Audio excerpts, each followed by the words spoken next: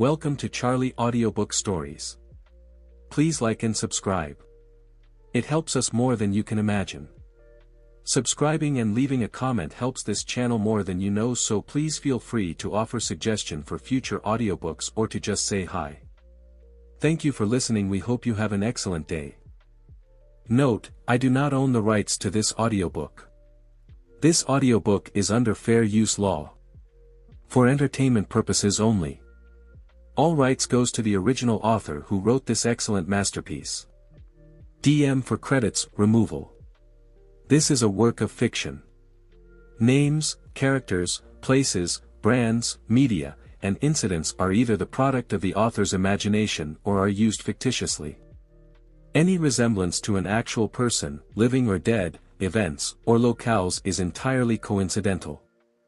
The author acknowledges the trademark status and trademark owners of various products referenced in this work of fiction, which have been used without permission.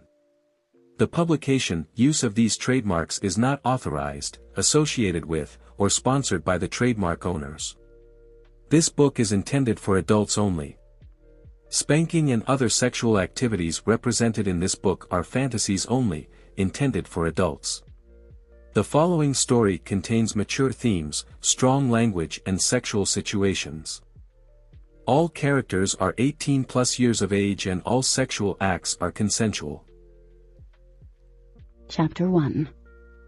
I stared at the pile of boxes in my new bedroom, wishing the internet had been hooked up. Not being able to do anything with my review blog since moving here was like missing an arm or a leg. According to my mom, Katie's crazy obsession was my whole life. Not entirely, but it was important to me. She didn't get books the way I did. I sighed. We'd been here 2 days, and there was still so much left to unpack. I hated the idea of boxes sitting around, even more than I hated being here. At least I'd finally stopped jumping at every little creaking sound since moving to West, by God, Virginia, and this house that looked like something straight out of a horror movie. It even had a turret, a freaking turret. What was I supposed to do with that? Ketterman was unincorporated, meaning it wasn't a real town. The closest place was Petersburg, a 2 or 3 stoplight town near a few other towns that probably didn't have a Starbucks. We wouldn't get mail at our house. We would have to drive into Petersburg to get our mail. Barbaric. Like a kick in the face, it hit me. Florida was gone, eaten by the miles we traveled in Mom's mad dash to start over. It wasn't that I missed Gainesville, the weather, my old school, or even our apartment. Leaning against the wall, I rubbed the palm of my hand over my forehead. I missed Dad. And Florida was Dad. It was where he'd been born, where he met my mom, and where everything had been perfect, until it all fell apart. My eyes burned, but I refused to cry. Crying didn't change the past, and Dad would have hated to know I was still crying 3 years later. But I missed Mom, too. The mom before Dad had died. The one who used to curl up on the couch beside me and read one of her trashy romance novels. It seemed like a lifetime ago. It certainly was half a country ago. Ever since Dad died, Mom had started working more and more. She used to want to be home. Then it seemed like she wanted to be as far away as possible. She'd finally given up on that option and decided we needed to drive far away. At least since we'd gotten here, even though she was still working like a demon, she was determined to be more in my life. I had decided to ignore my inner compulsive streak and let the boxes be damned today, when the smell of something familiar tickled my nose. Mom was cooking. This was so not good. I raced downstairs. She stood at the stove, dressed in her polka-dotted scrubs. Only she could wear head-to-toe polka dots and still manage to look good. Mom had this glorious blonde hair that was stick-straight and sparkling hazel eyes. Even in scrubs, she made me look dull with my gray eyes and plain brown hair. And somehow I ended up more round than her. Curvy hips, puffy lips, and huge eyes that Mom loved, but made me look like a demented Cupid doll. She turned and waved a wooden spatula at me, half-cooked eggs splattering onto the stove. "Good morning, honey." I stared at the mess and wondered how best to take over this fiasco in the making without hurting her feelings. She was trying to do Mom stuff, This was huge. Progress. You're home early. I worked almost a double shift between last night and today. I'm set to work Wednesday through Saturday, 11 till 9 a.m. That leaves me with 3 days off. I'm thinking of either working part-time at one of the clinics around here or possibly in Winchester.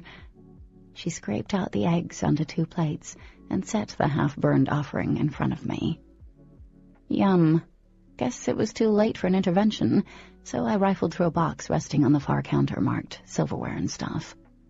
You know how I don't like having nothing to do, so I'm going to check into them soon. Yeah, I know. And most parents would probably saw off their left arm before thinking of leaving a teenage girl at home alone all the time, but not mine. She trusted me because I never gave her a reason not to. It wasn't for lack of trying. Well, okay, maybe it was. I was kind of boring.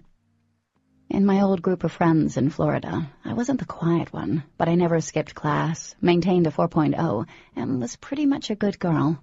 Not because I was afraid to do anything reckless or wild. I didn't want to add to Mom's troubles. Not then. Grabbing 2 glasses, I filled them with orange juice Mom must have picked up on our way home. Do you want me to get groceries today? We have nothing. She nodded and spoke around a mouthful of eggs. You think of everything. A grocery trip would be perfect. She grabbed her purse off the table, pulling out cash. This should be enough. I pocketed the money into my jeans without looking at the amount. She always gave me too much in the first place. Thanks, I mumbled. She leaned forward, a twinkle in her eyes. So, this morning I saw something interesting. God only knows with her. I smiled. What? Have you noticed that there are 2 kids about your age next door? My inner golden retriever kicked in and my ears perked up. Really? You haven't been outside, have you? She smiled. I'd thought for sure you'd be all over that disgusting flower bed by now. I plan on it, but the boxes aren't unpacking themselves. I gave her a pointed look. I loved the woman, but leave it to her to somehow forget that part. Anyway, back to the kids. Well, one is a girl who looks about your age, and there's a boy. She grinned as she stood. He's a hottie. A tiny piece of egg caught in my throat. It was seriously gross to hear Mom talking about boys my age. Hottie? Mom, that's just weird. Mom pushed off from the counter, picked up her plate from the table, and headed to the sink. Honey, I might be old, but my eyes are still working fine. And they were really working earlier. I cringed. Double gross. Are you turning into a cougar? Is this some sort of midlife crisis I need to be concerned about? Rinsing off her plate, she glanced over her shoulder. Katie, I hope you'll make an effort to meet them. I think it would be nice for you to make friends before school starts. Pausing, she yawned. They could show you around, yes? I refused to think about the first day of school, new kid and all. I dumped my uneaten eggs in the garbage. Yeah, it would be nice, but I don't want to go banging on their door begging them to be my friends. It wouldn't be begging if you put on one of those pretty sundresses you wore in Florida instead of this. She tugged on the hem of my shirt. It would be flirting. I glanced down. It said, my blog is better than your vlog. There wasn't a thing wrong with it. How about I show up in my undies? She tapped her chin thoughtfully. That would definitely make an impression. Mom, I laughed. You're supposed to yell at me and tell me that's not a good idea. Baby, I don't worry about you doing anything stupid. But seriously, make an effort. I wasn't sure how to make an effort. She yawned again. Well, honey, I'm going to catch up on sleep. All right, I'll get some good stuff at the store. And maybe mulch and plants. The flower bed outside was hideous. Katie? Mom had stopped in the doorway, frowning. Yeah? A shadow flickered over her face, darkening her eyes. I know this move is hard for you, especially before your senior year, but it was the best thing for us to do. Staying there, in that apartment, without him. It's time we started living again. Your dad would have wanted that. The lump in my throat I thought I'd left in Florida was back. I know, Mom. I'm fine. Are you? Her fingers curled into a fist. The sunlight coming through the window reflected off the gold band around her ring finger. I nodded quickly, needing to reassure her. I'm okay, and I'll go next door. Maybe they can tell me where the store is. You know, make an effort. Excellent. If you need anything, call me, okay? Mom's eyes watered on another long yawn. I love you, honey. I started to tell her that I loved her, too, but she disappeared upstairs before the words were out of my mouth. At least she was trying to change, and I was determined to at least try and fit in here. Not hide in my room on my laptop all day, like Mom was afraid I'd do. But mingling with kids I'd never met wasn't my thing. I'd rather read a book and stalk my blog comments. I bit my lip. I could hear my dad's voice, his favorite phrase encouraging me. Come on, kitty cat, don't be a bystander. I squared my shoulders. Dad had never let life pass him by. And asking about the nearest store was an innocent enough reason to introduce myself. If Mom was right and they were my age, maybe this wouldn't turn out to be such an epic fail of a move. This was stupid, but I was doing it. I hurried across the lawn and across the driveway before I chickened out. Hopping onto the wide porch, I opened the screen door and knocked, then stepped back and smoothed the wrinkles out of my shirt. I'm cool. I got this. There is nothing weird about asking for directions. Heavy footsteps came from the other side, and then the door was swinging open, and I was staring at a very broad, tan, well-muscled chest. A naked chest. My gaze dropped, and my breath sort of stalled. Jeans hung low on his hips, revealing a thin line of dark hair that formed below his navel and disappeared under the band of the jeans. His stomach was ripped, perfect, totally touchable. Not the kind of stomach I expected on a 17-year-old boy, which is how old I suspected he was, but yeah, I wasn't complaining. I also wasn't talking, and I was staring. My gaze finally traveling north again, I noted thick, sooty lashes fanning the tips of his high cheeks and hiding the color of his eyes as he looked down at me. I needed to know what color his eyes were. Can I help you? Full, kissable lips turned down in annoyance. His voice was deep and firm, the kind of voice accustomed to people listening and obeying without question. His lashes lifted, revealing eyes so green and brilliant they couldn't be real. They were an intense emerald color that stood out in vibrant contrast against his tan skin. Hello, he said again, placing one hand on the doorframe as he leaned forward. Are you capable of speaking? I sucked in a sharp breath and took a step back. A wave of embarrassment heated my face. The boy lifted an arm, brushing back a wavy lock of hair on his forehead. He glanced over my shoulder, then back to me. Going once. By the time I found my voice, I wanted to die. I was wondering if you knew where the closest grocery store is. My name is Katie. I moved next door. I gestured at my house, rambling like an idiot. Like 2 days ago. I know.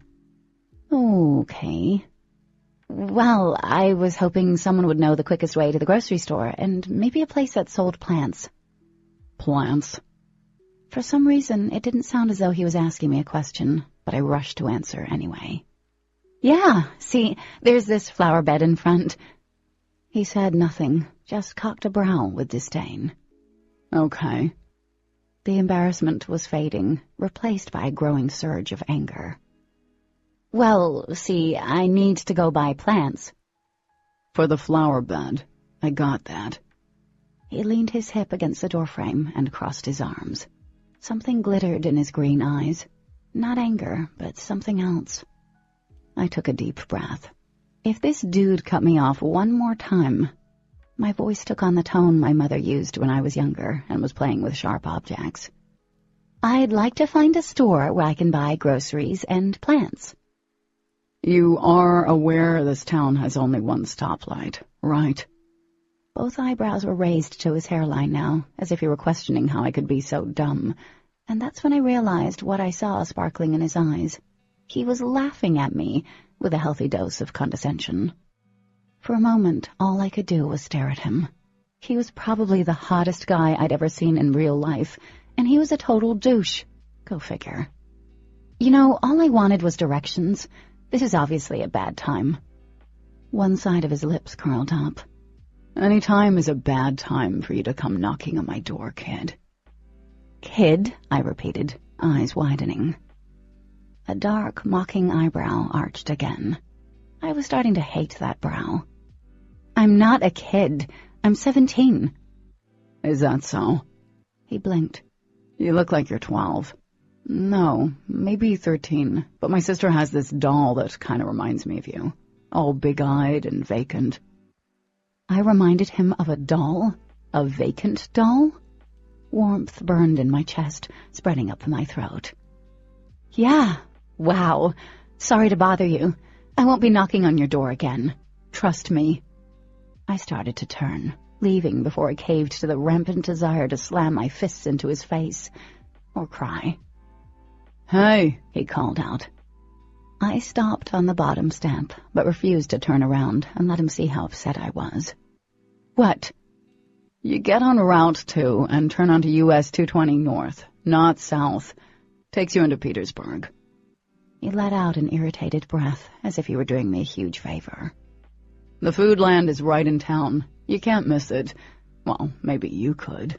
There's a hardware store next door, I think. They should have things that go in the ground. Thanks, I muttered, and added under my breath, douchebag.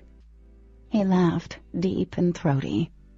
No, that's not very ladylike, kitty cat. I whipped around. Don't ever call me that, I snapped.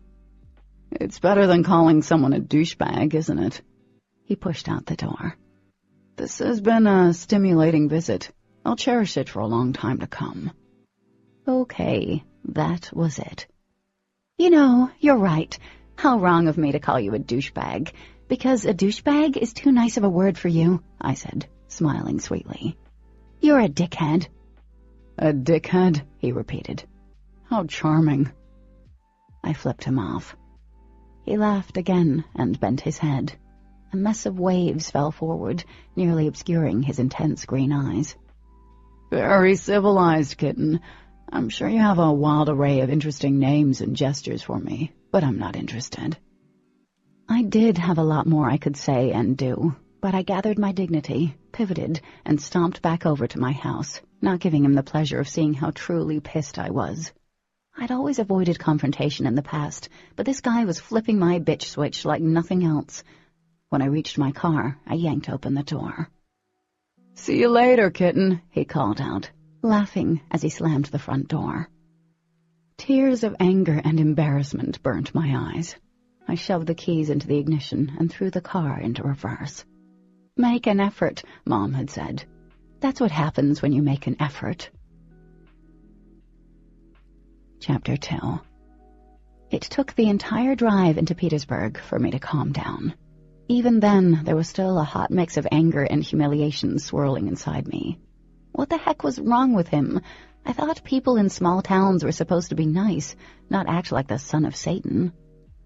I found Main Street with no problem, which literally seemed to be the main street.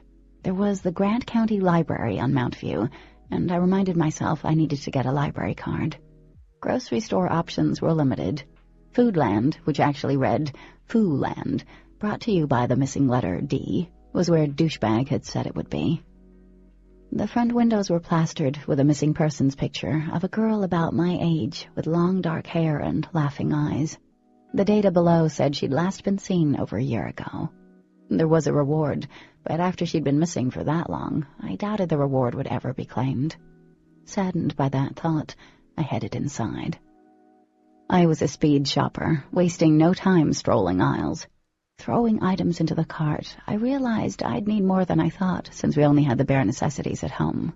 Soon, my cart was filled to the rim. Katie? Lost in thought, I jumped at the soft female voice and dropped a carton of eggs on the floor. Crap! Oh, I'm so sorry. I startled you. I do that a lot. Tan arms shot out, and she picked up the carton and placed it back on the shelf. She grabbed another one and held it in her slender hands. These won't be cracked. I lifted my gaze from the egg carnage, slowly oozing bright yolks all over the linoleum floor, and was momentarily stunned.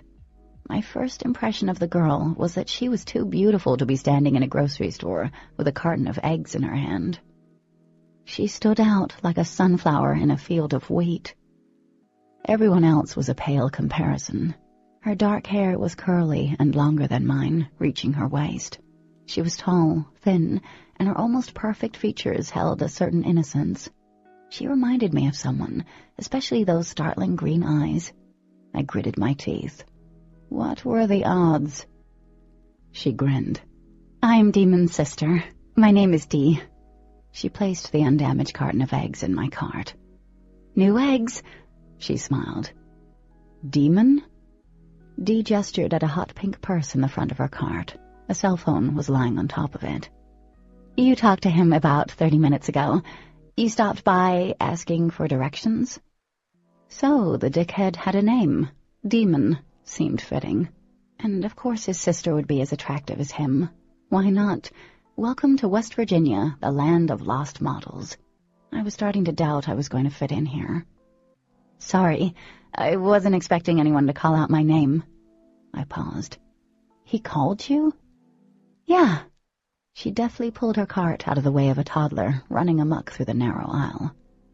Anyway, I saw you guys move in, and I've been meaning to stop by, and when he said you were here, well, I was so excited to meet you, I ran over. He told me what you looked like. I could only imagine that description. Curiosity filled her face as she watched me with her intense green eyes. Although you don't look anything like he said, but anyway, I'd know who you were. It's hard not to know pretty much everyone's face around here. I watched a grubby little kid climb up the bread rack. I don't think your brother likes me. Her brows furrowed. What? Your brother. I don't think he likes me. I turned back to the cart, fiddling with a package of meat. He wasn't very helpful. Oh, no, she said, and then laughed. I looked at her sharply. I'm sorry, my brother is moody.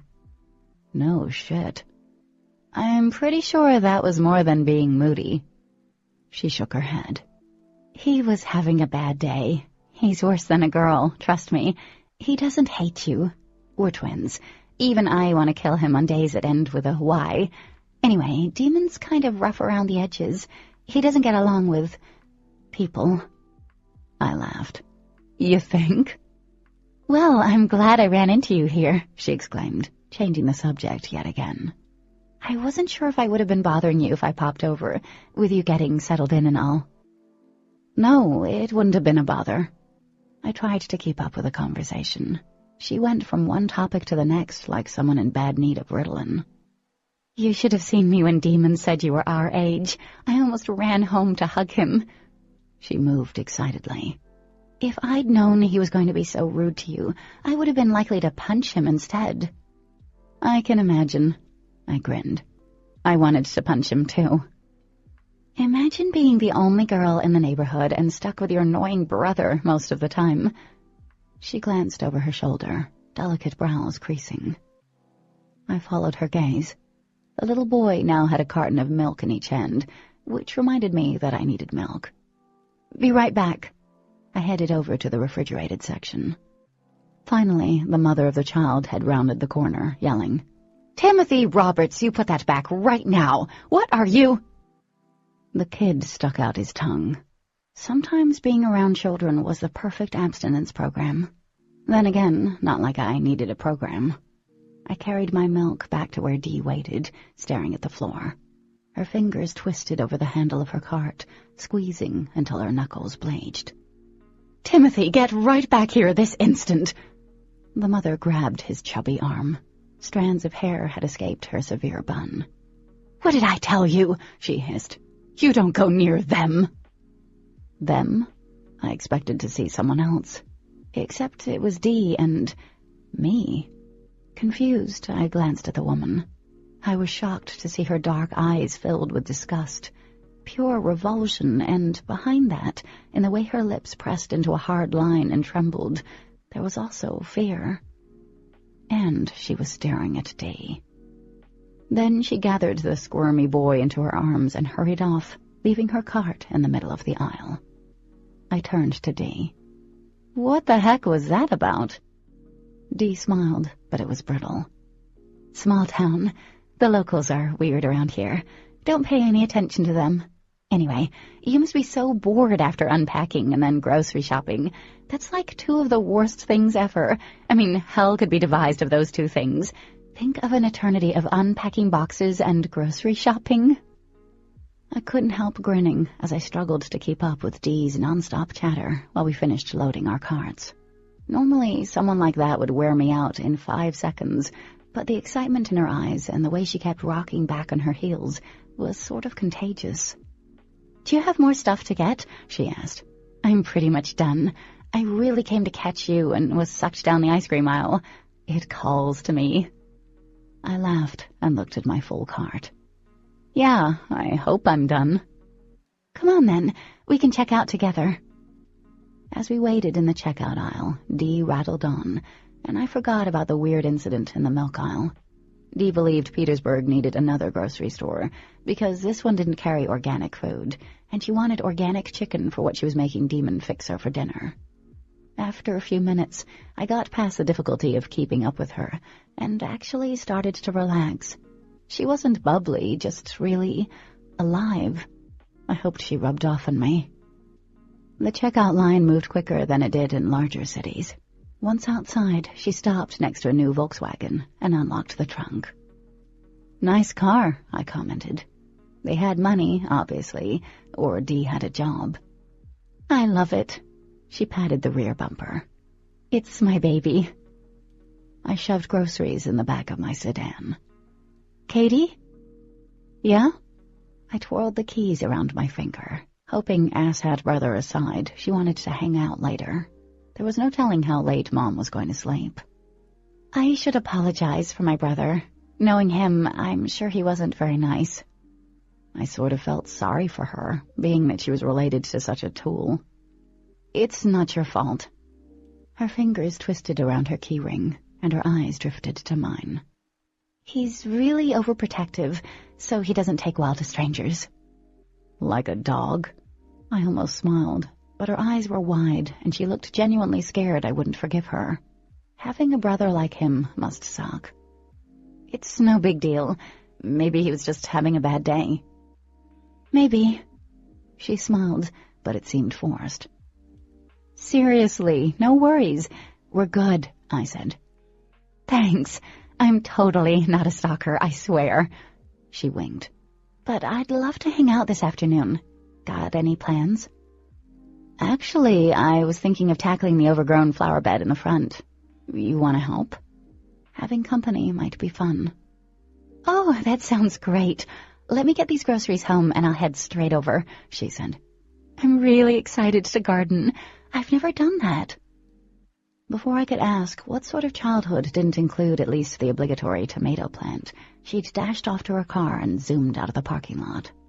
I pushed off my bumper and headed toward the driver's side. I opened the car door and was about to climb in when the feeling of being watched crept over me. My eyes darted around the parking lot, but there was only a man in a black suit and dark sunglasses staring at a missing persons picture on a community corkboard. All I could think of was Men in Black. The only thing he needed was that little memory wiper device and a talking dog. I would have laughed, except nothing about the man was funny, especially since he was now staring right back at me. A little past 1 that afternoon, Dee knocked on the front door.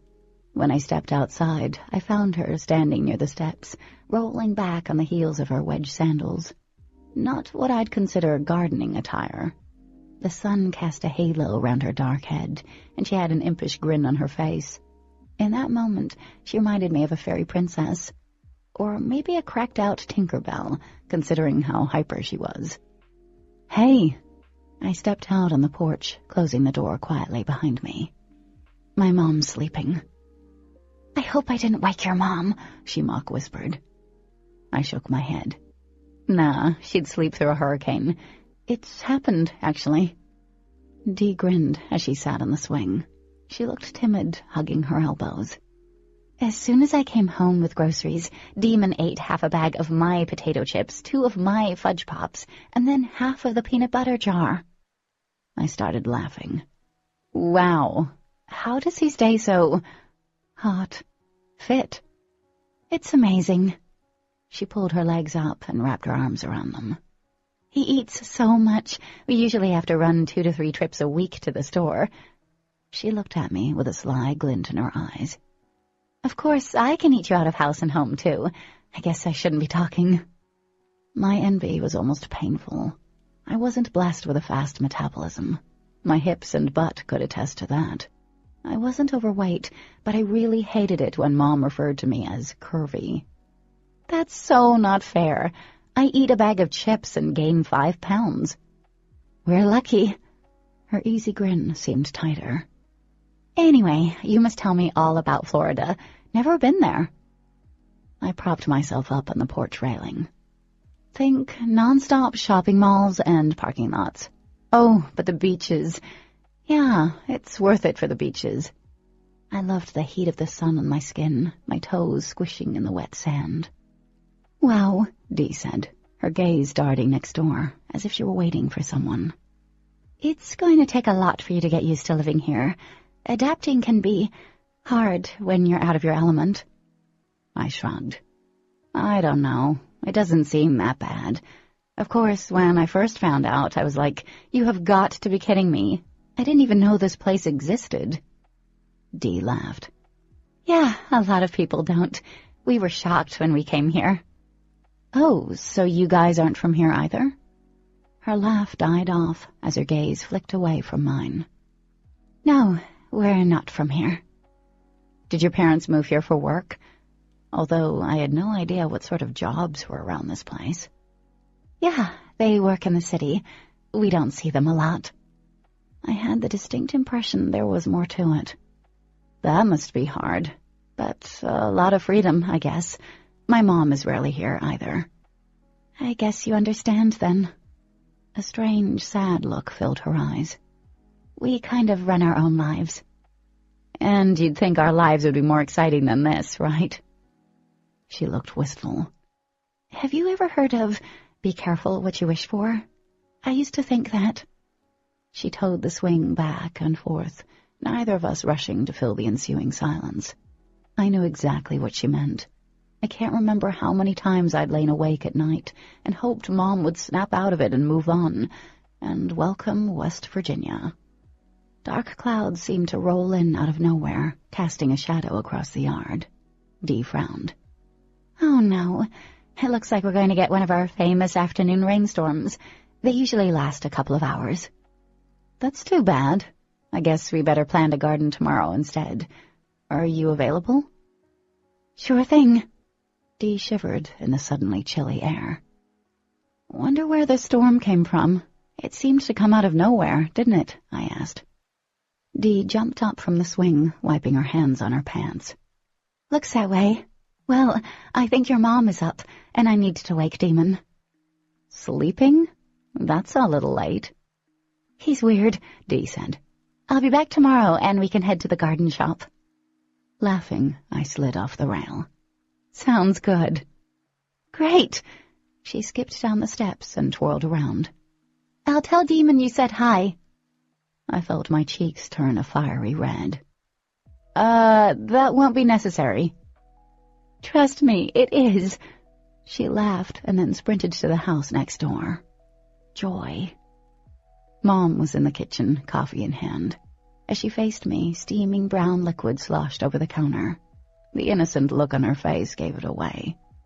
Grabbing a towel, I walked over to the counter. She lives next door. Her name is Dee, and I ran into her while I was at the grocery store. I swiped the towel over the splotches of coffee. She has a brother. His name is Daemon. They're twins. Twins? Interesting. She smiled. Is Dee nice, dear? I sighed. Yes, Mom, she's very nice. I'm so happy. It's about time you came out of your shell. I didn't realize I was in a shell. Mom blew softly and then took a sip, eyeing me over the rim. Did you make plans to hang out with her tomorrow? You would know. You were listening. Of course, she winked. I'm your mother. That is what we do. Eavesdropping on conversations? Yes. How else am I supposed to know what is going on? She asked innocently. I rolled my eyes and turned to go back into the living room. Privacy, Mom. Honey, she called from the kitchen. There is no such thing as privacy. Chapter 3. The day my internet was hooked up was better than having a hot guy check out my butt and ask for my phone number. Since it was Wednesday, I'd typed up a quick Waiting on Wednesday post for my blog, featuring this YA book about a hot boy with a killer touch. Can't go wrong there. Apologized for my extended absence, responded to comments, and stalked a few other blogs I loved. It was like coming home. Katie, Mom yelled up the stairs. Your friend Dee is here. Coming, I shouted back, and closed the lid of my laptop. I skipped down the stairs, and Dee and I headed off to the hardware store, which wasn't anywhere near Foo-land, like Daemon had said. They had everything needed for me to fix that gross flower bed out front. Back home, we each grabbed a side of a bag and hauled it out of my trunk. The bags were ridiculously heavy, and by the time we'd gotten them out of the car, sweat poured off of us. Want to get something to drink before we drag those bags over to the flower beds? I offered, arms aching. She wiped her hands against each other and nodded. I need to lift weights. Moving stuff sucks. We headed inside and grabbed iced tea. Remind me to join the local gym, I joked, rubbing my puny arms. Dee laughed and twisted her sweat-soaked hair from her neck. She still looked gorgeous, even red-faced and tired. I'm sure I looked like a serial killer. At least now we knew I was too weak to do any real damage.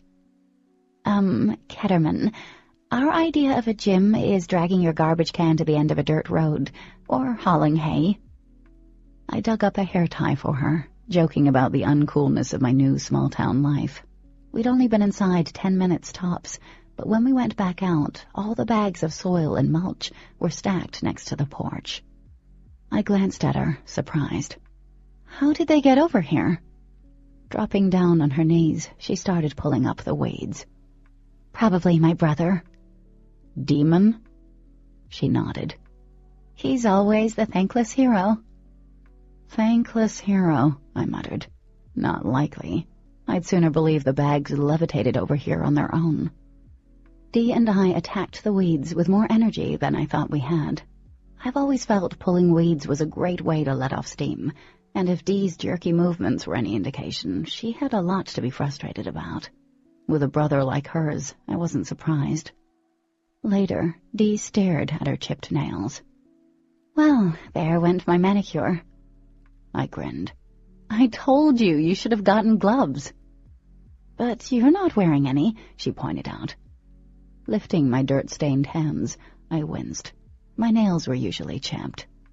Yeah, but I'm used to it. Dee shrugged and went over and grabbed a rake. She looked funny in her skirt and wedge sandals, which she insisted were the height of gardening couture, and dragged the rake over to me. This is fun, though. Better than shopping, I joked. She seemed to consider it seriously, scrunching her nose. Yeah, it's more relaxing. It is. I don't think when I'm doing stuff like this. That's what's nice about it. She started raking the faded mulch out of the bed. Do you do it to avoid thinking? Sitting back, I ripped open another bag of mulch. I wasn't sure how to answer that question. My dad, he loved doing things like this. He had a green thumb. In our old apartment, we didn't have a yard or anything, but we had a balcony. We made a garden up there, together. What happened to your dad? Did your parents get divorced? I pressed my lips together. Talking about him wasn't something I did. Like ever. He'd been a good man, a great father. He didn't deserve what happened to him. Dee paused. I'm sorry, it's none of my business. No, it's okay. I stood, brushing the dirt off my shirt. When I looked up, she was leaning the rake against the porch. Her entire left arm blurred. I could see the white railing through it. I blinked. Her arm was solid again. "Katie, you okay?" Heart pounding, I dragged my eyes to her face and then back to her arm. It was whole, perfect. I shook my head. "Yeah, I'm okay. My dad, he got sick. Cancer. It was terminal, in the brain. He'd been getting headaches, seeing things." I swallowed, looking away. Seeing things like I did? But other than that, he'd been fine right up to the diagnosis. They started him on chemo and radiation, but everything went to shit so quickly. He died about 2 months later. "Oh, my God, Katie, I'm so sorry." Her face was pale, voice soft. "That's terrible." "It's okay." I forced a smile I didn't feel. "It was about 3 years ago. It's why my mom wanted to move. A new start and all that jazz." In the sunlight, her eyes glistened. "I can understand that. Losing someone doesn't get easier with time, does it?" "No." By the sound of it, she knew what it felt like, but before I could ask, the door to her house swung open. Knots formed in my stomach. "Oh, no," I whispered. Dee twisted around, letting out a sigh. "Look who's back." It was past 1 in the afternoon, and Daemon looked as if he'd just rolled out of bed. His jeans were rumpled, hair tousled and all over the place. He was on the phone talking to someone as he rubbed a hand along his jaw. And he was shirtless. "Doesn't he own a shirt?" I asked, grabbing a spade. "Unfortunately, I don't think so, not even in the winter. He's always running around half-dressed," she groaned. "It's disturbing that I have to see so much of his skin. Yuck." Yuck for her, and hot damn for me. I started digging several holes in strategic places. My throat felt dry. Beautiful face, beautiful body, horrible attitude. It was the holy trinity of hot boys. Daemon stayed on the phone for about 30 minutes, and his presence had a swamping effect. There was no ignoring him, not even when I had my back to him. I could feel him watching. My shoulder blades tingled under his heavy stare. Once I glanced over, and he was gone, only to return a few seconds later with a shirt on. Damn, I kind of missed the view. I was patting down new soil when Daemon swaggered over, dropping a heavy arm over his sister's shoulder. She tried to wriggle free, but he held her close. "Hi, sis." She rolled her eyes, but she was grinning. A look of hero worship filled her eyes as she gazed at him. "Thanks for moving the bags for us." "Wasn't me." Dee rolled her eyes. "Whatever, butthead." "That's not nice." He pulled her closer, smiling, really smiling, and it was a nice look on him. He should try it more often.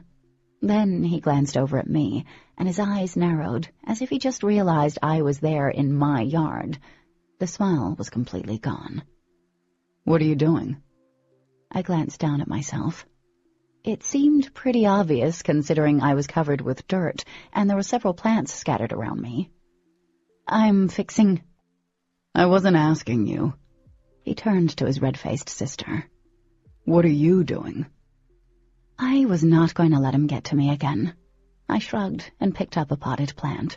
Yanking the plant out of its container, I ripped roots right along with it. "I'm helping her with the flower bed. Be nice." Dee punched him in the stomach before squirming free. "Look at what we've done. I think I have a hidden talent." Daemon turned his eyes on my landscaping masterpiece. If I had to pick a dream job right now, it would be working with landscaping in the outdoors. Yeah, I sucked butt in the wilderness, but I was at my best with my hands sunk deep into the dirt. I loved everything about it. The numbing it brought, the way everything smelled earthy and rich, and how a little water and fresh soil could bring life back into something that was faded and dying. And I was good at it. I watched every show on TLC. I knew where to place plants that needed more sun and ones that thrived in the shadows.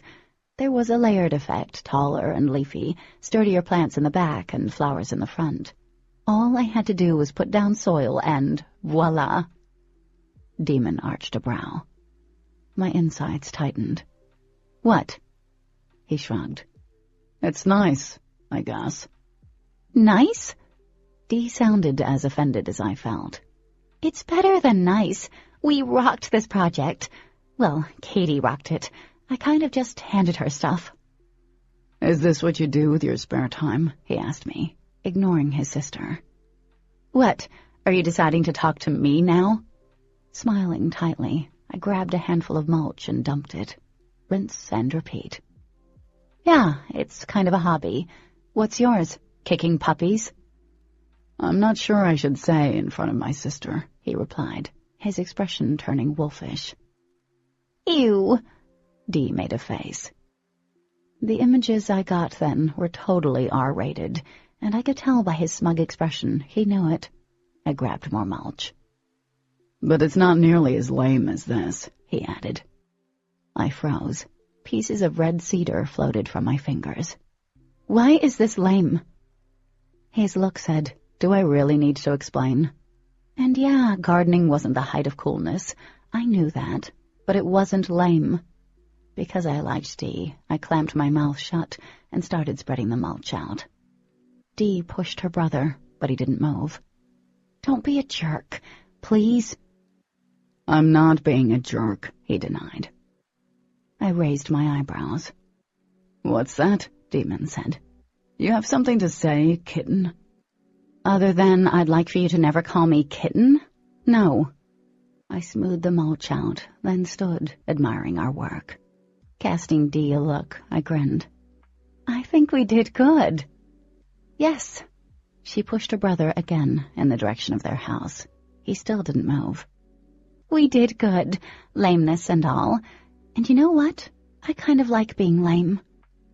Daemon stared at the freshly planted flowers, almost like he were dissecting them for a science experiment. And I think we need to spread our lameness to the flower bed in front of our house, she continued, her eyes filling with excitement.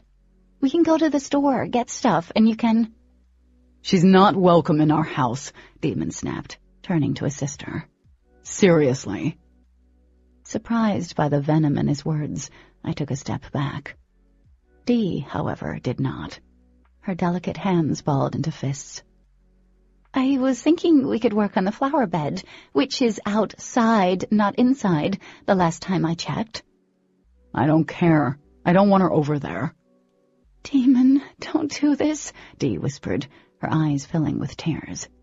Please, I like her. The remarkable happened. His face softened. Dee. Please, she asked again, bouncing like a little girl asking for her favorite toy, which was odd to watch given how tall she was. I wanted to kick Daemon for turning his sister into someone clearly starving for friendships. He cursed under his breath, folding his arms. Dee, you have friends. It's not the same, and you know it. Her movements mimicked his. It's different. Daemon glanced over at me, his lip curling.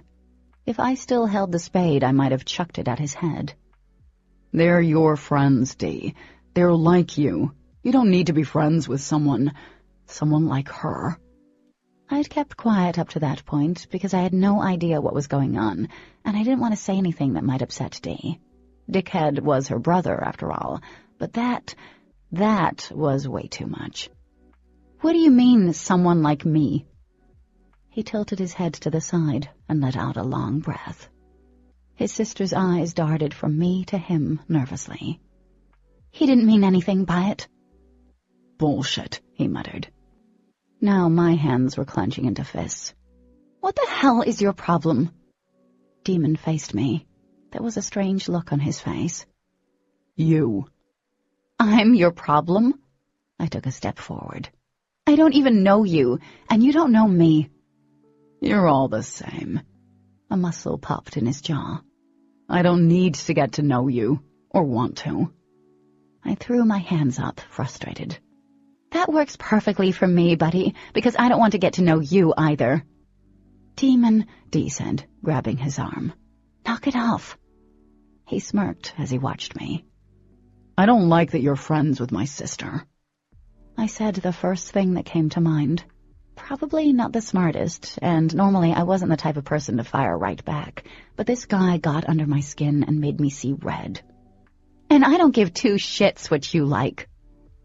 1 second, he was standing next to Dee, and the next, he was right in front of me. And I mean, right in front of me. He couldn't have moved that fast. It was impossible. But there he was, towering over me and staring down. How did you move? I took a step back, words failing me. The intensity in his eyes sent shivers down my arms. Holy crap. Listen closely, he said, taking a step forward. I took one back, and he matched my steps until my back bit into one of the tall trees. Daemon bent his head down, his unnatural green eyes taking up my whole world. Heat rolled off his body. I'm only going to tell you this once. If anything happens to my sister, so help me. He stopped, taking a deep breath as his gaze dropped to my parted lips. My breath caught. Something flickered in his eyes, but they narrowed again, hiding whatever had been there. The images were back, the two of us, hot and sweaty. I bit my lip and tried to make my expression blank, but yet again I knew he could tell what I was thinking when his expression turned annoyingly smug. Beyond annoying. You're kind of dirty, kitten. I blinked. Deny, deny, deny. What did you say? Dirty, he repeated, voice so low I knew Dee couldn't hear him. You're covered in dirt. What did you think I meant?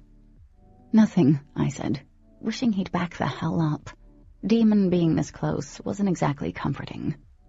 I'm gardening. You get dirty when you do that. His lips twitched. There are a lot more fun ways to get dirty. Not that I'd ever show you. I had a feeling he knew each way intimately. A flush spread over my cheeks, down my throat. I'd rather roll around in manure than anything you might sleep in. Daemon arched a brow and then spun around. You need to call Matthew, he said to his sister. Like now, and not 5 minutes from now. I stayed against the tree, eyes wide and unmoving, until he disappeared back into his house, the door slamming shut behind him. I swallowed, looking at a distraught Dee. Okay, I said. That was intense. Dee dropped down on the steps, her hands in her face. I really love him, I do. He's my brother, the only... She cut herself off, lifting her head. But he's a dick. I know he is. He wasn't always like that. Speechless, I stared at her. My heart was still racing, pumping blood way too fast. I wasn't sure if it was fear or adrenaline that was making me dizzy when I finally pushed away from the tree and approached her. And if I wasn't afraid, I kind of wondered if I should be. It's hard having friends with him around, she murmured, staring at her hands. He runs them all off. Gee, I wonder why. Actually, I did wonder why. His possessiveness seemed a bit off the charts. My hands were still shaking, and even though he was gone, I could still feel him, the heat he'd thrown off. It had been exciting, sadly. I'm so sorry. She jumped up from the steps, opening and closing her hands. It's just that he's overprotective. I get that, but it's not like I'm some dude trying to molest you or something. A grin peeked through. I know, but he worries a lot. I know he'll calm down once he gets to know you. I doubted that. Please tell me he hasn't run you off too. She stepped in front of me, brows furrowed. I know you probably think hanging out with me isn't worth... No, it's okay. I ran a hand over my forehead. He didn't run me off. He won't. She looked so relieved I thought she'd collapse. Good. I have to go, but I'll fix this. I promise. I shrugged. There's nothing to fix. He isn't your problem. A strange look crossed her face. But he kind of is. I'll talk to you later, okay? Nodding, I watched her head back to her house. I grabbed the empty bags. What the hell had that been about? Never in my life had someone disliked me so strongly. Shaking my head, I dumped the bags in the trash. Daemon was hot, but he was a jerk, a bully, and I'd meant what I said to Dee. He wasn't going to scare me off from being friends with his sister. He'd just have to deal with it. I was here to stay. Chapter 4. I skipped posting on my blog on Monday, mainly because it was usually a "what are you reading" type thing, and I wasn't reading anything new at the moment. I decided my poor car needed a bath instead. Mom would be proud if she'd been up, seeing that I was outside during the summer and not chained to my laptop. Other than the occasional gardening stint, I was typically a shut-in. The sky was clear, and the air carried a light, musky scent mingled with pine. Soon after I'd gotten started with cleaning the inside of my car, I was amazed at how many pens and hair ties I found. Seeing my book bag on the back seat caused me to cringe. In a couple of weeks, I'd be starting a new school, and I knew Dee would be surrounded by friends that Daemon probably approved of, which wasn't me, because he obviously thought I was a crack dealer. Next, I got out a bucket and hose and soaped up most of the car. But when I reached over the top of the roof, all I ended up doing was soaking myself and dropping the sponge a dozen times. No matter which side I tried to attack the roof from, it wasn't working. Cursing, I started picking out pieces of gravel and grass from the sponge. I wanted to launch it into the nearby woods. Frustrated, I ended up tossing the sponge into the bucket. "You look as if you could use some help." I jumped. Daemon stood a few feet away from me, hands in the front pockets of his faded jeans. His bright eyes sparkled in the sunlight. His sudden appearance had startled me. I hadn't even heard him. How could someone move so damn quietly, especially as tall as he was? And hey, he had a shirt on. I wasn't sure if I should be grateful or disappointed. Mouth aside, he was drool-worthy. I snapped out of it, preparing myself for the inevitable verbal smackdown. He wasn't smiling, but at least he didn't look like he wanted to kill me this time. If anything, his expression took on a mask of grudging acceptance, probably how I looked when I had to give a book I'd been excited about a less-than-stellar review. "You looked as though you wanted to throw that again." He gestured to the bucket with his elbow and the sponge floating on top of the suds. "I figured I'd do my good deed for the day and intervene before any innocent sponges lose their lives." I brushed a few strands of damp hair out of my eyes, not sure what to say. Daemon bent quickly and snatched up the sponge, squeezing out the excess water. "You look like you got more of a bath than the car.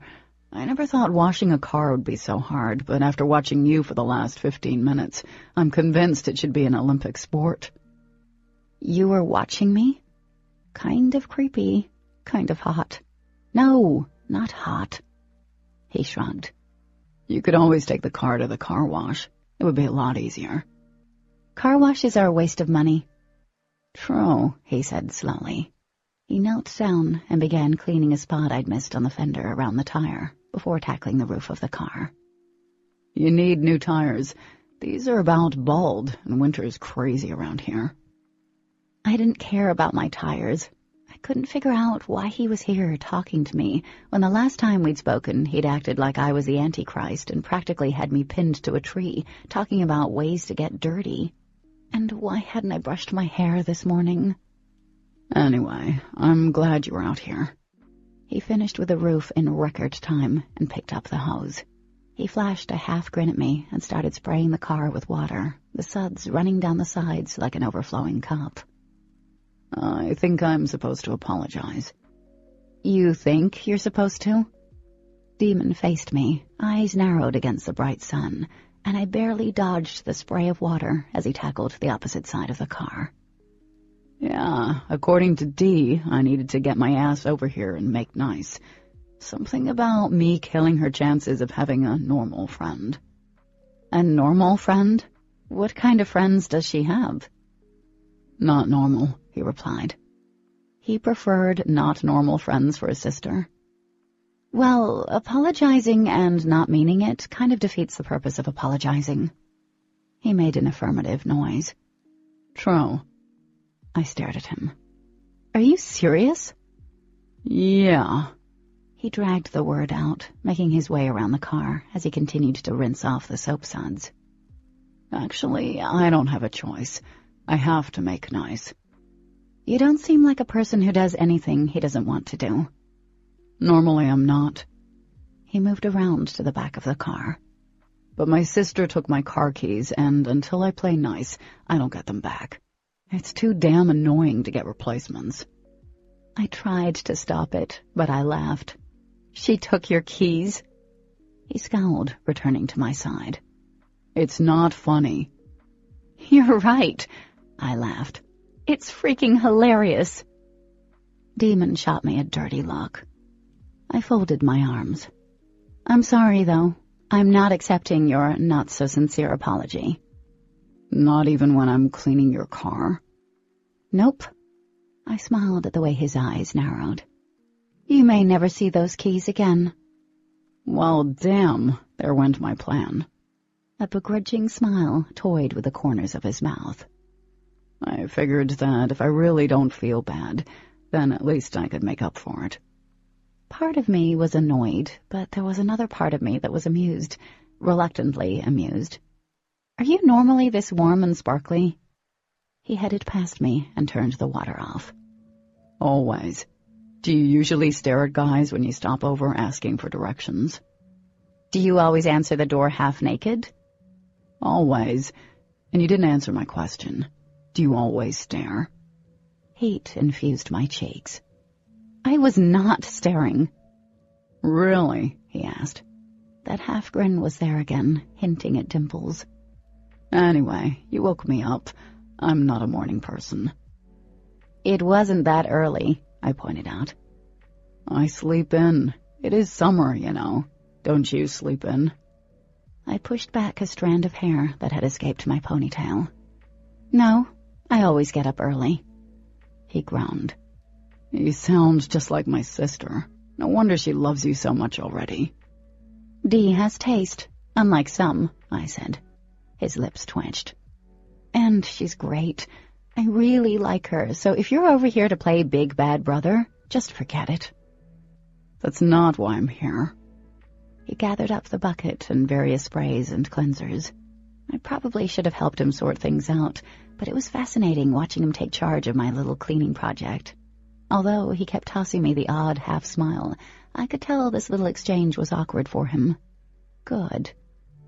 Then why are you here, other than delivering a crappy apology? I couldn't stop staring at his mouth when he spoke. I bet he knew how to kiss. Perfect kisses, too. Ones that weren't wet and gross, but the kind that curled toes. I needed to stop looking at him in general. Daemon placed all the supplies on the porch steps and straightened. Stretching his arms over his head, his shirt rode up, revealing a tantalizing glimpse of muscles. His gaze lingered on my face, and warmth blossomed in my belly. Maybe I'm just curious why she is so enamored. Dee doesn't take well to strangers. None of us do. I had a dog once that didn't take well to strangers. Daemon stared at me a moment, then laughed. It was a deep, rumbling sound. Nice. Sexy. Oh, God. I looked away. He was the kind of boy that broke hearts and left a long line of them shattered behind him. He was trouble. Maybe the fun kind of trouble, but he was also a jerk, and I didn't do jerks. Not that I did anyone. I cleared my throat. Well, thanks for the car thing. Suddenly, he was right in front of me again, so close that his toes almost touched mine. I sucked in a sharp breath, wanting to back up. He needed to stop doing that. How do you move so fast? He ignored the question. My little sis does seem to like you, he said, as if he couldn't figure out why. I bristled and tilted my head back, but focused my gaze over his shoulder. Little? You're twins. I was born a whole 4 minutes and 30 seconds before she was, he boasted, his eyes meeting mine. Technically, she is my little sister. My throat felt dry. She's the baby in the family? Yep. Therefore, I'm the one starved for attention. I guess that explains your poor attitude, then, I retorted. Maybe, but most people find me charming. I started to respond, but made the mistake of looking into his eyes. I was immediately snared by the unnatural color, reminded of the purest, deepest parts of the Everglades. I have a hard time believing that. His lips curved slightly. You shouldn't, Cat. He picked up a loose section of hair that had escaped my clip, twirling the hair around his finger. What kind of color is this? It's not brown or blonde. My cheeks itched with heat. I snatched my hair back. It's called light brown. He said, nodding. You and I have plans to make. What? I sidestepped his large body, dragging in a deep breath as I gained some distance. My heart was pounding. We don't have any plans to make. Daemon sat down on the steps, stretching out his long legs and leaning back on his elbows. Comfortable? I snapped. Very. He squinted up at me. About these plans. I stood a few feet away from him. What are you talking about? You remember the whole getting my ass over here and playing nice thing, right? That also involves my car keys. He crossed his ankles as his gaze slid over to the trays. Those plans involve me getting my car keys back. You need to give me a little more of an explanation than that. Of course, he sighed. Dee hid my keys. She's good at hiding stuff, too. I've already torn the house apart, and I can't find them. So, make her tell you where they are. Thank God I didn't have any siblings. Oh, I would if she was here. But she's left town and won't be back until Sunday. What? She'd never mentioned going out of town, or family nearby. I didn't know that. It was a last-minute thing. He uncrossed his ankles, and one foot started to tap an unheard rhythm. And the only way she'll tell me where the keys are hidden is by me earning bonus points. See, my sister has this thing about bonus points ever since elementary school. I started to smile. Okay. I have to earn bonus points to get my keys back, he explained.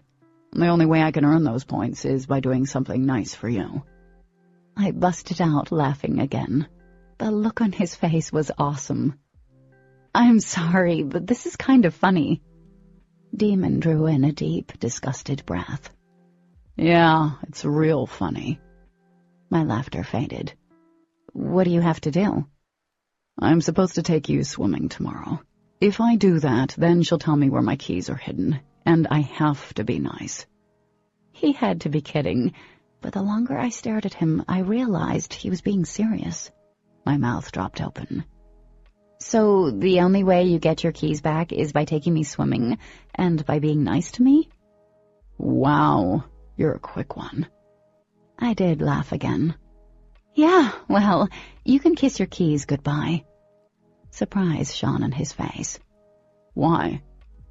Because I'm not going anywhere with you, I told him. We don't have a choice. No, you don't have a choice, but I do. I glanced at the closed door behind him, wondering if Mom was somewhere trying to listen in. I'm not the one with missing keys. Daemon watched me for a moment, and then he grinned. You don't want to hang out with me? No. Why not? I rolled my eyes. For starters, you're a jerk. He nodded. I can be. And I'm not spending time with a guy who's being forced to do it by his sister. I'm not desperate. You're not? Anger whipped through me, and I took a step forward. Get off my porch. He seemed to consider it. No. What? I sputtered. What do you mean, no? I'm not leaving until you agree to go swimming with me. Steam should be coming out of my ears. Fine. You can sit there, because I'd rather eat glass than spend time with you. He laughed. That sounds drastic.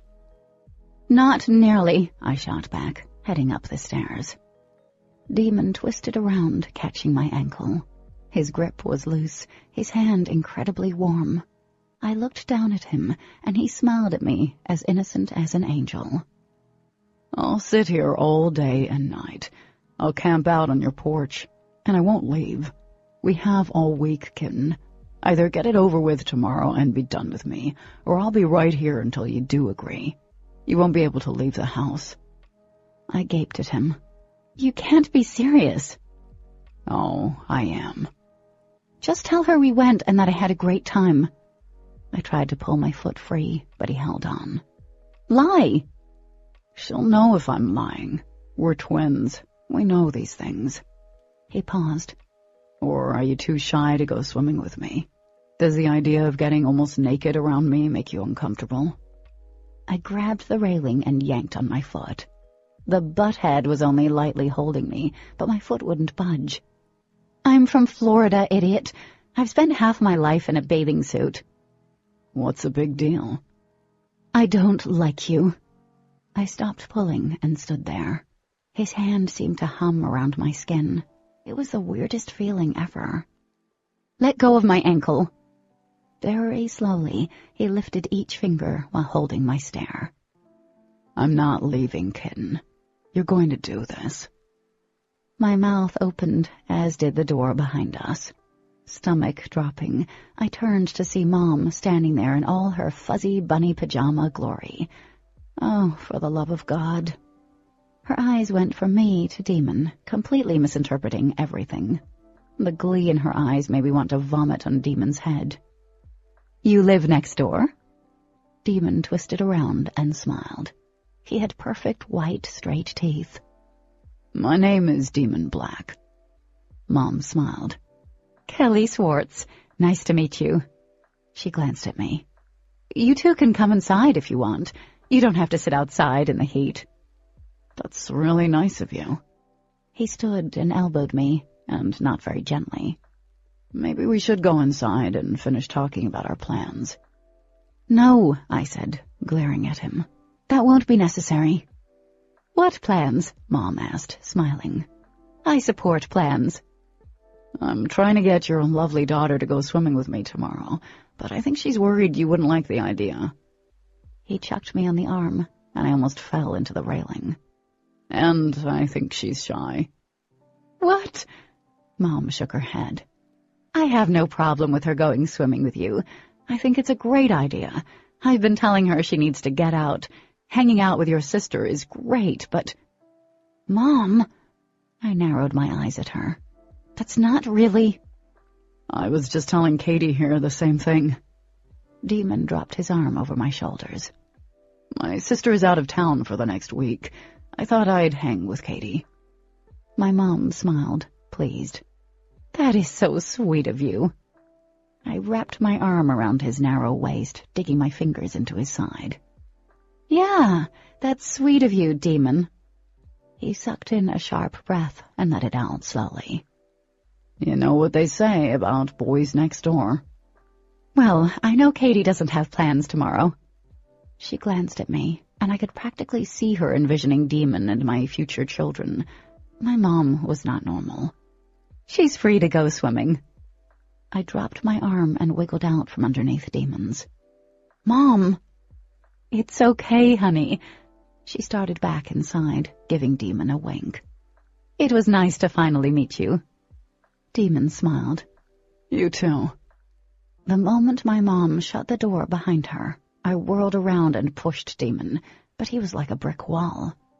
"You jerk!" Grinning, he backed down the steps. "I'll see you at noon, kitten." "I hate you," I hissed.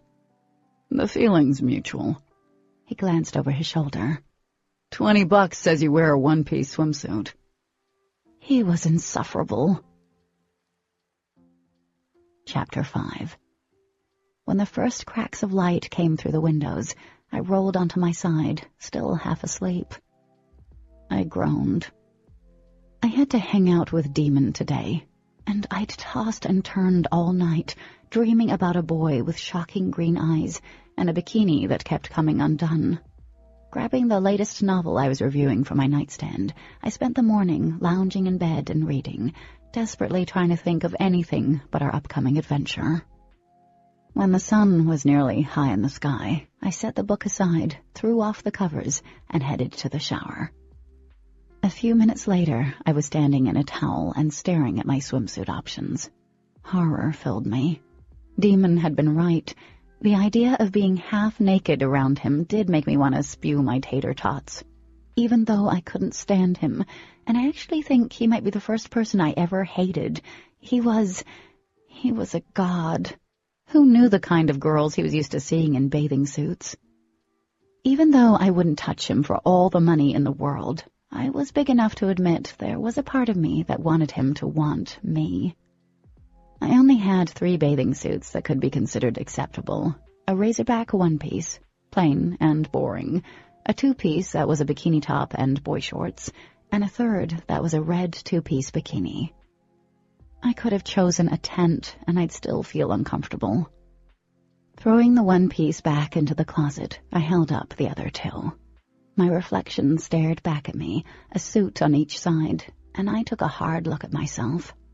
Light brown hair fell to the middle of my back, and I was nervous of ever cutting it. My eyes were plain gray, not magnetic or compelling like Dee's. My lips were full, but not as expressive as my mom's. I spared a glance at the red suit. I was always reserved, more cautious than my mom would ever be. The red bathing suit was anything but cautious. It was flirty, sexy even. Something I clearly was not, and, well, that bothered me. Reserved, practical Katie was safe and boring. That was who I was. Why my mom felt okay to leave me alone all the time, because I would never do anything that would make her blink twice. The kind of girl Daemon expected he could easily boss around and intimidate. He probably expected me to wear a 1-piece and keep my shorts and top on, since he'd taunted me. What had he said when he first met me? That I looked like a 13-year-old? A red-hot feeling sparked inside me. Screw him. I wanted to be exciting and bold. Maybe I even wanted to shock Daemon, prove him wrong. Without a second thought, I threw the plain suit into the corner and laid the red one on my small desk. My decision was made. I put on the tiny scraps in record time, and a pair of denim shorts and a tank top that had pretty flowers on it over the top to hide my audacity. Once I found my sneakers, I gathered up a towel and headed downstairs. My mom was lingering in the kitchen, the standard coffee cup in hand. "You slept late. Did you sleep well last night?" she asked expectantly. Sometimes I wondered if my mom was psychic. Shrugging, I shuffled by her and grabbed the orange juice. I concentrated way too hard on making toast, while she continued to stare at my back. "I've been reading." "Katie," she said, after what seemed like forever. My hand shook a bit as I buttered my toast. "Yeah? Is everything working out for you here? Do you like it?" I nodded. "Yeah, it's nice." "Good." She took a deep breath. "Are you excited about today?" My stomach dropped as I faced her. Part of me wanted to throttle her for helping trap me in Daemon's plans, but she didn't know any better. I knew she worried I was going to hate her for yanking me out of everything I loved and insisting we move here. "Yeah, I guess so," I lied. "I think you will have a good time," she said. "Just be careful." I shot her a knowing glance. "I doubt I'll get into any trouble swimming." "Where are you guys going?" "I don't know. He didn't say. Somewhere nearby, I'm sure." My mom made her way to the door. "You know what I mean. He's a good-looking boy." Then she gave me the "I've been there, so don't try anything" look before she left. Breathing a sigh of relief, I washed out her coffee cup. I didn't think that I could sit through another birds and bees conversation, especially not now. The first one had been traumatic enough. I shuddered at the memory. I was so caught up reliving that horrible mother-daughter bonding moment, I jumped when someone banged against the front door. My heart flipped as I looked at the time. 11:46 a.m. After taking a calming breath, I stumbled over my own feet to get to the door. Daemon stood with a towel thrown casually over his shoulder. "I'm a little early." "I can see," I said, voice flat. "Change your mind? You could always try lying." He arched a brow. "I'm not a liar." I stared at him. Just give me a second to grab my stuff. I didn't wait for his reply. I swung the door shut in his face. It was childish, but I felt like I'd scored a small victory. I went to the kitchen and grabbed my sneakers and stuff before returning and opening the door again. Daemon was right where I'd left him. Nervous excitement fluttered in my belly as I locked the front door and followed Daemon down the driveway. "Okay, so where are you taking me?" "What fun would it be if you knew?" he asked. "You won't be surprised then." "I am new to town, remember? Everywhere is going to be a surprise for me." "Then why ask?" He cocked a smug eyebrow. I rolled my eyes. "We aren't driving?" Daemon laughed. "No. Where we're going, you can't drive. It's not a well-known spot. Most locals don't even know about it." "Oh, I'm special then." "You know what I think, Kat?" I peeked at him and caught him watching me with such serious intensity, I flushed. "I'm pretty sure I don't want to know." "I think my sister finds you very special. I'm starting to wonder if she's onto something." I smirked. "But then there's all kinds of special now, isn't there, Daemon?" He seemed startled to hear his name. After a beat, the intensity was gone, and he led me down the road and across the main highway. He had me curious when we entered the dense tree line on the other side of the road. "Are you taking me out to the woods as a trick?" I asked, half serious. He glanced over his shoulder, lashes hiding his eyes. "And what would I do out here to you, kitten?" I shivered. "The possibilities are endless." "Aren't they?" He made his way easily around the thick brush and vines tangled together on the floor of the woods. I was having a hell of a time not breaking my neck on the many exposed roots and moss-covered rocks. "Can we pretend we did this?" "Trust me, I don't want to be doing this either." He jumped over a fallen tree. "But bitching about it isn't going to make it any easier." Turning around, he offered me his hand. "You're such a joy to talk to." I briefly considered ignoring it, but I placed my hand in his. Static passed from his skin to mine. I bit down on my lip as he helped me over the downed tree before dropping my hand. "Thank you." Daemon looked away and continued walking. "Are you excited about school?" "What? Like he cared?" "It's not exciting being the newbie. You know, the whole sticking out like a sore thumb. Not fun." "I can see that." "You can?" "Yeah, I can. We only have a little bit more to go." I wanted to question him further, but why put the effort into it? He'd give me another vague answer or innuendo. "A little bit? How long have we been walking?" "About 20 minutes, maybe a little longer. I told you it was fairly hidden." Following him over another uprooted tree, I saw a clearing ahead beyond the trees. "Welcome to our little piece of paradise." There was a sardonic twist to his lips. Ignoring him, I walked into the clearing. I was amazed. "Wow, this place is beautiful." "It is." He stood next to me, one hand cupping his eyes against the glare from the sun bouncing off the smooth surface of the water. I could tell from the stiff set of his shoulders this place was special to him. Just knowing that kind of made my stomach flutter. I reached up and put my hand on his arm, and he turned to face me. "Thank you for bringing me." Before Daemon could open his mouth and ruin the moment, I dropped my hand and deliberately looked away. A creek divided the clearing, expanding into a small, natural lake. It rippled in the soft breeze. Rocks erupted from the middle, flat and smooth-looking. Somehow the land had been cleared in a perfect circle around the water. Large patches of flat, grassy land, and wildflowers blossomed in the full sun. It was peaceful. I went to the water's edge. "How deep is it?"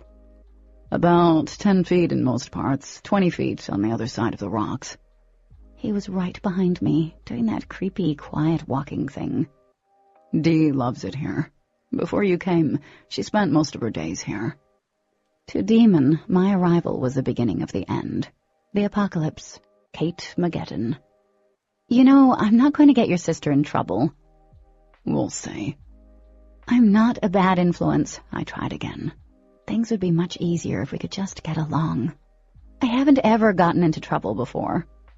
He slipped around me, eyes on the still waters. She doesn't need a friend like you. There isn't anything wrong with me, I snapped. You know what? Forget this. He sighed. Why do you garden? I stopped, hands clenching. What? Why do you garden? He asked again, still staring at the lake. Dee said you do it so you don't think. What do you want to avoid thinking about? Was this caring and sharing time now? It's none of your business. Daemon shrugged. Then let's go swimming.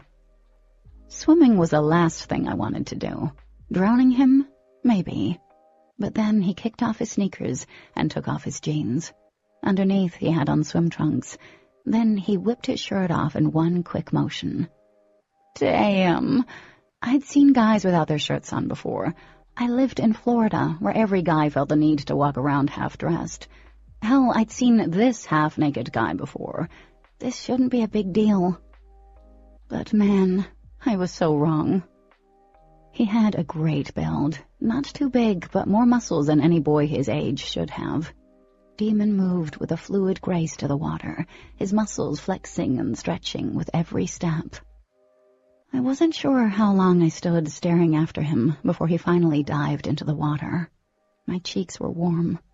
I exhaled, realizing I'd been holding my breath. I needed to get a grip, or a camera to memorialize this moment, because I bet I could make money from a video of him. I could make a fortune, as long as he never opened his mouth. Daemon broke the surface several feet away from where he went under, water glistening in his hair and on the tips of his lashes. His dark hair was slicked back, bringing more focus on his eerie green eyes.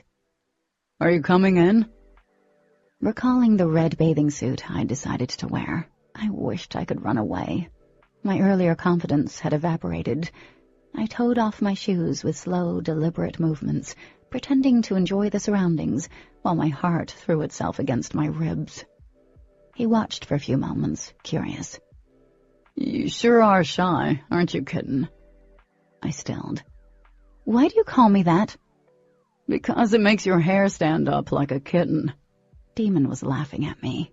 He pushed back farther, the water lapping at his chest. So, are you coming in? Good God, he wasn't going to turn around or anything. And there was a challenge in his stare, as if he expected me to chicken out. Maybe that's what he wanted, expected. There was no doubt in my mind that he knew he had an effect on girls. Practical, boring Katie would have gone into the lake fully clothed. I didn't want to be her. That was the whole purpose of the red bathing suit. I wanted to prove to him I wasn't easily intimidated. I was determined to win this round. Daemon looked bored. I'm giving you 1 minute to get in here. I resisted the urge to flip him off again and took a deep breath. It wasn't as if I was getting naked. Not really. Or what? He moved closer to the bank of the lake. Or I come and get you. I scowled at him. I'd like to see you try that. 40 seconds. He watched me with an intense, piercing gaze as he drifted closer. Rubbing my hand down my face, I sighed. 30 seconds. He taunted from an even shorter distance. Jesus, I muttered, yanking my shirt off. I thought twice about throwing it at his head. I raced to shed my shorts when he called out the last taunting reminder. I stepped toward the edge with my hands on my hips. Happy? Daemon lost his smile and stared. I'm never happy around you. What did you say? My eyes narrowed on his blank expression. He did not say what I thought he did. Nothing. You better get in before that blush reaches your toes. Flushing even more under his scrutiny, I turned and walked toward the edge of the lake, where the drop-off wasn't steep. The water felt great, easing the uncomfortable heat prickling my skin. I stumbled for anything to say. It's beautiful out here. He watched me for a moment, and then, thankfully, disappeared under the water. Water dripped down his face when he popped back up. Needing to cool my face off, I went under. The cold rush was invigorating, clearing my thoughts. Resurfacing, I pushed the long clumps of hair out of my face.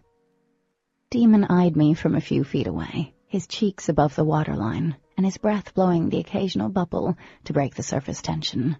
Something in his gaze beckoned me closer. "What?" I asked, after a stretch of silence.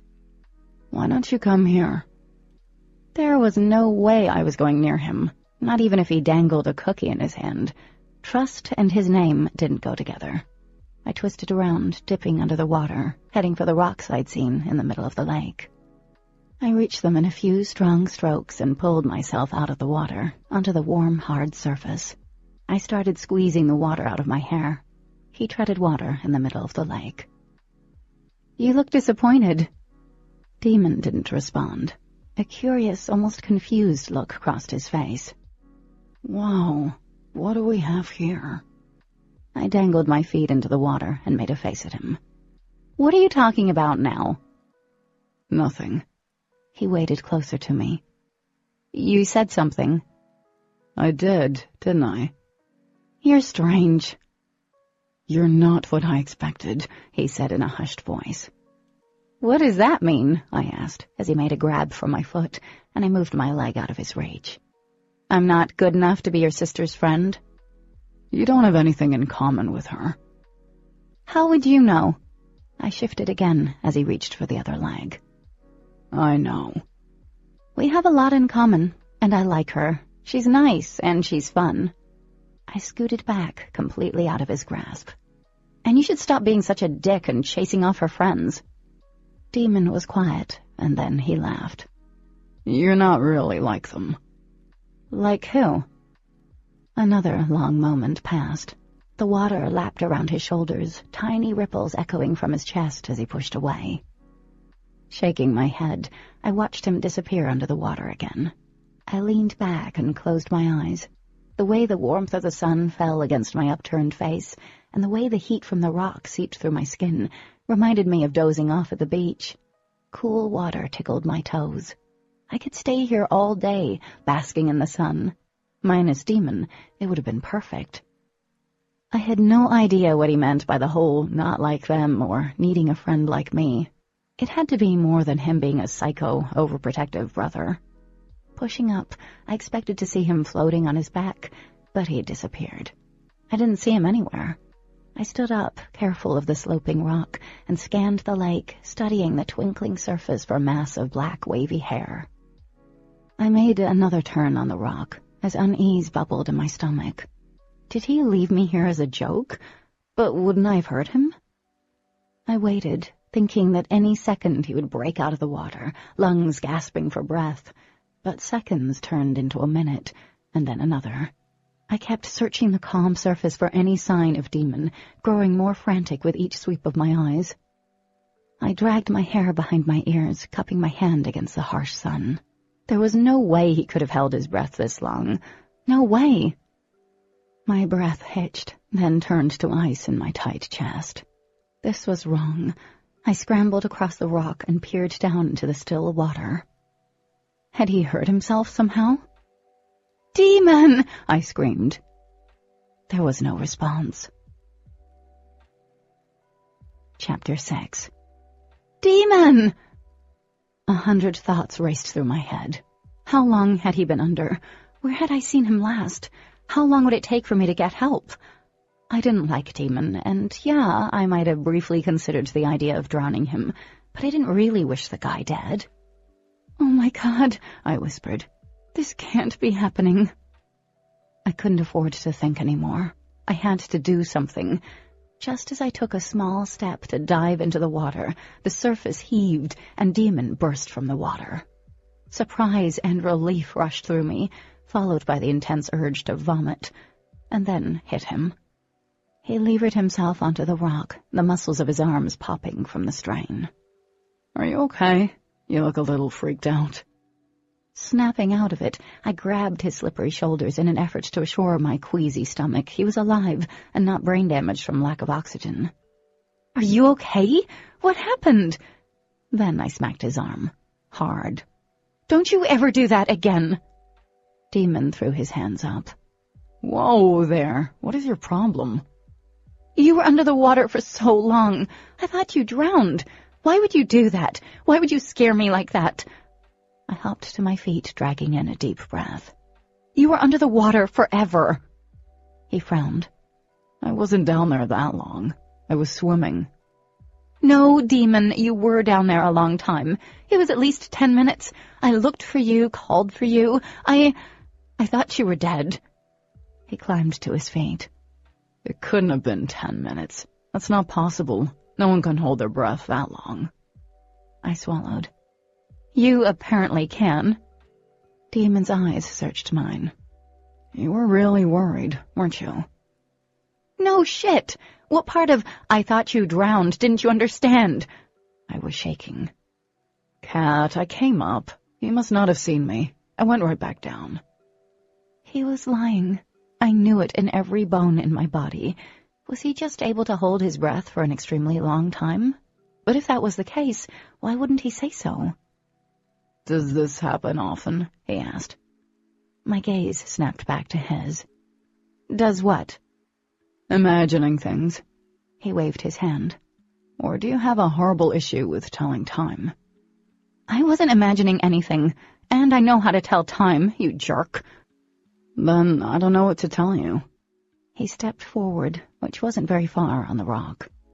I'm not the one imagining that I was underwater for 10 minutes when it was like 2 minutes tops.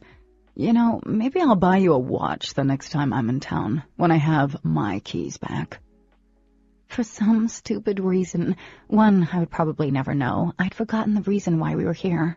Somewhere between seeing him half naked and then thinking he was dead, I'd lost my mind. Well, make sure you tell Dee we had a wonderful time so that you can get your stupid keys back, I said, meeting his eyes. Then we won't need a replay of today. The smug smile was plastered across his face. That's on you, kitten. I'm sure she'll call you later and ask. You'll have your keys. I'm ready. My foot slipped over the wet rock. Thrown off balance, my arms flailed in the air. Moving lightning fast, his hand shot out and grabbed mine, pulling me forward. The next thing I knew, I was against his warm, wet chest, and his arm was around my waist. Careful there, kitten. Dee would be pissed at me if you end up cracking your head open and drowning. Understandable. She'd probably think he did it on purpose. I started to respond, but couldn't. There wasn't much separating our skin in terms of clothing. My blood was pumping way too fast. It had to be the whole, almost drowning incident. A strange edginess swamped me as we stared at each other. The slight wind brushed along wet skin that wasn't pressed against one another, making the parts plastered together seem even hotter. Neither of us spoke. His chest rose and fell, the deep bottle green of his eyes shifting by degrees. It was a powerful, almost electric feeling that coursed through me, answering something in him. Well, that was strange, foolish, and illogical. He hated me. Then Daemon released my waist and stepped back. He cleared his throat, his voice thick. I think it's time we head back. I nodded, disappointed, and not even sure why I was disappointed. His mood swings made me feel as if I were on one of those crappy tilt-a-whirls that wouldn't end, but there was just something about him. We didn't speak as we dried off and dressed. We started back home silently.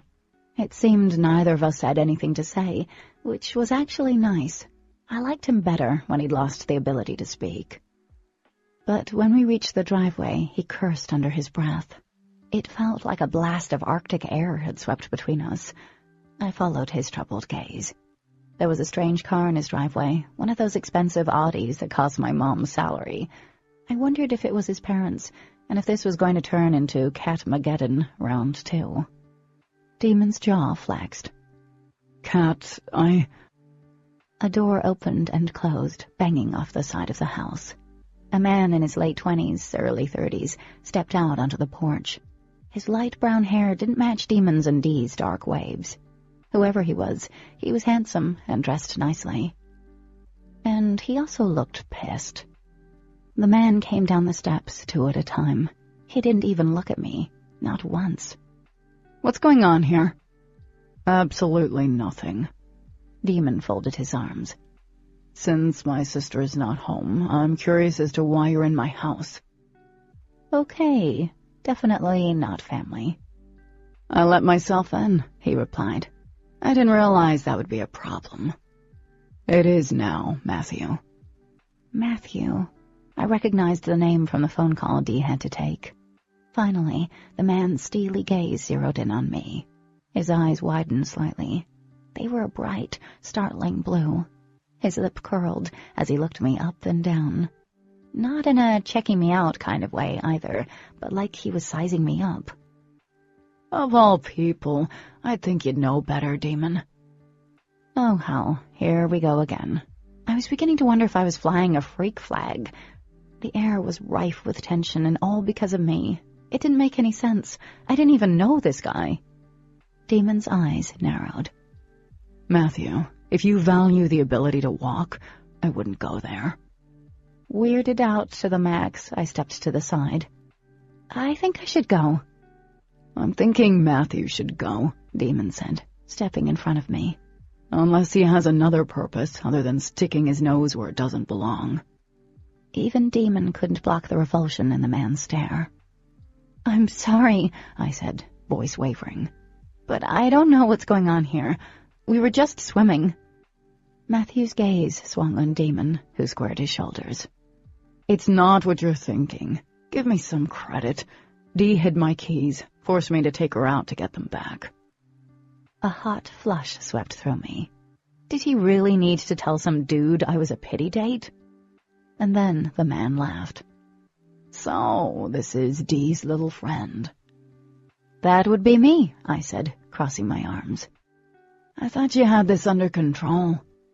He gestured toward me, sounding as if I were a homicidal clown standing next to Daemon. That you'd make your sister understand.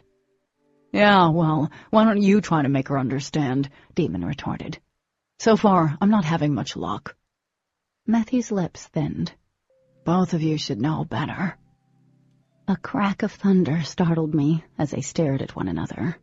Lightning streaked overhead, momentarily blinding. Once the light receded, dark, tumultuous clouds rolled in. Energy crackled around me, flashing across my skin. Then Matthew turned away, casting another dark look in my direction before he headed inside Daemon's house. The moment the door slammed shut behind him, the clouds parted. I stared at Daemon, mouth hanging open. What just happened? I asked. He was already walking into the house, the door smacking off the frame once again, like a shot in a cannon. I stood there, not sure what happened. I looked up at the clear sky. No trace of the violent storm. I'd seen that happen 100 times in Florida, but what occurred seemed way too freakish. And thinking back to the lake, I wasn't sure what had happened, but I knew Daemon had been underwater far too long. I also knew there was something not normal about him. About all of them. Chapter 7. Dee called that night, and even though I wanted to tell her that my time with Daemon hadn't been all puppy dog tails and rainbows, I lied. I told her he was great. He earned his keys and then some. Otherwise, she might make him take me out on another outing. I almost felt bad for lying when she sounded happy. The next week crawled by. I had endless time to dread the fact there was only a week and a half left before school started. Dee still hadn't come back from visiting family, or whatever she was doing. Left alone and bored out of my mind, I'd gotten reacquainted with the internet intimately. It was early Saturday evening when Daemon unexpectedly showed up at my door, hands shoved into the pockets of his jeans. His back was to me, head tipped back, as he stared up at the cloudless blue sky. A few stars were starting to appear, but the sun wouldn't truly set for another couple of hours. Surprised to see him, I walked outside. His head whipped down so fast, I thought he would pull a muscle. "What are you doing?" I asked. His brows slanted low. Several seconds passed, and then his lip tipped up at one corner. He cleared his throat. "I like staring at the sky. There's something about it."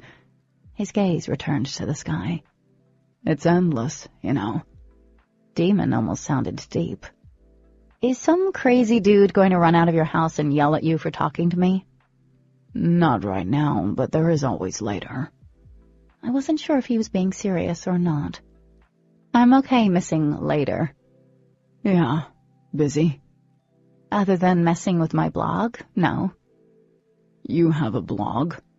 He faced me, leaning back against the post. Derision pinched his features. He'd said blog like it was a crack habit. Yeah, I have a blog.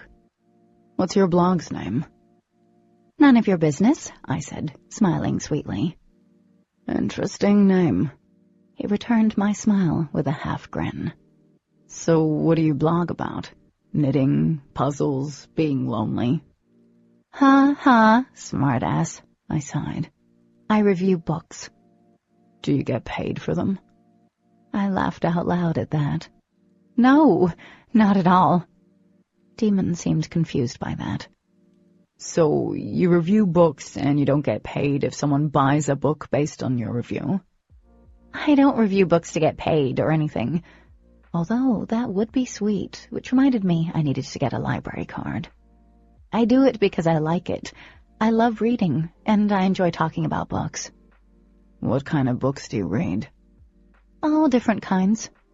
I leaned against the post opposite of him, craning my neck back to meet his steady gaze. Mainly, I prefer the paranormal stuff. Vampires and werewolves?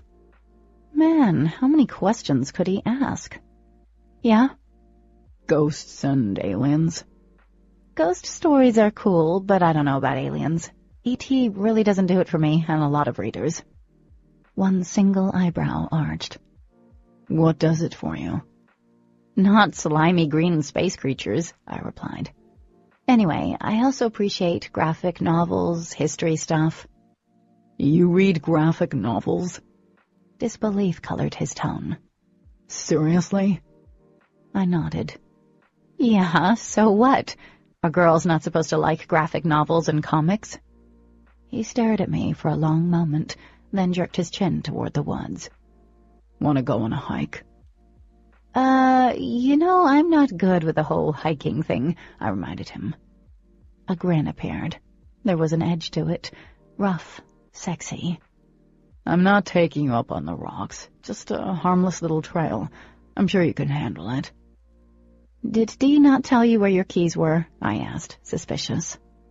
Yeah, she did. Then why are you here? Daemon sighed. I don't have a reason. I thought I would just stop over, but if you're going to question everything, then you can forget it. I watched him go down the steps as I chewed on my lip. This was crazy. I'd been dying of boredom for days. Rolling my eyes, I called out, All right, let's do this. Are you sure? I agreed, with a hefty amount of trepidation. Why are we going behind my house? I asked, when it was evident where he was leading me. The Seneca Rocks are that way. I thought most trails started over there. I pointed to the front of my house, to where the tips of the monstrous sandstone-looking structures loomed over everything. Yeah, but there are trails back here that will take you around, and it's quicker, he explained. Most people here know all the main trails that are crowded. There used to be a lot of boring days out here, and I found a couple of them off the beaten trail. I made a face. How far off the beaten track are we talking? He chuckled. Not that far. So it's a baby trail? I bet this is going to be boring for you. Any time I get to go out and walk around is good. Besides, it's not as if we'll hike all the way to Smoke Hole Canyon. That's a pretty big hike from here, so no worries, okay? All right, lead the way. We stopped off at Daemon's to grab a couple of water bottles and then took off. We walked on in silence for a few minutes, and then he said, You're very trusting, kitten. Stop calling me that. It was a little difficult to keep up with his long-legged pace, so I trailed a few steps behind him. He glanced over his shoulder without a misstep. No one has ever called you that before? I picked my way around a large, prickly bush. Yeah, people call me kitten all the time, but you make it sound so... His brows shot up. Sound so what? I don't know, like it's an insult. He'd slowed, and now I was walking beside him. Or something sexually deviant. He turned his head away, laughing. The sound had my muscles tensing. Why are you always laughing at me? Shaking his head, he grinned down at me. I don't know. You just kind of make me laugh. I kicked a small rock. Whatever. So what was up with that Matthew dude? He acted as if he hated me or something. He doesn't hate you. He doesn't trust you. He muttered the last words. I shook my head, bewildered. Trust me with what? Your virtue? He barked out a laugh, and it took him a few moments to respond. Yeah, he's not a fan of beautiful girls who have the hots for me. What? I tripped over an exposed root. Daemon caught me easily, setting me back on my feet the minute I was steady. The brief contact had my skin tingling through my clothes. His hands lingered on my waist only a few seconds before he dropped them. You're joking, right? Which part? He asked. Any of that. Come on. Please don't tell me you don't think you're pretty. He considered my silence. No guy has ever said you're pretty. He wasn't the first person to say anything nice about me, but I guess I never cared before. Previous boyfriends told me I was pretty, but I never considered that a reason for someone disliking me. Looking away, I shrugged. Of course. Or maybe you're not aware of it. I shrugged again as I focused on the trunks of old trees, about to change the subject and deny the other part of his statement. I most definitely did not have the hots for this arrogant guy. You know what I've always believed, he said softly. We were still standing in the path, only the sounds of a few birds echoing around us. My voice drifted away on a light breeze. No. I've always found that the most beautiful people, truly beautiful inside and out, are the ones who are quietly unaware of their fact. His eyes searched mine intently, and for a moment we stood there toe to toe. The ones who throw their beauty around, waste what they have, their beauty is only passing. It's just a shell, hiding nothing but shadows and emptiness. I did the most inappropriate thing possible. I laughed. I'm sorry, but that was the most thoughtful thing I've ever heard you say. What alien ship took the demon I know away, and can I ask them to keep him? He scowled. I was being honest. I know, but it's just that was really... wow. And here I was, ruining probably the nicest thing he would ever say to me. He shrugged and began leading me down the trail again. We won't go too far, he said after a few minutes. So you're interested in history? Yeah, I know that makes me a nerd. I was also grateful for the change in subject. His lips twitched at that. Did you know this land was once traveled by the Seneca Indians? I winced.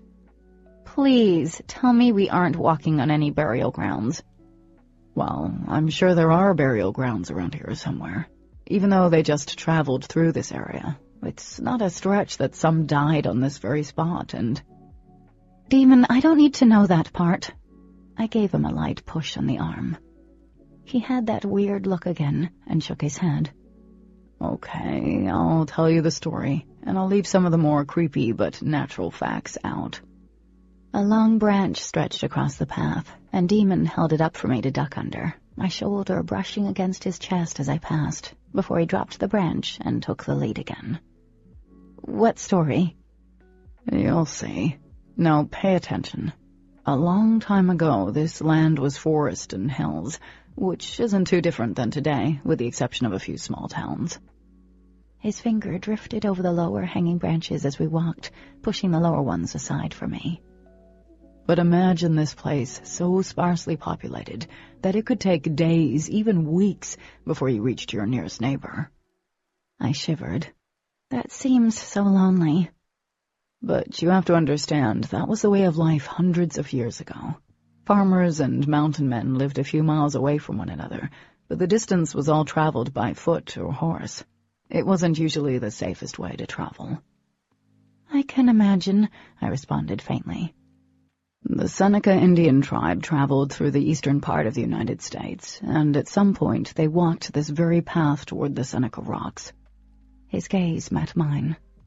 Did you know that this very small path behind your house leads right to the base of them? No. They always seem so far off in the distance. I never thought of them as being that close. If you stayed on this path for a couple of miles, you'd find yourself at the base of them. It's a pretty rocky patch even the most experienced rock climbers stay away from. See, the Seneca Rocks spread from Grant to Pendleton County, with the highest point being Spruce Knob, and an outcropping near Seneca called Champ Rocks. Now, they are kind of hard to get to, since it usually involves invading someone's property, but it can be worth it if you can scale way beyond 900 feet in the sky, he finished wistfully. That sounds like fun. Not. I couldn't keep the sarcasm from my voice, so I offered a pained smile. I didn't want to spoil the mood. This was probably the longest Daemon and I had ever spoken without some statement earning him the finger. It is, if you're not afraid of slipping. He laughed at my expression. Anyway, the Seneca Rocks are made out of quartzite, which is part sandstone. That's why it sometimes has a pinkish tint to it. Quartzite is considered a beta quartz. People who believe in abnormal powers or powers in nature, as a lot of Indian tribes did at one time, believe that any form of beta quartz allows energy to be stored and transformed, even manipulated by it. It can throw electronics and other stuff off, too. Hide things. Okay. He shot me a stern look, so I decided not to interrupt anymore. Possibly the beta quartz drew the Seneca tribe to this area. No one knows, since they weren't native to West Virginia. No one knows how long any of them camped here, traded, or made war. He paused for a few moments, scanning the terrain as if he could see them there, shadows of the past. But they do have a very romantic legend. Romantic? I asked, as he led me around a small stream. I couldn't imagine anything romantic about something thrusting 900 feet in the sky. See, there was this beautiful Indian princess called Snowbird, who had asked 7 of the tribe's strongest warriors to prove their love by doing something only she had been able to do. Many men wanted to be with her for her beauty and her rank, but she wanted an equal. When the day arrived for her to choose her husband, she set forth a challenge so only the bravest and most dedicated warrior would win her hand. She asked her suitors to climb the highest rock with her, he continued softly, slowing down so we were walking side by side on the narrow path now. They all started, but as it became more difficult, 3 turned back. A 4th became weary, and a 5th crumpled in exhaustion. Only 2 remained, and the beautiful Snowbird stayed in the lead. Finally, she reached the highest point, and turned to see who was the bravest and strongest of all warriors. Only one remained a few feet behind her, and as she watched, he began to slip. I was quickly caught up in the legend. The idea of making 7 men fight and face possible death to win your hand was unimaginable to me. Snowbird paused only for a second, thinking that this brave warrior obviously was the strongest, but he was not her equal. She could save him, or she could let him slip. She was brave, but he had yet to reach the highest point like she had. But he was right behind her? How could she just let him fall? I decided that this story sucked if Snowbird let the guy fall. What would you do? He asked curiously. Not that I would ever ask a group of men to prove their love by doing something incredibly dangerous and stupid like that, but if I ever found myself in that situation, as unlikely... Cat, he chided. I would reach out and save him, of course. I couldn't let him fall to his death. But he didn't prove himself. That doesn't matter, I argued. He was right behind her, and how beautiful could you truly be if you let a man fall to his death just because he slipped? How could you even be capable of love, or worthy of it for that matter, if you let that happen? He nodded. Well, Snowbird thought like you. Relieved, I smiled. If she hadn't, this would have been a pretty crappy romance story. Good. Snowbird decided that the warrior was her equal, and with that, her decision had been made. She grabbed the man before he could fall. The chief met them and was very pleased with his daughter's choice in mate. He granted their marriage and made the warrior his successor. So is that why the rocks are called Seneca Rocks, after the Indians and Snowbird? He nodded. That's what the legend says. It's a beautiful story, but I think the whole climbing several hundred feet in the air to prove your love is a little excessive. He chuckled. I'd have to agree with you on that. I'd hope so, or you'd find yourself playing with cars on an interstate to prove your love nowadays. I wanted to bite my tongue the minute the words were out of my mouth. I hope he didn't think I meant for me. He gave me a hard look.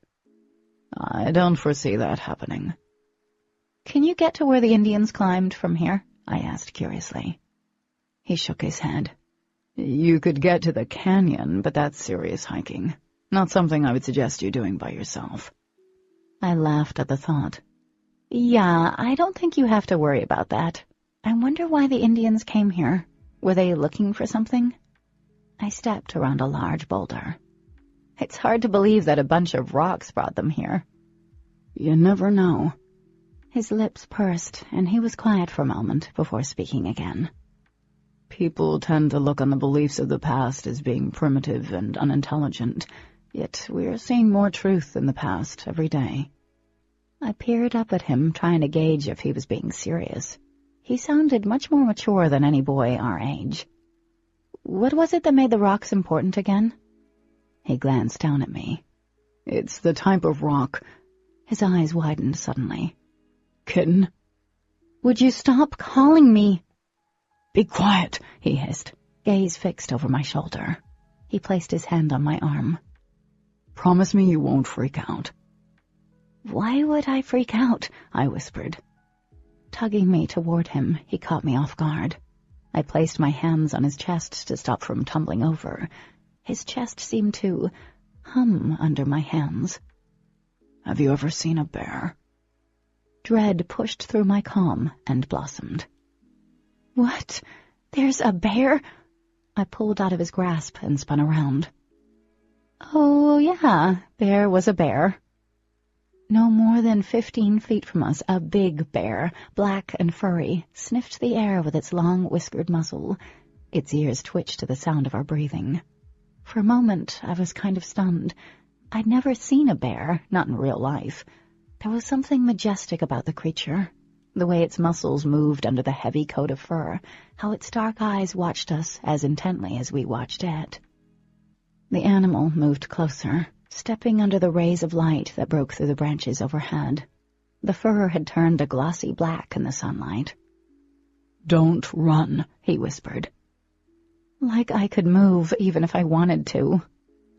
The bear made a half bark, half growl as he rose onto his hind legs, standing at least 5 feet tall. The next sound was an honest-to-God roar that sent shivers through me. This wasn't good at all. Daemon started yelling and waving his arms, but it didn't faze the bear. The animal dropped onto all fours, his massive shoulders shaking. The bear rushed us. Unable to breathe past the ball of fear choking me, I squeezed my eyes shut. Eaten alive by a bear was so wrong. I heard Daemon curse, and even though my eyes were closed, a blinding flash of light pierced my thin eyelids. There was an accompanying blast of heat that blew my hair back. And then the flash came again, but darkness followed this time, swallowing me whole. Chapter 8. When I opened my eyes again, there was a strange metallic taste in my mouth. Rain smacked off the roof, and thunder rolled in the distance. Lightning struck somewhere nearby, filling the air with a fine current of electricity. When did it start raining? The skies had been clear, blue and perfect, the last I remembered. I drew in a shallow breath, confused. My shoulder was pressed against something warm and hard. Turning my head, I felt the object rise up sharply and then slowly ease back down. It took me a second to realize it was a chest my cheek was pressed into. We were on the swing, his arm around my waist, keeping me securely pinned to his side. I didn't dare move. Every inch of my body became aware of his. how his thigh was molded to mine, the deep, even breaths moving his stomach under my hand, how his hand curved around my waist, his thumb moving in idle, soothing circles at the hem of my shirt. Each circle inched the material up a little, exposing my skin, until his thumb was against the curve of my waist. Flesh against flesh. I was hot and shivery, a feeling I had little experience with. His hand stilled. Pushing up, I looked into a pair of startling green eyes. What happened? You passed out, he said, pulling his arm away from my waist. I did? I scooted back, putting distance between us as I brushed my tangled hair out of my face. The metallic taste was still on the roof of my mouth. He nodded. I guess the bear scared you. I had to carry you back. All the way? Damn it, I missed that. What happened to the bear? The storm scared it. Lightning, I think. He frowned as he watched me. Are you feeling okay? Suddenly, a bright streak of light blinded us for a moment. Moments later, booming thunder overshadowed the rain. Daemon's expression was cast in shadows. I shook my head. The bear was scared of a storm? I guess so. We got lucky then, I whispered, glancing down. I was drenched, as was Daemon. The rain was coming down even harder, making it difficult to see more than a couple of feet off the porch, giving the sense we were in our own private world. It rains here like it does in Florida. I didn't know what else to say. My brain felt fried. Daemon nudged my knee with his. I think you may be stuck with me for a few more minutes. I'm sure I look like a drowned cat. You look fine. The wet look works for you. I scowled. Now I know you're lying. He shifted beside me, and without a word I felt his fingers lift my chin toward him. A crooked smile lifted his full lips. I wouldn't lie about what I thought. I wish I had something clever to say, maybe even a little flirty, but his intense stare sent any coherent thought scattering. Confusion flashed in his eyes as he leaned forward, his lips parting slightly. I think I understand now. Understand what? I whispered. I like to watch you blush. His voice barely above a murmur as his thumb traced circles on my cheek. He lowered his head, resting his forehead against mine. We sat like that, the two of us, caught in something that hadn't been there before. I think I stopped breathing. My heart seemed to take several stuttered steps, and then freeze, anticipation welling up through me, threatening to spill over in any given second. I didn't even like him. He didn't like me. This was insane, but it was happening. Lightning struck again, this time much closer. The following snap of thunder didn't even startle us. We were in our own world, and then his crooked smile slipped from his face. His own eyes were confused and desperate, but still searching mine. Time seemed to slow, every second stretching out before me, tantalizing and torturing every breath I took, waiting, wanting to show him whatever he was looking for, as his eyes darkened to a deep green. His face strained, as if he were waging an internal battle. Something in his eyes made me feel very unsure. I knew the second he made up his mind. He took a deep breath, and his beautiful eyes closed. I felt his breath against my cheek, slowly moving to my lips. I knew I should pull back. He was bad news. But my own breath caught in my throat. His lips were so close to mine. I desperately wanted to meet him halfway, to rush forward, to test if his lips were as pillow-soft as they looked. "Hey, guys!" Dee called out. Daemon jerked back, sliding in one fluid movement and putting a healthy distance between us on the swing. I sucked in a sharp breath, surprise and disappointment churning in my stomach.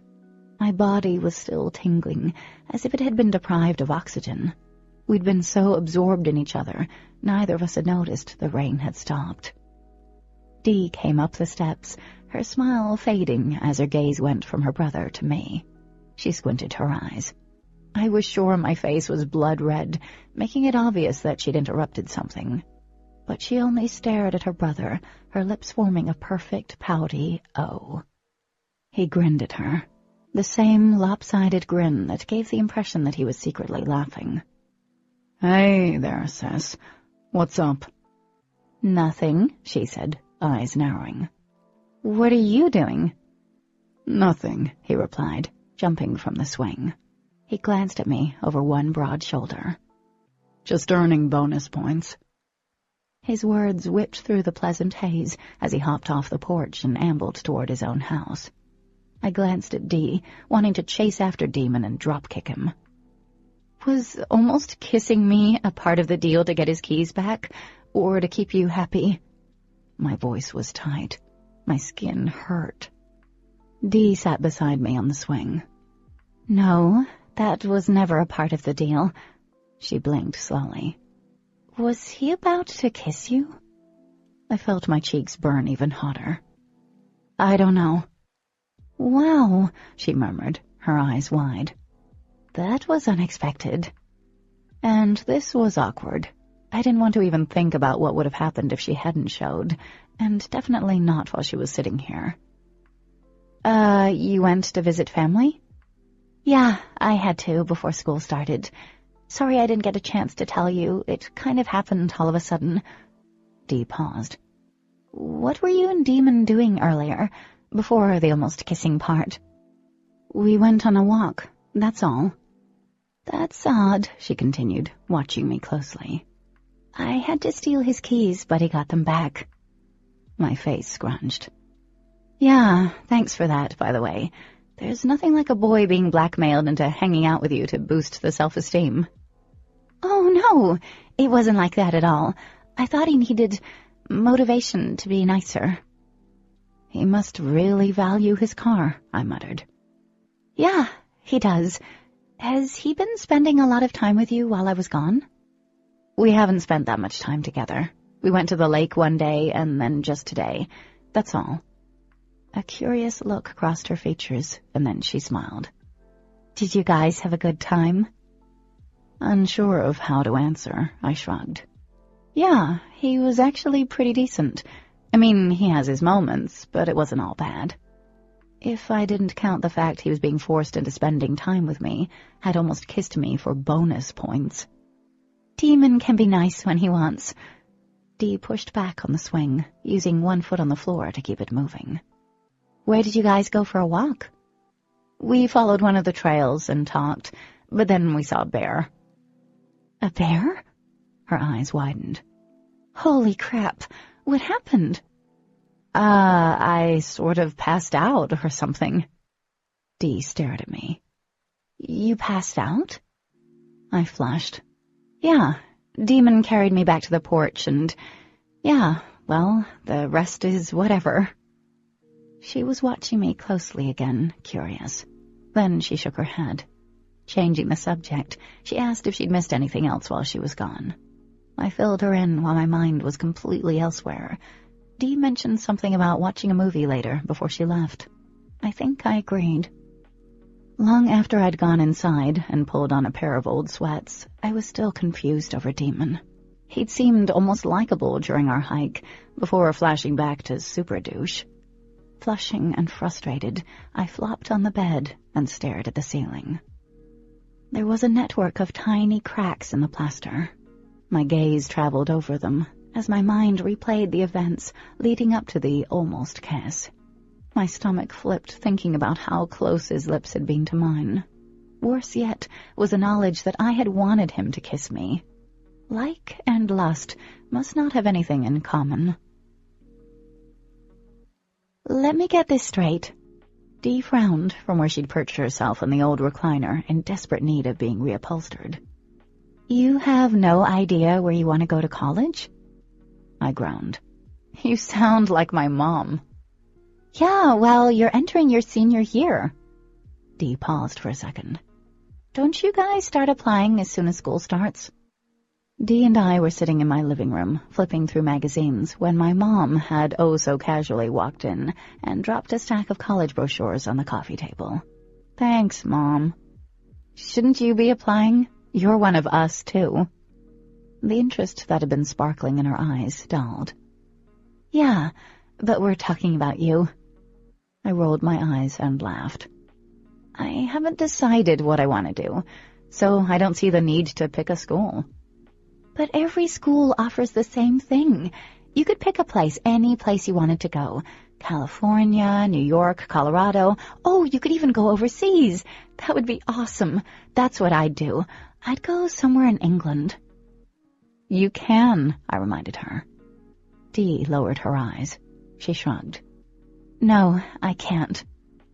"Why not?" I pulled my legs up and crossed them. It didn't seem as though money was a problem for them, not when you looked at the cars they drove or the clothes they wore. I'd asked her if she had a job, and she'd said she had a monthly allowance that kept her cushy. Parental remorse at always staying in the city for work and all. Nice gig, if you can get it. Mom was great at giving me cash if I needed it, but I sincerely doubted she'd ever pony up $300 a month for a fun new car for me. Nope, I'd have to keep on loving my little sedan, rust and all. Point A to point B, I always reminded myself. You can go wherever you want, Dee. Dee's smile was tinged with sadness. I'll probably stay here when I graduate. Maybe enroll in one of those online universities. At first, I thought she was joking. You're being serious? Yeah, I'm kind of stuck here. I was intrigued by the idea of someone being stuck anywhere. What's sticking you? My family is here, she said quietly, looking up. Anyway, that movie we watched last night gave me nightmares. I hate the whole idea of a haunted house with ghosts in it watching you sleep. Her swift change of subject didn't pass me by. Yeah, that movie was pretty creepy. Dee made a face. It reminds me of Daemon. He used to stand over me when I was sleeping because he thought it was funny. Her delicate shoulders shuddered. I'd get so mad at him. I don't care how deep of a sleep I was in. I could still feel him staring at me, and I'd wake up. He would laugh and laugh. I smiled at the image of Daemon as a little boy teasing his twin. That picture was completely replaced by the full-grown Daemon. I sighed, beyond frustrated, and closed the magazine. I hadn't seen him since the evening on my porch, but it was only Monday. 2 days without seeing him seemed commonplace, and it wasn't as if I wanted to see him. Looking up, I watched Dee flip to the back of her magazine. She always did that, going to the horoscopes in the back. She held her right hand against her chin, tapping her lips with one painted purple nail. The finger blurred, nearly fading out. Air around her seemed to hum. I blinked several times. The finger was still there. Great, I was hallucinating again. I threw the magazine aside. I need to go to the library. I need new books to read. We can plan a trip and go book shopping. She hopped in her chair, excited all over again. I want to check out that book you reviewed on your blog the week before you moved here, the one with the kids with superpowers. My little heart did a happy dance. She'd read my blog. I didn't even remember telling her the name. That would be fun, but I was thinking about going to the library tonight. I can't beat it when it's free. Do you want to come with me? Tonight? She questioned, eyes widening. I can't tonight, but I can go tomorrow night. It's no big deal if you can't go. I've been thinking about going for a couple of days, but I keep putting it off, and I need brain candy before I have to read school stuff. Dark hair swung around her impish face as she shook her head. Oh, it's no big deal. I don't mind going with you. I can't go tonight. I have plans already. If I didn't, I'd go. It's okay, Dee. I can go to the library alone, and then we can go shopping later. I pretty much know my way around town now. Not as if I can get lost or anything. It's only like 5 blocks. I paused, and then quickly asked about her plans for the evening, trying to change the subject. Dee's lips were firm. Nothing. Just friends are back in town. My innocent question obviously put her on the spot, and she seemed reluctant to say what she was actually doing. She shifted on the recliner, focused on her nails. I felt like I'd pried, but I didn't understand how that question could have made her uncomfortable. there was also a part of me hurt and disappointed I wasn't included. "I hope you guys have fun tonight," I lied. Well, not a real lie, but at least half of a lie. I'm not proud of it, but there you have it. Right or wrong, I felt left out. Dee squirmed in her seat as she watched me. Her eyes squinted, much like they'd done the day on the porch. "I think you should wait until I can go with you. There have been a couple of girls who've gone missing recently." Going to the library wasn't going to a house that cooked meth, but I remembered the missing poster I'd seen the other day and shrugged. "Okay, I'll think about it." Dee stayed until it was nearly time for my mom to go to work. On the way out, she stopped at the edge of the porch. "Really, if you can wait until tomorrow night, I'll go to the library with you." I agreed once more and gave her a quick hug. I missed her the moment she left. The house was too quiet without her. Chapter 9. After dinner with Mom, I headed out. It didn't take very long to get into town and find the library again. The streets, which during the few times I'd been in town had always been populated, were now pretty much deserted. On the ride down, the skies had started to cloud over, too, giving the entire downtown an eerie ghost town feeling. In spite of the weirdness that was my life at the moment and the lingering icky feeling I felt over Dee not inviting me out with her friends, I smiled as I walked into the library. Thoughts of the twins and everything else vanished as I rounded the corner of the quiet library and saw stacks of books lining the walls. As with gardening, in the stillness of the library, I felt at peace. Stopping by one of the empty tables, I let out a little breath of happiness. I was always able to lose myself in reading. Books were a necessary escape I always gladly jumped into head first. Time passed faster than I realized, and the library took on a gloomy aura. Libraries were always shadowy as daylight ended, but the unnatural darkening of the sky outside added to the creepy feeling. I didn't know how late it was until the librarian turned off most of the lights, and I was having trouble making my way back to the front desk. By then, I couldn't wait to be out of the drafty and creaky place. A flash of lightning lit up the bookshelves, and thunder rolled outside the windows. I hoped I could make it to my car before it started pouring. Clutching the books I wanted to check out to my chest, I hurried to the front desk. I was done in record time, barely having the time to say thank you before the librarian turned her back and dashed off to lock up. "Well, then," I muttered under my breath. The impending storm had turned dusk to night, making it seem much later than it was. Outside, the streets were still barren. I looked behind me, thinking about staying until the rain passed, but the final light in the library snicked off. I gritted my teeth and shoved my books into my backpack before heading out. I stepped out onto the pavement, and the sky opened in a torrential downpour, soaking me within seconds. I tried my best to keep my backpack from getting wet as I fumbled with my keys and hopped back and forth. The rain was freaking freezing. "Excuse me, miss?" A gravelly voice interrupted my struggles. "I was hoping you could help me."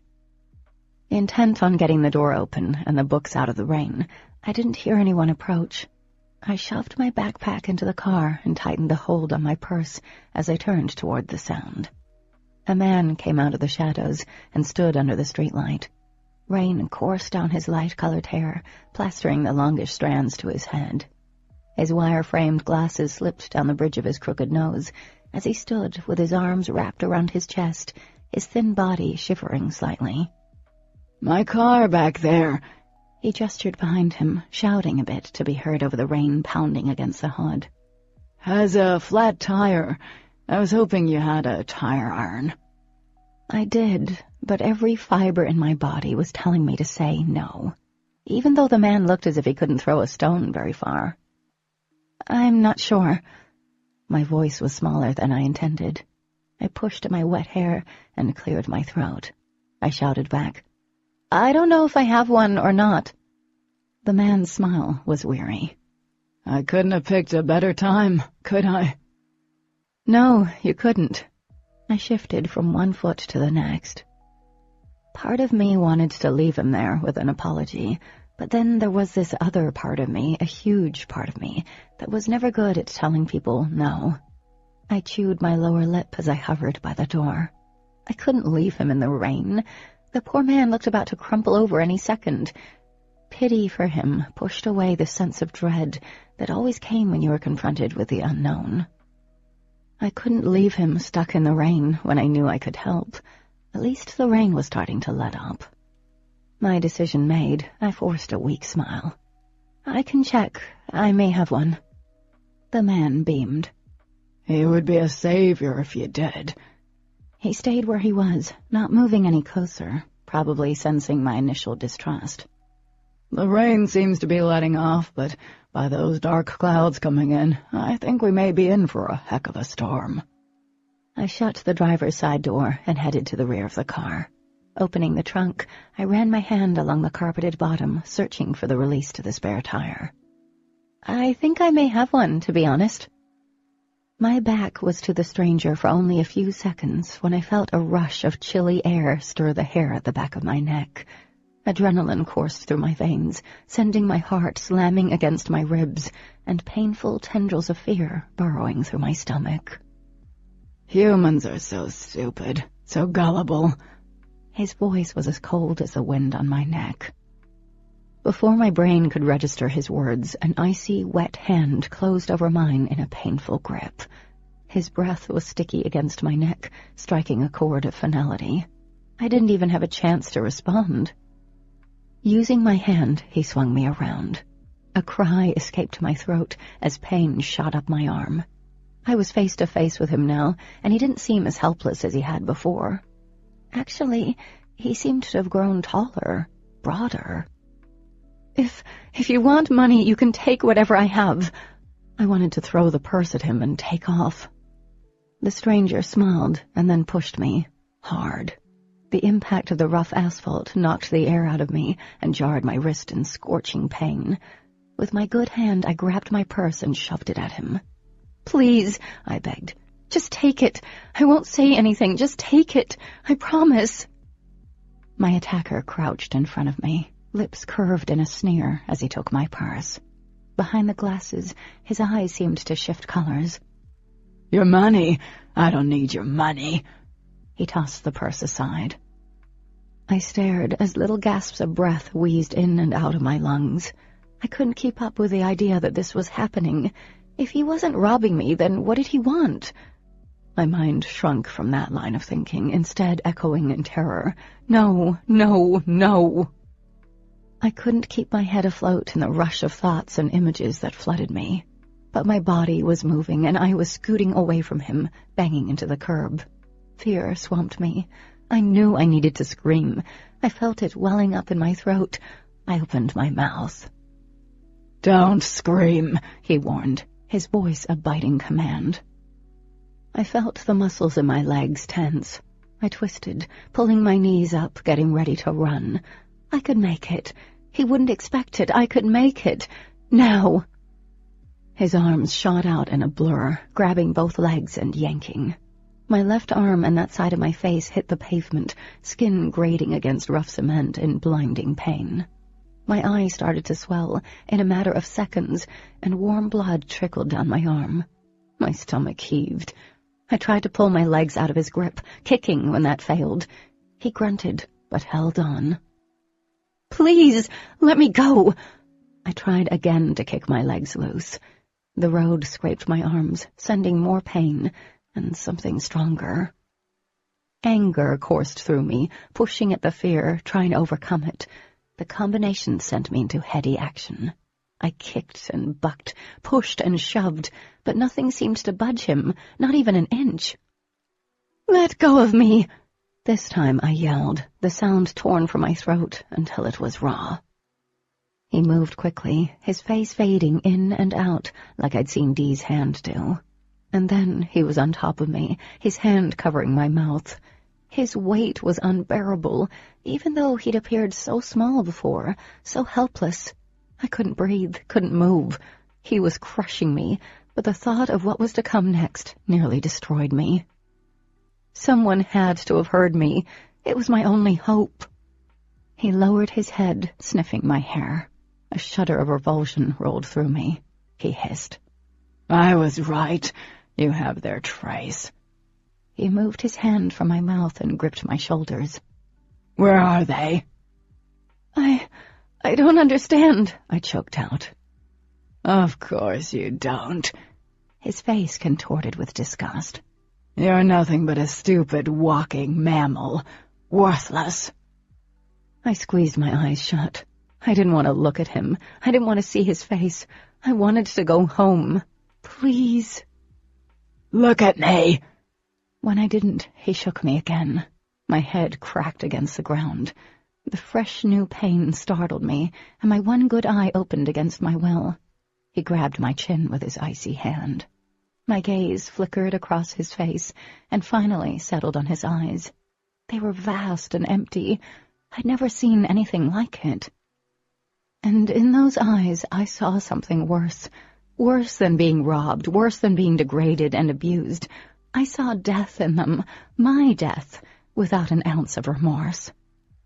Tell me where they are. Each word was bitten out. His voice sounded muffled, as though underwater, or maybe that was me. Maybe I was drowning. Fine, he spat. Maybe you need a little encouragement. Within a second, his hands wrapped around my throat, and he squeezed. Before I had a chance, the last breath that I'd taken for granted was cut off.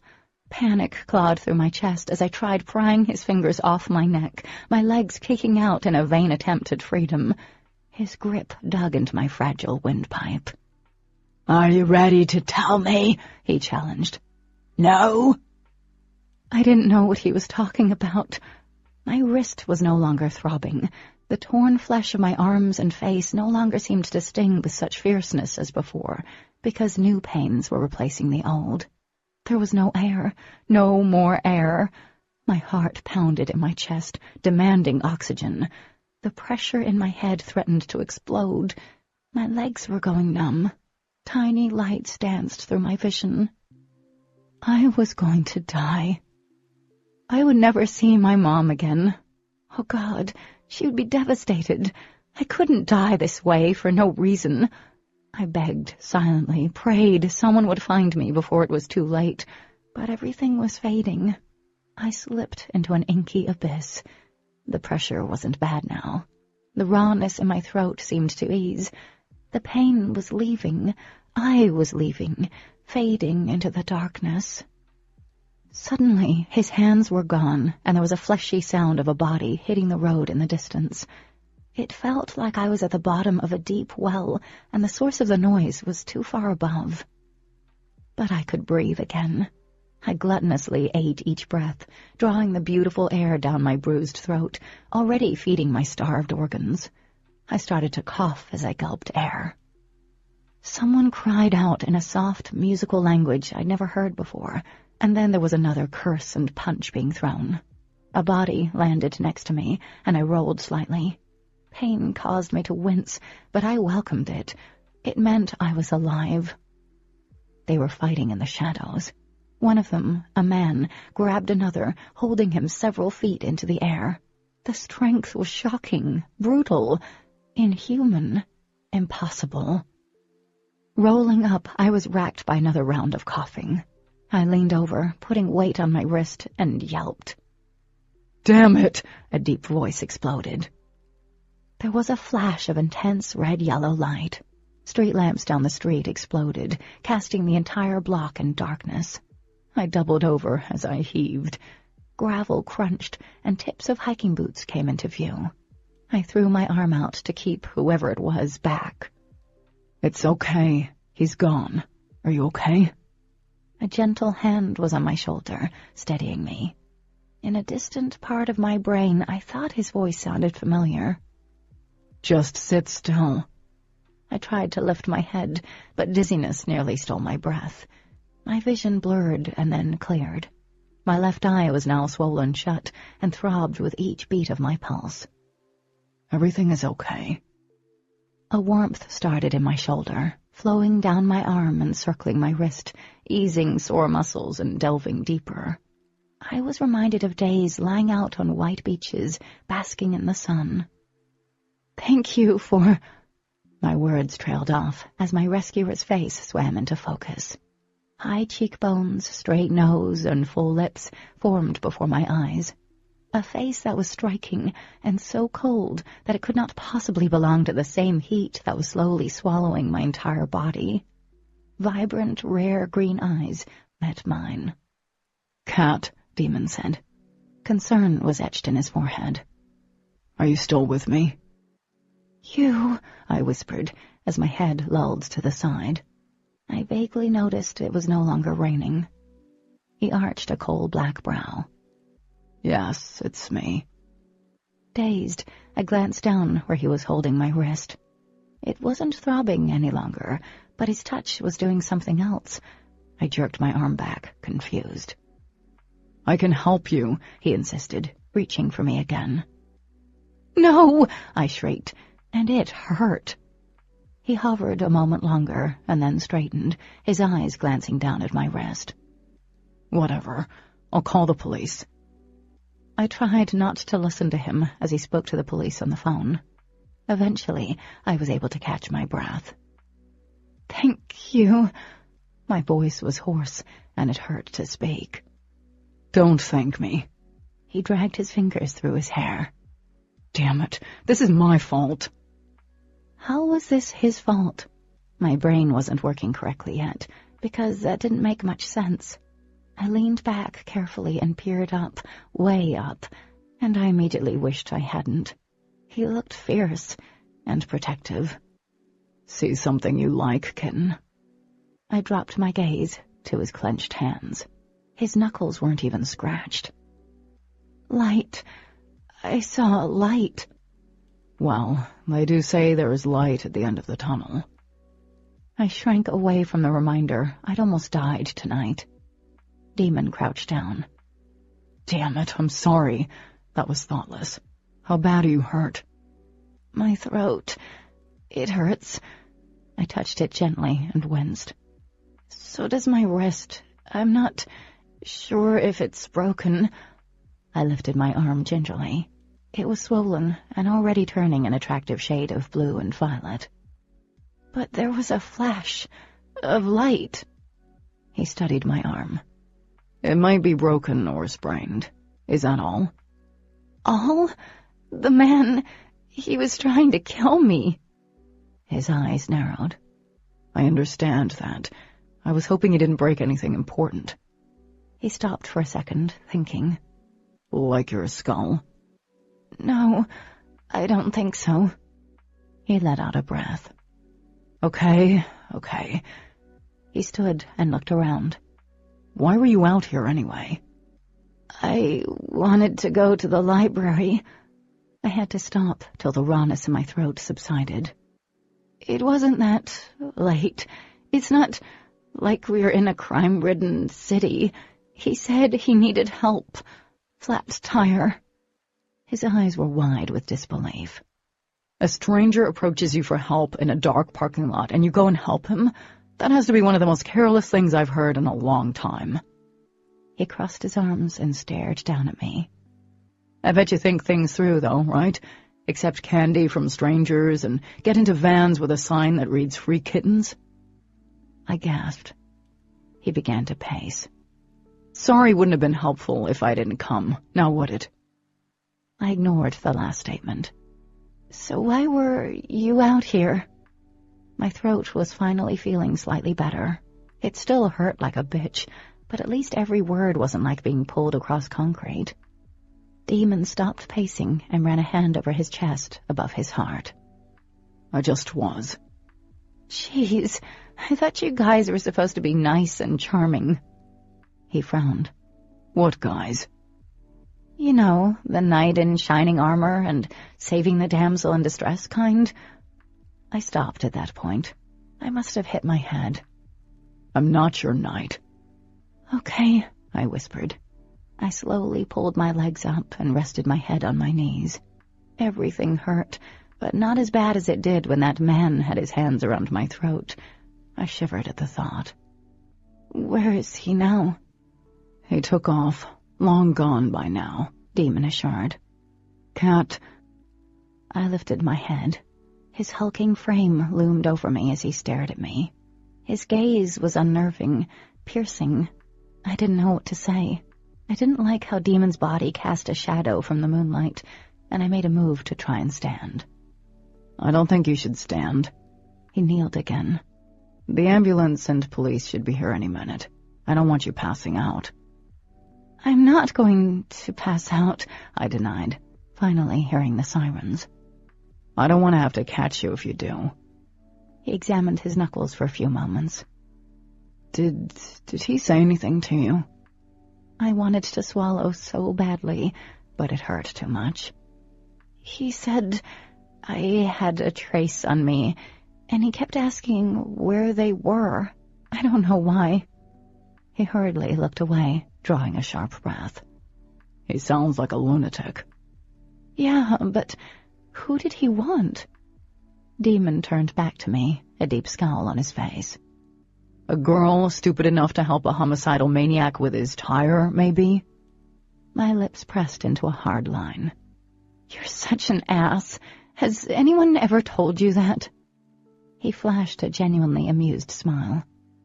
Oh, kitten. Every single day of my blessed life. I stared at him in disbelief again. I don't even know what to say. Since you already said thank you, I think nothing is the best way to go at this point. He stood with fluid grace. Just please don't move. That's all I ask. Stay still and try not to cause any more trouble. I frowned, and it hurt. My not-so-charming knight stood over me, legs braced apart and arms at his sides, as if ready to protect me again. What if the guy came back? That must be what Daemon was worried about. My shoulders started to shake, my teeth quickly joining in the fun. Daemon whipped his shirt off and pulled the warm cotton over my head, careful not to let even a whisper of cloth touch my damaged face. His scent wrapped around me, and for the first time since the attack, I felt safe. With Daemon. Go figure. As if my body recognized I didn't need to fight anymore, I started slipping sideways, and I knew I was going to black my other eye when my head hit the pavement, because I was most definitely about to pass out for the second time in as few days. I briefly wondered why I was cursed to always faint in front of Daemon, and then folded to the ground like a paper sack. Chapter 10. I didn't make it a habit to frequent hospitals. I hated them as much as I hated country music. To me, they smelled of death and disinfectant. They reminded me of Dad and the time that had clocked away while the cancer hollowed his eyes and chemo bloated his body. This hospital was no different, but the visit was a little more complex. It involved the police, a frantic mother, and my surly, dark-haired savior who still hovered near the little room they'd shoved me in. As rude and ungrateful as it was, I was doing my best to ignore him.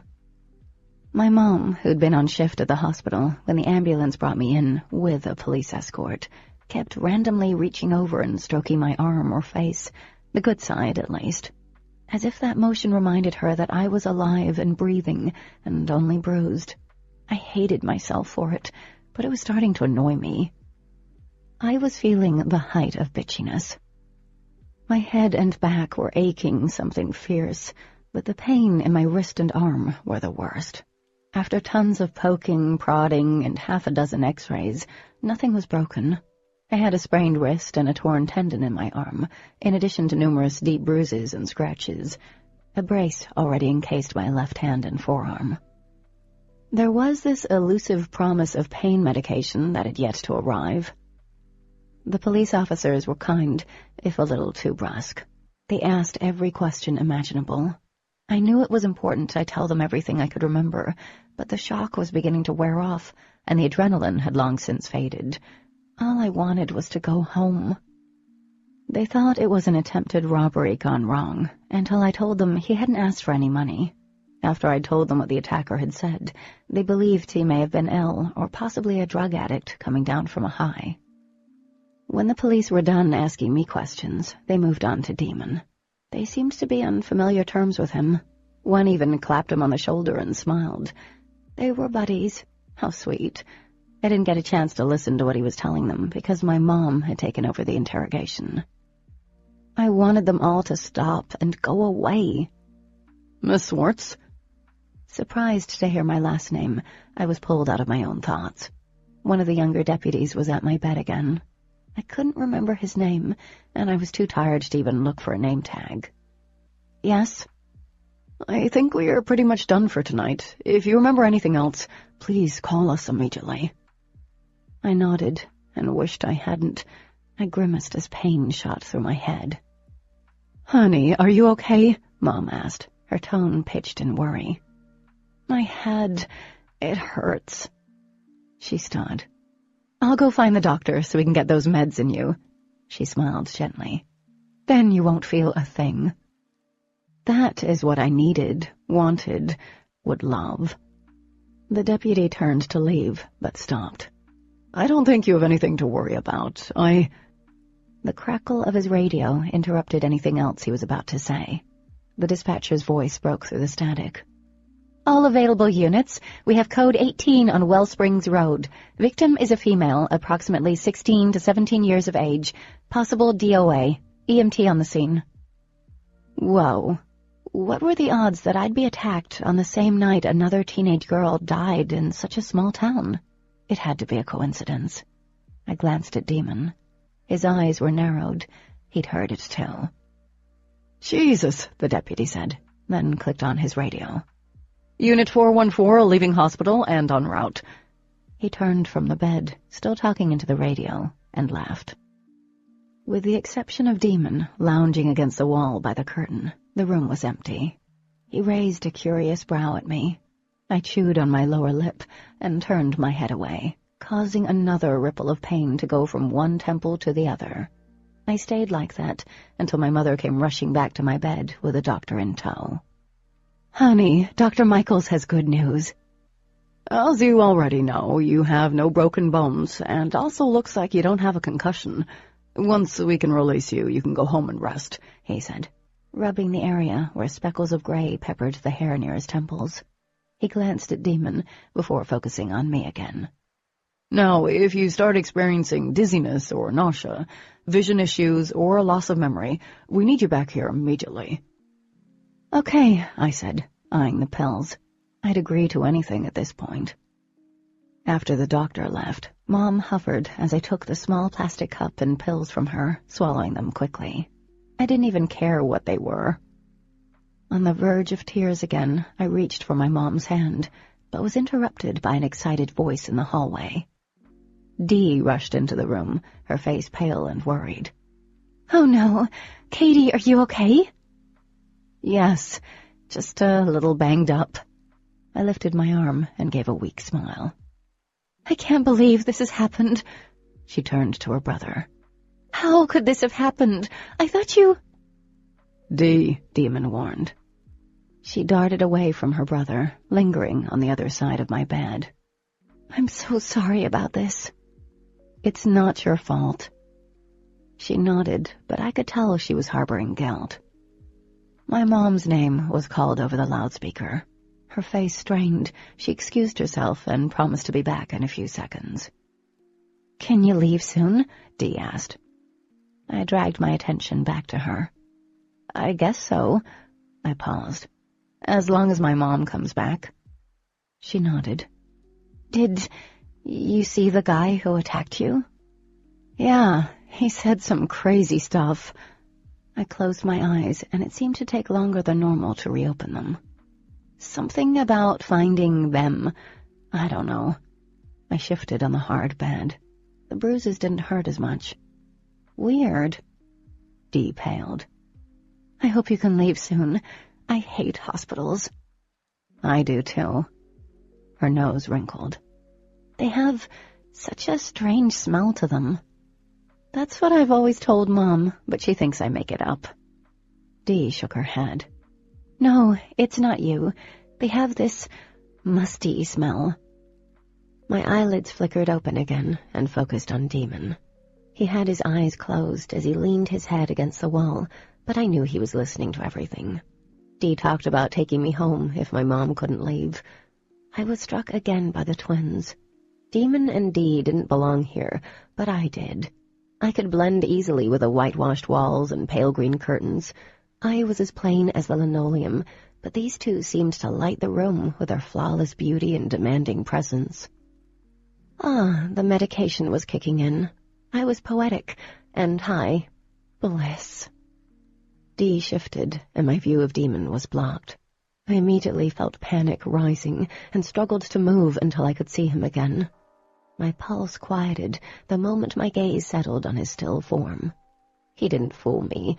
He was trying to pretend he was relaxed, leaning against the wall like that with his eyes closed and all, but his jaw was clenched, and I knew he was like a coiled spring, filled with vigilant energy. "You're handling this well. I'd be totally freaked out, rocking in the corner somewhere."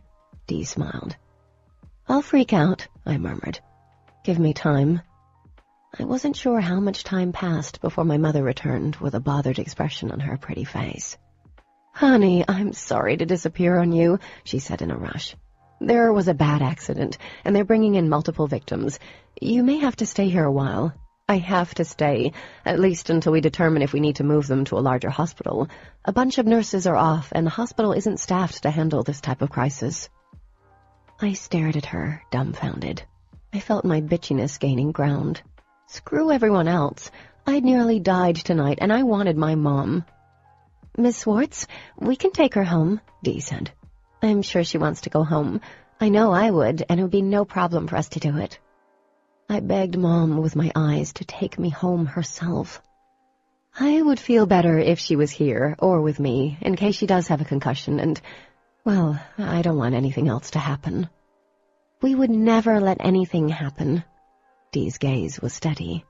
"We'll take her right home and stay with her. I promise." I could tell Mom was wrestling with the need to keep me close and her responsibility to those injured in the accident. I felt contrite for making her choose.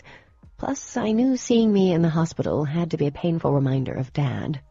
My eyes darted to Daemon, and the bitchiness eased from my shoulders. I gave my mom a weak smile. "It's okay, Mom. I'm feeling a lot better, and I'm sure nothing else is wrong. I don't want to stay here." Mom sighed, wringing her hands. "I can't believe this would happen on tonight of all nights." Her name was called over the loudspeaker once more. She did something very uncharacteristic and cussed. "Damn it!" Dee immediately jumped up. "We can do it, Mrs. Swartz." Mom glanced at me and then the door. "Okay, but if she seems in any way out of character," she turned to me, "or if your head starts hurting more, call me immediately. No, call 911. "I will," I reassured her. She leaned down and kissed me swiftly on the cheek. "Get some rest, honey. I love you." Then she was off, rushing down the hallway. Dee grinned impishly as I looked at her. "Thank you," I said, "but you don't have to stay with me." She frowned. "Yes, I will. No arguments." She dashed from my side. "I'll go see what I can do to spring you from this place." I blinked, and she was gone, but Daemon had inched closer. His expression was stoic as he stood at the foot of my bed. I closed my eyes. "Are you going to insult me again? Because I'm not up to pair for that." "I think you meant par." "Pair, par, whatever." I opened my eyes and found him staring. "Are you really okay?" "I'm great." I yawned loudly. "Your sister acts as if this is her fault." "She doesn't like it when people get hurt," he said softly. "And people tend to get hurt around us." A chill snaked around my insides. Even though his expression was blank, his words were heavy with pain. "What does that mean?" He didn't answer. Dee came back then, a grin on her face. "We're good to go with doctor's orders and all." "Come on, let's get you home." Daemon moved to the side of my bed and, surprisingly, he helped me sit up and then stand. I stumbled a few steps, having to stop. "Whoa, I feel buzzed." Dee's face was sympathetic. "I think the pills are starting to work." "Am I slurring yet?" I asked. "Not at all," Dee laughed. I sighed, exhausted to the point of almost falling over. My body was whisked up into the air and against Daemon's hard chest before being deposited gently into a wheelchair. "Hospital rules," Daemon explained, and wheeled me out, stopping only long enough for me to sign a couple of forms before steering me toward the parking lot. He helped me into Dee's back seat, mindful of the arm brace, by carrying me again and placing me into the rear. "I can walk, you know." "I know." He walked around and slid in next to me. I tried to keep on my side of the car and my head up, because I doubted he'd appreciate me lying on him. But once Daemon settled next to me, my head sort of fell to his chest. He stiffened for a moment and then placed an arm around my shoulder. The warmth of him quickly seeped into my bones. It felt right at that moment to be nestled against him. I felt safe, and it reminded me of the heat that had come off his hand earlier. I snuggled the good side of my face against the soft fabric of his t-shirt and thought his arm tightened around me, but that could have been the pills.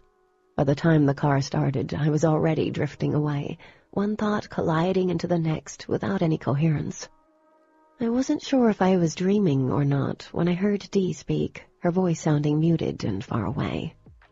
"I told her not to go. I could still see it." "I know." There was a pause. "Don't worry. I'm not going to let anything happen this time. I swear." Silence, followed by more hushed whispers. "You did something, didn't you?" she asked. "It's stronger now." "I didn't mean to." Daemon shifted slightly, smoothing the hair off my face. "It just happened. Shit." Several long moments passed, and I struggled to stay awake. But the events of the night were weighing too heavily on me, and finally I succumbed to the warmth of Daemon and the blissful silence.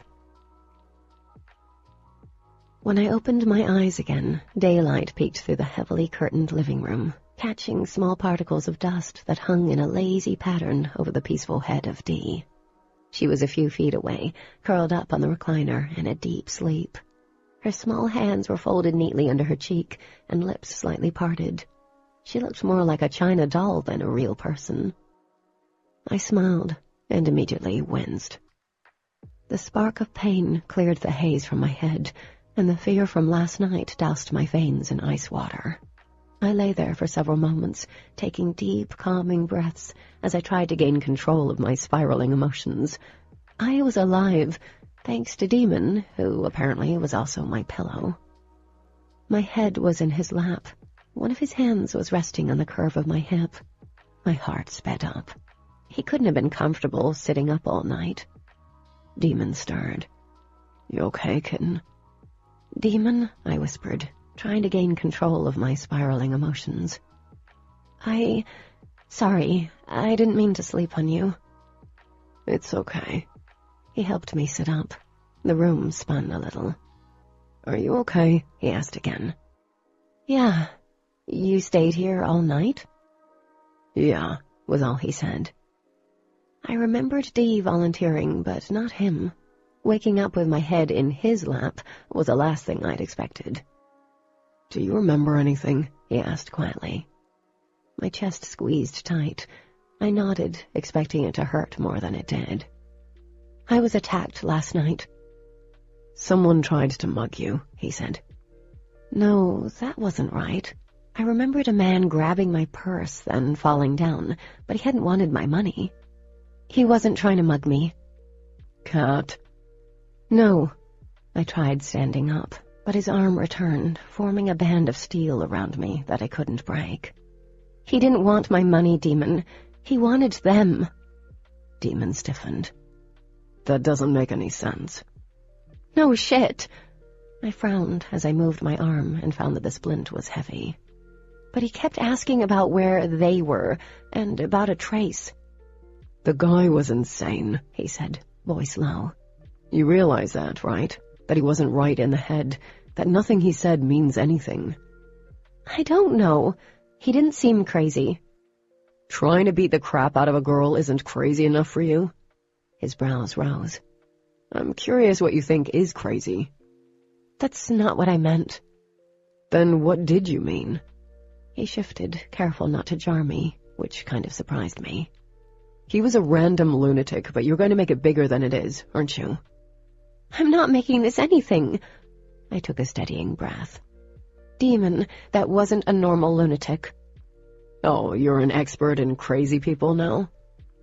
A month with you, and I feel I have a master's degree in the subject, I snapped. Glaring at him, I scooted away. My head swam. You okay? He reached out, placing a hand on my good arm. Cat? I shook his hand off. Yeah, I'm okay. Shoulders stiff, he stared straight ahead. I know you're probably messed up after what happened last night, but don't make this into something it's not. Daemon? I don't want Dee worried that there is an idiot out there attacking girls.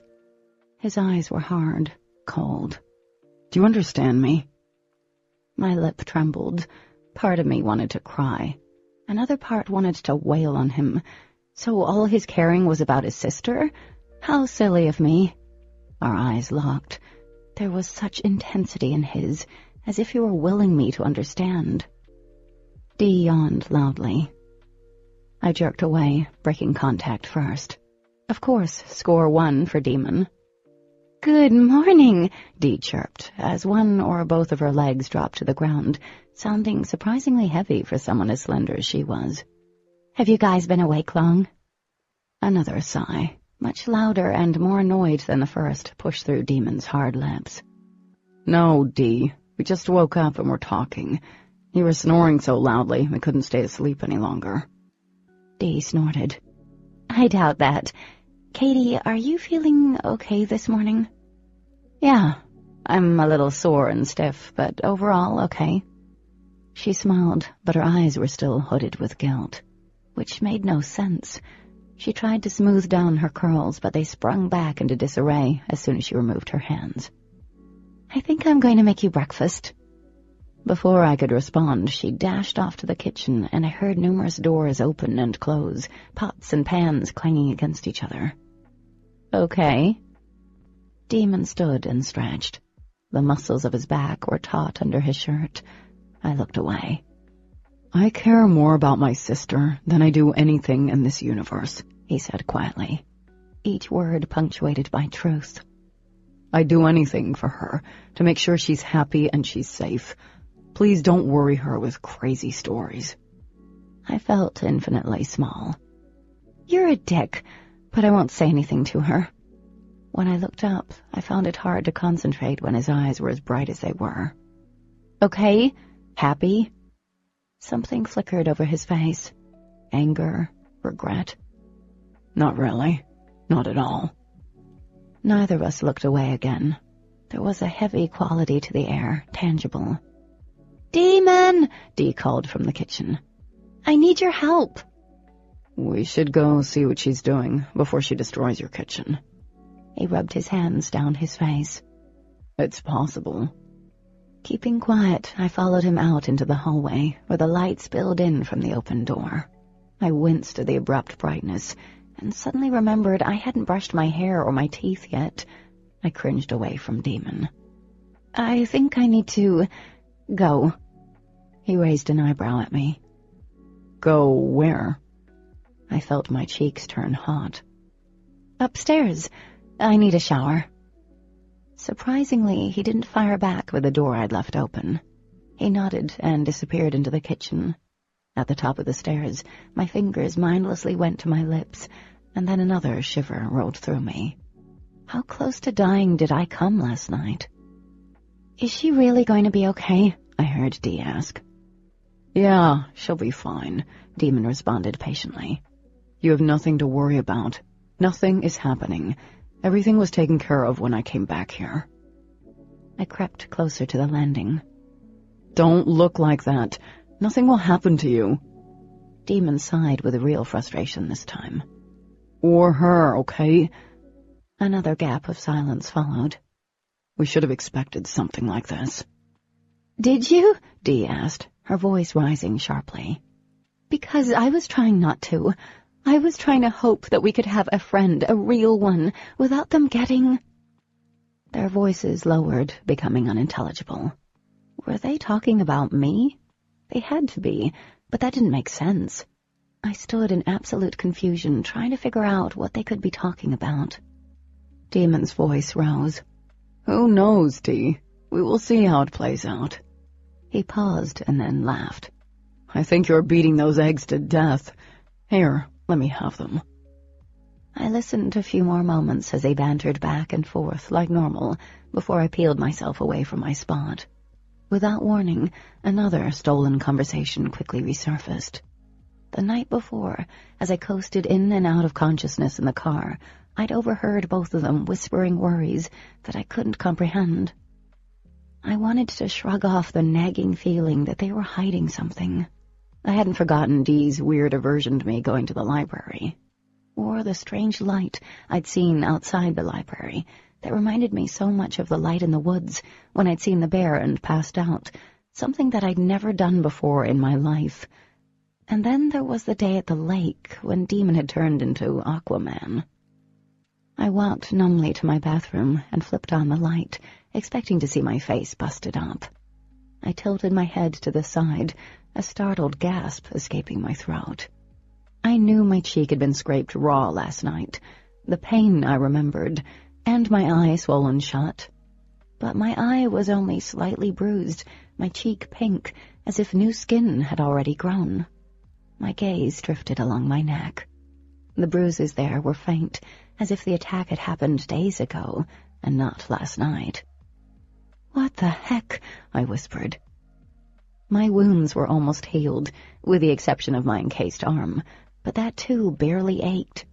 Another loose memory poked through, of Daemon leaning over me in the road, his hands warm. Had his hands... No way. I shook my head. But as I stared at myself, I couldn't shake the nagging feeling that something was going on here. The twins knew it. Things didn't add up. Chapter 11. The Sunday before school was scheduled to start, Dee took me into town to pick up notebooks while she replaced almost everything she used for school with a new item. We only had 3 more days of vacation, and then we had Labor Day. I was already yearning for it. Before we headed home, Dee was hungry as usual, and we stopped at one of her favorite places. "It's quite a quaint restaurant," I said. Dee smirked, her sandaled foot continuously tapping. "Quaint? It would be quaint to a big city gal like you, but it's the place to be here." I stole another quick glance around. The smoke hole diner wasn't bad. It was actually kind of cute in an earthy, down-home way, and I did like the clusters of rocks and stones that jutted out around the table's edge. "It's a lot busier in the evening and after school," she added between sips. "It's hard to get a seat then." "You come here often?" I found it kind of hard to imagine beautiful Dee hanging out here, eating hot turkey sandwiches and drinking milkshakes. But there she was on her 2nd hot turkey sandwich and her 3rd milkshake. Ever since I met Dee, I had been constantly amazed by the amount of food she could consume in one sitting. It was actually a little disturbing. "Daemon and I come here at least once a week for their lasagna. It is to die for." Her eyes lit up with a mixture of excitement and longing. I laughed. "You must love their food, but thanks for inviting me out today. I'm glad to get out of the house since Mom is home. She's been hovering over me every second she's there." "She's worried." I nodded, toying with my straw. "Especially after news broke about the girl who died the same night. Did you know her?" Dee looked down at her plate, shaking her head. "Not very well. She was in a grade lower than us, but a lot of people knew her. Small town and all. I thought I read they weren't sure if she was murdered, that it looked like a heart attack." She paused, her lips pursed as she looked over my shoulder. "Strange." "What?" I asked, turning to see what she was looking at, and turned back around to face her as fast as I could. It was Daemon. Dee's head was cocked to the side, her dark hair falling carelessly around her. "I didn't know he would be here." "Oh, man, it's he who shall not be named." Laughter erupted from Dee, drawing attention from everyone in the diner.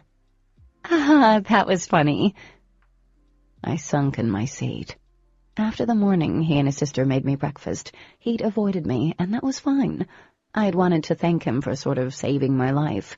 A proper thank you that didn't end in insults, but the few times I'd been able to catch him, he stopped, only long enough to give me a look that warned me not to even think about approaching him. Daemon might be the most physically flawless male I'd ever seen. His face was something that any artist would die to get a chance to sit and sketch. No light reflected badly off him. But he could also be the biggest jerk on the planet. "He's not going to come over here, right?" I whispered to Dee, who suddenly looked very amused. "Hello, sis." I sucked in a deep breath at the sound of his husky voice. I slid my bandaged arm under the table. I was positive if he saw it, it would remind him of how inconveniencing I'd been. "Hey there," Dee said, as she rested her chin on her hand. "What are you doing here today?" "I'm hungry," he responded dryly. "This is where people come to eat, isn't it?" I stared very intently at my half-eaten burger and fries, moving them around on my plate, praying to whoever was listening that I could fade into the rustic-colored booths until he left. I forced myself to think about anything: books, television shows, movies, Daemon, the grass outside. "That is, except you, who must come here to play with her food." Ah, damn it. I plastered the brightest smile I could muster and steeled myself. My smile faltered the instant I met his eyes. He looked at me expectantly, as if he knew what I was really thinking, wanted me to fight back. "Yeah, see, my mom normally takes me out to Chuck E. Cheese's for dinner, so I'm a little out of my element, missing the ball pen and all." Dee snorted and looked up at her brother. "Isn't she great?" "Just lovely." He crossed his arms, his tone as dry as ever. "How's your arm?" His question took me off guard. My arm actually felt fine. I wanted the splint off, but my mom refused to let me even shower without it. "It's better. It's okay. Thank you." "Don't." He cut me off, running a hand through a mess of black waves. "Your face looks a lot better, by the way." I subconsciously placed a hand on my cheek. "Well, thanks, I think." I looked at Dee with disbelief and mouthed the words, "my face," to her. She exchanged an amused look with me before turning back to her brother. "Are you going to join us? We were just about finished." It was Daemon's turn to snort. "No, thank you." I returned to poking my food around on my plate, as if the idea of eating with us was the most absurd thing. "Well, that's too bad." Dee didn't miss a beat. "Daemon, you're here already." I glanced up at the sound of a very excited female. A small, pretty blonde waved from the main entrance. Daemon waved back, not as joyously, and I watched as she practically bounced over to our table. When she reached Daemon, she stretched up and gave him a quick kiss on his cheek before wrapping a possessive arm around his. An ugly, hot feeling unfurled in my belly. He had a girlfriend? I glanced at Dee. His sister didn't look happy. The girl finally looked down at our table. "Hey, Dee, how are you doing?" Dee returned her smile with a very tight one. "Great, Ash. How have you been?" "I've been really good." She nudged Daemon as if that was a private joke between the two of them. I couldn't breathe. "I thought you were leaving again," Dee asked, her usually warm eyes turning sharp. "With your brothers and coming back when school starts?" "Changed my mind." She glanced up at Daemon again, who was beginning to shift uncomfortably. Interesting," Dee responded, her expression taking on a very cat-like quality. "Oh, how rude of me. Ash, this is Katie." She gestured over at me. "She's new to our exciting little town." I forced myself to smile at the girl. I had no reason to be jealous or to care, but damn, this girl was pretty. Ash's smile faded.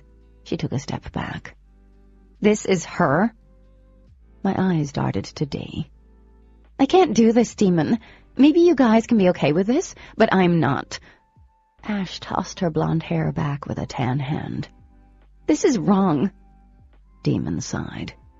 Ash. Her full lips thinned. No. Ash, you don't even know her. Dee came to her feet. You're being ridiculous. The traffic in the diner literally stopped. Everyone stared. I felt heat, a mixture of embarrassment and anger, creep across my face as I stared at Ash. I'm sorry, but did I do something? Ash's extraordinarily bright blue eyes fixed on me. Yeah, how about breathing, for starters? Excuse me? I said. You heard me, Ash snapped. Then she turned to Daemon. Is this why everything is going to shit in a handbasket? Why my brothers are running around the country? That's enough. Daemon grabbed Ash's arm. There's a McDonald's down the street. We'll get you a Happy Meal. Maybe that'll make you happier. What's going to shit? I demanded. The urge to get up and rip out her hair was hard to ignore. Ash's glare burned into me like twin lasers. Everything is going to shit. Well, this was fun. Daemon cocked a brow at his sister. I'll see you at home. I watched them leave, boiling with anger. But under that anger was also hurt. Dee plopped back in the seat. Oh my God, I'm sorry. She's a complete bitch. I looked at her as my hands shook. Why did she say those things to me? I don't know. She might be jealous. Dee toyed with her straw, not meeting my eyes. Ash has a thing for Daemon, always had. They used to date. My brain got hung up on the words used to for a second. Anyway, she heard about him coming to your rescue that night. Of course she's going to hate you. Are you serious? I didn't believe her. All of that because Daemon saved me from being killed? Frustrated, I slammed my splint down on the table and winced. And Daemon treats me like I'm a total terrorist. Ridiculous. He doesn't hate you, she replied quietly. I think he wants to be honest. But he doesn't. That's why he acts like that. That made no sense to me. Why would he want to hate me? I don't want to hate him, but he makes it hard not to.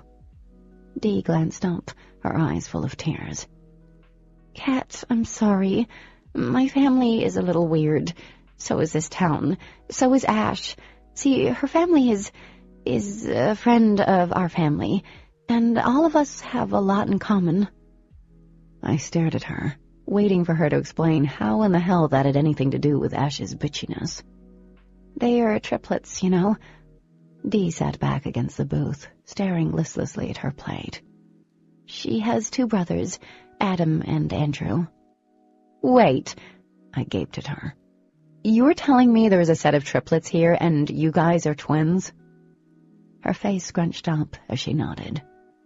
In a town with a population of, like, 500? I know, it's weird, she said, glancing up. But we do have it in common, and all of us are kind of tight-knit. Small towns don't do well with weird, and I'm sort of dating her brother, Adam. I gaped. You have a boyfriend? When she nodded, I shook my head. You've never mentioned him before. She shrugged, looking away. It's not something I thought about bringing up. We don't see each other a lot. I clamped my mouth shut. What girl doesn't talk about her boyfriend? If I had one, I'd talk about him, at least mention him once, maybe twice. I stared at Dee with new eyes, wondering how much more she wasn't telling me. Sitting back, my gaze drifted beyond Dee, and it was like a switch being thrown. I started noticing things, little things. Like how the red-headed waitress with a pencil stuck in her bun kept glancing over at me and touching the shiny black gemstone on her necklace. Then there was the old man sitting at the bar, food untouched, staring at us while muttering under his breath. He looked a bit crazy. My eyes flitted around the diner. A lady in a business suit caught my eye. She sneered and turned back to her companion. He glanced over his shoulder, and his face paled. Quickly, I turned back to Dee. She looked oblivious to it all, or maybe she was trying real hard to ignore it. Tension clouded the air. It was like an invisible line had been drawn somewhere, and I'd skipped right over it. I could feel all of them, dozens of eyes settling on me, all of their gazes filled with distrust and an emotion far, far worse. Fear. The last thing I wanted to be wearing was a splint on my first day at a new school, but since my mom was insistent that I'd wait until my checkup tomorrow after school, I was struck with more than the "look, a new girl" reactions I got the moment I stepped into the halls of PHS. I had those looks plus, "Look, a new girl who's been beaten up," too. Everyone stared as if I were a two-headed alien rolling up into school. I wasn't sure if I should feel like a celebrity or an escaped mental patient. No one spoke to me. Luckily, PHS was easy to navigate and find classes. I was used to high schools that were at least 4 stories tall, had multiple wings and open campuses. PHS had a couple of floors, but that was it. I found my homeroom class easily and sat through curious stares and a few tentative smiles. I didn't see my neighbors until second period, and it was Daemon who strolled in, seconds before the bell rang, with an easy smile on his full lips. Conversations practically ceased. Several of the girls around me even stopped scribbling in or on their notebooks. Daemon had a sort of rock star entrance with that deadly swagger. He had everyone's attention, especially when he shifted his trig textbook from one hand to the other, and then ran his fingers through the tousled waves of his thick hair, letting it fall back over his forehead. His jeans hung low on his hips, so when he lifted his arm, he flashed a row of golden skin that somehow made math all the more interesting. A girl with reddish hair sighed next to me and said under her breath, "God, what I wouldn't do for a piece of that. A demon sandwich should be on the menu." Another girl giggled. "That is terrible." "Along with the Thompson twins as a side dish," the redhead replied, flushing as he drew close. "Lessa, you're such a hoe bag," laughed the brunette. I hastily averted my eyes to my notebook, but I still knew he'd taken the seat directly behind me. The entire length of my back tingled. A second later, I felt something poke me in my back. Biting down on my lip, I glanced over my shoulder. His smile was lopsided. "How's the arm, kitty cat?" Excitement and dread warred inside me. Did he write on my back? I wouldn't be surprised if he had. I felt my cheeks redden at the sparkle in his green eyes. "Good," I said, tucking my hair back. "I get the splint off tomorrow, I think." Daemon tapped his pen off the edge of the desk. "That should help." "Help with what?" He circled the pen in the air, apparently encompassing my fashion sense. "With what you've got going on there." My eyes narrowed. I didn't even want to know what he was referencing. There was nothing wrong with my jeans or my shirt. I looked like everyone else in the classroom, with the exception of kids who had their shirts tucked into their pants. I hadn't seen a cowboy hat or teased bangs yet. These kids looked like the kids in Florida, just with less potential for skin cancer. Lessa and her friend had stopped talking, watching Daemon and me with open-mouthed stares. I swore to God, if Daemon said anything ignorant, I was going to lay him out in class.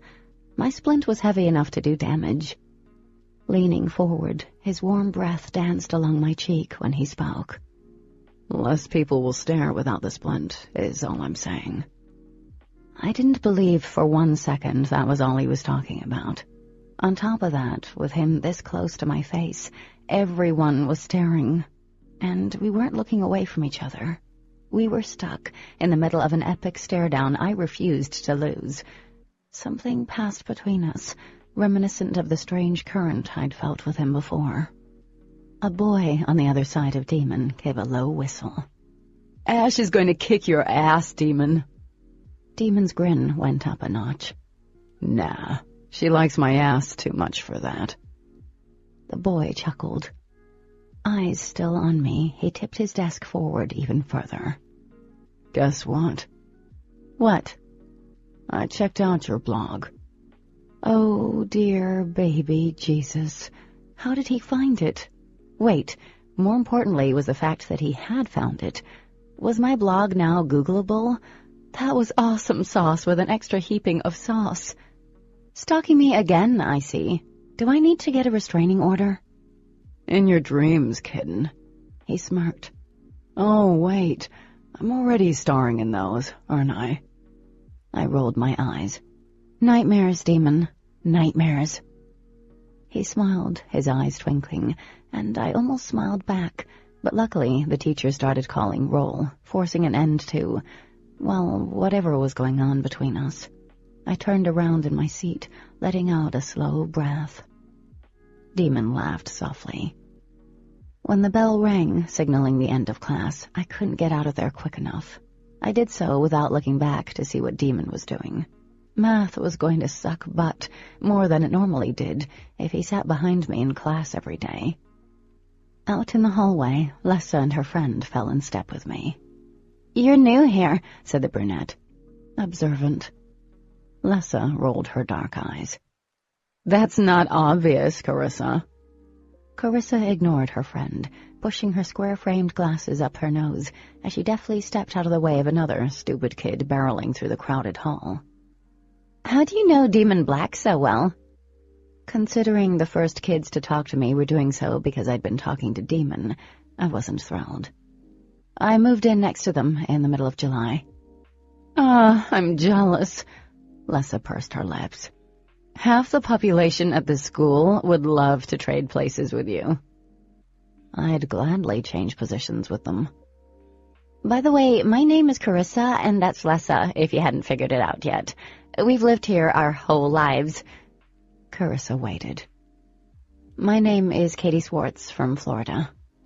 Oddly, they didn't have thick accents like I'd been expecting. "You came here to West Virginia from Florida?" Lessa's eyes went wide. "Are you insane?" I smiled. "My mom is." "What happened to your arm?" Carissa asked, as they followed me up the crowded stairs. There were so many people in the stairwell, I didn't want to announce what happened, but Lessa apparently knew. "She was mugged in town, remember?" She nudged Carissa with a curvy hip. "The same night Sarah Butler died." "Oh, yeah," Carissa said, frowning. "They're holding a memorial for her tomorrow during the prep rally. So sad." Unsure of how to respond, I nodded. Lessa smiled as we reached the second floor. I had English at the end of the hall that I was pretty sure I shared with Dee. "Well, it's nice meeting you. We don't get a lot of new people here." "Nope," Carissa agreed. "No new kids since the triplets arrived here when we were freshmen." "You mean Ash and her brothers?" I asked, confused. "And the Blacks," Lessa answered. "All 6 of them showed up within days of each other, had the entire school going crazy." "Wait." I stopped in the middle of the hall, earning a few nasty looks from people I knocked off course. "What do you mean, all 6 of them? And all of them came here at the same time?" "Pretty much," Carissa said, fixing her glasses. "And Lessa isn't kidding. It was crazy for months afterward. Can you blame us, though?" Lessa stopped by a classroom door, brow wrinkling. "Oh, you didn't know there'd been 3 of the Blacks?" Feeling even more confused, I shook my head. "No, there's Daemon and Dee, right?" The warning bell rang, and both Lessa and Carissa glanced into the classroom filling up. It was Lessa who explained. "They were triplets, too. Dee and there were 2 brothers, Daemon and Dawson. They were completely identical, like the 2 Thompson boys. Couldn't tell them apart if your life depended on it." I stared at them, rooted to the floor. Carissa smiled sadly. "It's really sad. The one brother, Dawson, he disappeared a year ago. Everyone pretty much believes he's dead." Chapter 12. I didn't have much time to ask Dee about this other brother in English AP because I was late getting to class, and I was still too hurt to broach the topic with her. I couldn't believe they had another brother and never once mentioned him, or mentioned their parents, their significant others, or what they do when they take off for a day or 2. And he'd disappeared, died? My heart ached for them, even though they obviously hadn't told me everything. I knew what it was like to lose someone. On top of all that, There was something just flat-out odd about the fact that 2 different families with triplets moved to the same small town in a matter of days. But Dee had said the Thompsons were friends of the family. Maybe it was planned. After class, Dee was waylaid by Ash and a golden-haired boy who looked as though he could be a model. It took no stretch of the imagination to figure out that was one of her brothers. And when they'd left her, all Dee said was to meet together at lunch before we had to rush off to our next classes. Bio was my next class, and Lessa was in that one. She sat at the table in front of me, smiling. "How's your first day going?" "Good. Normal. Normal, with the exception of everything I'd learned. Yours?" "Boring and long already," she replied. "I can't wait for the school year to be over. I'm ready to get the hell out of Dodge, move to a normal town." "A normal town?" I laughed. Lessa leaned back, placing her arms on my table. "This town is the epicenter of weirdness. Some of the people here, well, they don't act right." A 3-fingered hillbilly danced in my head, but somehow I doubted that was what she meant. Dee said some of the people around here weren't friendly. She snickered. "She'd say that." I frowned. "What's that supposed to mean?" Her eyes widened, and she shook her head. "I don't mean that as a bad thing, but some of the kids here and the folks in town aren't friendly toward her and the others like her." "Others like her," I said slowly. "I'm not sure what that means." "Me either," Lessa shrugged. "Like I said, people are weird around here. The town is weird. People are always claiming to see men in black running around, like black suits, not the actors. I think they're government. I've actually seen them myself. Then there's the other things people claim to see." I remembered the guy at the grocery store. "Like what?" Grinning, Lessa glanced toward the front of the room. The teacher hadn't arrived yet. She scooted even closer and lowered her voice to a whisper. "Okay, this is going to sound insane, and let's get one thing straight. I don't believe any of this crap, okay?" This sounded juicy. "Okay." Her dark eyes twinkled. "People around here have claimed that they've seen these forms of light up near Seneca Rocks, like these people-shaped things of light. Some believe they're ghosts or aliens." "Aliens?" I busted out laughing, drawing a few stares. "I'm sorry, but seriously?" "Seriously," she repeated, grinning. "I don't believe it, but we actually get traffic around here from people looking for evidence. I kid you not. We're like Point Pleasant around here." You're going to have to fill me in on that." "You ever heard of the Mothman?" When she saw my look, she laughed. "It's another crazy thing about this flying giant dragonfly that warns people before something bad happens. Up in Point Pleasant, some have reported seeing it before the bridge collapsed and killed a bunch of people. And days before that, they said they saw men in suits hanging around." I opened my mouth to respond, but our teacher walked in. At first, I didn't recognize him. His light brown hair was styled back from his forehead.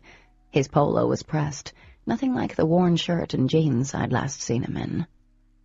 Matthew was Mr. Garrison, my bio teacher, the same guy who'd been at Daemon's house when we returned from the lake. He picked papers off his desk and looked up, his gaze scanning the class. His eyes landed on me, and I felt the blood drain from my face. "Are you okay?" whispered Lessa. Mr. Garrison held my gaze a second longer, and then looked away. I let out the breath I was holding. "Yeah," I whispered, swallowing thickly. "I'm okay." I sat back in my chair, staring ahead blankly, while Mr. Garrison launched right into class, going over our course material and labs we'd be participating in. The obligatory animal autopsy was scheduled, much to my dismay. The idea of cutting into animals, dead or not, gave me the creeps.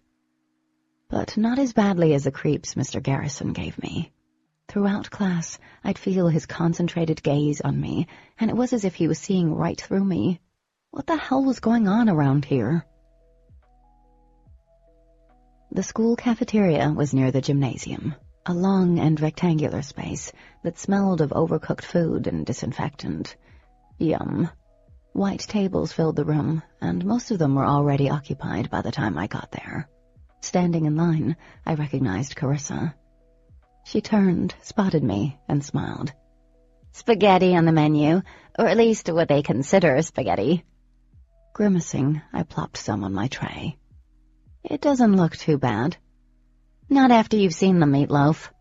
She added noodles to her plate, along with a side of salad. Then she picked up her drink. I know. Chocolate milk and spaghetti do not go together. No, they don't, I giggled, grabbing a bottle of water. Do they allow anyone off campus to eat? No, but they don't stop us when we do. Carissa handed a few dollars to the lunch lady, then turned to me. You have anyone to sit with? Forking over cash, I nodded. Yeah, I'm sitting with Dee. You? What? She said. I looked up. Carissa stared at me, open-mouthed.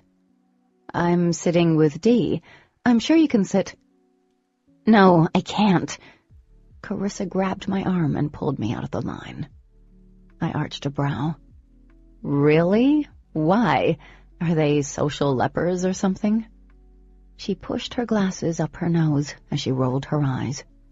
No, they're pretty cool and all, but the last girl to do so, disappeared. Knots formed in my stomach as I let out a nervous laugh. You're kidding, right? No, she said solemnly. She disappeared around the same time their brother did. I couldn't believe it.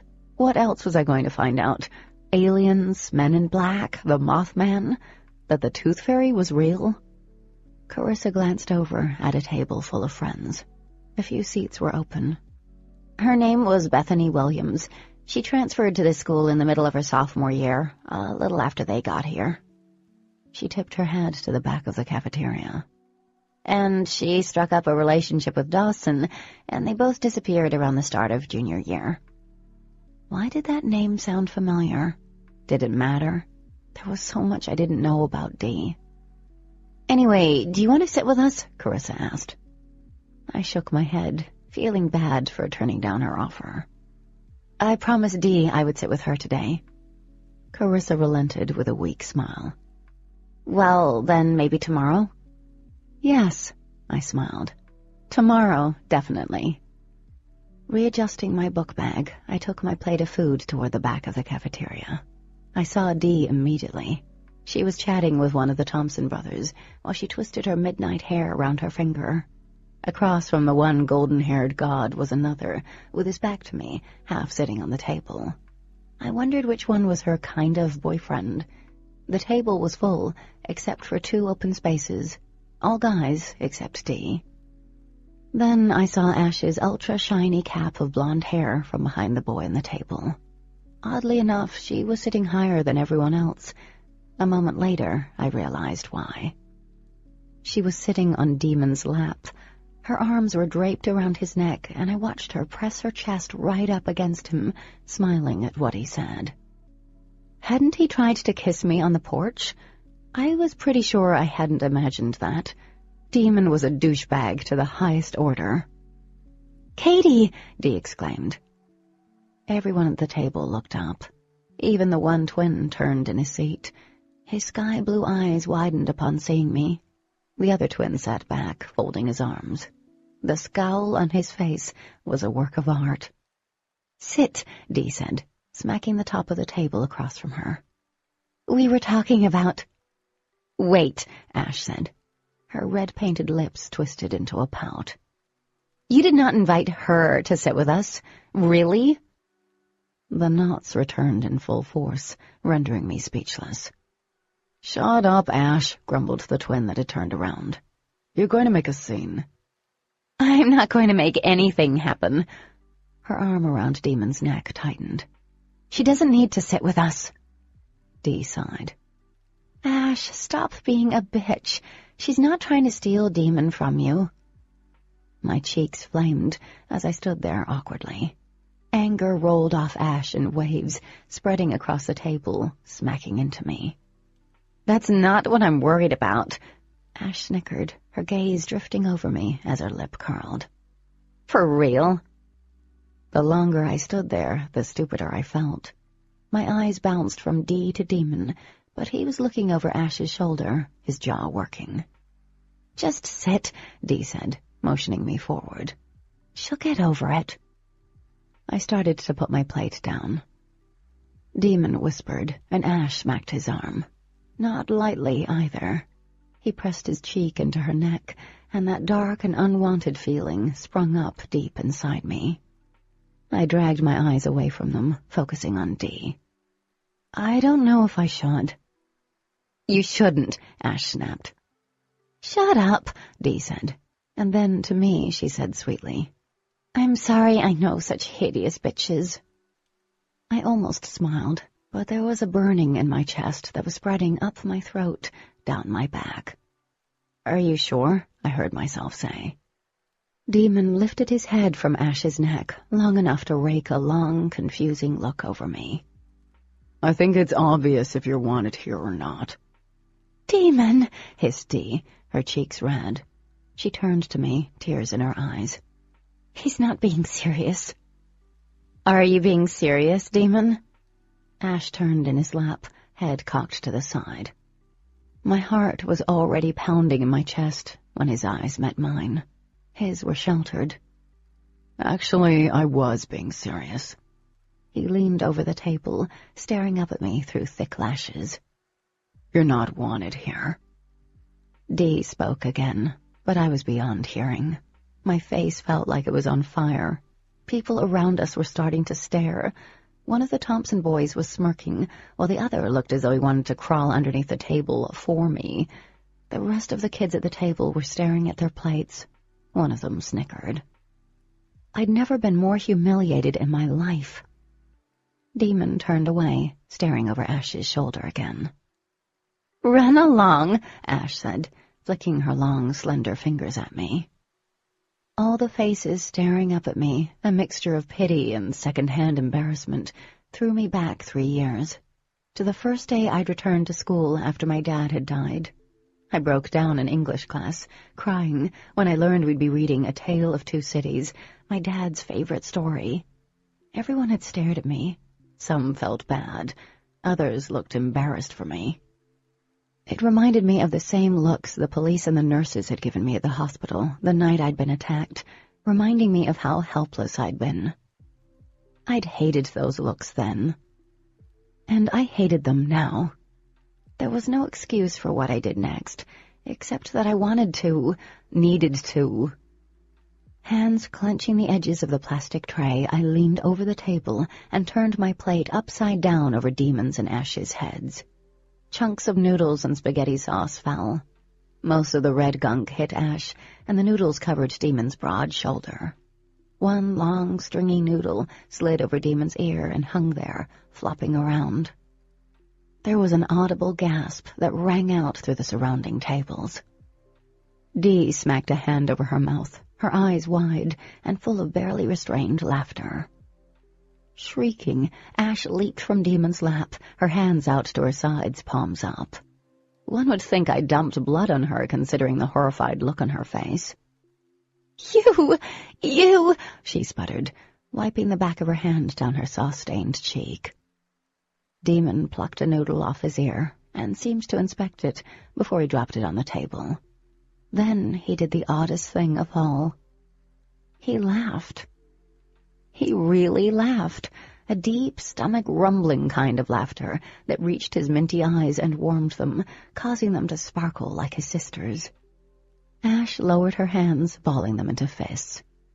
"I will end you!" Daemon jumped up, throwing his arm around the girl's tiny waist. Whatever amusement he felt was long gone. "Calm down," he ordered softly. "I mean it. Calm down." She pulled against Daemon, but didn't make it far. "I swear to all the stars and suns, I will destroy you." "What does that mean? Are you watching too many cartoons again?" I was so over this bitch. I tested the weight of my arm and the splint, and seriously thought about hitting someone for the first time in my life. For a second, I swore her eyes started to glow a bright amber from behind her irises. And then Mr. Garrison was suddenly there, standing at the edge of our table. "I believe that's enough." Like a switch being thrown, Ash sat down in her own seat. The edge on her rage dissipated as she eyed me and grabbed a fistful of napkins off the table. Daemon slowly picked a clump of long noodles off his shoulder and dropped it on the plate without speaking. I kept expecting him to explode on me, but like his sister, it looked as if he were trying not to laugh again. "I think you should find another place to eat," Mr. Garrison said, voice low enough that only the people at our table could hear. "Do so now." Stunned, I grabbed my book bag and waited for him to tell me to see the principal, or for other teachers in the room to intervene, but that never came. Mr. Garrison stared at me. He waited. Then it struck me. He was waiting for me to leave, like the rest of them were. Nodding numbly, I turned around and walked out of the cafeteria. Eyes followed me, but I kept it together. I didn't break when I heard Dee call out my name, and I didn't break when I passed a dumbfounded-looking Lessa and Carissa. I wasn't going to break. Not anymore. I was tired of this shit with demons. Well, whatever she was, I hadn't done a single thing for her to treat me this way. I was done with being pushover Katie. Chapter 13. I'd made a name for myself by the end of the day. I became the girl who dumped her food on them. I expected backlash in every hallway and class, especially when I spotted one of the Thompson boys in my history class, or a freshly clothed Ash sulking by her locker. It never came. Dee apologized profusely before gym class started, and then hugged me for what I did. She tried to talk to me while we lined up for volleyball, but I was numb. There was no mistaking the fact that Ash hated me. Why? It couldn't be because of Daemon. It was more than that. I didn't know what. After school, I drove home, trying to figure out everything that had happened since I moved here.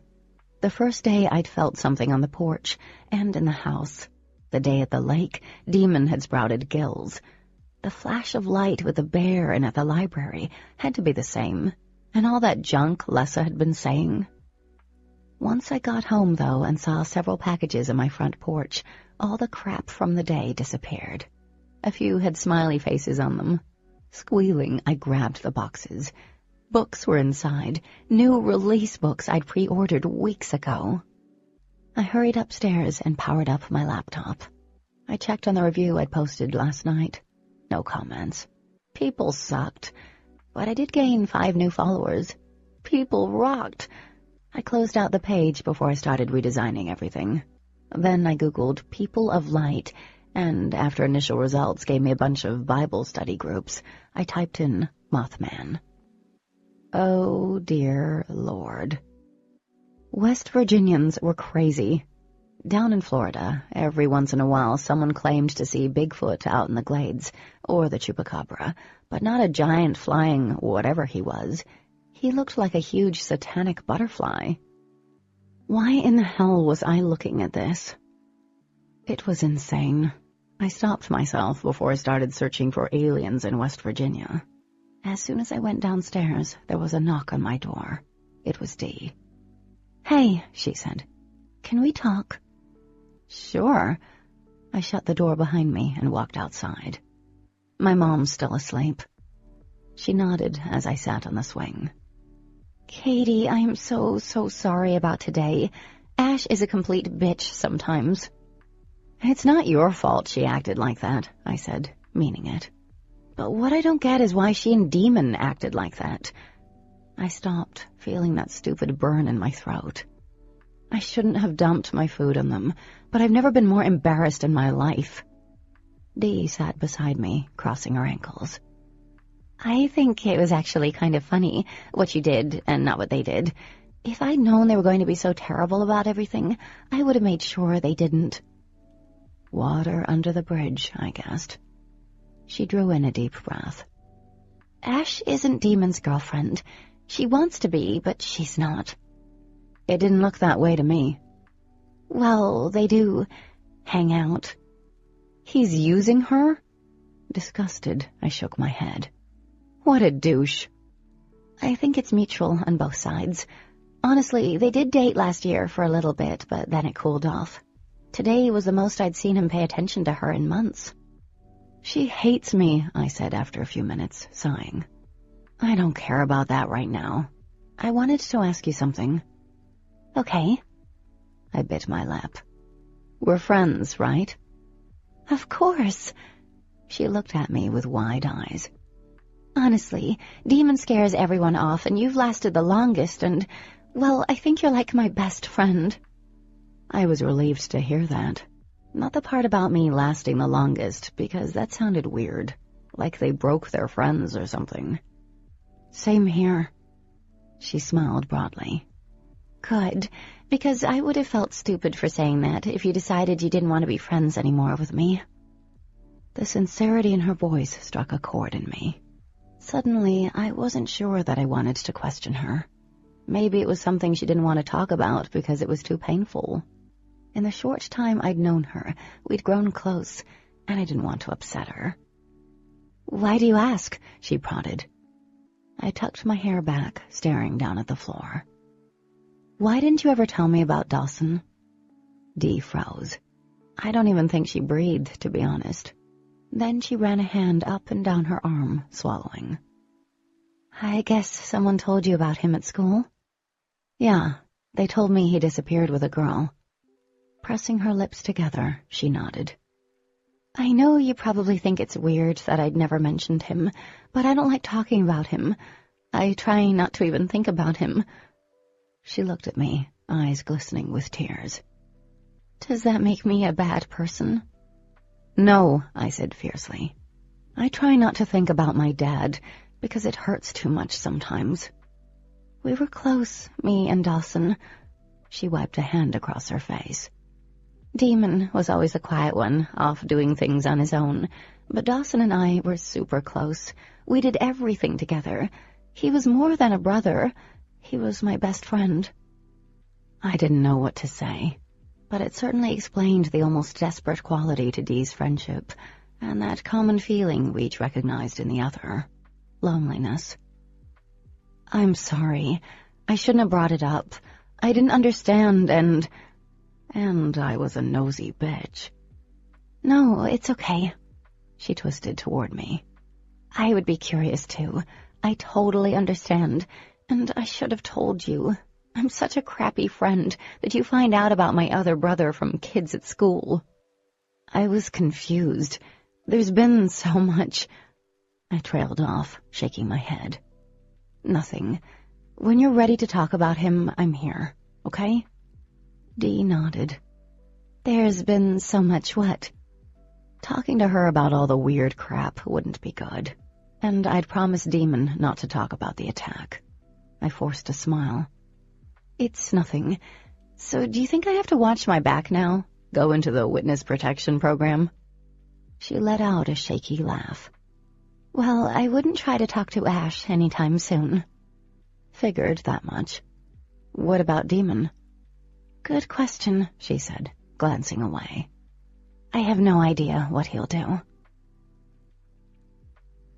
The next day, I was dreading second period.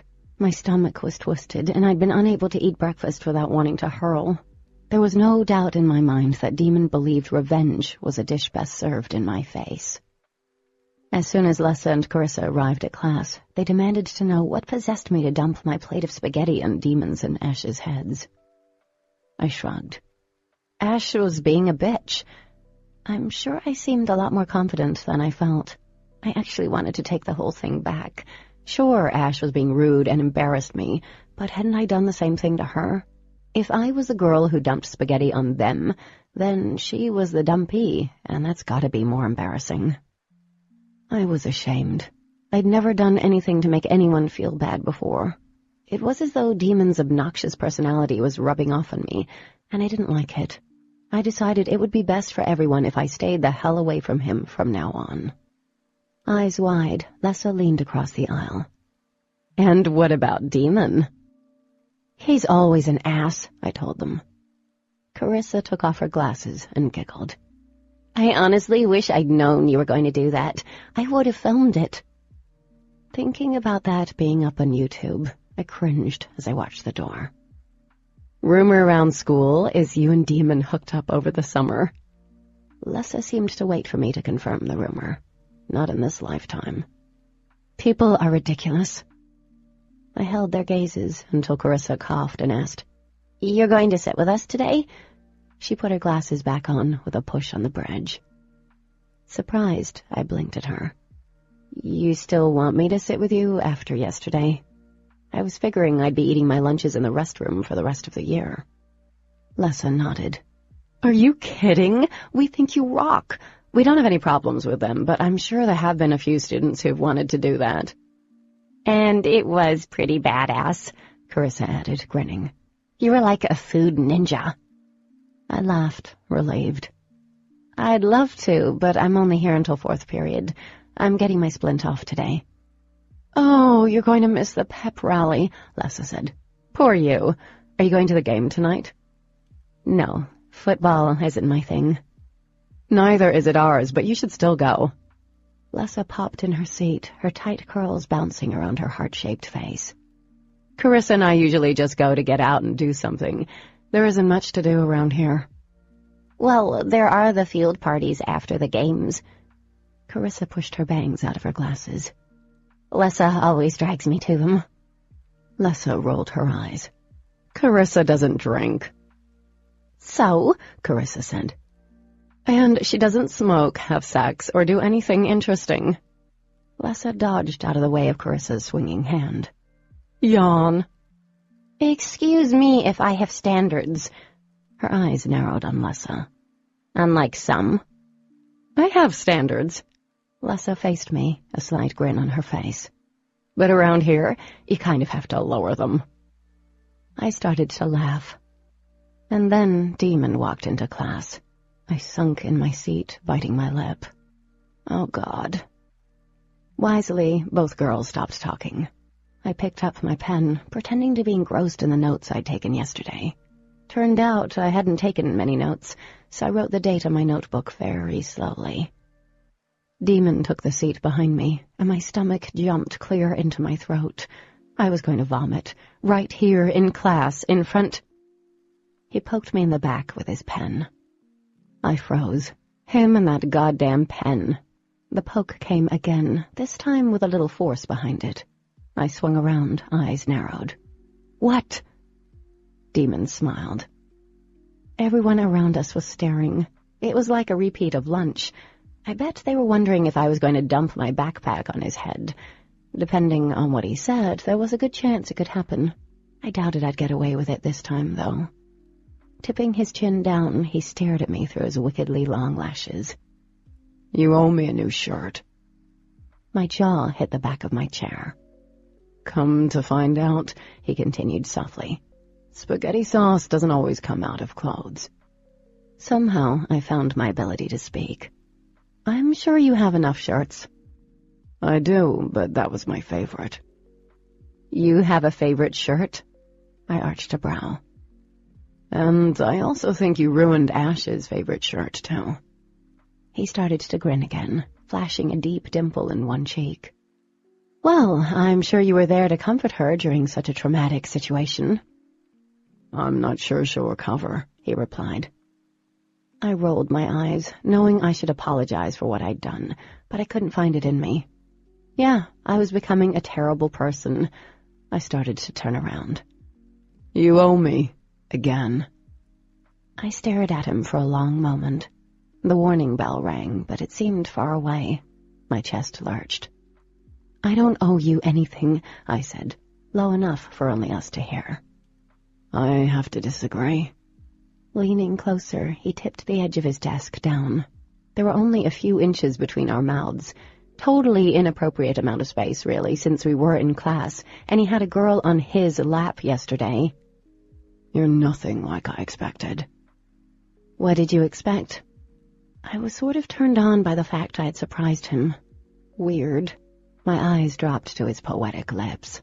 Such a waste of a mouth. "You and I have to talk." "We have nothing to talk about." His gaze dropped, and the air suddenly felt steamy, unbearable. "Yes," he said, voice low. "We do, tonight." Part of me wanted to tell him to forget the whole talking thing, but I gritted my teeth and nodded. We did need to talk, if at least for me to tell him we shouldn't ever talk again. I wanted to find the nice Katie he'd had gagged and put in the corner. The teacher cleared his throat. Blinking tightly, I saw that we had the entire class transfixed. Flushing to the roots of my hair, I turned around and gripped the edges of my desk. Class began, but the heat in the air was still there, coating my skin in anticipation. I could feel Daemon behind me, his eyes on me. I didn't dare move. Not until Alessa stretched beside me and dropped a folded note on my desk. Before the teacher could catch on, I opened the note and slid it under my book. When he turned back to the chalkboard, I lifted the edge of my textbook. "Holy hot chemistry, Batman!" I looked over at her, shaking my head. But there was a fluttering deep in my chest, a breathlessness that shouldn't be there. I didn't like him. He was a jerk, moody. But there had been brief moments that I'd spent with him, like a nanosecond, when I thought I might have seen the real Daemon, at least a better Daemon. And that part made me curious. And the other side, the jerky one, yeah, that part didn't make me curious. It sort of excited me. Chapter 14. I tried paying attention in my classes, but my mind was on Daemon and what he wanted to talk to me about tonight. Thankfully, I only had to muscle through half a day before it was time to go get my splint removed. As expected, my arm was completely fine. On the way home, I stopped at the post office. There was a ton of junk mail in our box, but also a few yellow envelopes, which brought a big old smile to my face. Media mail was stamped across them. Gathering my goodies, I headed home and piddled around the house. Anxious energy jolted through my system, like I'd chugged one of those cheap energy drinks. I changed several times, settling on a little sundress after going through my closet and finding nothing I wanted to wear. Changing didn't get rid of the anxious feeling. What did Daemon want to talk about? I ended up rearranging my entire blog design, trying to pass time. And that only made me more anxious about everything, because I was sure I'd screwed up my header and the banner at the bottom. Only when a book release countdown widget had completely disappeared, lost to the realm of the internet, did I force myself away from the computer. Turned out I had a while to wait and see. It was after 8 when Daemon showed up at my door, a few minutes after my mom left for Winchester. He was leaning against the railing, staring up at the sky like usual. With the moonlight slicing over half of his face and the rest cast deep in shadows, he didn't seem real. Then Daemon zeroed in on me, his gaze sliding over my dress and then back up. He looked as if he were about to speak, but thought twice. Gathering up my courage, I walked over and stopped beside him. "Is Dee home?" "No." He returned to staring at the night sky. There were 1,000 twinkling stars. "She went to the game with Ash, but I doubt she will stay long." Daemon paused, glancing down at me. "I told her I was going to hang out with you tonight. I think she'll come home soon to make sure we haven't killed each other." Looking away, I hid my grin.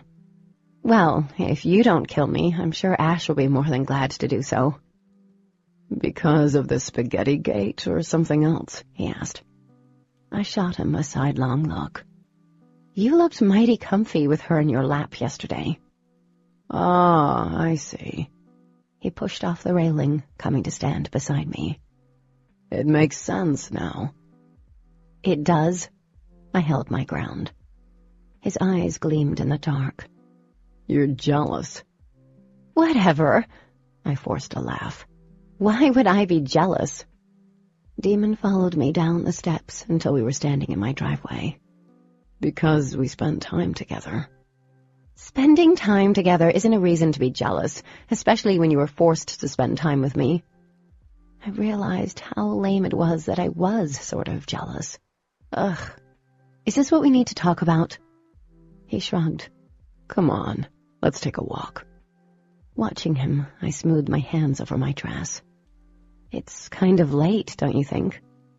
"I think and talk better when I walk." He held out a hand to me. "If not, I turn into the dickhead Daemon you're not very fond of." Ha ha. I stared at his hand. There was a fluttering in my stomach.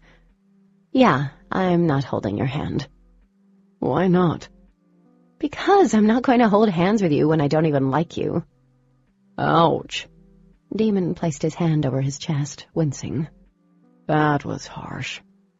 Yeah, he needed better acting classes. You're not going to take me out in the woods and leave me there, are you?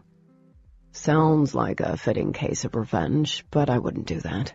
I doubt you'd last very long without someone to rescue you. Thanks for the vote of confidence. He tossed me a brief grin, and we walked in silence for a few minutes, crossing the main access road. The night air was definitely chilly compared to when I'd first put the dress on, and I was beginning to wish I put tights on, too. Fall was well on its way.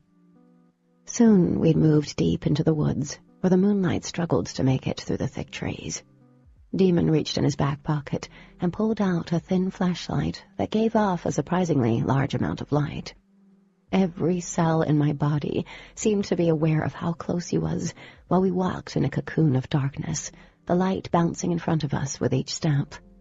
And I hated each of my traitorous cells with a vengeance. Ash isn't my girlfriend, he said finally. We used to date, but we're friends now. And before you ask, we're not that kind of friend, even though she was sitting on my lap. I can't explain why she was doing that. Why did you let her? I asked, wanting to smack myself afterward. It wasn't my business, and I didn't care. I don't know, honestly. Is being a guy a good enough reason? Not really, I said, staring at the ground. I could barely see my feet. Didn't think so, he replied. I couldn't see his expression, and I needed to, because I could never tell what he was thinking, and sometimes, well, his eyes were at war with his words. Anyway, I am sorry about the whole lunch thing. Surprised he apologized, I stumbled over a rock. He caught me easily, his breath warm on my cheek, before he backed off. My skin tingled, but I pulled back. Daemon apologizing for the lunch debacle was like being doused with cold water. I wasn't sure what was worse, him not knowing he'd been a jerk, or fully aware of what he'd been doing to me. Cat, he said softly. I glanced at him. You embarrassed me. I know. No, I don't think you do know. I started walking, hugging my elbows. And you pissed me off. I can't figure you out. 1 minute you aren't bad, and then you are the biggest ass on the planet. But I have bonus points. He caught up with me, always shining the light far enough ahead of me so I could easily make out exposed roots and rocks. I do, right? Bonus points from the lake and our walk. Did I get any from saving you that night? You got a lot of bonus points for your sister. I shook my head. Not for me. And if they were my bonus points, you've lost most of them by now. He was quiet for a few moments. That blows. It really does. I stopped. Why are we talking? Look, I am sorry about that. I am. He let out a long breath. You didn't deserve the way we acted. I didn't know what to say to that. He sounded genuine and almost sad, but it wasn't as if he didn't have a choice in how he acted. Searching for something to say, I settled on what probably wasn't going to take well. I'm sorry about your brother, Daemon. He came to a complete stop, nearly hidden in the shadows. There was such a long gap in silence, I wasn't sure he'd ever respond. You don't have any idea what happened to my brother. My insides were tight. All I know is that he disappeared. Daemon's hand opened and closed at his side, the other dangling the flashlight straight down. That was a while ago. It was last year, I pointed out gently. Right? Oh, yeah, you're right. Just seems longer than that. He looked away, half of his face coming out of the shadows. So how did you hear about him? I shivered in the chilled air. Kids were talking about it at school. I was curious why no one ever mentioned him, or that girl. Should we have? He asked. Glancing at him, I tried to gauge his expression, but it was too dark. I don't know. Seems like a pretty big deal that people would talk about. Daemon started walking again. It's not something we like to talk about, Cat. That was understandable, I supposed. I struggled to keep up with him. I don't mean to pry. You don't? His voice was tight, movement stiff. My brother is gone. Some poor girl's family will probably never see their daughter again, and you want to know why no one told you? I bit my lip, feeling like a jerk. I'm sorry. It's just that everyone is so secretive. Like, I don't know anything about your family. I've never seen your parents, Daemon. And Ash hates my guts for no reason. It's weird that there are 2 sets of triplets that moved here at the same time. I dumped food on your head yesterday, and I didn't get in trouble. That's plain weird. Dee has a boyfriend she's never mentioned. The town, it's odd. People stare at Dee like she's either a princess or they're afraid of her. People stare at me. And... You sound like those things have something in common. I could barely keep up with him. We were moving deeper into the woods, almost near the lake by now. Do they? Why would they? His voice was low and taut with frustration. Maybe you're feeling a little paranoid. I would be if I'd been attacked after moving to a new town. See, you are doing it now, I pointed out. Getting all uptight because I'm asking a question, and Dee does the same thing. Do you think maybe it's because we know you've been through a lot and we don't want to add to it? But how can you add to it? He slowed in his pace. I don't know. We can't. I shook my head as he stopped near the edge of the lake and flipped off the flashlight. In the night, the water gleamed like a shined onyx. 100 stars reflected off the still surface like the night sky, but less infinite. It seemed as if I could reach out and touch them. The day at the lake, Daemon said after a few moments. There were a few minutes when I was having a good time. My breath caught hearing that. There were a few minutes that I'd enjoyed it too. I tucked my hair back. Before you turned into Aquaman? Daemon was quiet, his shoulders unnaturally tense. Stress will do that, make you think things are happening that aren't. Looking at him, his striking features lit by the pale moonlight, he didn't seem real. The exotic eyes, the curve of his jaw, all of it seemed more defined out here. Daemon stared at the dark sky, a brooding and pensive look to his face. No, it doesn't, I said finally. There is something odd here. Other than you, he said. Several responses lined up, but I pushed them away. Arguing with him in the middle of the woods at night wasn't on the top of my list of things to do. Why did you want to talk, Daemon? He clasped a hand on the back of his neck. What happened yesterday at lunch is only going to get worse. You can't be friends with Dee, not like the kind of friend you want to be. A hot flush crawled down my cheeks, spreading over my neck. Are you serious? Daemon lowered his hand. I'm not saying you have to stop talking to her, but pull it back. You can still be nice to her, talk to her at school, but don't go out of your way. You're only going to make it harder on her and yourself. Every hair on my body rose all at once. Are you threatening me, Daemon? Our eyes locked. His were full of... what? Regret? No. I'm telling you how it's going to be. We should head back. No. I dug in, staring at him. Why? Why is it wrong if I'm friends with your sister? A second passed, and his jaw tensed. You shouldn't be out here with me. He drew in a harsh breath, his eyes wide. He took a step forward. A warm breeze kicked up, scattering fallen leaves and tossing my hair back. The gust seemed to come from behind Daemon, almost as if it were fueled by his mounting anger. You aren't like us. You are nothing like us. Dee deserves better than you, people that are like her. So leave me alone. Leave my family alone. It was a smack in the face, only worse. Out of everything I was expecting him to say, he went for a doozy. I drew in a deep breath, but it hitched in my throat. I took a step back, blinking away the rush of angry tears. Daemon didn't take his eyes off me. You wanted to know why. That's why. I swallowed thickly. Why Why do you hate me so much?" For a brief second, the mask cracked and pain contorted his features. It was so quick, I couldn't be sure I'd actually seen it. He didn't answer. The tears building in my eyes were about to spill down my cheeks. I refused to cry in front of him, to give him that kind of power. "You know what? Screw you, Daemon." He looked away. "Cat, you can't—" "Shut up," I hissed. "Just shut up." I headed around Daemon and started walking.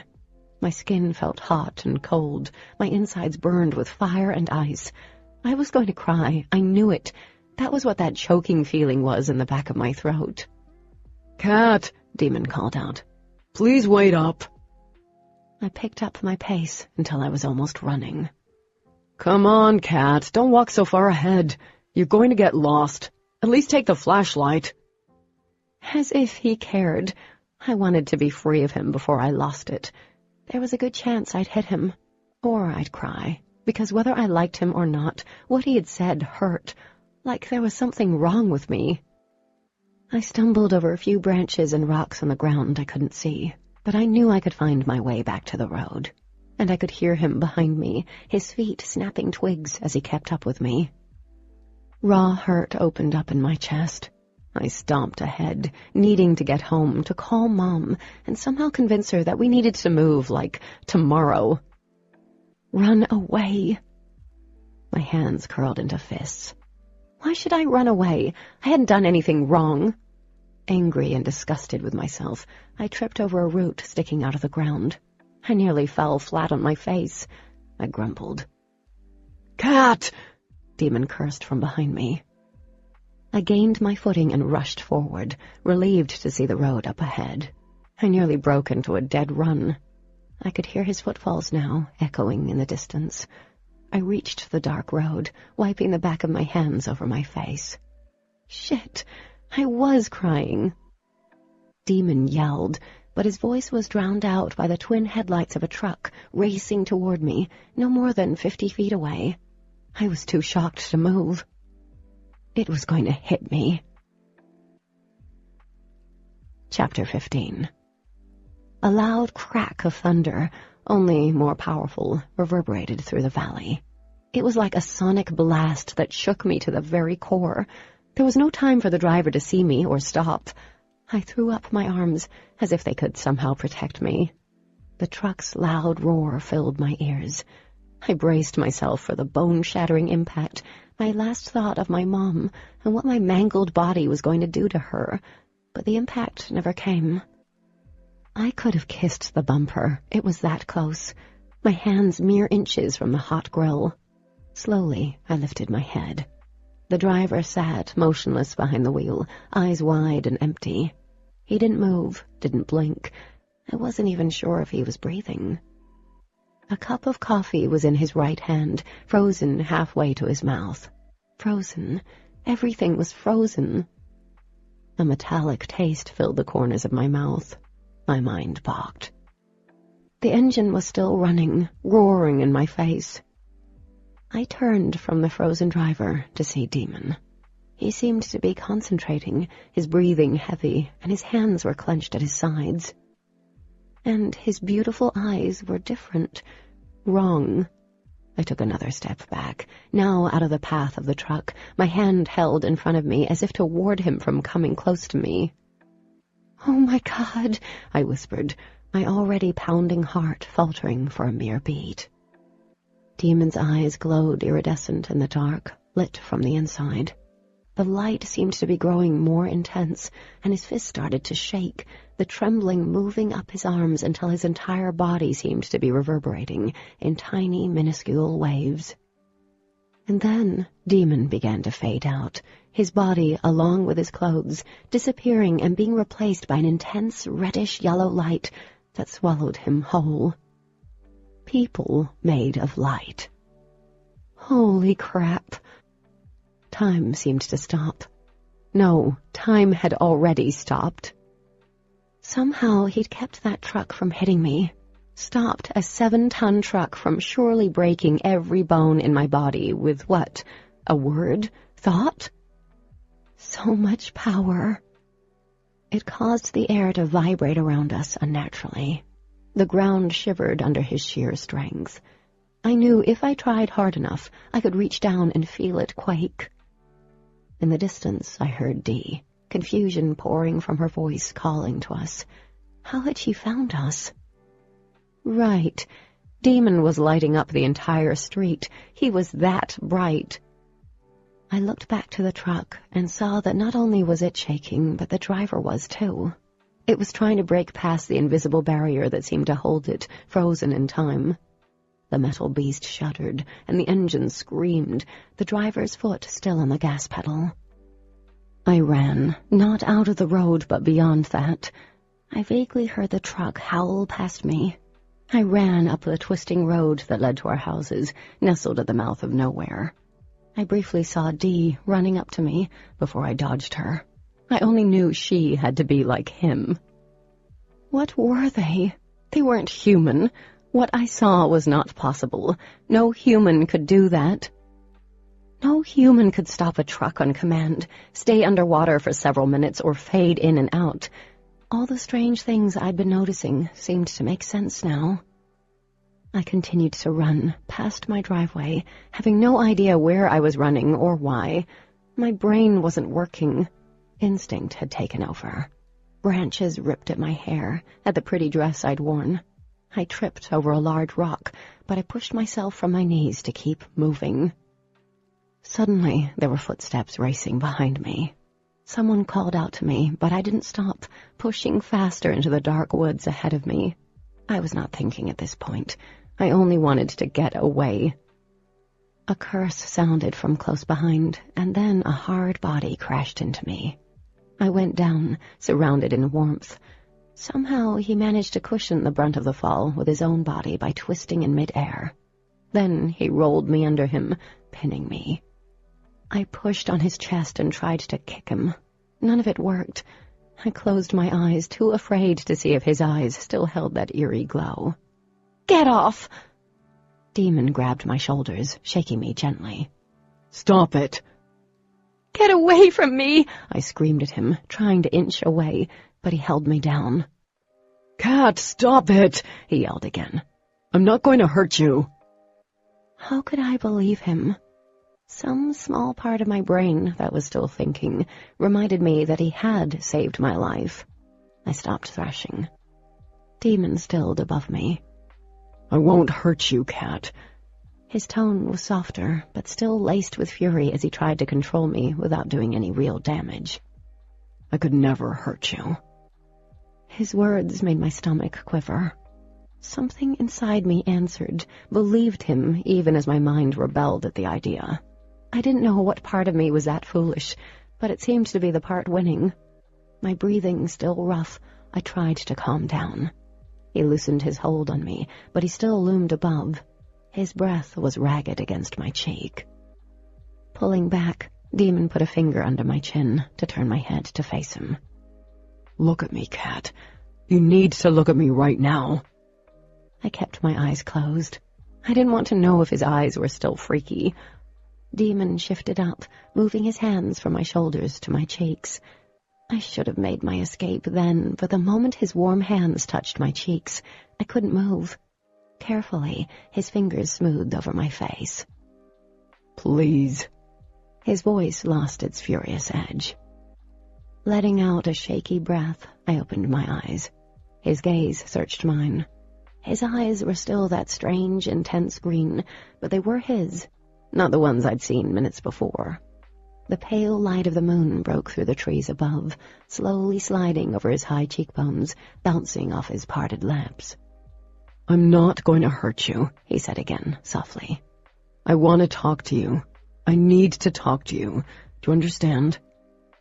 I nodded, unable to make my throat work. He closed his eyes briefly, a soul-wrenching sigh escaping his lips. "Okay. I'm going to let you up, but please promise me you won't run.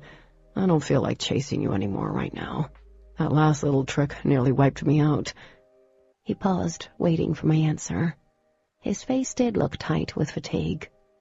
"Say it, Cat. Promise me you won't run. I can't let you run out here by yourself. Do you understand? Yes, I barely croaked out. Good. He slowly let go and leaned back, his left hand moving down my cheek in a small gesture he seemed unaware of. I remained frozen on the ground until he crouched on his heels. Under his weary gaze, I scooted away until my back was against a tree. Once he seemed satisfied that I wouldn't take off, he sat in front of me. Why did you have to walk out in front of the truck? He asked, but didn't wait for an answer. I was trying everything to keep you out of this, but you had to go and ruin all of my hard work. I didn't do it on purpose. I raised a trembling hand to my forehead. But you did. He shook his head. Why did you come here, Kat? Why? We were doing well, and then you show up and everything is thrown to hell. You have no idea. Shit. I thought we'd get lucky and you'd leave. I'm sorry I'm still here. Pulling my legs away from him, I tucked them against my chest. I'm always making this worse. He shook his head, looking as if he wanted to curse again. We're different. I think you realize that now. I rested my forehead against my knees. I took a moment to gather what I had left of my thoughts and lifted my head. Daemon, what are you? He smiled ruefully and rubbed at his head with the heel of his palm. That is hard to explain. Please tell me. You need to tell me, because I'm about to lose it again, I warned him. I wasn't lying. The control that I had obtained started to slip the longer he was silent. Daemon's gaze was intense as he spoke. I don't think you want to know, Kat. His expression, his voice were so sincere, they filled me with a deep sense of dread. I knew whatever he was going to tell me was going to change my life forever. Once I learned what he and his family were, I could never take it back, never go back. I would be inexplicably changed. Even knowing all that, I'd already passed the point of no return. The old Katie would be running again. I was sure of it. She'd rather pretend none of this happened. But I was different now, and I had to know. Are you human? Daemon's short laugh was without humor. We're not from around here. You think? His brows rose. Yeah, I guess you've probably figured out we're not human. I took a shaky breath. I was hoping I was wrong. He laughed again, but there was very little humor in his voice. No, we're from far, far away. My stomach dropped to my toes, my arms around my legs tightened. What do you mean by far, far away? Because I'm suddenly seeing visions of the beginning of Star Wars. Daemon stared at me hard. We're not from this planet. Okay, there. He said what I'd pretty much already figured was the truth, but that told me nothing. What are you? A vampire? He rolled his eyes. Are you serious? What? Frustration whipped through me. You say you're not human, and that limits the pool of what you can be. You stopped a truck without touching it. You read too much. Daemon exhaled slowly. We're not werewolves or witches, zombies or whatever. Well, I'm glad about the zombie thing. I like to think what's left of my brains are safe, I muttered. And I don't read too much. There's no such thing as that. But there's no such thing as aliens either. Daemon leaned forward quickly, placing his hands on my bent knees. I froze at his touch. My senses ran hot and cold at once. His stare penetrated me, locked me onto him. In this vast, never-ending universe, do you think Earth, this place, is the only planet with life? No, I stammered. So that kind of stuff, that's normal for your... what do you call yourselves? He leaned his head back as a second skipped by, and my heart doubled its beats in wait for his answer. He seemed to be wrestling with how much to tell me, and I was pretty sure whatever it might be, I wasn't going to like it. Chapter 16. This was one of those moments in my life that I didn't know if I should laugh, cry, or run away as fast as possible. Daemon smiled tightly. I can tell what you're thinking. Not that I can read your mind, but it's written all over your face. You think I'm dangerous. And a jerk, and hot, but I wasn't admitting that. And an alien life form. I shook my head. This is crazy, but I'm not scared of you. You're not. No. I laughed, but it sounded a bit crazed, totally unconvincing. You don't look like an alien. It seemed important to point that out. He arched a brow. And what do aliens look like? Not like you, I sputtered. They aren't gorgeous. You think I'm gorgeous? He smiled. I shot him a dark look. Shut up. Like you don't know that everyone on this planet thinks you're good-looking. I grimaced, shocked to even be having this conversation. Aliens, if they exist, are little green men with big eyes and spindly arms, or giant insects, or something like a lumpy little creature. Daemon let out a loud laugh. E.T.? Yes, like E.T., asshole. I'm so glad you find this funny, that you want to screw with my head more than you guys have already screwed with it. Maybe I hit my head or something. I started to climb to my feet. Sit down, Cat. Don't tell me what to do. He stood fluidly, arms out to his sides. That creepy glow filled his eyes like two orbits of pure light. Sit down. I sat down, with a one-fingered wave, of course. He might be all about sharing his alienness with me now, Mr. Badass Alien, but I instinctively knew he wouldn't hurt me. Will you show me what you really look like? You don't sparkle, do you? And please tell me I didn't almost kiss a giant brain-eating insect, because seriously, I'm gonna... Cat. Sorry, I muttered. Daemon closed his eyes and inhaled. Light appeared over the center of his chest, and, like back at the road, he started to vibrate, and then fade out until nothing but this brilliant reddish-yellow light surrounded him. Then the light took form. 2 legs, a torso, arms, and a head, made of nothing but light. A light so intense it lit up everything around us, turning night into day. I shielded my eyes with a trembling hand. Holy shit. And when he spoke, it wasn't out loud. It was in my head. This is what we look like. We are beings of light. Even in human form, we can bend light to our will. There was a pause. As you can see, I don't look like a giant insect, or sparkle. Even in my head, I could hear the disgust on that last one. No, I whispered. Out of all the paranormal books I'd read and reviewed, no one glowed like this. Some glittered in the light, others had wings. No one was a freaking giant sun. Or a lumpy little creature, which I find offensive, by the way. One arm made of light stretched out toward me.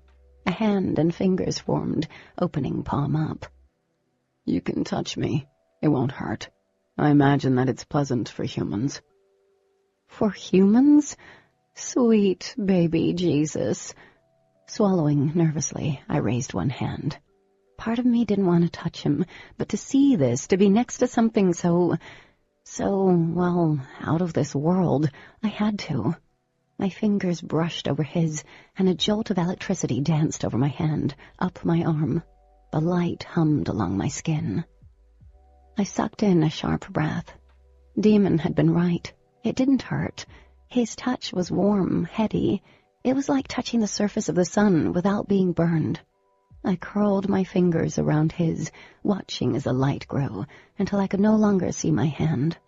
Little bands of light flicked out from his hand, licking over my wrist and forearm. Figured you'd like it.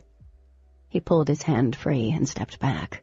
His light slowly faded, and then Daemon was standing in front of me, human Daemon. I felt the loss of his warmth immediately. Cat, he said, this time out loud. All I could do was stare at him. I'd wanted the truth, but actually hearing it, seeing it, was totally different. Daemon seemed to read my expression because he slowly sat back down.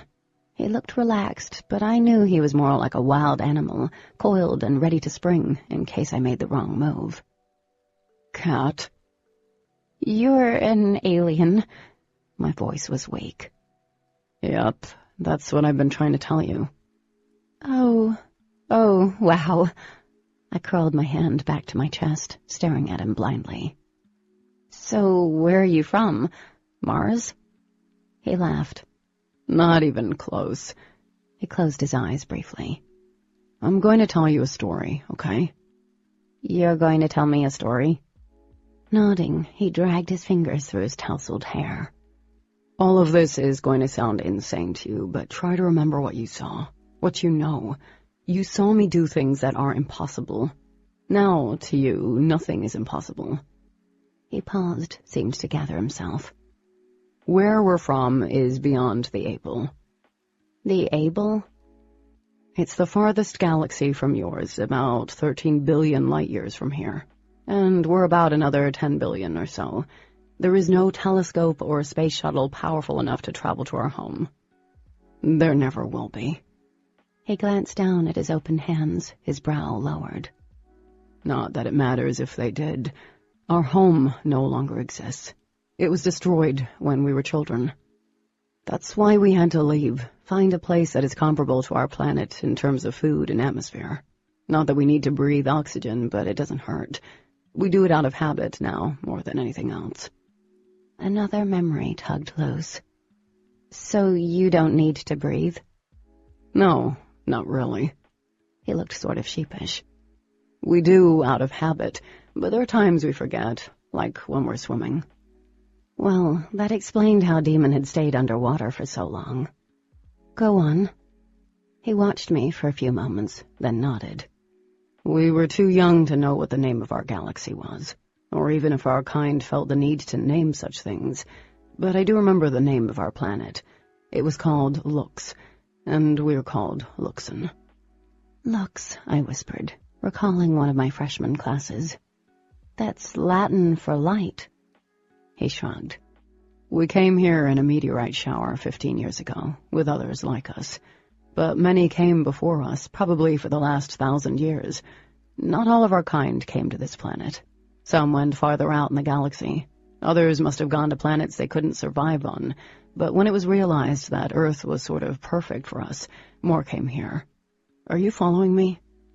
I stared blankly. I think you're saying there are more like you. The Thompsons, they're like you? Daemon nodded. We've all been together since then. That explained Ash's territorial nature, I guessed. How many of you are here? Right here. At least a couple hundred. A couple hundred, I repeated. Then I remembered the strange looks in town, the people at the diner, and the way they'd looked at me, because I was with Dee, an alien. Why here? We stay in large groups. It's not... well, that doesn't matter right now. You said you came during a meteorite shower? Where's your spaceship? I felt stupid for even saying that. He raised a brow at me, looking like the demon I knew. We don't need things such as ships to travel. We're light. We can travel with light, like hitching a ride. But if you're from a planet millions of light years away and you travel at the speed of light, it took you millions of years to get here? My old physics teacher would be proud. No. The same way I saved you from that Mack truck, we're able to bend space and time. I'm not a scientist, so I don't know how it works, just that we can. Some better than others. What he said didn't sound sane at all, but I didn't stop him. Like he pointed out, what I saw earlier did not make any sense, so maybe I was no longer the judge of what did make sense. We can age like a human, which allows us to blend in normally. When we got here, we picked our skin. He noticed my wince with another shrug. I don't know how else to explain that without creeping you out, but not all of us can change our appearances. What we picked when we got here is what we're stuck with. Well, you picked good, then. The corners of his lips twitched up as he ran his fingers over blades of grass in front of him. We copied what we saw. That only seems to work once for most of us. And how we grew up to look alike, well, our DNA must have taken care of the rest. There were always 3 of us born at the same time, in case you're wondering. It's always been that way. He paused, lifting his gaze. For the most part, we're like humans. With the exception of being a ball of light I can touch, I let out a low breath, blown away. His lips twitched again. Yeah, that, and we're a lot more advanced than humans. How advanced is a lot? I asked quietly. He smiled a little then, running his hands over the grass again. Let's say if we ever went to war with humans, you wouldn't win. Not in a billion years. My heart turned over heavily, and I scooted back again, not even realizing I'd been leaning forward toward him. What is some of the stuff you can do? Daemon's eyes flicked up to mine briefly. The less you know is probably for the best. I shook my head. No, you can't tell me something like this and not tell me everything. You owe that to me. The way I see it, you owe me. Like 3 times over, he replied. How 3 times? The night you were attacked, just now, and when you decided Ash needed to wear spaghetti. He ticked them off on his fingers. There better not be a 4th. You saved my life with Ash? Oh yeah, when she said she could end you, she meant it. He sighed, tipping his head back and closing his eyes. Damn it. Why not? It's not like you don't already know. All of us can control light. We can manipulate it so that we're not seen if we don't want to be. We can dispel shadows, whatever. Not only that, but we can harness light and use it. And trust me, when I say you don't ever want to be hit with something like that, I doubt a human could survive. Okay, I barely breathed. Wait, when we saw the bear, I saw a flash of light. That was me, and before you ask, I didn't kill the bear. I scared it off. I'm not sure why you passed out. You were close to my light. I think it had an effect on you. Anyway, all of us have some sort of healing properties, but not all of us are good at it, he continued, lowering his chin. I'm okay at it, but Adam, one of the Thompson boys, can practically heal anything, as long as it's still somewhat alive. And we're pretty much indestructible. Our only weakness is if you catch us in our true form. Or maybe cut our heads off in human form. I guess that would do the trick. Yeah, cutting off heads usually does. My mind was going completely blank, only capable of processing what he was telling me, and about 1 line of coherent thought every minute or so. My hands slid to my face, and I sat there, cradling my head. You're an alien. He raised his brows at me. There is a lot we can do, but not until we hit puberty, and even then we have a hard time controlling it. Sometimes the things we can do can get a little whacked out. That has to be difficult. Yes, it is. I lowered my hands, curling them above my chest. What else can you do? He watched me closely as he spoke. Promise not to take off running again. Yes, I agreed, thinking, what the hell? Not like I could get more freaked out. We can manipulate objects. Any object can be moved, animated or not, but we can do more than that. He picked up a fallen leaf and held it between us. Watch. Smoke immediately started wafting from it. Bright orange flames erupted from the tips of his fingers, curling over the leaf. Within seconds it was gone, but his flames still crackled over his fingers. I scooted forward, placing my fingers near the fire. Heat blew off his fingers. I pulled my hand back, looking at him. The fire doesn't hurt you? How can something that's a part of me hurt? He brought his flaming fingers over the ground. Embers flew from his hand, but the ground remained untouched by the fire. He shook his hand. See? All gone. Eyes wide, I inched closer. What else can you do? Daemon smiled, and then he was gone. Pushing back, I looked around. He was leaning against a tree several feet away. How in the world? Wait, you've done that before. The creepy, quiet moving thing. But it's not that you're quiet. I sat back against the tree, dazed. You move that fast. Fast as the speed of light, kitten. He reappeared in front of me and slowly sat down. Some of us can manipulate our bodies past the form we chose originally, like shift into any living thing, person or creature. I stared at him. Is that why Dee fades out sometimes? He blinked. You've seen that? Yes, but I figured I was seeing things. I stretched out my legs a little.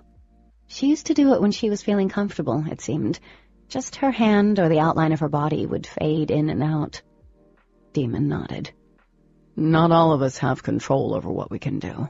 Some struggle with their abilities. But you do. I'm just that awesome. I rolled my eyes, but then I sat up straighter. What about your parents? You said they work in the city, but I've never seen them. His gaze fell to the ground again. Our parents never made it here. An ache for him and Dee filled my chest. I'm sorry. Don't be. It was a long time ago. We don't even remember them. That seemed sad. Even though my memories of my dad seemed worn over the years, I still had them. And I had so many questions about how they survived without parents, someone taking care of them when they were little. God, I feel so stupid. You know, I thought they worked out of town. You aren't stupid, Kat. You saw what we wanted you to see. We're very good at that. He sighed. Well, apparently not good enough. Aliens. Wow, those crazy people Lessa was talking about were right. They'd probably seen one of them. Maybe the Mothman was real, and the Chupacabra really was out sucking goat blood. Daemon's odd eyes flashed for a moment, and then they settled on my face. You're handling this better than I expected. Well, I'm sure I'll have plenty of time to panic and have a mini breakdown later. I'll probably think that I've lost my mind. After I spoke, something occurred to me. Can you all control what others think? Read minds? He shook his head. No. Our powers are rooted in what we are. Maybe if our power, the light, was manipulated by something, who knows, anything would be possible. As I stared at him, anger and disbelief warred inside me. This whole time I thought I was going crazy. Instead, you've been telling me I'm seeing things or making shit up. It's like you've given me an alien lobotomy. Nice. His eyes opened. A flash of anger sparked through them, along with something else that I couldn't decipher. I had to, he insisted. We can't have anyone knowing about us. God knows what would happen to us then. Forcing myself to let it drop for the time being, I asked, how many humans know about you? There are some locals who think we're God only knows what, he said.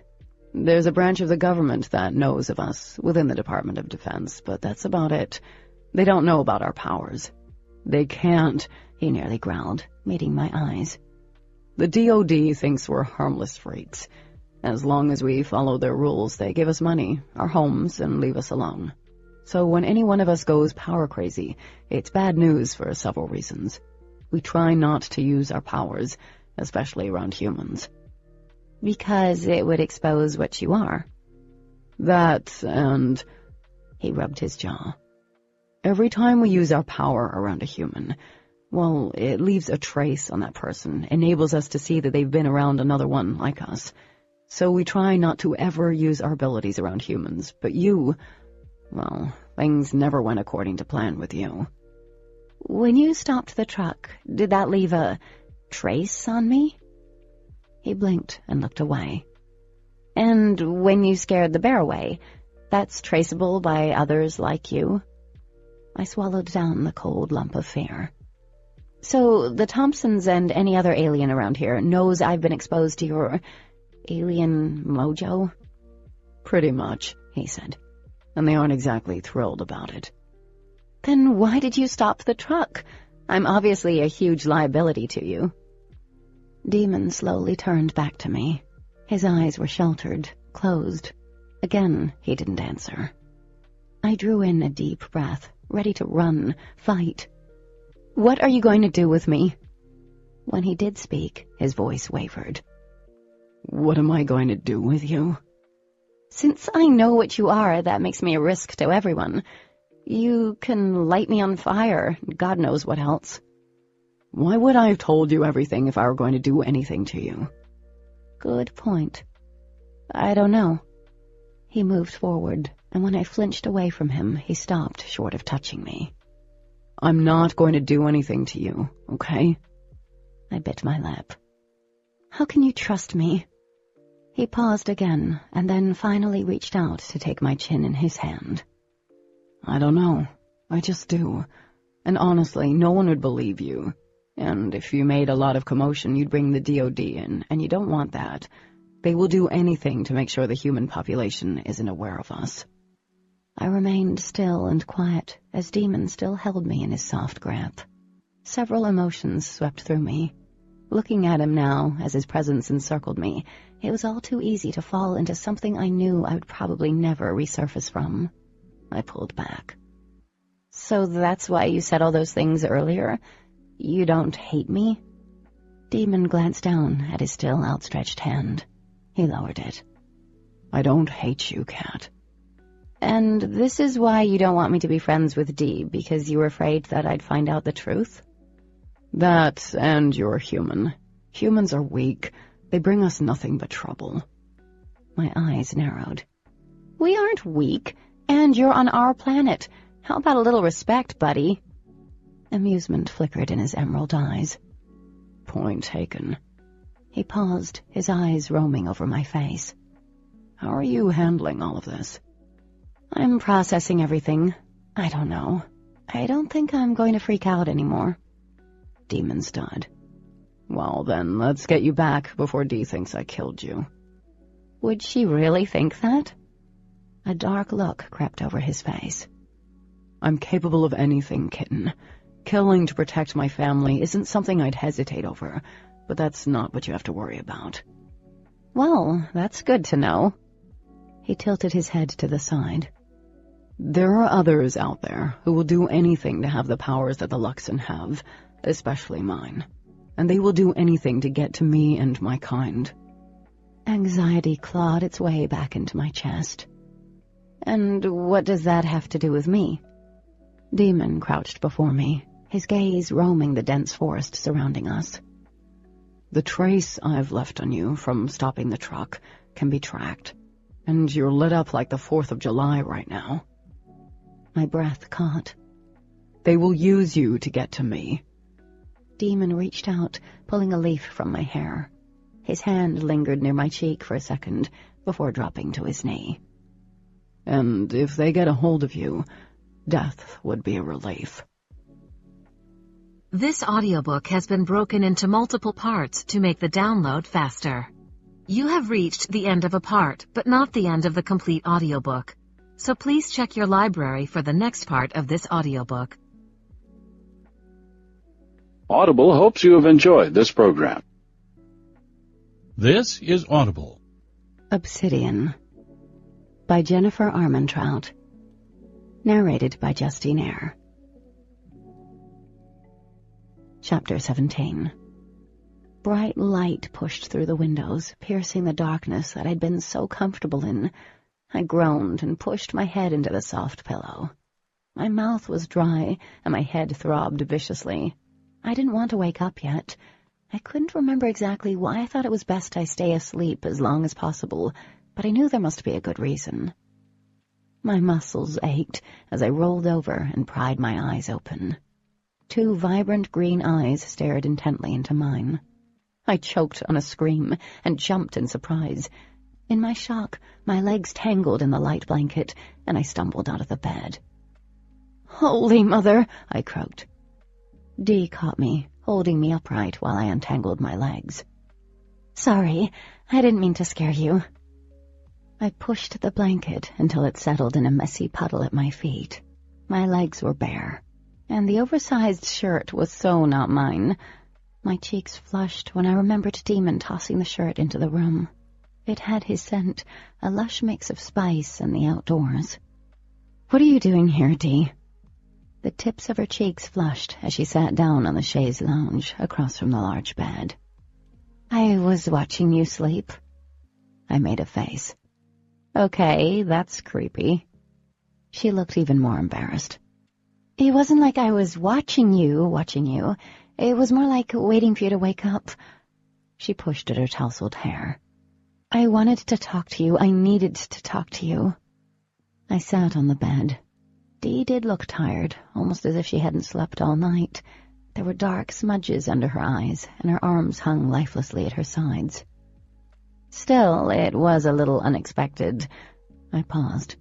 And still creepy. Dee rubbed at her eyes. I wanted to talk to you. She trailed off. Okay, I need a moment. She nodded and leaned her head back against the pale cushions, closing her eyes. After a quick look around their guest room, I headed to the bathroom. I found my toothbrush, plus other personal things in their sink I'd picked up from my house when Daemon had brought me back. I turned on the water until it was drowning out all the sound around me. I finished brushing my teeth and started to wash my face. One look in the mirror told me I didn't look any more rusted than Dee did.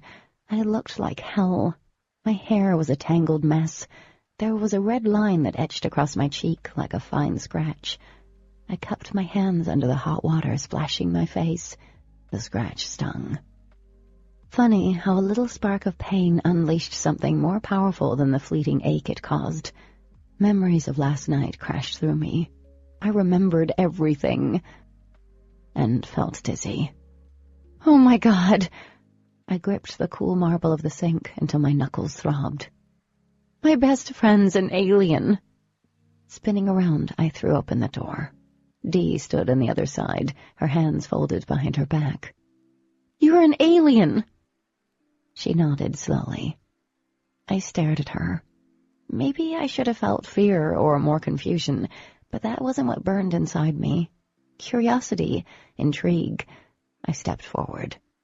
Do it. Do what? The alien light bulb thing, I said. Dee's lips spread into a wide smile. You're not afraid of me? I shook my head. How could I be afraid of Dee? No. I mean, I'm a little blown away by everything, but you're a freaking alien. That's kind of cool. Bizarre, but definitely on the cool side of things. Her lip trembled. Tears turned her eyes into shimmering jewels. You don't hate me? I like you, and I don't want you to hate me or be scared of me. I don't hate you. Dee popped forward, moving faster than my human eyes could register. She gave me a surprisingly strong hug and pulled back, sniffling. I was so worried all night, especially since Daemon refused to let me talk to you. All I could think was I'd lost my best friend. She was still the same, Dee, alien or not. You haven't lost me. I'm not going anywhere. A second later, she about squeezed the life out of me. Okay, I'm starving. Get changed and I'll make us breakfast. She disappeared out of the room in a blink of an eye. That would take some getting used to. I grabbed the change of clothes I'd nabbed last night, after telling my mom I was staying over at Dee's house. I quickly changed, then headed downstairs. Dee was already making breakfast and chatting on her cell phone. The clang of pots and the soft lure of running water muted most of what she was saying. Snapping the phone closed, she spun around. Then she was in front of me, pulling me to the kitchen table. When everything happened last night, all I could think is that you must believe we're a bunch of freaks. Well, I started. You sure aren't normal. She giggled. Yes, but normal is so boring sometimes. I cringed at her choice of words and went to pull out the chair. It moved before I could touch it, sliding back several inches. Startled, I glanced up. You? Dee grinned. Well, that was handy. I sat slowly, hoping it didn't get moving again. So you're as fast as light? I think we might be a little faster. She popped over to the stove. She placed her hand over the skillet. It immediately started crackling under her palm. Over her shoulder, she grinned. The stove wasn't turned on, but the scent of cooked bacon filled the air. I leaned forward. How are you doing that? Heat, she said. It's faster this way. Takes me seconds to fry up a pig. And it really was only minutes when she handed me a plate of eggs and bacon. Between the moving superfast and the microwave hand, I was starting to get a bad case of alien envy. "So what did Daemon tell you last night?"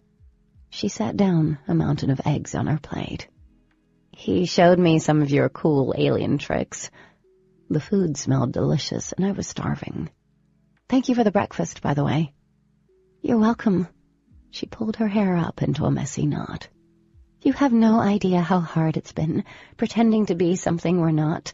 It's one of the reasons why we don't have a lot of close friends that are human. That's why Daemon's all human equals no friend, or whatever." I toyed with my fork while she devoured half her plate in seconds. "Well, now you don't have to pretend anymore." Her eyes lifted, sparkling. "Want to know something cool?" Coming from her, I could only imagine what it was going to be. "Yeah?" "We can see things that humans can't, like the energy you all put off around you. I think New Age people call them auras or whatever. It represents their energy, or some could call it life force. It changes when their emotions change, if they're feeling sick." My fork stopped halfway to my mouth. "Can you see mine now?" She shook her head. "You have a trace around you right now. I can't see your energy, but it was pale pink when I met you, which seems normal. It used to get really red when you talked to Daemon." Red probably represented anger, or lust. "I'm not good at reading it, though. Some powers come more easily to others, but Matthew rocks at reading energies." "What?" I set my fork back down. "Our biology teacher is an alien? Holy crap. All I can think of is that movie, The Faculty." But it made sense, the way he'd acted when he saw Daemon and me together, the strange looks in class. Dee choked on her orange juice. "We don't snatch bodies." I hoped not. "Wow. So you guys have, like, normal jobs?" "Yep." Jumping from her chair, she glanced at the door. "Want to see what I'm good at?" When I nodded, she moved back from the table and closed her eyes. The air around her seemed to hum softly. A second later, she went from teenage girl to a form made out of light, and then a wolf. I cleared my throat. "I think I've discovered how the legend of werewolves got started." She patted over to me and nudged my hand with her warm nose. Unsure of what I should do, I patted her on the top of her furry head. The wolf let out a bark that sounded more like a giggle and then backed off. A few seconds later, it was Dee again. "And that's not all. Look." She shook her arms. "Don't freak out." "Okay." I clenched my glass of OJ. Closing her eyes, her body faded into the light, and then she became someone totally different. Light brown hair fell past her shoulders, and her face was a bit paler.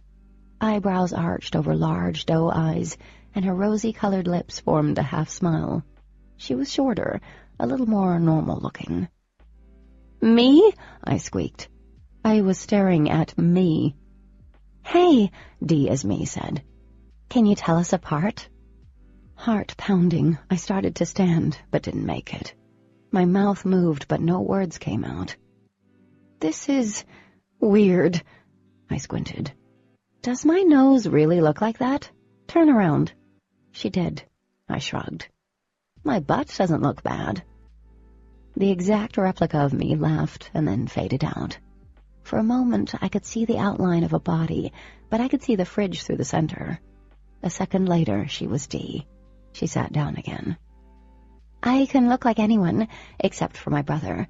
I mean, I can look like him, but that would be gross." She shuddered. "All of us can shift, but I can hold the form for, like, forever. Most of us can only mimic for a few minutes tops." Her chest swelled with pride. "Have you guys ever done that? Been someone else around me?" She shook her head. "Daemon would have a shit fit if he knew I'd done that. It doesn't leave a huge trace on you, but you're all kinds of lit up right now, so it doesn't matter." "So Daemon can do that too? Morphing into a kangaroo if he wanted to?" Dee laughed. "Daemon can do about anything. He's one of the most powerful of us. Most of us can do one or two things easily. The rest is a struggle. Everything is easy for him." He's just so awesome, I muttered. Once he actually moved the house a little bit, Dee said, nose wrinkled. He totally broke the foundation. Sweet Jesus. I took a sip of my juice. And the government doesn't know you can do any of that? No, at least we don't think they do, Dee said. We've always hidden our abilities. We know that it would scare humans to know we can do things, and we also know that people would take advantage of that, so we try not to risk exposure. I let that soak in as I took another drink. My brain felt like it was 2 seconds from blowing up. So why did you guys come here? Daemon said something happened to your home. Yeah, something happened all right. Dee picked up the dishes and headed to the sink. Her back was rigid as she cleaned the dishes. Our planet was destroyed by the Arum. The Arum? Then I got it. Dark, right?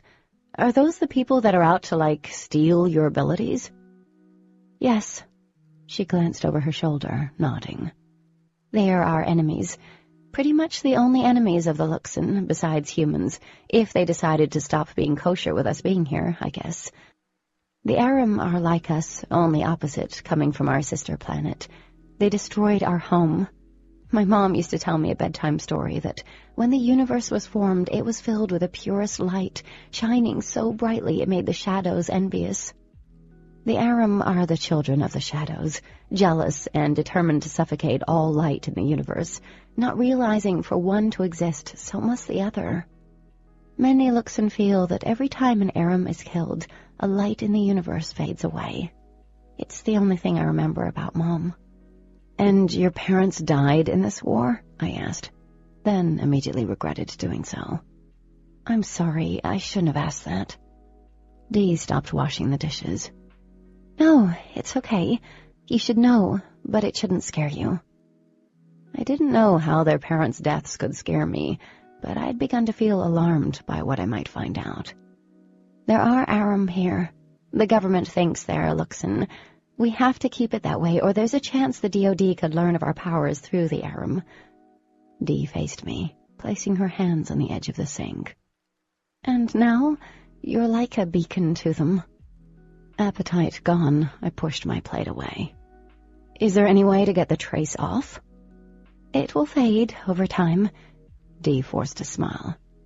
Until then, it would be good to stick around us, especially Daemon. Goody gumdrops, but it could be worse. Okay, so it fades eventually. I can deal with that if that's my only problem.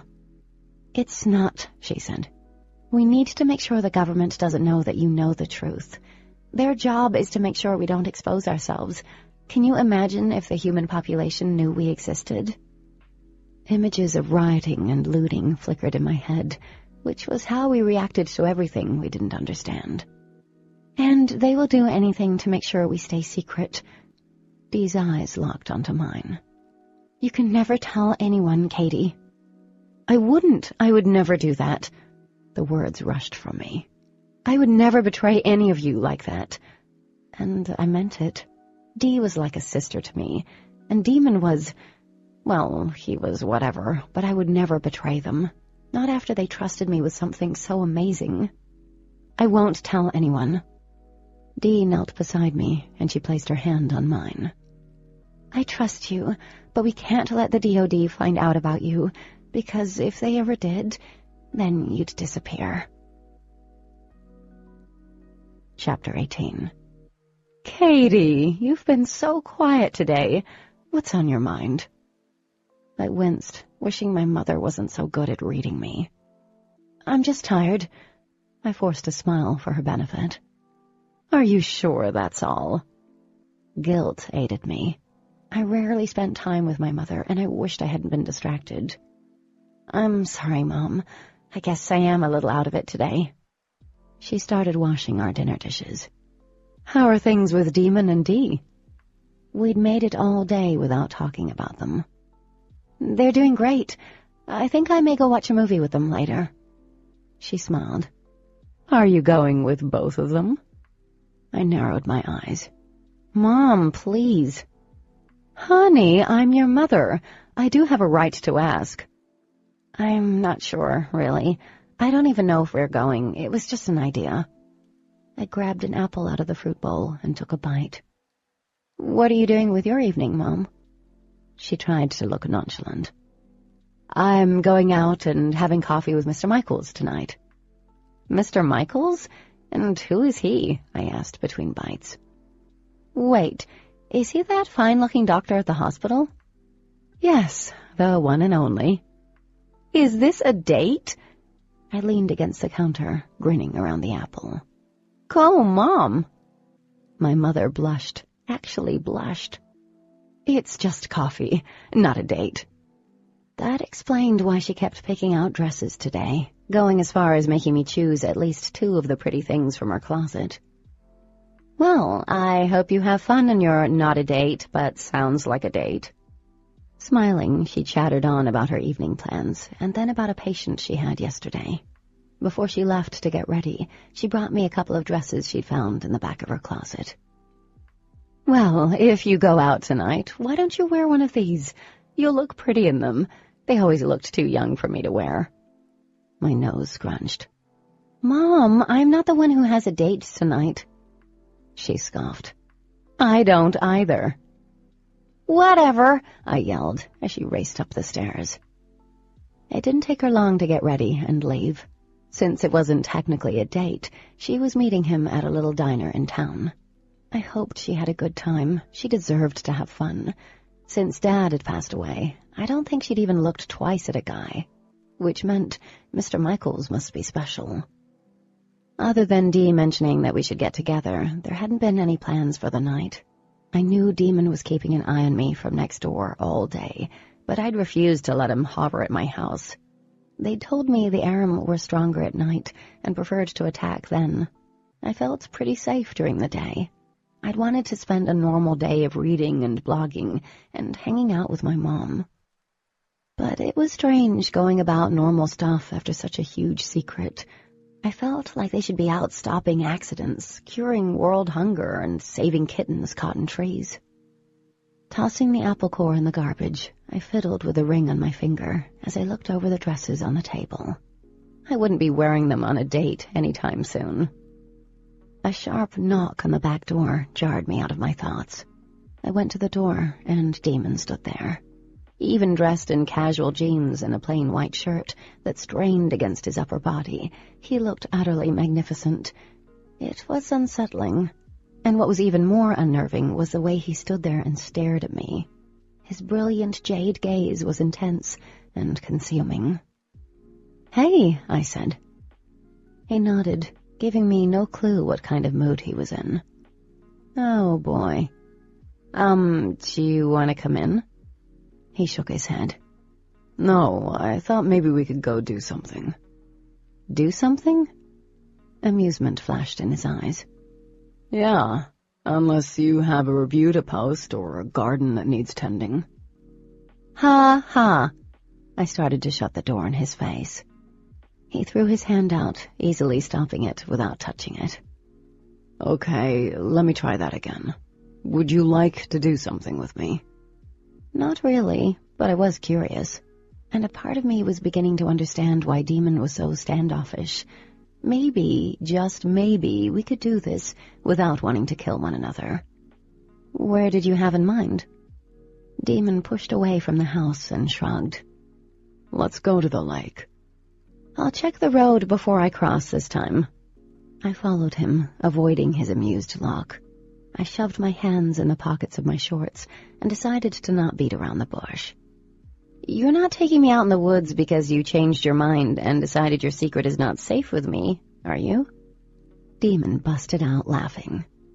"You're very paranoid." I snorted.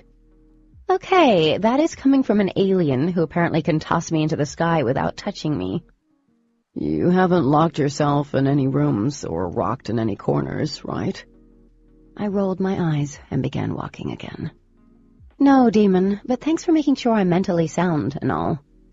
"Hey," he threw up his hands. "I need to make sure you aren't going to lose it and potentially tell the entire town what we are." "I don't think you need to worry about that for several reasons," I replied dryly.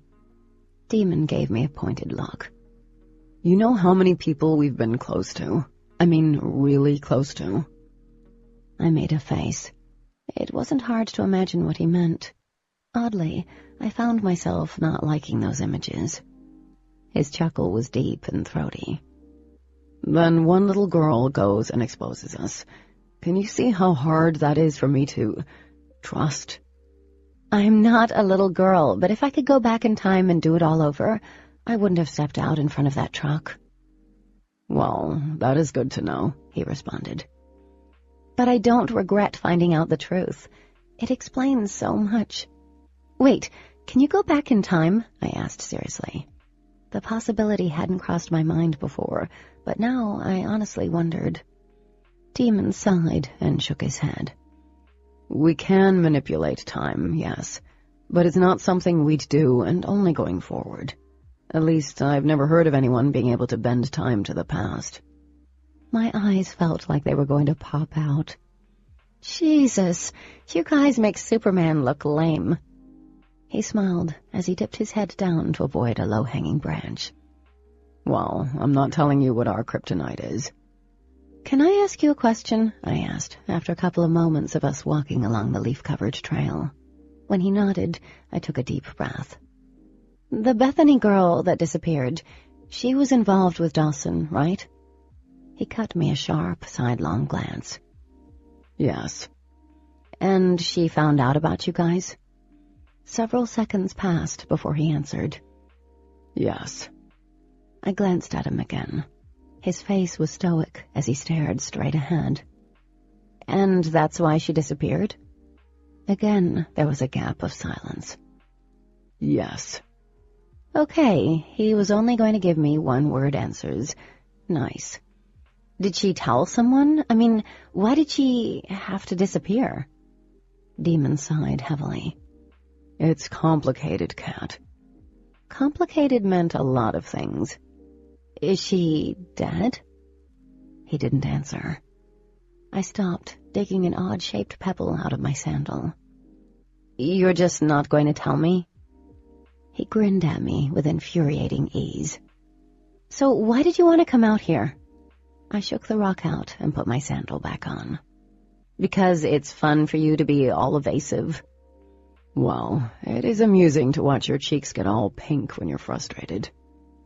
I glared at him. Daemon smirked and started walking again.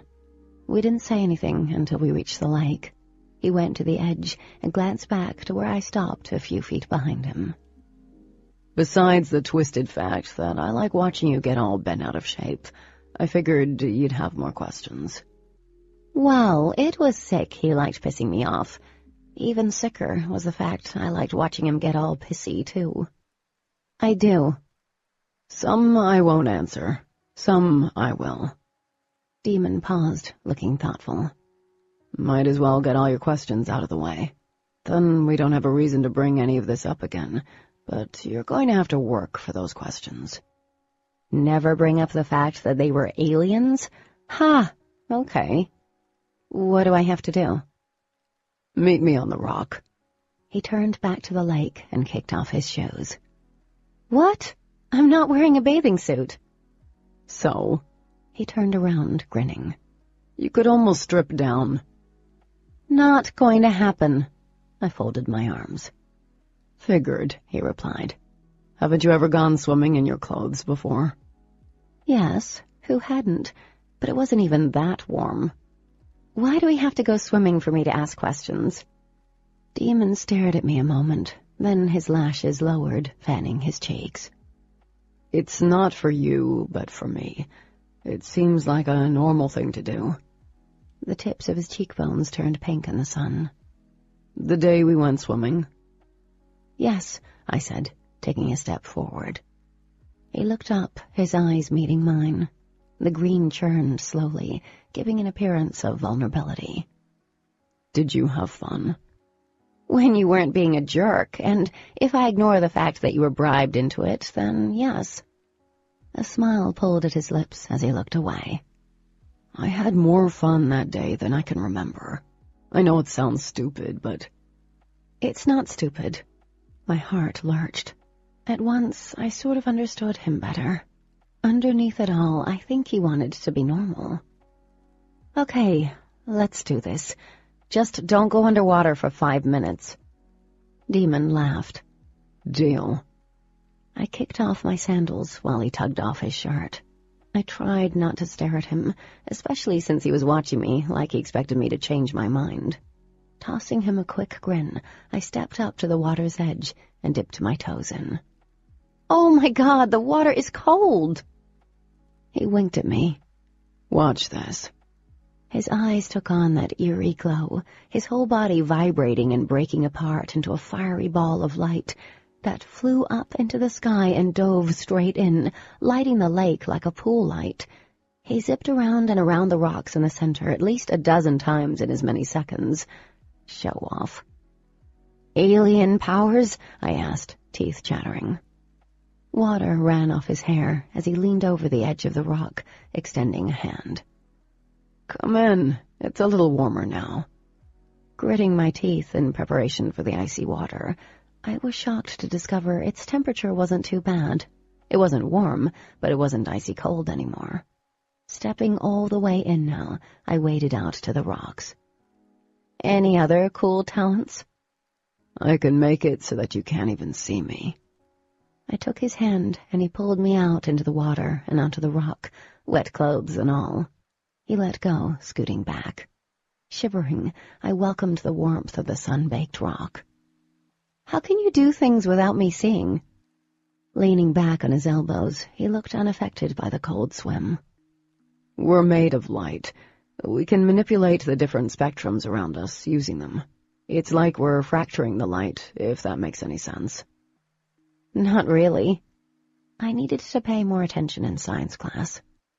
You've seen me turn into my natural state, right? When I nodded, he went on. And I sort of vibrate until I break apart into tiny particles of light. Well, I can selectively eliminate the light, which allows us to be transparent. I pulled my knees to my chest. That's kind of amazing, Daemon.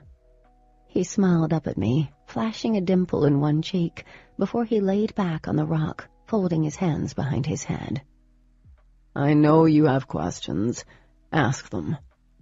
I had so many questions, I wasn't sure which one to start with. Do you guys believe in God?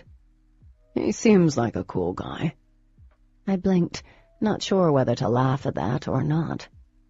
Did you guys have a God? I remember there was something like a church, but that's all. The elders don't talk about any religion, he said. Then again, we don't see any elders. What do you mean by elders? The same thing you'd mean. An old person. I made a face at him. He grinned. Next question. Why are you such an ass? The words came out before I could think twice. Everyone has to excel at something, right? Well, you're doing a great job. His eyes opened, meeting mine for a second before closing. You do dislike me, don't you? I hesitated. I don't dislike you, Daemon. You're hard to like. It's hard to figure you out. So are you, he said, eyes closed, face relaxed. You've accepted the impossible. You're kind to my sister and to me, even though I admit I've been a jerk to you. You could have run right out of the house yesterday and told the world about us, but you didn't. And you don't put up with any of my crap, he added with a soft laugh. I like that about you. Whoa, wait. You like me? Next question, he said. Are you guys allowed to date people, humans? He shrugged. Allowed is a strange word. Does it happen? Yes. Is it advised? No. So we can, but what would be the point? Not like we can have a lasting relationship when we have to hide what we are. So you guys are like us in other, departments? Daemon sat up, arching a brow. Come again? I felt my cheeks flush. You know, like sex. I mean, you guys are all glowy and stuff. I don't see how certain stuff would work. Daemon's lips curled into a half smile, and that was the only warning he gave. Moving unbelievably fast, I was on my back and he was above me in a flash. "Are you asking if I'm attracted to human girls?" he asked. Dark, wet waves of hair fell forward. Tiny droplets of water fell off the ends, splashing against my cheek. "Or are you asking if I'm attracted to you?" Using his hands, he lowered himself slowly. There wasn't an inch of space between our bodies. Air fled my lungs at the contact of his body against mine. He was male and ripped, in all the places I was soft. Being this close to him was startling, causing an array of sensations to zing through me. I shivered. Not from the cold, but from how warm and wonderful he felt. I could feel every breath he took, and when he shifted his hips, my eyes went wide, and I gasped. Oh yeah, certain stuff was definitely working. Daemon rolled off me, onto his back beside me. "Next question," he asked, voice deep and thick. I didn't move. I stared wide-eyed at the blue skies. You could have just told me, you know. I looked at him. You didn't have to show me. "And what fun would there be in telling you?" He turned his head toward me. "Next question, kitten." Why do you call me that?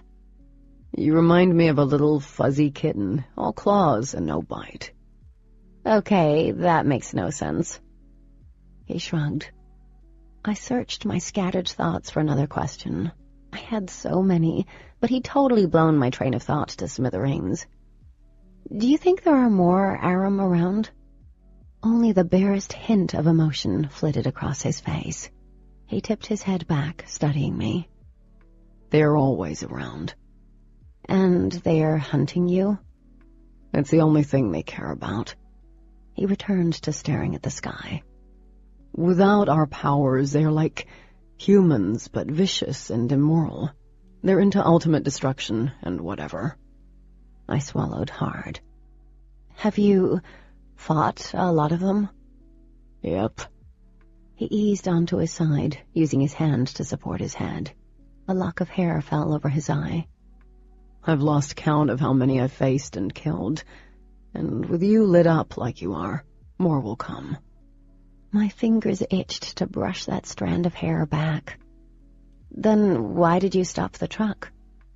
"Would you have preferred I let it pancake you?" I didn't even bother responding to that. Why did you? A muscle popped in his jaw as his gaze drifted over my upturned face. "Honestly?" Yes. "Will it get me bonus points?" he asked softly. Holding my breath, I reached up and brushed back the strand of hair. My fingers barely grazed his skin, but he sucked in a sharp breath and closed his eyes. I pulled my hand away, not sure why I'd done that. Depends on how you answer the question. Daemon's eyes opened. The pupils were white, strangely beautiful. He eased down on his back again, his arm against mine. "Next question." I clasped my hands together over my stomach. Why does using your powers leave a trace? "Humans are like glow-in-the-dark t-shirts to us. When we use our abilities around you, you can't help but absorb our light. Eventually, the glow will fade, but the more we do, the more energy we use, the brighter the trace. Blurring out doesn't leave much of anything. The truck incident, and when I scared the bear, that leaves a visible mark. Something more powerful, like healing someone, leaves a longer trace. A faint one, nothing big, so I'm told, but it lingers longer for some reason." "I should have been more careful around you," he continued. "When I scared the bear, I used a blast of light, which is kind of like a laser. It left a large enough trace on you for the Aram to see you." You mean the night I was attacked? I whispered, my voice hoarse. "Yes." He dragged a hand down his face. "Aram don't come here a lot because they don't think any Luxon are here. The beta quartz in the rocks throws off our energy signature, hides us. That's one of the reasons why there are a lot of us here. But there must have been one coming through. He saw your trace and knew there had to be one of us nearby. It was my fault." It wasn't your fault. You weren't the one who attacked me. But I basically led him to you, he said, voice tight. At first, I couldn't speak. There was this horrible punched-in-the-gut type of feeling that spread to the tips of my fingers and down to my toes. I felt the blood drain out my face so fast it left me dizzy. Suddenly, what that man had said made sense. Where are they? He'd been looking for them. Where is he now? Is he still around? Is he going to come back? What? Daemon's hand found mine and squeezed. Kitten, calm down. You're going to have a heart attack. My eyes dropped to our hands. He didn't pull his away. I'm not going to have a heart attack. Are you sure? Yes. I rolled my eyes. He isn't a problem anymore, he said after a few seconds. You killed him? Yeah, I kind of did. You kind of did? I didn't know there was any kind of in killing someone. Okay, yes, I did kill him. There wasn't a single ounce of doubt or remorse in his voice, like killing someone didn't even faze him. I should be afraid, very afraid of him. Daemon sighed. We're enemies, kitten. He would have killed me and my family after absorbing our abilities if I didn't stop him. Not only that, he would have brought more here. Others like us would have been in danger. You would have been in danger. What about the truck? I'm glowing brighter now. I ignored the clenching in my stomach. Will there be another? Hopefully there are none nearby. If not, the traces on you should fade. You'll be safe. He was guiding his thumb across my hand in a silent alphabet. It was sort of soothing, comforting. And if not? Then I'll kill them too. He didn't hesitate. For a while, you're going to need to stay around me, until the trace fades. Dee said something like that. I bit my lip. So you don't want me to stay away from you guys anymore? It doesn't matter what I want. He glanced down at his hand. But if I had my way, you wouldn't be anywhere near us. I sucked in a sharp breath, pulling my hand free. Gee, don't be honest or anything. You don't understand, Daemon replied. Right now, you can lead an harem right to my sister. And I have to protect her. She's all I have left. And I have to protect the others here. I'm the strongest. That is what I do. And while you're carrying the trace on you, I don't want you going anywhere with Dee if I'm not with you. Sitting up, I glanced toward the shore. I think it's time I head back. His fingers wrapped around my arm. The skin tingled. Right now, you can't be out there by yourself. I need to be with you until the trace fades. I don't need you to play babysitter. My jaw ached from how hard I was clenching it. The whole staying away from Dee pissed me off, but I understood. Doesn't mean his words didn't hurt. I'll stay away from Dee until it fades. You're still not getting it. His grip didn't tighten, but I had a feeling he wanted to shake the crap out of me, even though I knew he never would. If an harem gets a hold of you, they aren't going to kill you. The one at the library, he was playing with you. He was going to get you to the point that you'd beg for your life, and then force you to take him back to one of us. I swallowed. Daemon. You don't have a choice. Right now, you're a huge risk with the trace. You are a danger to my sister. I will not let anything happen to her. His love for his sister was admirable, but did nothing to stop the flow of anger rushing through my veins. And then, after the trace fades, then what? I prefer that you'd stay the hell away from all of us, but I doubt that's going to happen. And my sister does care for you. He let go of my arm and leaned back, resting on his elbows. As long as you don't end up with another trace, then I don't have a problem with you being friends with her. My hands balled into fists. I'm so grateful to have your approval. His little half-smile didn't reach his eyes. His smiles rarely did. I've already lost one sibling because of how he felt for a human. I'm not going to lose another. Anger was still simmering in me, but his words caught my attention. You're talking about your brother and Bethany. There was a pause, and then, My brother fell in love with a human, and now they're both dead. Chapter 19. Like he'd turned off my bitch switch, all I could do was stare at him. There was a feeling in my gut that told me I already knew this stuff, but hadn't wanted to acknowledge it. God, he was such a jerk, but my anger eased off, lessening, and leaving uncertainty in its wake. "What happened?" I asked. He was staring over my shoulder, focused on the trees behind me. Dawson met Bethany, and I swear to you, it was like love at first sight. Everything for him became about her. Matthew, Mr. Garrison, warned him. I warned him that it wasn't going to work. There was no way we can have a relationship with a human. Pressing his lips together, he took a moment. You don't know how hard it is, Kat. We have to hide what we are all the time, and even among our own kind we have to be careful. There are many rules. The DOD and Luxon don't like the idea of us messing with humans. He paused, shaking his head. It's as if they think we're animals beneath them. But you're not animals, I said.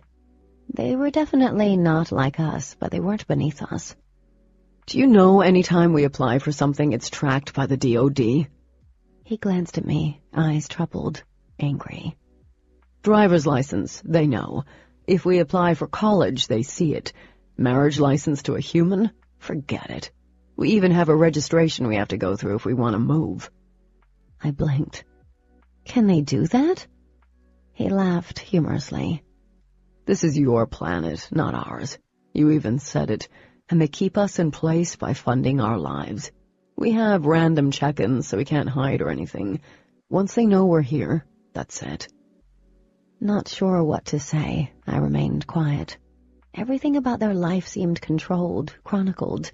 It was frightening and sad. And that's not all. We're expected to find another Luxon and to stay there. Alarm trickled through my system. Was he obligated to Ash? It seemed the wrong time to ask. And it seemed even more wrong that I wanted to ask. That doesn't seem fair. It's not. Daemon sat up in one fluid motion, dropping his arms over his bent knees. It's easy to feel human. I know I'm not, but I want the same things that all humans want. He stopped, shaking his head. Anyway, something happened between Dawson and Bethany. I don't know what. He never said. They went out hiking one Saturday, and he came back late, his clothing torn and covered with blood. They were closer than ever. If Matt and the Thompsons didn't have their suspicions before, they did then. That following weekend, Dawson and Bethany went out to the movies. They never came back. I squeezed my eyes shut. The DOD found him the next day in Moorfield, his body dumped in a field like garbage. His voice was low, rough. I didn't get to say goodbye. They took his body before I could even see him because of the risk of exposure. When we die or get hurt, we resort back to our true form. I ached for that, for him and Dee. Are you sure he's dead, then, if you've never seen his body? I know an Aram got him, drained him of his abilities and killed him. If he were still alive, he would have found a way to contact us. Both his and Bethany's bodies were taken away before anyone could see. Her parents will never know what happened to her, and all we know is that he had to have done something that left a trace on her, enabling the Aram to find him. That's the only way. They can't sense us here. He had to have done something major. My chest squeezed. I couldn't imagine what he and Dee had to have felt. My father's death had been expected. It hurt. It had felt like his sickness and eventual death was killing me, but he hadn't been murdered. I'm sorry, I whispered. I know there's nothing I can say. I'm just so sorry. He shifted slightly, lifting his head to the sky. In a second, the mask he wore slipped down, and there was the real Daemon. Still a total badass, but there was pain in him, a vulnerability in the lines of his face that I doubted anyone ever got to see. And suddenly, I felt like I was intruding, witnessing this moment. For it to be me, of all people, to see beneath the layers of attitude, didn't seem right. It should have been someone he cared about, someone important to him. I miss the idiot, he said raggedly. My heart clenched. The pain in his voice pricked at me. Not thinking, I turned and reached over, wrapping my arms around his all-too-stiff body. I hugged him, squeezing him as tightly as I could, and then I let him go before he overreacted and threw me off the rock. Daemon still didn't move. He stared at me, eyes wide, like he'd never been hugged before. Maybe the Luxon didn't believe in hugs. I lowered my gaze. I miss my dad, too. It doesn't get any easier. His breath expelled harshly. Dee said he was sick, but not what was wrong with him. I'm sorry for your loss. Sickness isn't something we're accustomed to. What was it? I told him about my dad's cancer, which was surprisingly easy. And then I told him about better things my dad and I shared before he got sick. How I used to garden with him, and we'd spend Saturday mornings during the spring searching for new plants and flowers. And he shared memories of Dawson, the first time they hiked the Seneca Rocks, and the time that Dawson had morphed into someone else and couldn't figure out how to change back. We stayed there, somehow finding a peace in talking about them, until the sun started to fade and the rock lost its warmth. And it was just me and him in the dusk, staring at the stars filling the sky. I was reluctant to leave, not because the water would be cold, but because I knew that this little piece of the world we created, where we weren't arguing or hating one another, wouldn't last. It seemed that Daemon needed someone to talk to, and I happened to be here. I asked the right questions, and it was the same for me. He was here. At least, that's what I was telling myself, because I knew tomorrow would be no different than the week before. We had to go back to the real world, and Daemon wishing he'd never met me. Neither of us spoke until we were on my porch. The light was on in the living room, so when I did speak, I kept my voice low. What happens now? Daemon's hands were fists at his side as he looked away, not answering. I started to turn, but in the time that it took for me to blink my eyes, Daemon was already gone. You didn't do anything for Labor Day? Lessa pointed at Carissa behind her. You live a life as exciting as Carissa. Carissa rolled her eyes as she straightened her glasses. Not all of us have parents who whisk us away for a quick weekend in North Carolina. We aren't as cool as you. It wasn't like I could tell them I did have an exciting weekend, one involving almost getting hit by a truck and proving the existence of extraterrestrial life forms, so I shrugged and scribbled in my notebook. Just hung out at home. I can see why.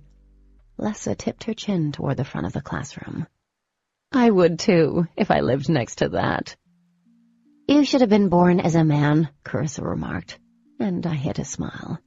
Those two were a riot, one as oppressed as the other was ballsy. I always felt like I was watching an insane tennis match between the angel on my left shoulder and the devil on my right. But I didn't need to look up to see they were talking about Daemon. Last night I'd barely slept. Only thing I was certain, come Tuesday morning, I wouldn't act like anything was different. I ignored him, which was what I did before I found out he was from far, far away. And it worked, right up until he sat behind me and I felt his pen poking against my back. Slowly, I set my pen down and casually turned around. Yes? Sooty lashes lowered, but not before I saw the sparkle in his eyes. My house, after school. Lessa's audible intake of breath was sort of embarrassing. I knew I had to hang out with Daemon until the damn trace thing faded, but I didn't take well to being ordered around. I have plans. His head moved an inch to the side. Excuse me? A small, evil part of me reveled in his surprise. I said I have plans. A second of silence passed, and then he smiled. It wasn't as devastating as I expected, but pretty damn close.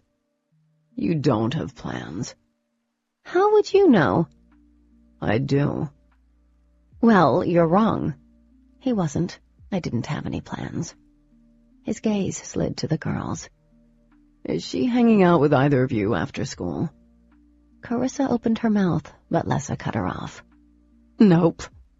Some friends. Maybe I wasn't hanging out with them. Daemon tipped his desk forward, closing the space between us. Besides them and Dee, what other friends do you have? I cut him a death look. I have other friends. Yeah, name one. Damn it. He called my bluff. Fine. Whatever.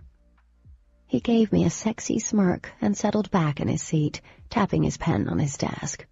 Sending him one more look of pure hatred, I turned back around. Yeah, nothing had changed. Daemon followed me home after school. Literally. He tailed me in his new Infiniti SUV.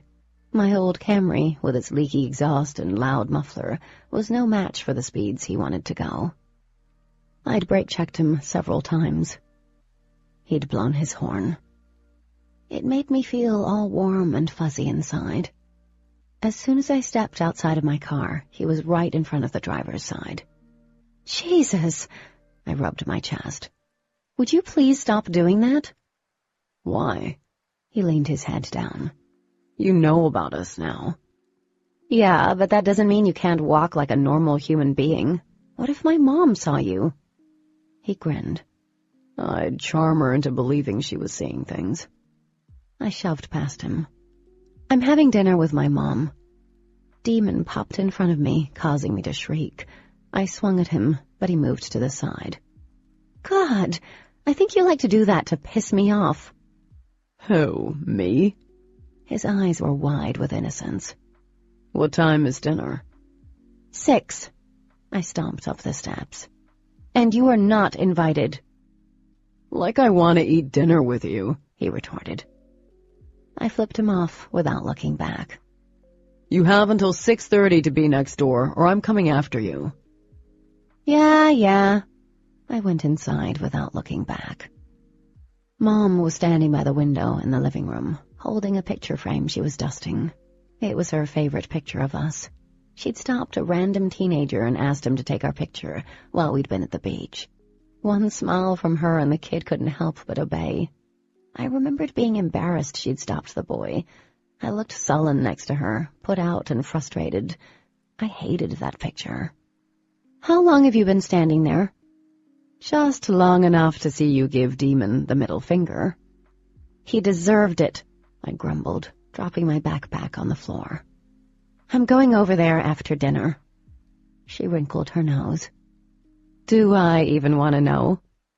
I sighed. Not in a million years. When I did show up next door at 6:34, it sounded like World War III had erupted in the house. I'd let myself in since no one answered the damn door. I can't believe you ate all the ice cream, Daemon. I cringed and stopped inside the dining room. There was no way I was going into that kitchen. I didn't eat all of it. Oh, so it ate itself? Dee shrieked so loudly I thought I heard the rafters in the ceiling shake. Did the spoon eat it? Oh, wait, I know. The carton ate it. Actually, I think the freezer ate it, Daemon responded dryly. I grinned when I heard what sounded like the empty container hitting what suspiciously sounded like flesh. Turning, I went back into the living room and piddled around until I heard footfalls behind me. Daemon lounged against the frame of the door that led from the dining room to the living room. I slowly took him in, his hair carelessly disheveled, and the faint light from the lamp bouncing over high cheekbones. His lips curved into a half-smile, and even in the simple shirt and jeans he looked, well, beyond words. He took up the whole room, and he wasn't even in it. One brow rose as he waited.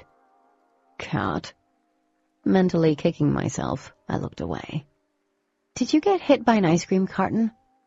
Yes. Damn, and I missed that. I'm sure Dee would love to do a replay for you. I smiled a little at that. "Oh, you think this is funny?" Dee burst into the living room, car keys in hand. "I should be making you go to the store and get me Rocky Road, but because I like Katie and value her well-being, I'm going to get it myself." That would mean I'd be left alone. Oh, hell to the no. "Can't Daemon go?" Daemon smiled at me. "No, if the Aram comes around, he's only going to see your trace." Dee grabbed her purse. "You need to be with Daemon. He's stronger than me." My shoulders fell. "Can't I go next door?" You do realize your trace can be seen from the outside. Daemon pushed out of the doorway. It's your funeral, though. "Daemon," Dee snapped. "This is all your fault. My ice cream is not your ice cream." "Ice cream must be very important," I said. "It is my life." Dee swung her purse at Daemon, but missed. "And you took it from me." Daemon rolled his eyes. "Just get going and come right back." "Yes, sir." She saluted him. "You guys want anything?" I shook my head. Daemon did the blinking out and reappearing thing. He was now beside Dee and pulled her in for a quick hug. "Be careful." There was no doubt in my mind that Daemon loved and cherished his sister. He'd gladly give his life for her.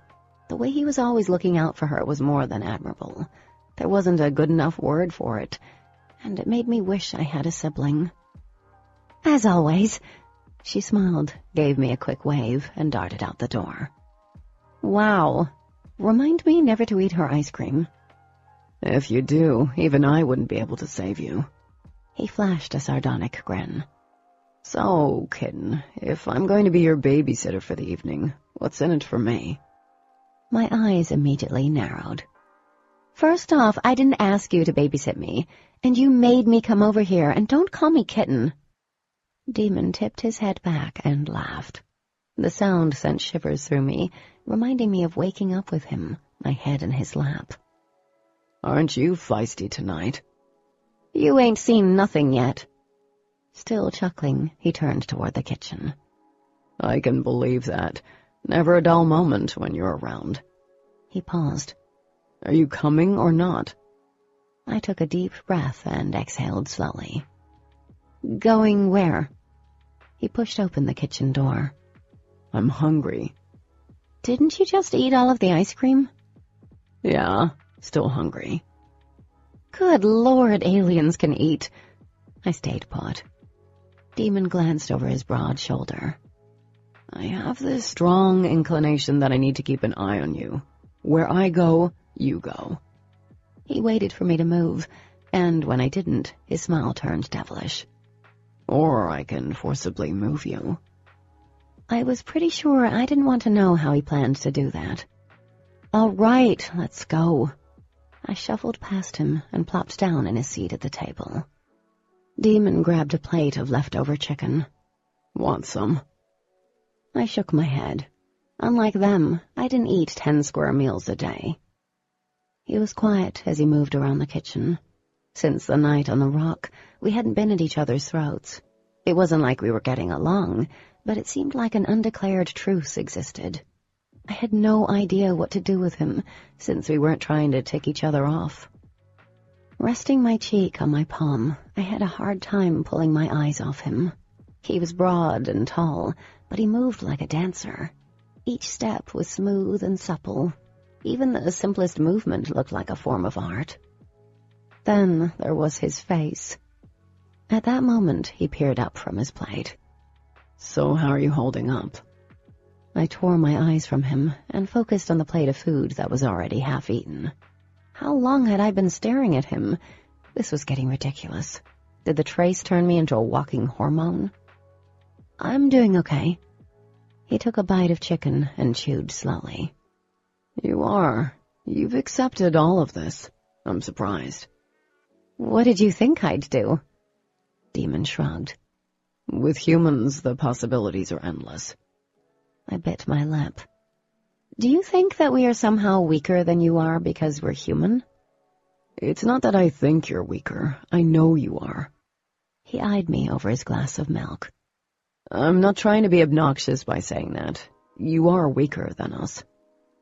Maybe physically, but not mentally or morally, I countered. Morally? He sounded confused.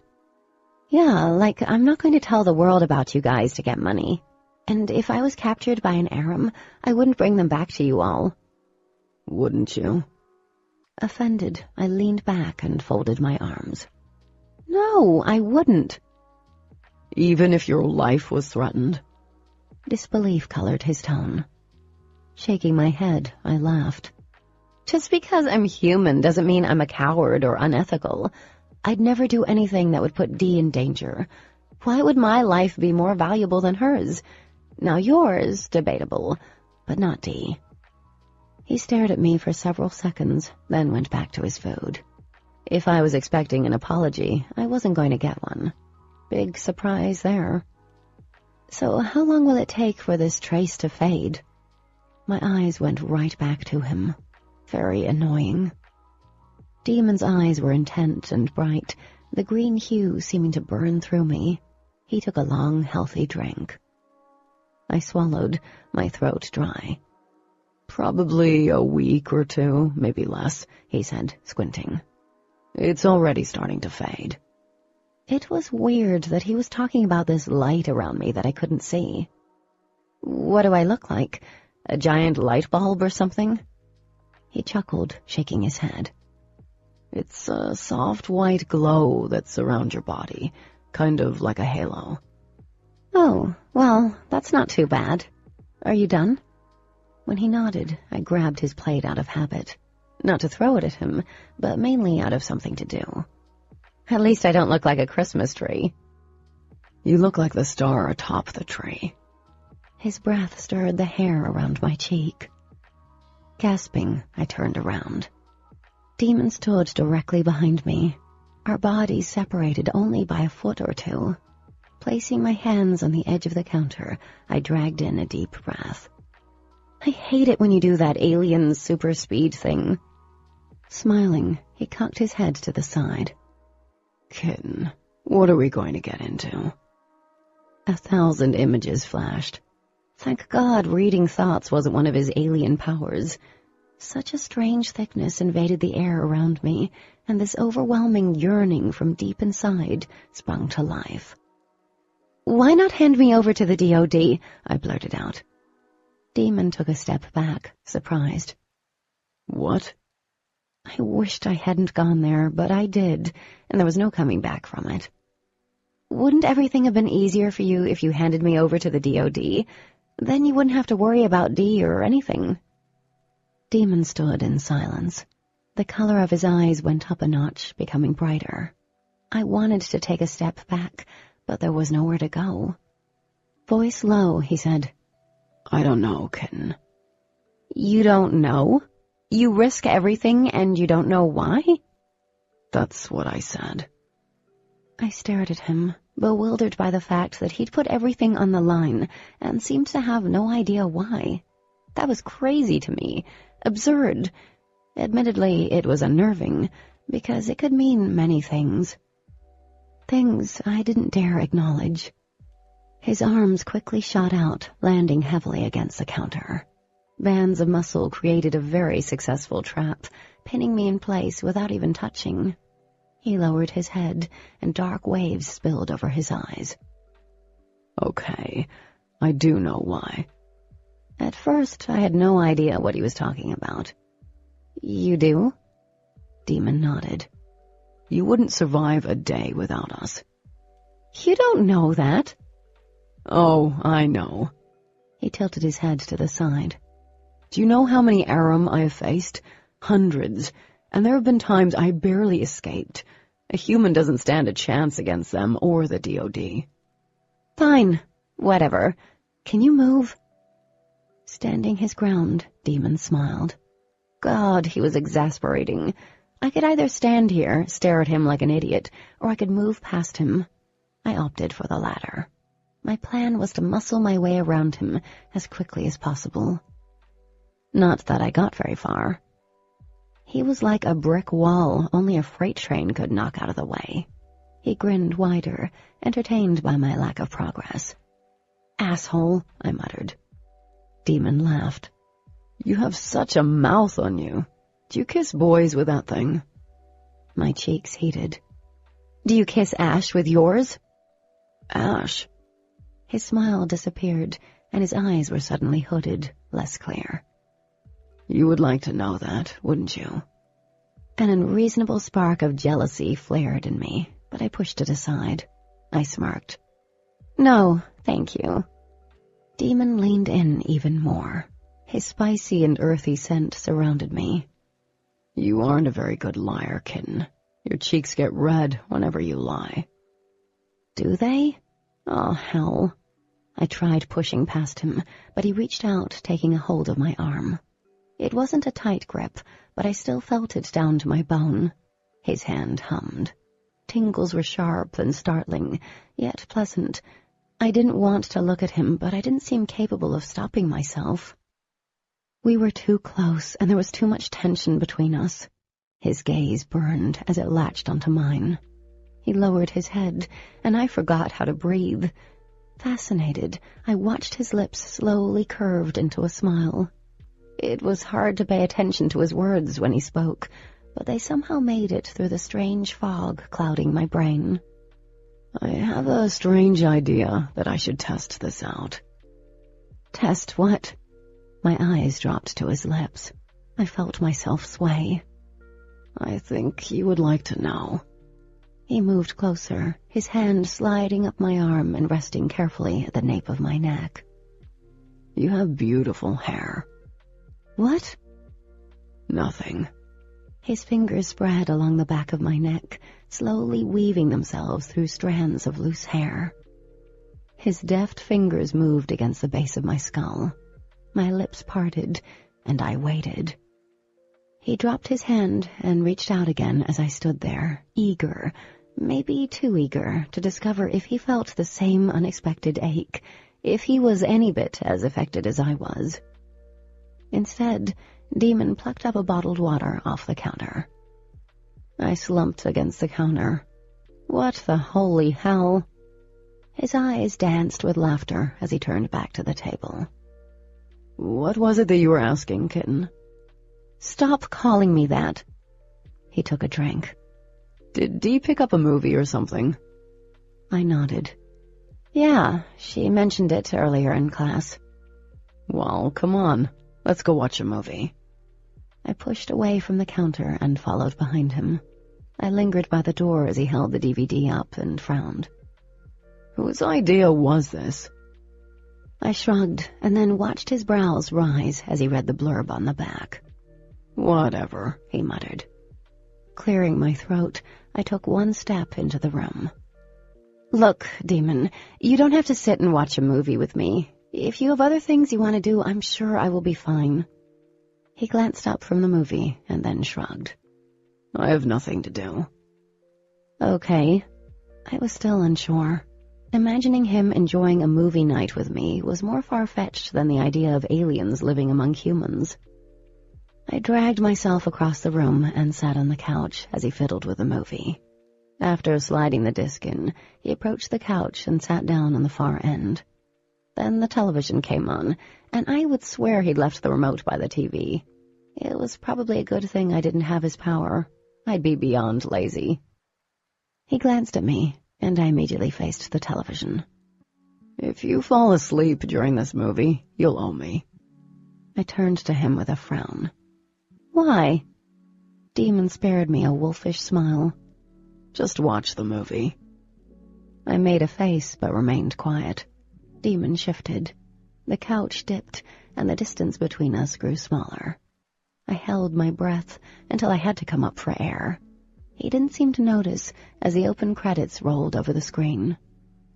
I stared at his profile and wondered for the 100th time what he could be thinking, and, like always, I came up empty.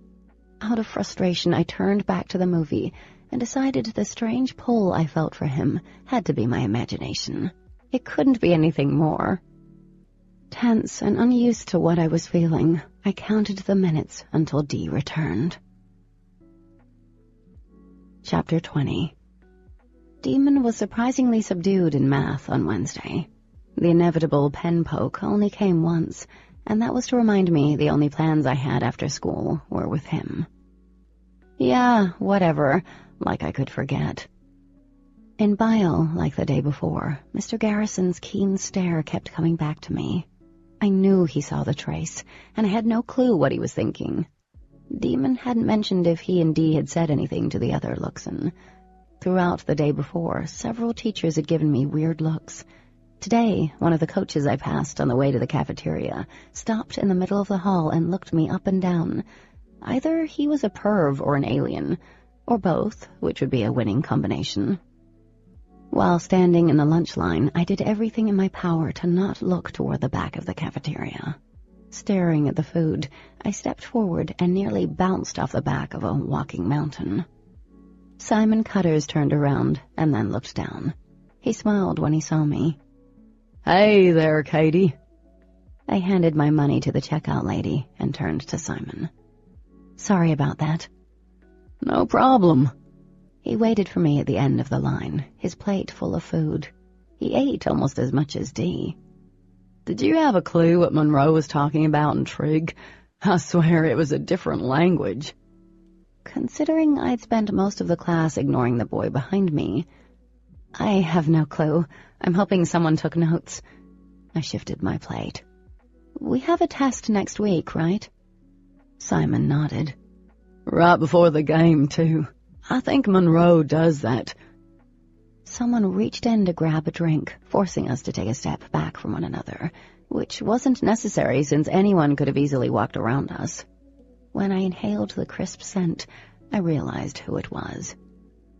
Daemon grabbed a carton of milk off the cart and flipped it.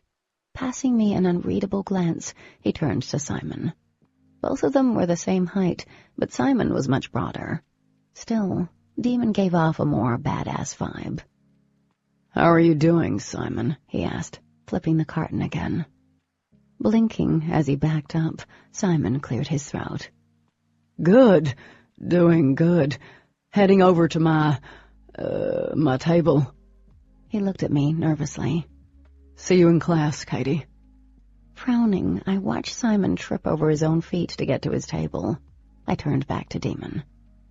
Okay. Are you planning on sitting with Simon? He asked, crossing one arm over his chest. What? No, I laughed. I was planning on sitting with Lessa and Carissa. So am I, Dee chimed in, coming out of nowhere. She balanced a plate in one hand and 2 drinks in the other. That is, if you think I'd be welcomed. I'm sure you will be. I glanced back at Daemon, but he was already heading back to his table. I stood there for a moment, confused. What the hell had that been all about? There were the Thompson twins and Ash huddled together. A few of the other kids were chatting. I had no idea if they were aliens or not. Daemon sat down beside them, pulled out a book, and started thumbing through it. Ash looked up and didn't appear too thrilled. Do you think anyone else will mind? I asked finally. No, I hated that I didn't sit with you yesterday, and I think it's time for a change-up. Dee looked so hopeful, I couldn't disagree. Right? Lessa and Carissa were shocked into stunned silence for roughly 5 minutes after Dee joined me at their table, but she won them over, and everyone relaxed pretty quickly. Everyone but me. Half the cafeteria watched me, probably waiting for me to get into another epic food fight with Blondie. It had been a week, and still everyone considered me the food ninja.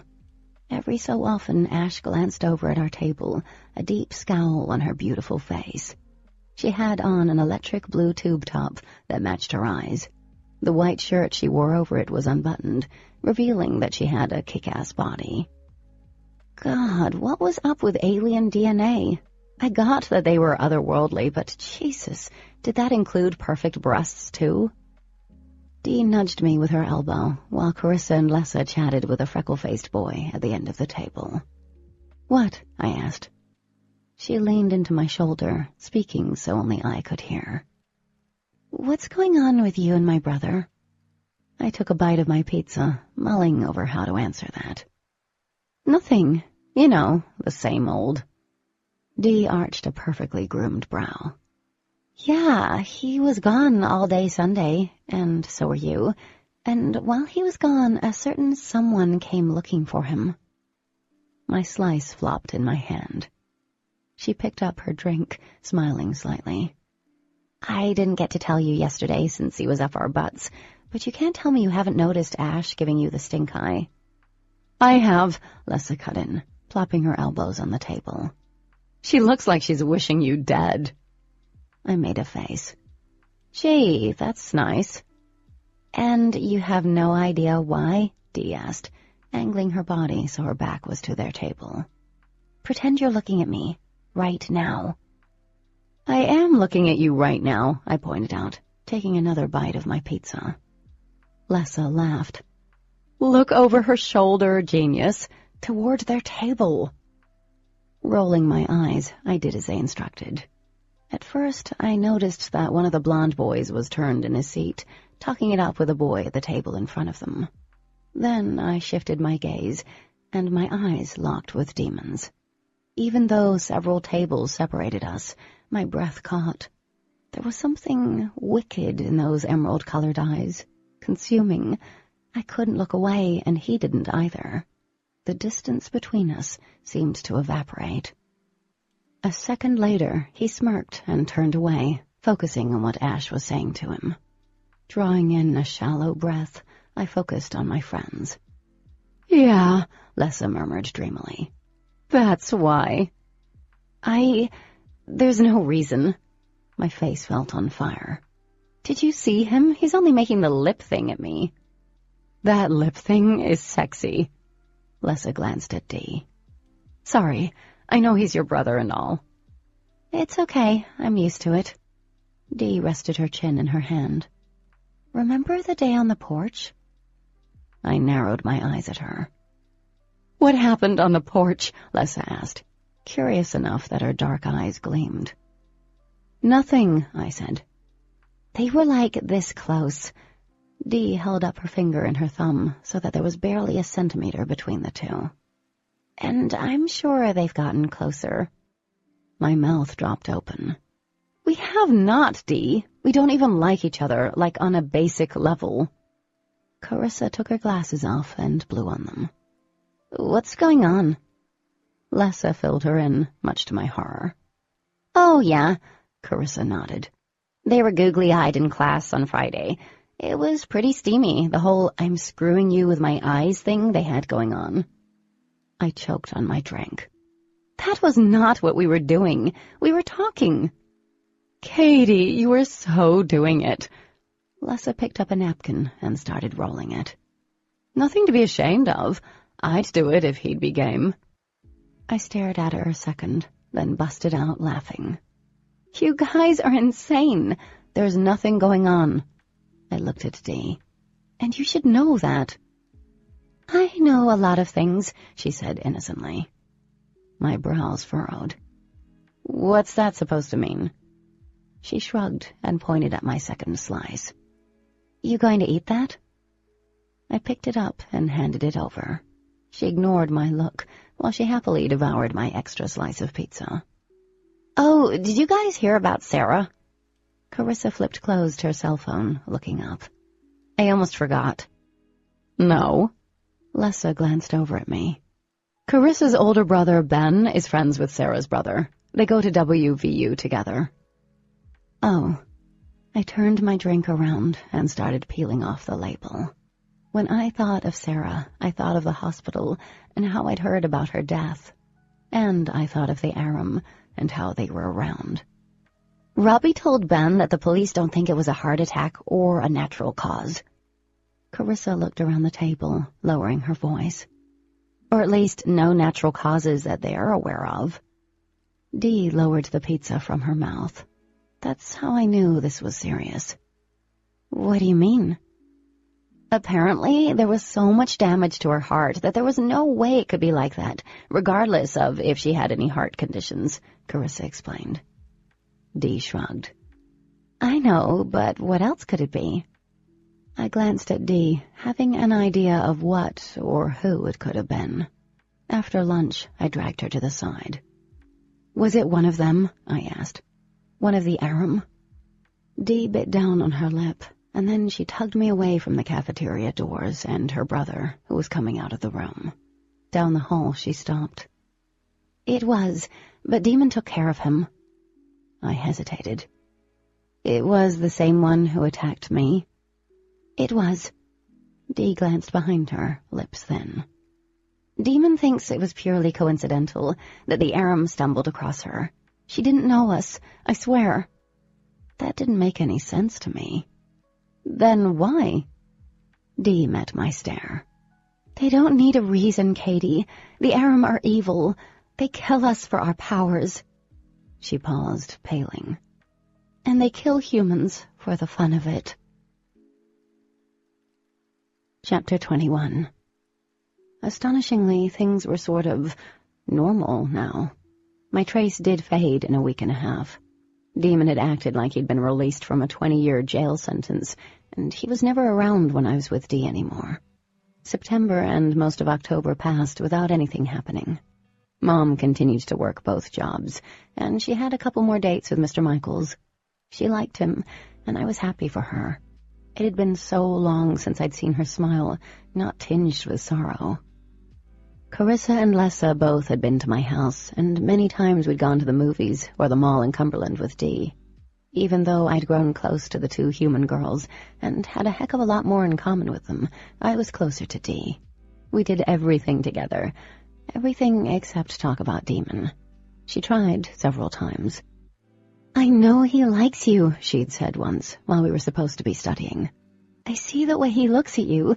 He gets uptight if I even bring you up." I'd sighed and closed my notebook. "Dee, I think the reason why he stares at me is because he's planning on ways to kill me and hide my body." "That is so not the look he gives you." "Then what's the look, Dee?" She knocked her book off the bed and climbed to her knees, placing her hands over her chest. "It's the, I hate you, but I want you look." I giggled. "That was terrible." "It's true." She lowered her hands. "We can date humans if we want to, you know. It's kind of pointless, but we can. And he's never paid attention to any other human." "He's been forced to pay attention to me, Dee." I flopped onto my back on my bed. My stomach tightened at the thought of Daemon secretly wanting to be with me. Granted, I knew he was attracted to me. I felt it, but lust didn't have anything unlike. "What about you? What's up with Adam?" "Absolutely nothing at all. I don't know how Ash is attracted to Daemon. We grew up with him, and Andrew is like a brother to me. I don't think he feels any differently either." She paused, her lower lip trembling. "I don't like any of my kind." "Is there a human boy you like?" She shook her head. "No, but if there was, I shouldn't have to be afraid to like him. I have a right to be happy. It shouldn't matter if it's one of your kind or ours that does it." "I completely agree." Dee had lain down next to me, snuggling up. "Daemon would freak if I fell for a human." I almost smiled at that, but then I remembered their brother. Damn right Daemon would freak. Maybe rightfully so, because if his brother hadn't fallen for a human, he'd still be alive.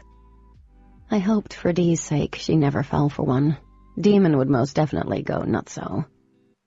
As it approached mid-October, it seemed like we'd gone backward in time. I was going to find that pen of his and destroy it. I'd lost count of how many times I was poked in the back long after the trace had faded from me. It seemed he lived to get under my skin.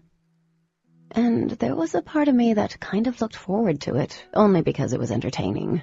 Until one of us seriously got mad, especially when he was being downright antisocial. Like Friday in class, Simon had asked if I wanted to study for our trig exam.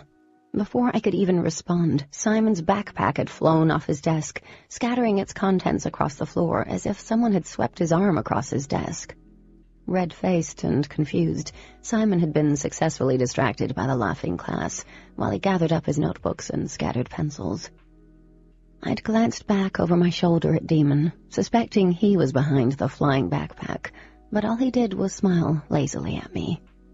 "What's your deal?" I asked in the hallway after class.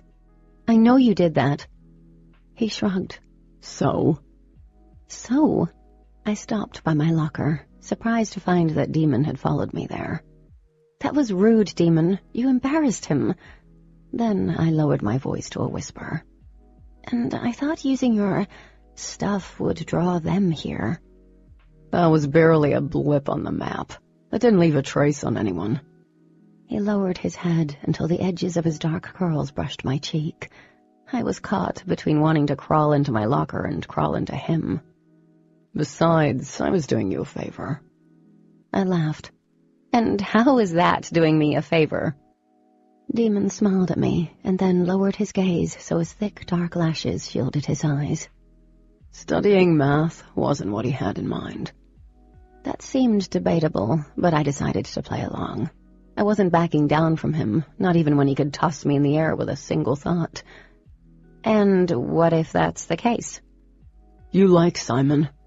His chin jerked up, anger flashing in his emerald eyes. You can't possibly like him. I hesitated. Are you jealous? Daemon looked away. He sucked in a sharp breath. I'm not jealous. All I'm trying to do is help you out. Guys like Simon want to get between your legs. My cheeks flushed as I stared at him. Why? You think that's the only reason why a guy might like me? Daemon smiled knowingly as he slowly backed up. Just saying. He left after that, disappearing into the crowded hall. Which was good, because if he'd stayed a moment longer, I would have socked him. When I turned around, I saw Ash standing outside her class. Her look pretty much fried me on the spot. No one was talking about Sarah. It wasn't that the school had forgotten her. It was just that they'd moved on, like most did. Knowing how and why she died was something I tried not to think about. When I did, my stomach soured like curdled milk. She died because Daemon saved me, and the Aram had needed someone to take his anger out on. And at night, I dreamed about the parking lot behind the library. I saw his face, the coldness and rage in his eyes as he squeezed the life out of me. Those nights, I woke with a scream stuck in my throat, covered in a cold sweat. Other than the nightmares and the occasional alien bully move on Daemon's part, there was nothing else that was out of the norm. It was like living next to normal teenagers. Teenagers that didn't need to get up to change the television channel and got a little uptight after meteorite showers. Dee had explained that the Aram used these atmospheric displays as a way to come down to Earth without being detected by the government. I didn't understand how, and she didn't explain, but for a few days after a shower, or even a falling star, the siblings were on edge.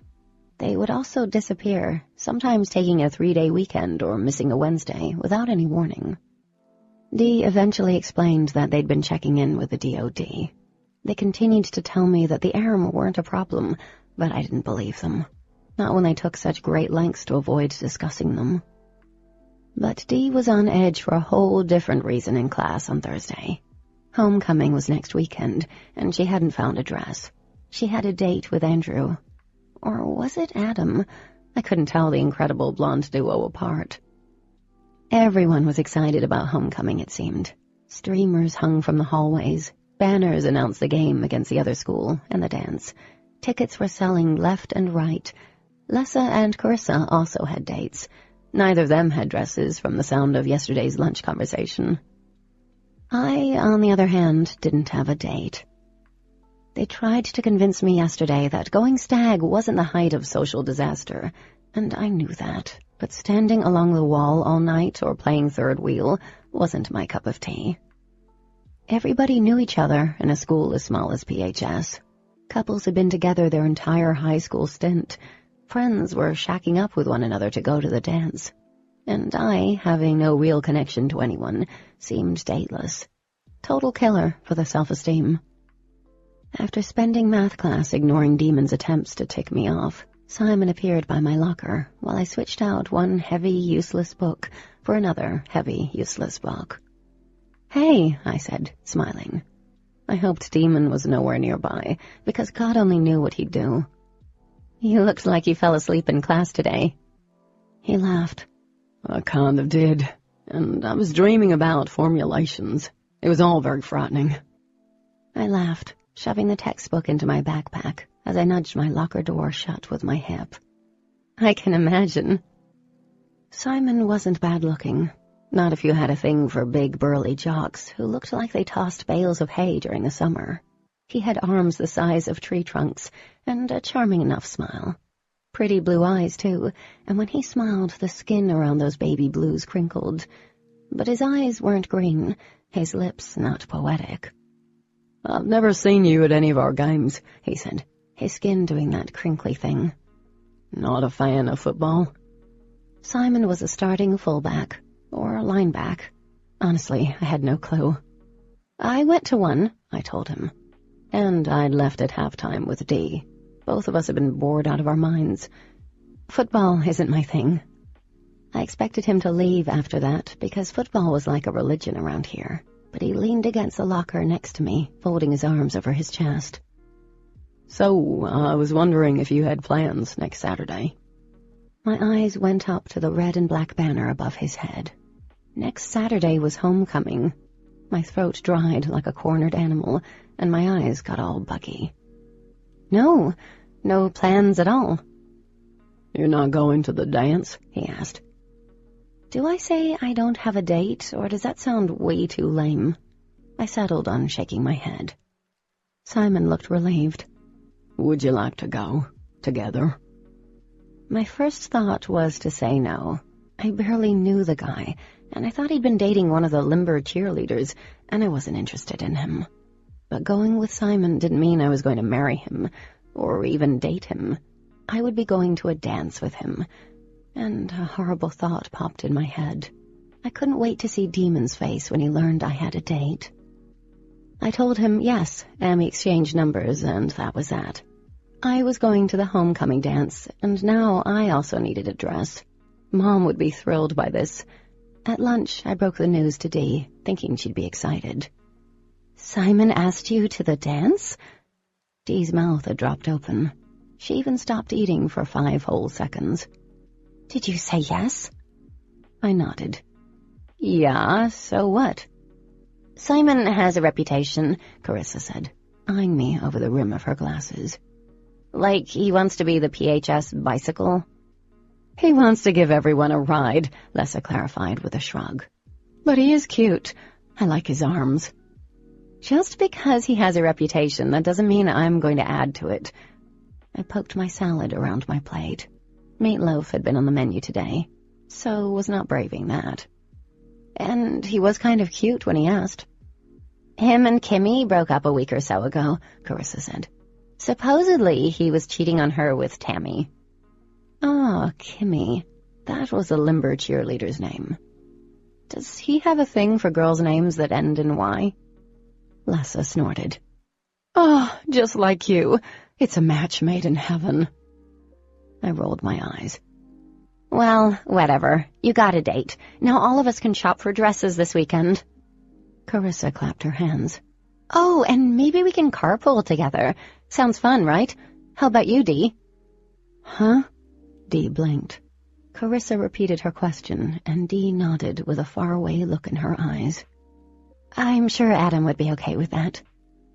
We made plans to go to Cumberland on Saturday, and Lessa and Carissa were practically bouncing in their seats. Dee didn't look excited. She didn't even look happy. And strangest of all, she didn't finish her lunch or eat half of mine. When I left school that day, I had to walk all the way to the back of the parking lot, since I'd been late that morning.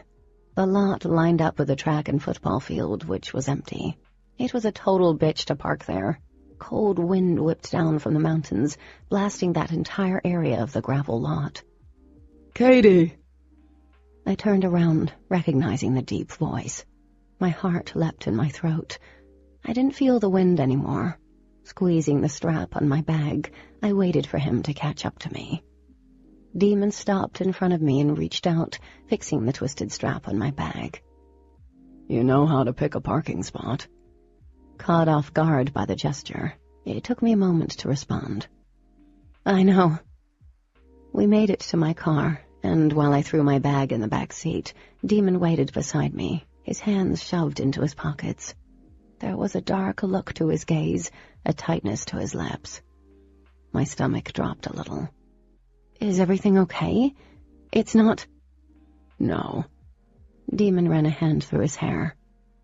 Nothing, cosmic-related. Good. I breathed a sigh of relief, leaning against the car next to him. You scared me there for a second. He twisted toward me, and like that, there were only a few inches between us. I hear you're going with Simon Cutters to the dance. I pushed back a strand of hair that blew across my face. The wind knocked it right back. News travels fast. Yeah, it does around here. He reached out again, but this time he caught the piece of hair and tucked it back behind my ear. His knuckles brushed against my cheek.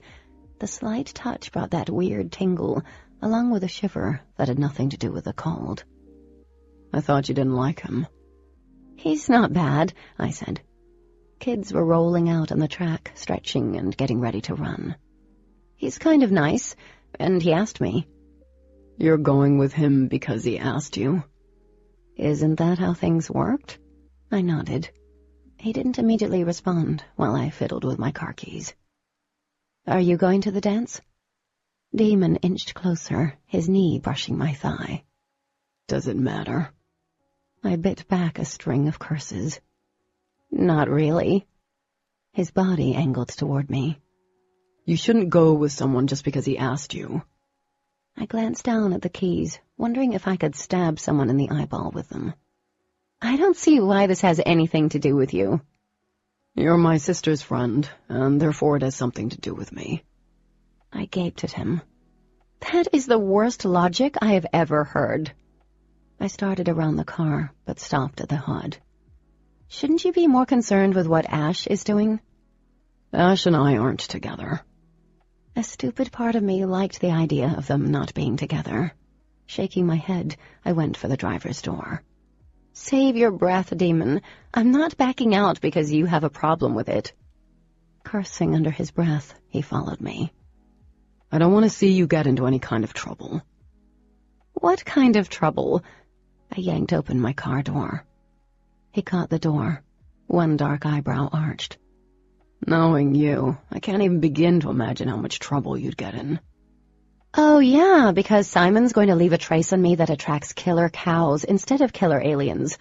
Let go of my car door. You are so frustrating, he snapped, eyes flaring with irritation. He has a reputation, Kat. I want you to be careful. I stared at him for a moment. Could it be that Daemon was genuinely concerned about my well-being? As soon as that thought popped into my head, I pushed it out. Nothing is going to happen, Daemon. I can take care of myself. Fine. He let go of the door so fast that I yanked it back. Kat. Too late. The door caught my fingers. I yelped as pain shot over my hand and up my arm. Ouch! I shook my hand, trying to ease the pain in my fingers. The pointer finger was bleeding. The rest would definitely be bruised and look like sausages by morning. Tears were already streaming down my cheeks. Christ, that hurt! Without warning or saying a word, his hand shot in, wrapping around my palm. A flash of heat went through my hand, tingling, spreading to the tips of my throbbing fingers and down to my elbow. In an instant, the pain was gone. My mouth dropped open. Daemon? Our eyes locked. He dropped my hand as if I'd burned him. Shit. Is there another trace on me? I wiped the blood away from my finger. The skin was pink, but already sealed up. Holy crap. He swallowed. It's faint. I don't think it will be a problem. I can barely see it, but you might. No, it's faint. No one will see it. I'm fine. No more babysitting. I drew a shallow breath. Knots formed in my belly. I can take care of myself. Daemon watched me for a moment. You're right. Obviously you can, as long as it doesn't involve car doors. You've lasted longer than any human that's known about us. Daemon's parting words hung over me like a thick, foreboding cloud the rest of the night and well into Saturday. I'd lasted longer than anyone else that had known the truth about them. I couldn't help but wonder when my time would be up. I left with Dee, and we picked up the girls after lunch. It didn't take long to get to Cumberland and find the dress shop they'd wanted to go to. I'd expected there to be nothing left to pick from when we walked into the dress barn, but their racks were full. Carissa and Lessa already had an idea of what they wanted, something tight. Dee seemed to navigate toward the pink and frilly. I wanted a dress that didn't look like it had been bedazzled by a grandmother or swallowed by a bow factory. Dee ended up picking out a red Grecian-style dress for me that cinched under the waist and hung loose around my hips and legs. It had a scallop neckline, a little daring, but nothing like what Lessa and Carissa strutted out in. "What I wouldn't do for a chest like that," Lessa muttered, looking disgusted as she stared at Carissa's chest spilling out of her dress. "It's not fair. I have an ass and no boobs." Carissa eyed herself in the wall mirror, while Dee tried on a pink knee-length dress she'd found. Twisting her hair up off her shoulders, Carissa grinned at her reflection. "What do you guys think?" "You look hot," I told her. And she did. She had the perfect hourglass figure. Dee stepped out, looking absolutely stunning in pink. Her dress had tiny straps and hugged her willowy frame. She took one look at herself, nodded, and went back in to change. I exchanged a grin with Lessa. Our opinion was not needed. "Yeah, 'cause there isn't anything in this world that Dee doesn't look good in." She rolled her eyes, grabbing her dress to try on. When it came my turn to try my dress on, I had to give it to Dee. She had a remarkable eye for style. The dress fit my body like it had been made for me. With its built-in bra, it also made me feel like I could stand beside Carissa and not feel like a little girl. I twisted in front of the mirror, checking out the back. Not too bad. "You should pull your hair up," Dee said, appearing beside me. She reached up, artfully twisting my long hair atop my head. "You have such a long neck. Show it off. I can do it for you if you like, and your makeup, too." I nodded, thinking it would be fun. "Thank you. I would have never thought I'd look good in this dress." "You'd look good in any of these dresses." Dee let go of my hair. "Now you need shoes." She nodded over to the shoe racks. "Anything red or clear would work. The more strappy, the better." I poked around the shoes, thinking of a pair of strappy heels I had at home. God knows this dress was going to cost every last cent my mom had happily handed over this morning. I picked up a pair of red heels, though. They were divine. A skeevy feeling coursed over me as I stood there. I glanced around. The girls were in the back, looking at clutches, and the clerk was behind the counter. The door opened, making a wind chime sound. No one was there. The clerk looked up, frowning. Shaking her head, she returned to reading her magazine. I shivered as my gaze crawled past the door to the windows in the front of the store. Beyond the garbed mannequins, a man stood on the sidewalk, looking in. His dark hair was combed back from his pale face. Most of his features were covered with a pair of oversized sunglasses that seemed out of place on such an overcast day. He was wearing dark jeans and a leather jacket. And he gave me the creeps. I moved behind the racks and pretended to be checking out another dress. Casually, I lifted my head and peeked over the rack. He was still there. "What the hell?" I muttered. Either he was waiting for someone in here, or he was a total creeper, or an Aram. I refused to consider the last one. Glancing around the near-empty store, I was going to go with creeper. "What are you doing?" Lessa came out, tugging on the zipper to a pink trumpet dress that gave her boyish figure curves. "Hiding behind racks?" I started to point out the stalker, but when I looked at the window, he was gone. "Nothing." I cleared my throat. "You guys ready?" She nodded, and I darted back to the dressing room and quickly changed. The whole time we checked out, I kept glancing at the window. That eerie feeling was still there, following us back to where Dee had parked. I expected the dude to jump out and scare the living crap out of me at any moment. We folded up our dresses carefully and placed them in the trunk, while Carissa and Lessa climbed in the back seat. Shutting the trunk, Dee turned to me. A small smile was on her face. "I didn't tell you this because I'm sure you would have changed your mind about the dress." "What?" I frowned. "Does it make my butt look big?" She laughed. "No, you looked stunning." "Then what's the deal?" Her smile turned downright mischievous. "Oh, you know, just that the color red is Daemon's favorite." Chapter 22. The night of the dance, I was full of nerves. A huge part of me wanted to call Simon and beg off, especially since he nixed the whole carpool idea from the get-go.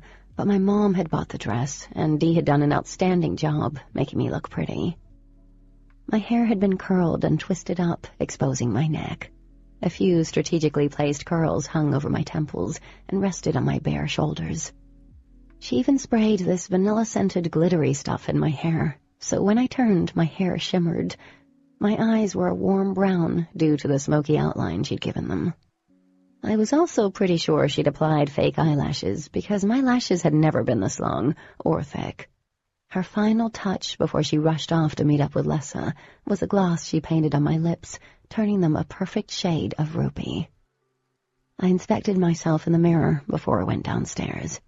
It was like staring at a stranger, and I made a mental note to wear makeup more often. Mom started crying the moment she saw me. "Oh my God, honey, you look so beautiful." She went to hug me, but stopped. "I don't want to ruin anything. Let me grab my camera." Even I wouldn't begrudge her this moment. I waited until she returned and took a dozen pictures. Dressed in her nursing scrubs, she looked kind of funny snapping pictures.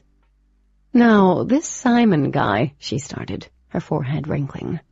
"You never talked about him." "Oh, Lord. We're friends. Nothing more, so you don't have a thing to worry about." She gave me a motherly look. "Whatever happened with the boy next door? Daemon? You were hanging out with him a couple of times, right?" I shrugged. That was a conversation I couldn't even begin to broach with my mom. We're frenemies." "What?" Her brows puckered. "Nothing," I sighed, glancing at my hand. There wasn't a single mark on my fingers. There was a trace, though, still lingering faintly, he said. "We're friends." "Well, that's a shame." She reached out, smoothing down an errant curl. "He seemed like such a nice boy." "Daemon? Nice boy? No." A loud engine from outside ended our conversation. I moved over to the window, peeking out. Good Lord, Simon's truck was the size of a submarine. "Why didn't you two go to dinner, like Dee was talking about?" my mother asked, gearing up the camera for another round of shots. Since Simon had nixed the carpool idea, I'd nixed the dinner. Simon was meeting me here, which I wasn't too thrilled about, but meeting at the dance seemed stupid. Not to mention he had the tickets. I didn't answer as I went to the door and opened it. Simon stood there, dressed in a tux. I was sort of surprised they had ones that fit him. His eyes, which seemed a little bleary, drifted down me in a way that turned my skin the color of my dress. "You look hot," he said, thrusting out a corsage that went around my wrist. I winced, hearing my mom clear her throat. Taking the corsage, I stepped aside and let Simon in. "Mom, this is Simon." Simon stepped forward, shaking Mom's outstretched hand. "Now I see where Katie gets her looks from." My mom arched a brow, turning into the Ice Queen. Simon had not made a fan. "Aren't you kind?" I slunk over to his side as I slipped my corsage on, grateful it was not one that had to be pinned on. Simon took having the epic amounts of pictures taken good-naturedly, wrapping his arm around my waist and smiling for the camera. "Oh, I almost forgot." Mom disappeared into the living room, returning with a lacy black shawl. She draped it over my shoulders. "This will keep you warm."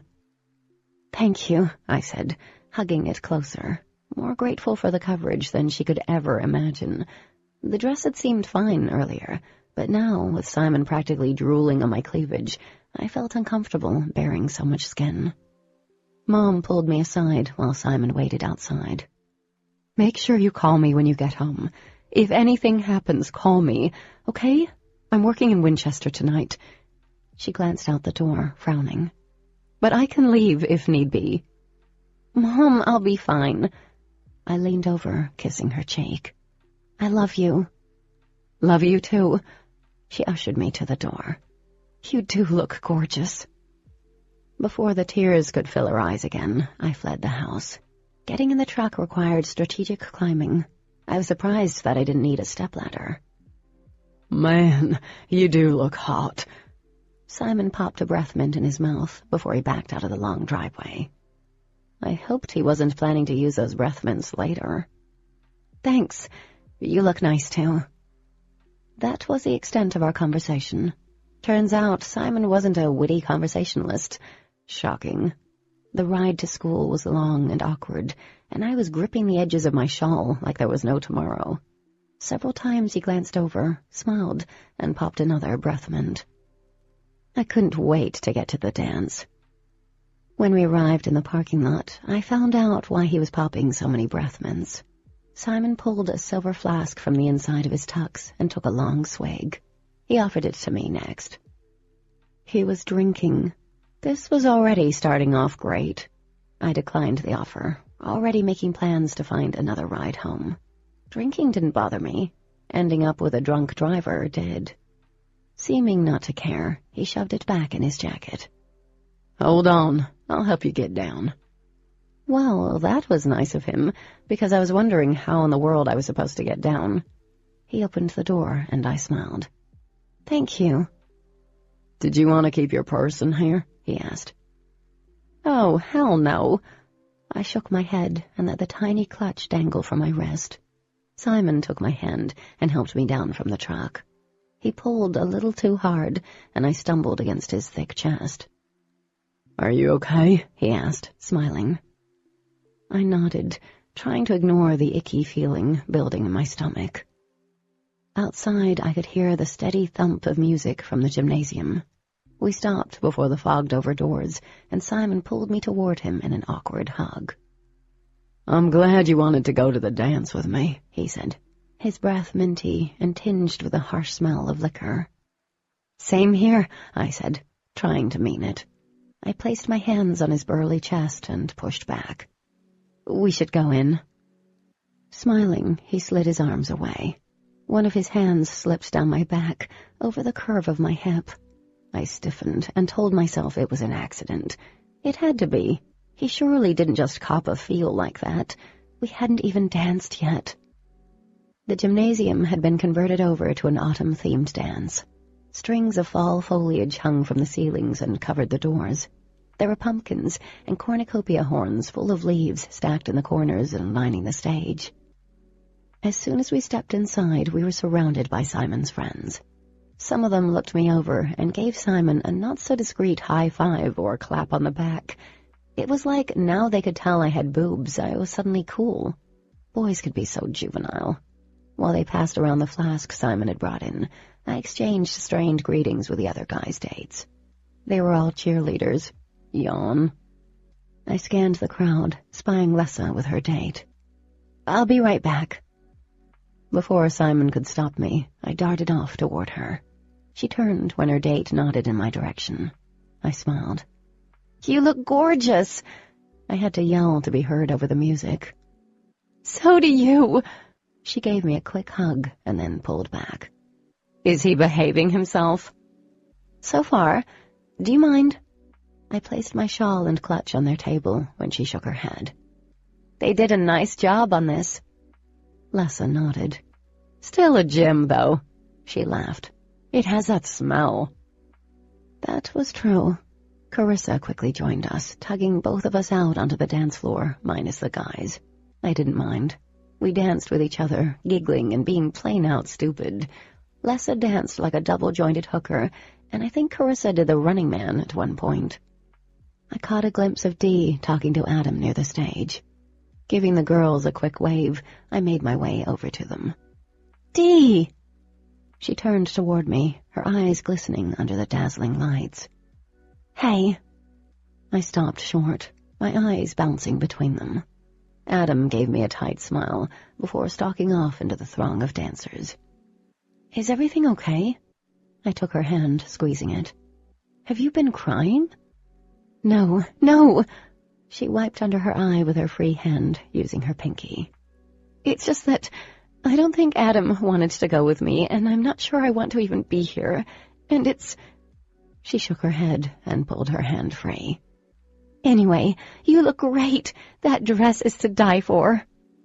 My heart went out to her.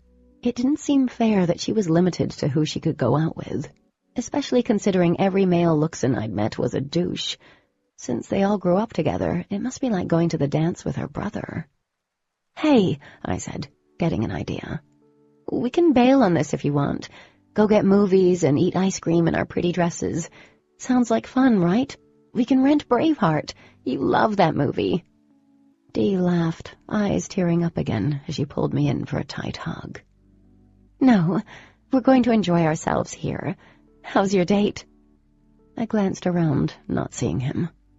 "Probably drunk somewhere." "Oh, no."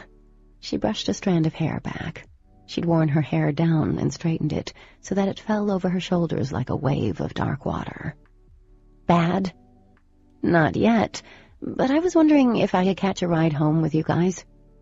"Of course." She started pulling me toward the dance floor. "We're probably going to the bonfire afterward. You can come with us, or we can drop you off." Simon hadn't mentioned a party. Maybe I'd get lucky and he'd forget about me. Dee and I skirted the edge of the floor, hand in hand. I'd almost given up on spotting Lessa in the mess, but then I came to a complete standstill. There was a small candle covered in glass on a white table. It sent a soft, flickering glow over Daemon's high cheekbones and full lips. Ash was nowhere in sight, and honestly, I didn't care where she was. Daemon's stare was so concentrated, I took an unintentional step back, but we didn't break eye contact. A craving unfurled deep in my stomach, shooting through me like heated lightning, and that was the kind of feeling you couldn't force, couldn't even replicate if you wanted. And then Simon was in front of me, capturing my hand and pulling me away from Dee and out onto the dance floor. It wasn't a slow dance, but he wrapped his beefy arm around my waist and pulled me against his chest anyway. The hard edge of his flask cut into my ribs. "You disappeared on me," he said, his lips brushing my ear, dousing my neck in alcohol fumes. "I thought you up and left me." "No, I saw friends." I tried pulling back, but I was stuck to him. "Where are your friends?" "Huh?" he yelled, unable to hear me as the music increased. "There's a party tonight down in the field. Everyone is going." One of his hands was low on my back, his finger resting on the flare of my bum. "We should go." Damn it. "I don't know. Curfew," I yelled back, trying to maneuver his hand off my rear. "So? It's homecoming. It's time to party." I didn't bother responding. I was too busy avoiding his hands, which were everywhere. We danced another song before I could successfully extract myself, and the only reason I could was because Carissa saved me. Things were all over the place then. I spied Ash sitting at the table, looking pissed, while Daemon stared at the floor. Several bathroom breaks and dances later, I ended up back with Simon. For a human, he sure knew how to sneak up on someone. He didn't reek of alcohol this time around, but damn it, his hands were super friendly as we moved in a tight circle. I could feel every last inch of him, and he didn't seem to mind. I was starting to sweat when one of his hands dropped off my shoulder, narrowly avoiding my breast. I jerked back, glaring at him.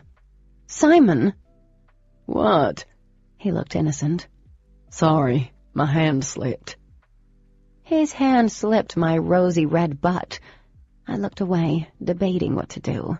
I needed to disappear, quick. "Mind if I cut in?" a deep voice asked from behind me.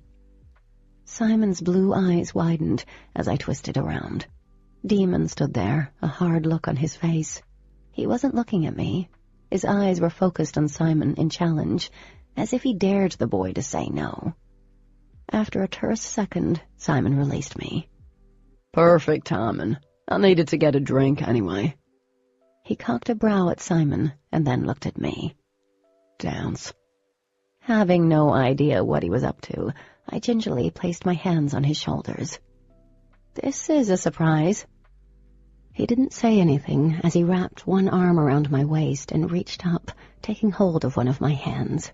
The music slowed down until it seemed to crawl by in a haunting melody about love lost and found again. I stared up into those extraordinary eyes, stunned that he could hold me so tenderly. My heart thudded as blood rushed to every point in my body. It had to be the dance, the dress, the way he filled out his tucks. He pulled me closer.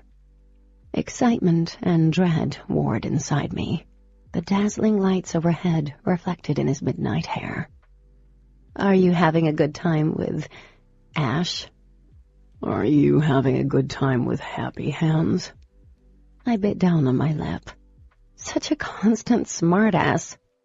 He chuckled in my ear, sending shivers through me. The three of us came together, Ash, Andrew, and me. His hand rested above my hip, having a totally different impact on me. My skin tingled underneath the chiffon. Daemon cleared his throat as he glanced away. You look beautiful, by the way. Really too good to be with that idiot. A blush stole over my skin, and I lowered my gaze. Are you high? Unfortunately, no, I'm not. Though I am curious why you'd ask. You never say anything nice to me. Good point, he sighed. Daemon moved a little closer and turned his head slightly. His jaw grazed my cheek, and I jumped. I'm not going to bite you or grope you. You can relax. My witty retort died on my lips when he moved his hand from my hip and guided my head to his shoulder. The moment my cheek touched his tux-covered shoulder, there was a dizzying rush of sensations. His hand settled on my lower back again, and we moved slowly to the music. After a while, he started humming under his breath, and I closed my eyes. This wasn't nice. It was thrilling. Seriously, how's your date going? He asked. I smiled. He's a little friendly. That's what I thought. He turned his head, and for a moment his chin rested against my hair. Then he lifted his head. I warned you about him. Daemon, I said softly, wanting him not to ruin the mood. There was something peaceful about this, lulling. I have him under control. He snorted. Sure looks like it, kitten. His hands were moving so fast, I was beginning to question if he was human or not. I stiffened, my eyes opening. I counted to 10. I made it to 3 before he spoke again. You should sneak out of here and go home while he's distracted. His hand tightened around mine. I can even get Dee to morph into you, if need be. Shocked that he'd go to that extreme, I pulled back and looked up at him. It's okay if he gropes your sister? I know she can take care of herself. You're out of your league with that guy. We'd stopped dancing, oblivious to the other couples. Disbelief coursed through me. Excuse me? I'm out of my league? Look, I drove here. I can let Dee catch a ride with Andrew and take you home. He sounded like he had everything planned out. Then his eyes narrowed. Are you actually considering going to the party with that idiot? Are you going? I asked, pulling my hand free from his. My other hand was still on his chest, and his arm still circled my waist. It doesn't matter what I'm doing. Frustration punctuated each of his words. You're not going to that party. You can't tell me what to do, Daemon. His eyes narrowed, but I could see the eerie glow beginning to form in his eyes, overshadowing his pupils. Dee is taking you home, and I swear if I have to throw you over my shoulder and carry you out of here, I will. My hand curled into a useless fist against his chest. I'd like to see you try. He smiled, eyes starting to gleam in the darkness. I bet you would. Whatever, I said, ignoring the looks we were starting to get from everyone. Over his shoulder, I saw Mr. Garrison watching us, which worked to my benefit. "You're the one who's going to cause a scene carrying me out of here." Daemon made a noise that really sounded like a growl. Anyone in their right mind would have been terrified, and I should have been, considering I knew what he was capable of. I wasn't. "Because your local alien teacher is watching us as we speak. What do you think he's going to believe when you toss me over your shoulder, buddy?" Every inch of him stiffened. I smiled, like the cat that ate an entire aquarium full of fish. "Thought so." Surprisingly, he returned the smile. "I keep underestimating you, kitten." Stealth mode Simon appeared before I had a chance to gloat over that major win. "You ready?" Simon asked, glancing between Daemon and me. "Everyone is leaving for the party." Daemon's look dared me to not listen to him, and that's pretty much why I agreed. He didn't control my life. I did. Chapter 23. The field was about 2 miles outside of Petersburg, heading in the opposite direction of my house. It was literally a gargantuan harvested cornfield. Enormous bales of hay covered the landscape as far as I could see, lit in orange and red. I couldn't help but think the combination of dried hay and fire wouldn't end well. Someone tapped a keg. Correction, the combination of hay, fire, and cheap beer couldn't end well. Simon had kept his hands to himself the whole way here, so I was feeling pretty good about my decision, with the exception of the above foreseeable problem. He led me through the trampled cornstalks toward the fire. "The girls are over there." He pointed to the other side of the fire, where several girls were clustered together, sharing red plastic cups. "You should go say hi, mingle a little." I nodded, having no intention of going there. "I'll get us a drink." He leaned in, squeezing my shoulders before heading off. The moment he reached the keg, he gave some other burly dude a high five and let out a loud, "Hooray!" Quite a crowd was gathering around the fire, pushing back to the surrounding woods. Someone had pulled a truck up, turned on the radio, and left the doors open, making it nearly impossible to hear anything. Clutching the shawl around my shoulders, I moved along the edges, looking for a familiar face. Relieved, I saw Dee standing with the Thompson triplets. Beside them, Carissa and Lessa shared a blanket. Daemon was nowhere to be seen. "Dee!" I called, weaving out of the way of a girl teetering in high heels. "Dee!" She turned, and then seconds later she waved her hand wildly. I took a step in her direction, and Simon appeared out of nowhere, 2 cups in hand. "Oh my God," I said, stepping back. "You scared me." Simon laughed, handing me a cup. "I don't see how. I was calling your name." "Sorry." I took the drink, wrinkling my nose at the distinct smell. Taking a sip, I learned it didn't taste much better than it smelled. "It's kind of hard to hear with all the noise." "I know, and we haven't had a chance to talk at all." Simon draped his arm over my shoulder, stumbling a little. "And that sucks. I wanted to talk to you all night. Did you like the corsage?" "It's beautiful. Thank you again." It was pretty, a combination of pink and red roses. "Did you get it in town?" He nodded and then downed the contents of his cup as we moved away from the truck. "My mom works at a local florist shop. She made it." "Wow, that's pretty cool." I plucked at it, careful not to spill any beer on it. "Does your dad work in town?" "Nope, he commutes into Virginia."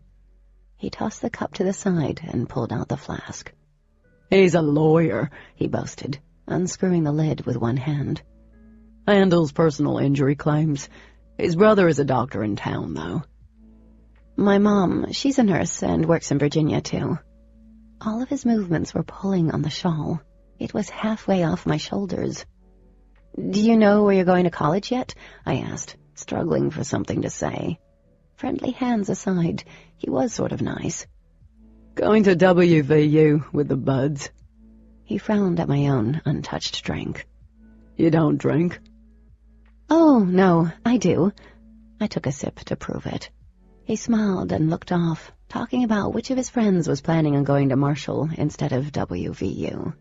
When he wasn't looking, I dumped half the cup out. Simon kept on asking questions, interrupted every few minutes when one of his friends would swing by. I dumped most of my drink out, which cost me several refills. Simon told me to stand wherever we were as he hustled back and forth between the keg. By my third pretend cup, Simon was probably thinking I was a lush, but at least he was getting a great workout. Before I knew it, we were a good distance away from the bonfire, among the first cropping of trees. Each step became more difficult, partly due to the uneven ground and my heels, and even the slightest bit of Simon's weight was hard to support. Simon straightened and pulled his arm off my shoulders, taking the shawl along with him. It fluttered somewhere behind me, quickly blending in with the shadowy ground and thick undergrowth.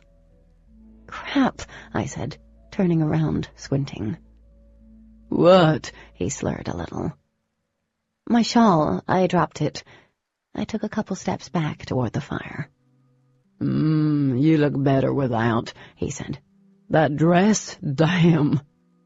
I shot him an annoyed look over my shoulder before returning to staring at everything that looked black. "Yeah, well, it belongs to my mom, and she'll kill me if I lose it." "We'll find it. Don't worry about it now." Suddenly, his arm was around my waist, pulling me back. Startled, I dropped the cup of beer and let out a nervous laugh as I twisted out of his grasp. "I think I need to find it now." "Can't it wait?" Simon took a step closer to me, and I took one back. He was standing in front of me, and I realized I was trapped between him and a tree. "We were talking, and there's this thing I'd wanted to do." I glanced over at the bonfire. It seemed too far away now. "What?" He placed a massive hand on my shoulder, and his grip was tight. The feeling that crept over me was more than just the ick factor. It was something else. It was more powerful, leaving a strange taste on the roof of my mouth, like when the arm had spoken to me outside the library.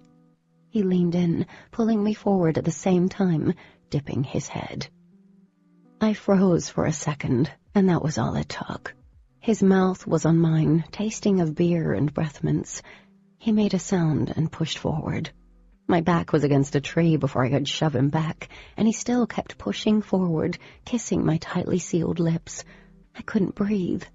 Placing my hands on his chest, I pushed until I was able to wrench my mouth free. "Whoa there, Simon. That's too much," I said, dragging in air. I tried to wiggle myself free, but he was unmovable. "Oh, come on. It's not too much." His hand worked its way between me and the tree until it was against my back, holding me in place. I pushed again against his chest, angry. "I didn't come here for this." Simon laughed. "Everyone comes here for this. Look, we're both drinking, both having fun. There's nothing wrong with that. I won't even tell anyone if you don't want me to. Everybody knows you did it with Daemon over the summer." "What?" I screeched. "Simon, let me—" His sloppy, wet lips cut off my words. His tongue slipped into my mouth, and I wanted to puke. My heart rate tripled, and in an instant I wished I'd listened to Daemon, that I'd taken him up on his offer to go home, because this was out of my league. I managed to get my head free.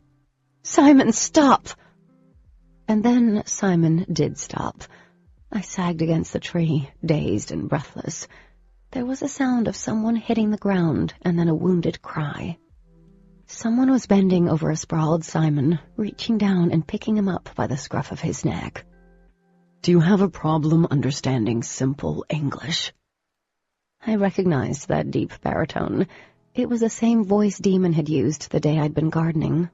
Deadly quiet, dangerously low. He was breathing heavily as he stared at the cowering boy. "Man, I'm sorry," Simon slurred, grasping Daemon's wrist. "I thought she—" "You thought what?" Daemon lifted him onto his feet. "That no meant yes?"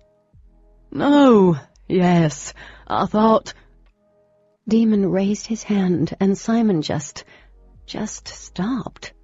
Arms raised, hands splayed out in midair in front of his face. Blood that had been trickling out of his nose stopped on his open mouth. Eyes wide and unblinking, a look of fear and drunken confusion was frozen on his face. Daemon had frozen Simon, literally. I stepped forward.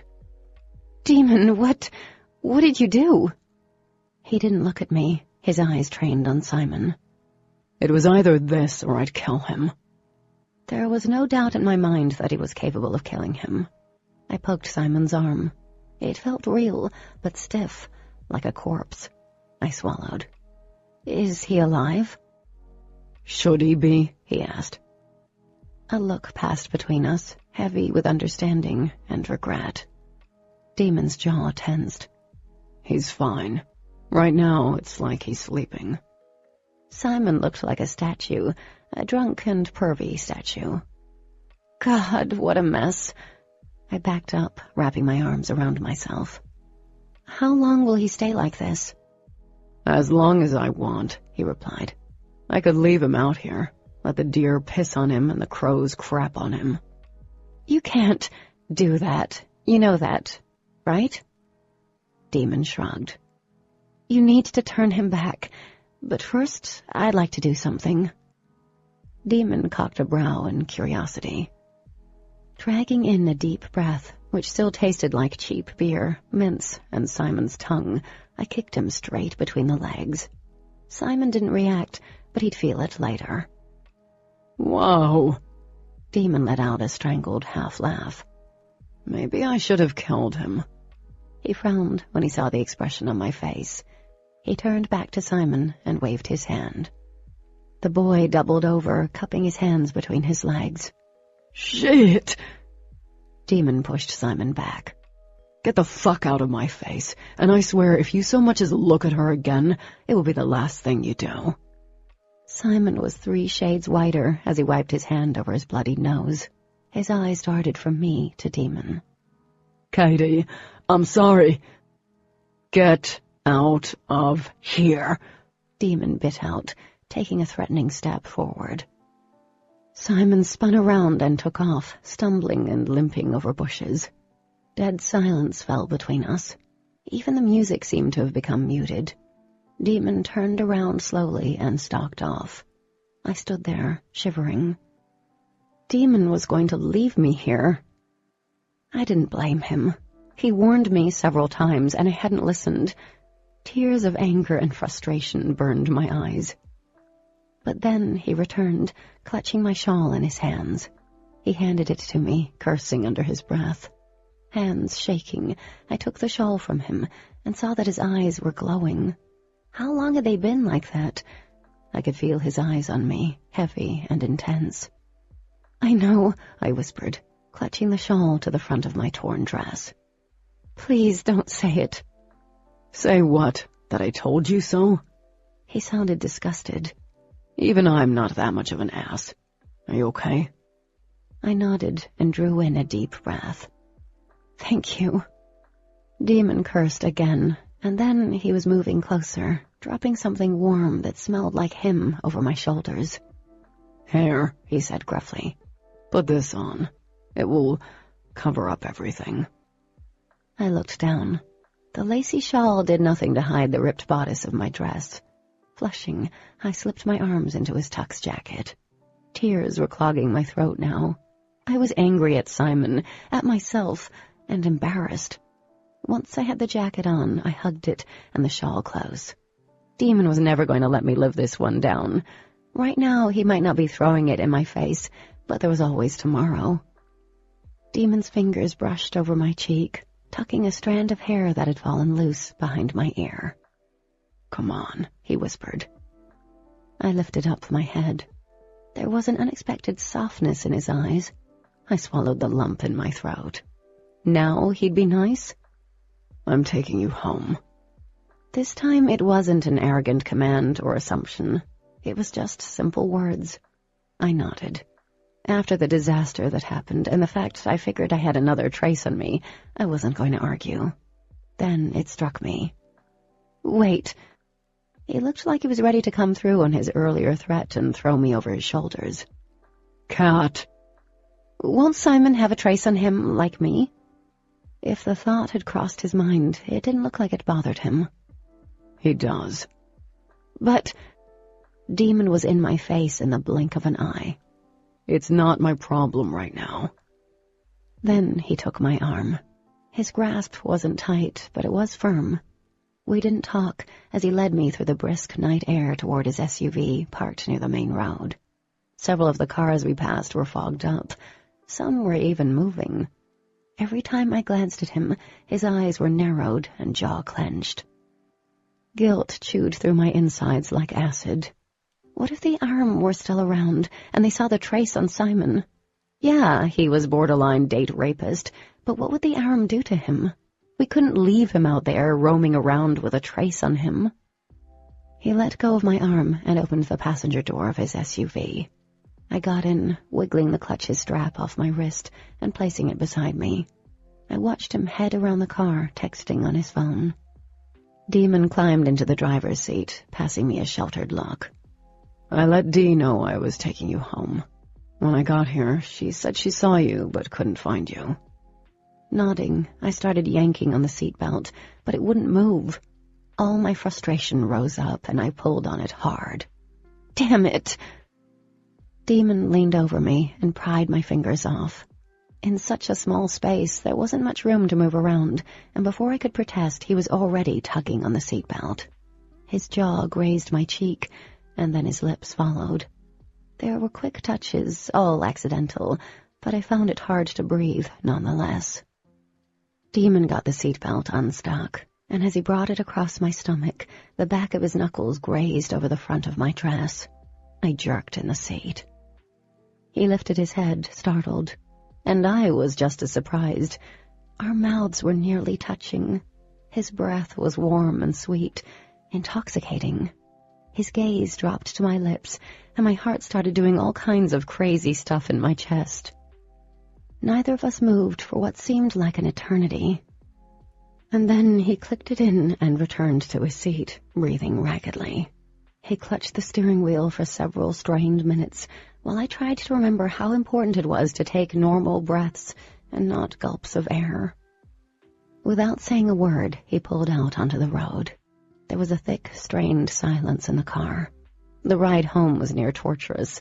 I wanted to thank him again and ask about what he planned to do with Simon, but I had a feeling it wouldn't go over well.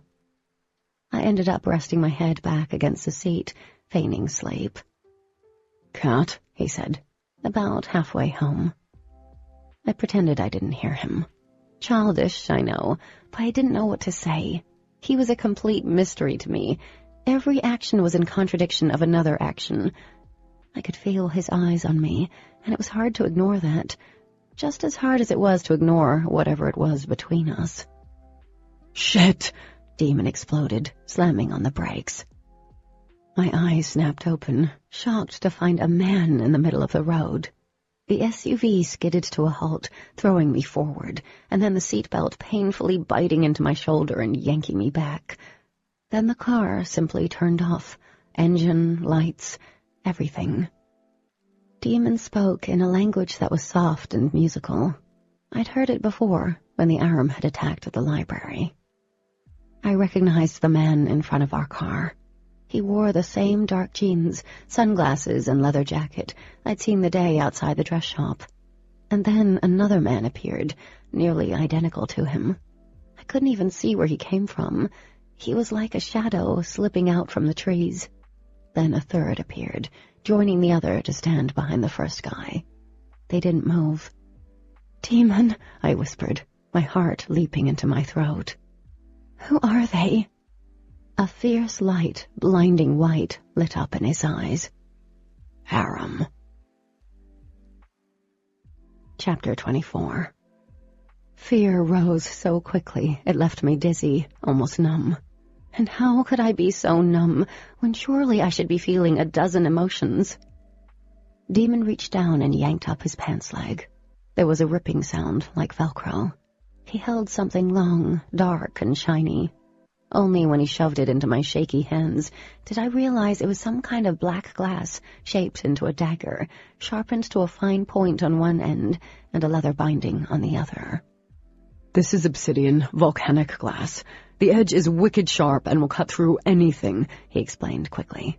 It's the only thing on this planet besides us that can kill the Aram. This is their kryptonite.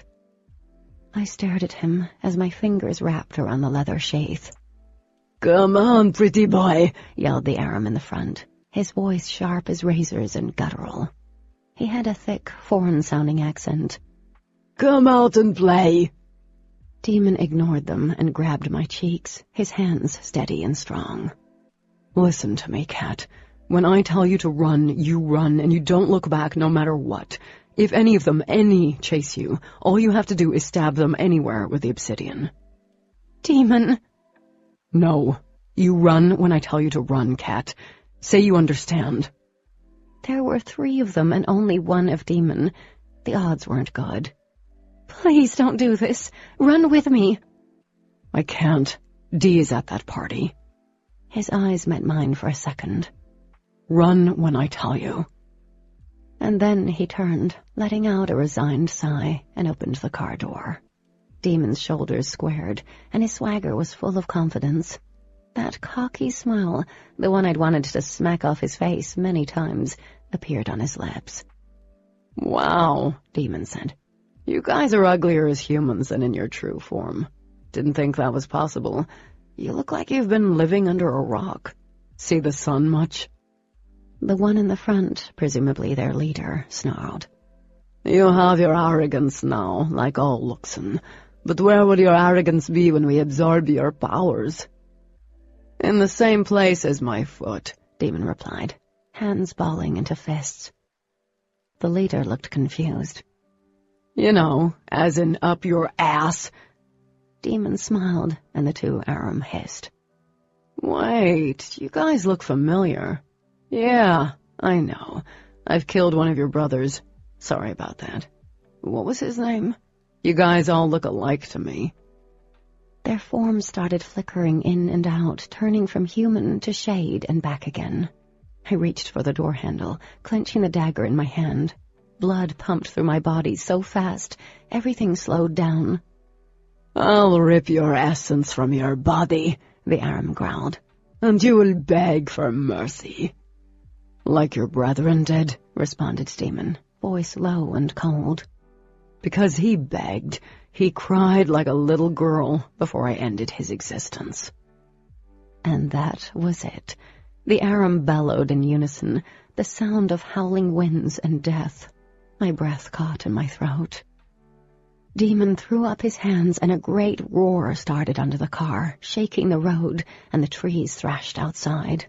A loud crack sounded, like a blast of thunder, quickly followed by several more in succession.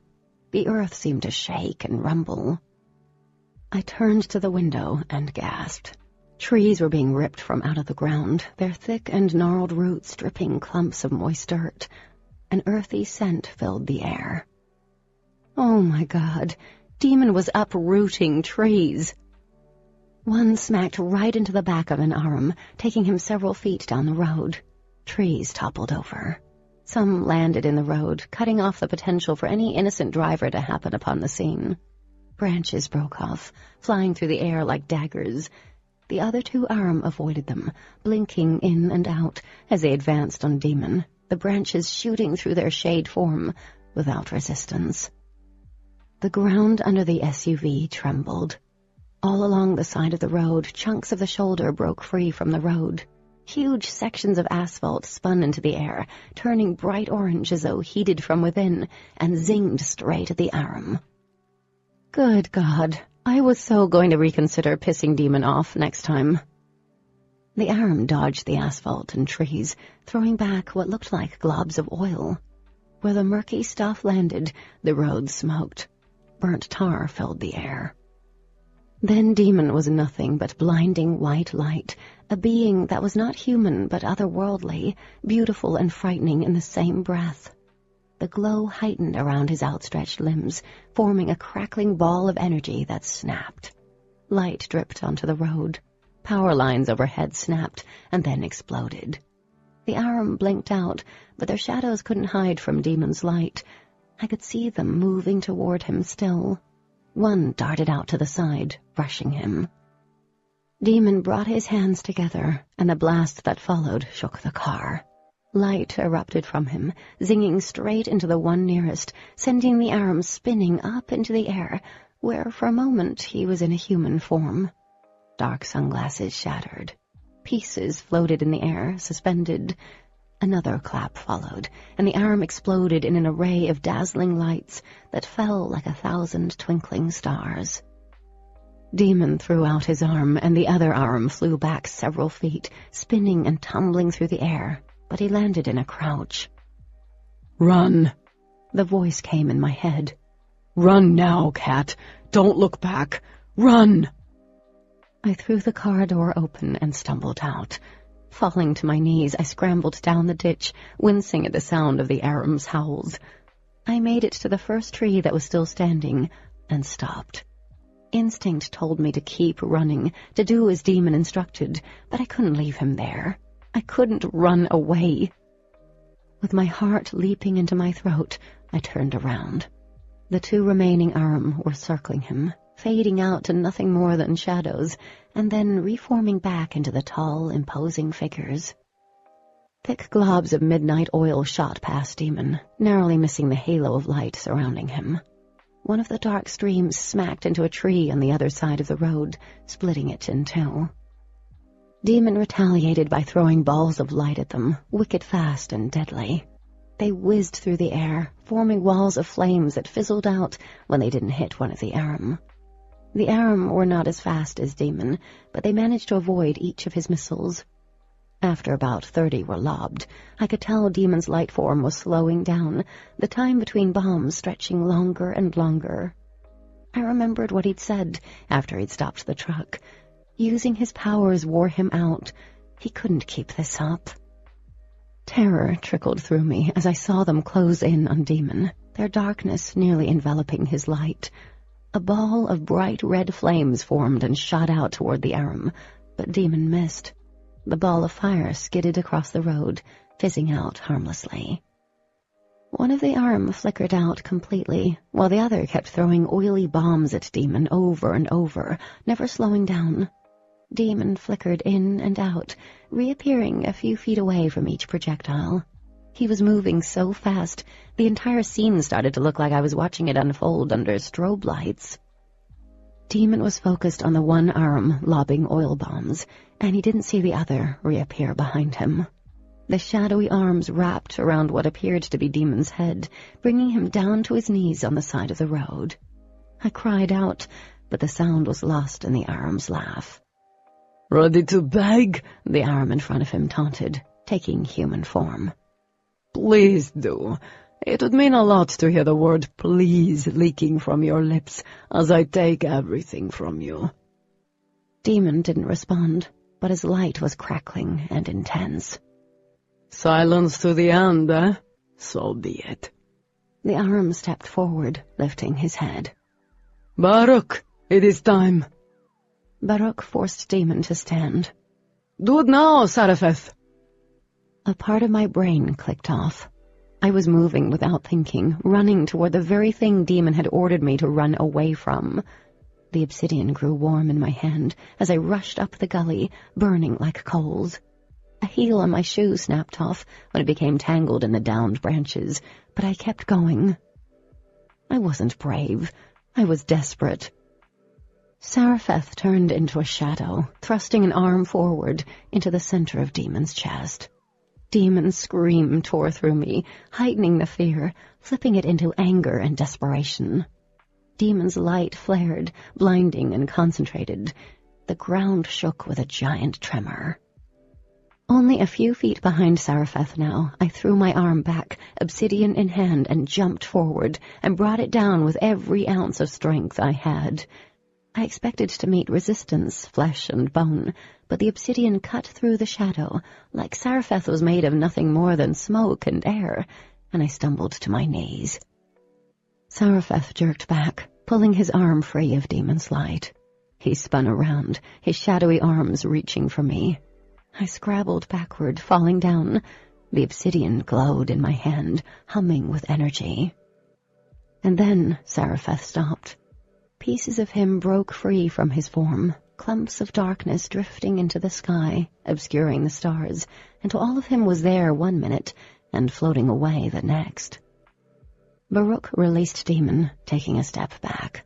For a moment he was in human form, dark jeans and a jacket, his expression horrified, gaze locked on the glowing obsidian in my grip. His eyes met mine for only a second. Vengeance had been promised in that minute's stare. And then he was a shadow, pulling the darkness into him, fleeing toward the other side of the road like a coiled snake, and disappearing into the night. I scuttled over branches and cracked pavement in a mad dash to reach Daemon's side. He was still nothing more than light, and I had no idea where to touch him, or how badly he was hurt. "Daemon," I whispered, dropping to my bleeding knees in front of him. My lips, hands, everything trembled. "Daemon, please say something." His light flared, throwing off a wave of heat, but he made no sound or movement, not even a whisper of words in my thoughts. What if someone came by?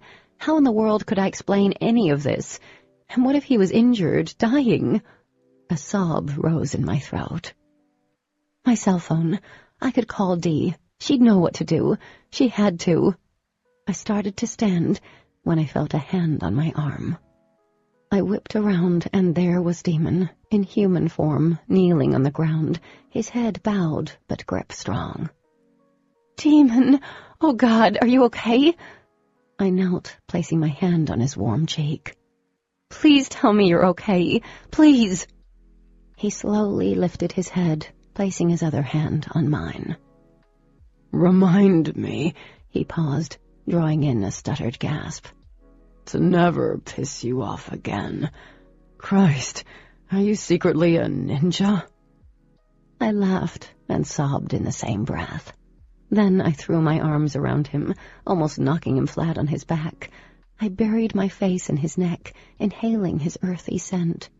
He didn't have a choice but to hug me back. His arms swept around me, a hand delving deep into the curls that had fallen loose. "You didn't listen to me," he murmured against my shoulder. "I never listened to you." I squeezed him hard. Swallowing, I pulled back a little, searching his weary but beautiful face. "Are you hurt? Is there anything I can do?" "You've already done enough, kitten." He stood, bringing me along with him. Drawing in a breath, he looked around. "We need to get out before anyone comes." I wasn't sure how that would help. It looked like a tornado had come through here, but then Daemon backed off and waved his hand. All down the road, trees were lifted off the road and rolled to the sides, clearing the path. The action barely fazed him. "Come on," Daemon said. On the way back to the car, I remembered I still had the obsidian in my fist. The car started as soon as Daemon turned the key, much to our mutual relief. "Are you okay? Hurt in any way?" he asked. "I'm okay." I was shaking. "It's just a lot, you know."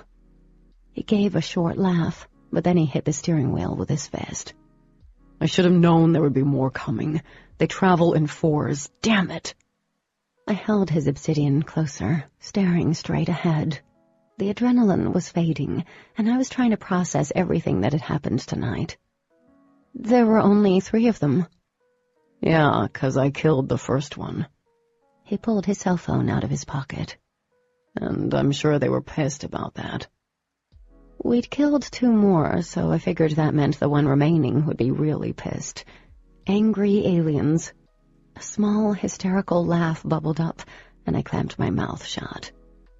He called his sister then, ordering Dee to get the Thompsons and to stay with Mr. Garrison until it was daylight. Whereas the Arm were stronger at night, using the darkness to move undetected and feeding on the shadows, the Luxon were opposite, stronger during the day. Daemon gave them bare details of what had happened, and I heard him tell Dee I was okay. "Kat, are you okay? Seriously?" he asked after he hung up, concerned. I nodded. I was alive. He was alive. We were okay. But I couldn't stop shaking, couldn't forget the sound of Daemon's scream. Daemon wanted me to stay the night at his place.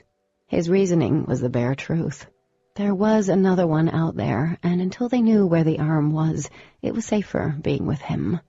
For the second time that night, I didn't argue. I didn't kid myself his invitation was out of concern for me. It was more from necessity. After I called my mom and told her I was staying the night with Dee, which she protested, but eventually relented to, Daemon took me up to the guest room I'd woken up in the morning after finding out about them. It seemed like a lifetime ago.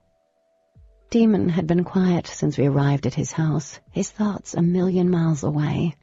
He left me in the guest room with a pair of worn flannel pajama bottoms and a shirt that looked like it belonged to Dee. In the guest bathroom, I quickly stripped off the ruined dress, rolling it up and tossing it into their wastebasket. I never wanted to see it again. The hot water couldn't soothe the ache in me. I'd never felt the way I did now. Every muscle screamed, and my mind was weary with exhaustion. I stepped out of the shower, my legs shaking, and even in the heat of the steamy bathroom, I felt cold. I slowly wiped the steam off the mirror, shocked by the reflection that peered back at me. My eyes were wide, my cheeks were ghastly pale and drawn tight over my cheekbones. I looked more like an alien than my friends did. I laughed, and then immediately cringed. It sounded choked and ugly, shocking in the quiet room. Baruch would come back. Wasn't that why Daemon had been quiet? Knowing that the arm would seek revenge against his family, there was nothing he could do, or I could even hope to do. "Are you okay in there?" Daemon called through the closed door. Yeah. I quickly ran my fingers through my damp hair, pushing thick sections off my face. Yeah, I whispered again. I changed into the clothes he'd brought me, and they felt warm, smelling faintly of laundry detergent and crisp leaves. He was sitting on the edge of the bed when I came back, looking tired and young. He'd already changed into a pair of sweats and a shirt.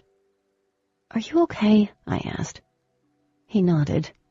"Whenever we use our powers, it's like losing a part of ourselves. It takes a bit to recharge. Once the sun comes up, I'll be fine." He paused, meeting my eyes. "I'm sorry you had to go through any of this." I stopped in front of him. Sorry wasn't something that was in his vocab often. Neither were his next words, I suspected. "I didn't say thank you," he said, staring up at me. "You should have run, Kat. They would have killed you without thinking twice. But you saved my life. Thank you." Words stalled on my breath. I stared at him. "Will you stay with me tonight?" I rubbed my arms. "I'm not coming on to you. You don't have to, but—" "I know." He stood, his brow wrinkling. "Just let me check the house again, and I'll be right back." I climbed into the bed, tugging the covers up to my chin while I stared at the ceiling. Closing my eyes, I counted silently until I heard Daemon's footsteps. When I opened my eyes, he was standing in the doorway, watching me. I'd scooted to the far edge of the bed, leaving him plenty of room. A strange thought ran through my brain as I watched him, watching me. Had he ever been in a bed with a human girl? Seemed like such a stupid thing to even think about. Relationships with humans weren't prohibited. They just make little sense. And after everything that had happened, why would I be thinking about that? Daemon locked the door, checked the large bay windows, and then wordlessly settled into the bed, his arms crossed over his chest, much like mine. We lay there, staring up at the ceiling, and my heart was racing. It could have been everything that had happened, or the fact that Daemon was here, so close and alive, but I was hyper-aware of everything, of his slow, steady breaths, the heat radiating off of his body, and my own need to be enveloped in that warmth. A strained silence descended as I ran my fingers over the edge of the blanket. Then, against my will, I looked at him. Daemon stared back, a lopsided grin on his face. A laugh bubbled out of me. This is so awkward." The skin around his eyes crinkled as his grin spread. "It is, isn't it?" "Yes." I gasped for breath, giggling. It seemed wrong to laugh after everything that had happened, but I couldn't help it. Once I started, I couldn't stop. I'd faced down a possible date rapist and an alien horde hell-bent on sucking up Daemon's essence. Crazy sauce. His laughter joined mine until tiny tears tracked down my cheeks. The sound of his laughter faded as he reached over, chasing the drops with his finger. I stilled, staring at him. His fingers left my cheek, but his gaze remained locked on me. "What you did back there, it was sort of amazing," he murmured. A sweet thrill jolted me. "Right back at ya. Are you sure you're not injured?" Daemon's crooked grin returned. "No, I'm fine, thanks to you." He shifted, turning off the lamp beside the bed before settling again. I searched for something to say in the darkness. "Am I glowing?" "Like a Christmas tree." "Not just the star?" The bed moved a little, and I felt his hand brush my arm. "No, you're super bright. It's kind of like looking at the sun." Now that was odd. I held up my hand, faintly able to see the outline of it in the darkness. "It's going to be hard for you to sleep, then." "Actually, it's kind of comforting. It reminds me of my own people." I turned my head, and he was lying on his side, watching me. A flutter formed in my chest. "The whole obsidian thing? You never told me about that." "I didn't think it would be necessary. Or at least I'd hoped it wouldn't be." "Can it hurt you?" "No. And before you ask what can, we don't make a habit of telling humans what can kill us," he replied evenly. "Not even the DOD knows what's deadly to us. But the obsidian negates the aram's strengths. Just like the beta quartz in the rocks throws off a lot of the energy we put off. But with obsidian, all it takes is a piercing and, well, you know. It's the whole light thing, the way obsidian fractures it." "Are all crystals harmful to the aram?" "No, just this type. I guess it has something to do with the heating and cooling. Matthew explained it to me once. Honestly, I wasn't paying attention. I know it can kill them. We carry it on ourselves whenever we go out, usually hidden. Dee carries one in her purse."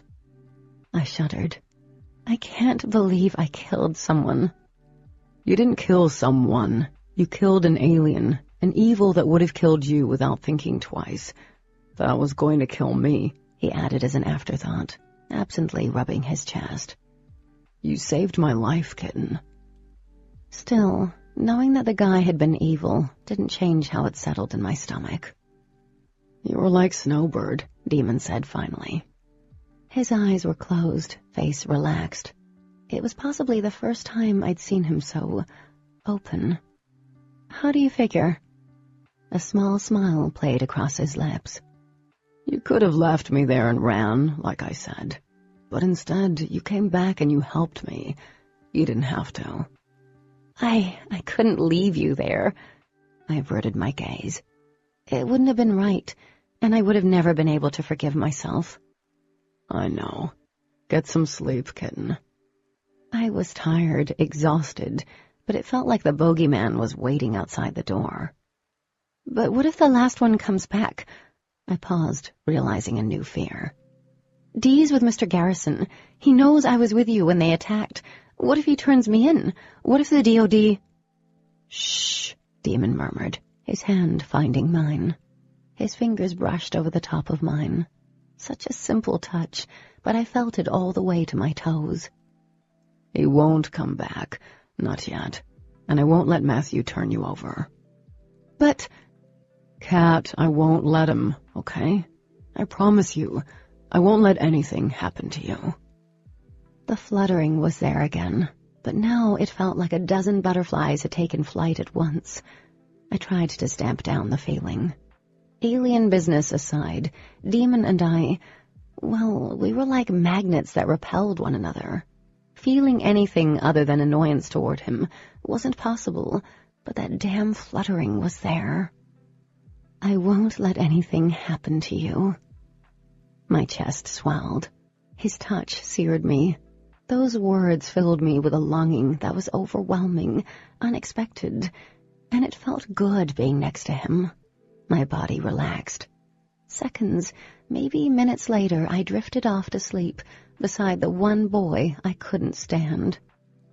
Just before sleep claimed me, my last thought was whether I would wake up in the morning beside this demon or the jerk demon. Chapter 25. When I awoke the following morning, the sun had crested the mountains surrounding the valley. I really wasn't on my side of the bed anymore. Hell, I wasn't on the bed. Half of my body was sprawled across Demon's chest. Our legs were tangled together under the comforter. One of his arms was around my waist, like a band of steel. My hand was on his stomach. I could feel his heart beating under my cheek, steady and strong. I lay there, my breath in my throat. There was something intimate about being wrapped around one another in a bed, like lovers. A sweet, hot fire washed over my skin, and I squeezed my eyes shut. Every inch of me was hyper-aware of him, of how my body fit against his, the way his thighs were pressed against mine, the hardness of his stomach under my hand. My hormones kicked in with the power of a drop kick to the stomach. Heated lightning zipped through my veins. For a moment, I pretended. Not that we weren't two different species, because I didn't see him that way, but that we actually liked one another.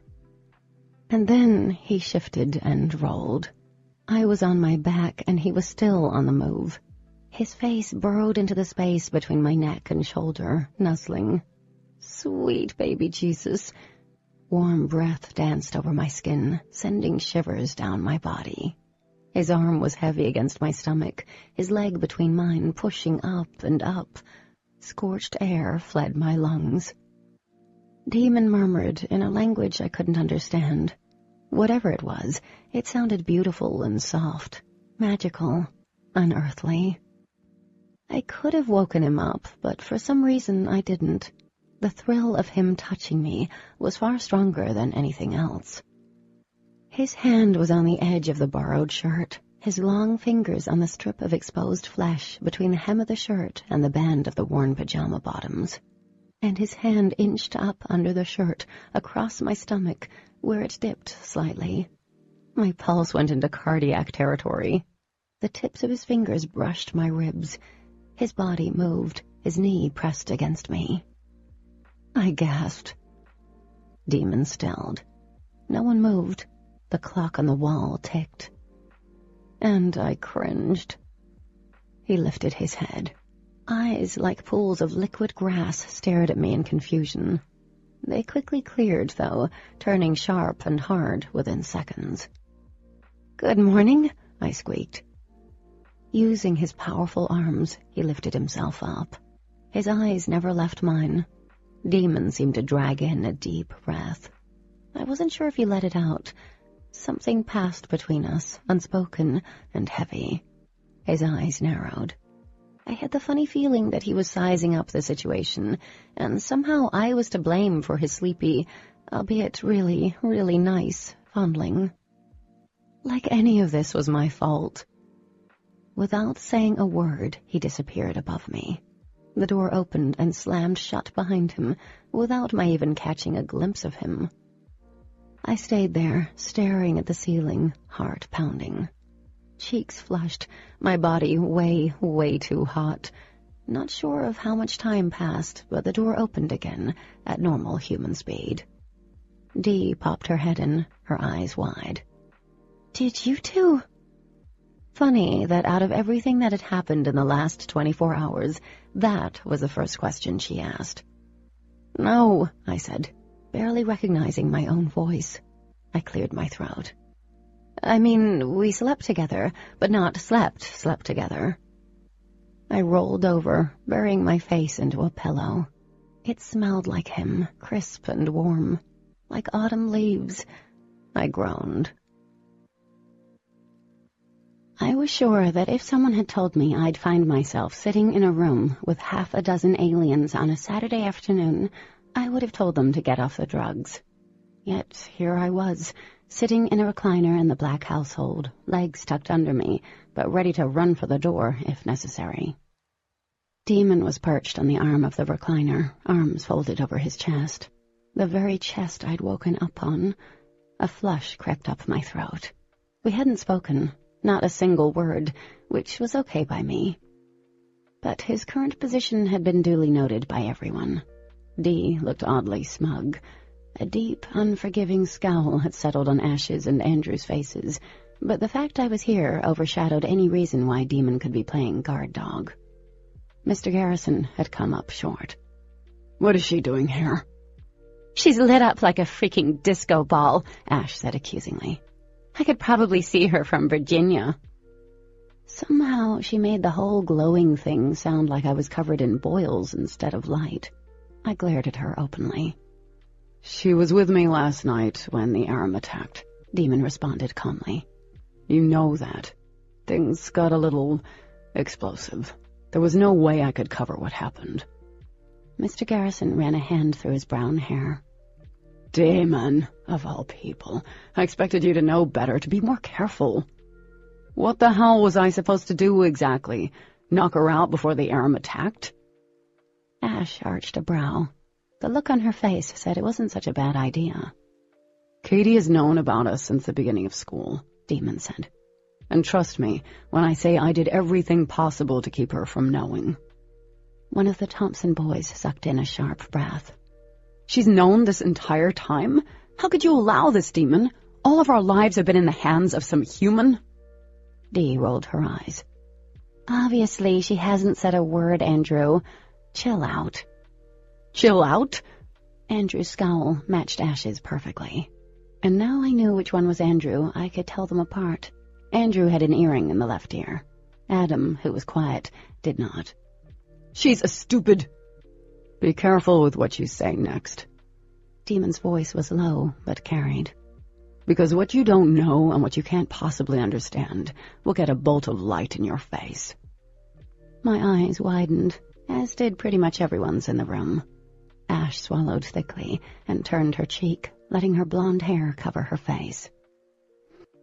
His shoulders stiffened. It's not like that. I took a deep breath.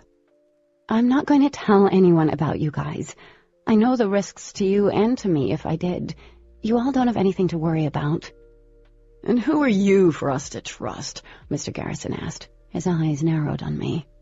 Don't get me wrong. I'm sure you're a great girl. You're smart, and you seem to have your head on straight. But this is life or death for us. Our freedom. Trusting a human is not something we can afford. She saved my life last night, Daemon said. Andrew laughed. Oh, come on, Daemon. The air must have knocked you around. There is no way a human could have saved any of our lives. What is it with you? I snapped, unable to stop myself. You act like we're incapable of doing anything. Sure, you guys are whatever, but that doesn't mean we're single-celled organisms. A choked laugh came from Adam. She did save my life. Daemon stood, drawing everyone's attention. There were 3 Aram that attacked, the brethren of one I killed. I was able to destroy one, but the 2 overpowered me. They had me down and had already begun reaching for my powers. I was a goner. Daemon, Dee said, paling. You didn't tell us any of this. Mr. Garrison still looked doubtful. I don't see how she could have helped. She's a human. The Aram are powerful, amoral, and vicious. How can one girl stand against them? I'd given her the obsidian blade I carry and told her to run. You gave her the blade when you could have used it? Ash sounded stunned. Why? Her eyes darted to me. You don't even like her. That may be the case, but I wasn't going to let her die because I don't like her. I flinched. Damn. An ache started in my chest, like a burning coal, even though I didn't care. But you could have been hurt, Ash protested. Fear thickened her voice. You could have been killed because you gave your best defense to her. Daemon sighed, sitting back down on the arm of the recliner. I have other ways to defend myself. She did not. She didn't run like I told her. Instead, she came back and she killed the Aram who was about to end me. Reluctant pride shone in my bio-teacher's eyes. That is admirable. I rolled my eyes, starting to get a headache. It was a hell of a lot more than admirable, Dee interjected, staring at me. She didn't have to do that. That has to account for more than being admirable. It's courageous, Adam said quietly, staring at the throw rug. It is what any of us would have done. But that doesn't change the fact that she knows about us, Andrew shot back, casting his twin a scornful look. And we are forbidden from telling any human. We didn't tell her, Dee said, stirring restlessly. It kind of happened. Oh, like it happened last time. Andrew rolled his eyes as he turned to Mr. Garrison. This is unbelievable. Mr. Garrison shook his head. After a Labor Day weekend, you told me that something occurred, but you took care of it. What happened? Ash asked. Obvious this was the first she'd heard of anything. You're talking about the first time she was glowing? I was like a glowworm, apparently. What happened? Asked Adam, sounding curious. I walked out in front of a truck. I waited for the inevitable duh look, which I got. Ash stared at Daemon, her blue eyes growing to the size of saucers. You stopped the truck? He nodded. A crestfallen look appeared on her face as she looked away. Obviously, that couldn't be explained away. She's known since then. I figured this wasn't the time to mention that I had my suspicions before then. She didn't freak out, Dee said. She listened to us, understood why it's important, and that's it. Until last night, what we are hasn't even been an issue. But you lied to me, both of you. Mr. Garrison leaned against the wall, and his face between their TV and an overstocked bookcase. How am I to trust you now? A dull, stabbing pain flared behind my eyes. Look, I understand the risk, more than any of you in the room, Daemon said, rubbing his chest where the Aram had shoved his shadowy hand. But what is done is done. We need to move forward. As in contacting the DOD? Andrew asked. I'm sure they'd know what to do with her. I'd like to see you try that, Andrew. Really, I would, because even after last night, and I'm not yet fully charged, I could still kick your ass. Mr. Garrison cleared his throat. Daemon, threats aren't necessary. Aren't they? Daemon asked. A heavy silence fell in the room. I think Adam was on our side, but it was clear that Andrew and Ash weren't. When Mr. Garrison finally spoke, I had a hard time meeting his gaze. I don't think this is wise, he said. Not with what happened before, but I'm not going to turn you over. Unless you give me reason to, and maybe you won't. I don't know. Humans are such fickle creatures. What we are, what we can do, has to be protected at all costs. I think you understand that. He paused, clearing his throat. You are safe, but we aren't. Andrew and Ash looked less than thrilled by Mr. Garrison's decision, but they didn't push it. Other than exchanging looks with one another, they moved on to how to deal with the last Aram. He won't wait. They're not known for being patient, Mr. Garrison said, sitting down on the couch. I could contact the other Luxon, but I'm not sure if that would be smart. Where we may be more confident in her, they won't be.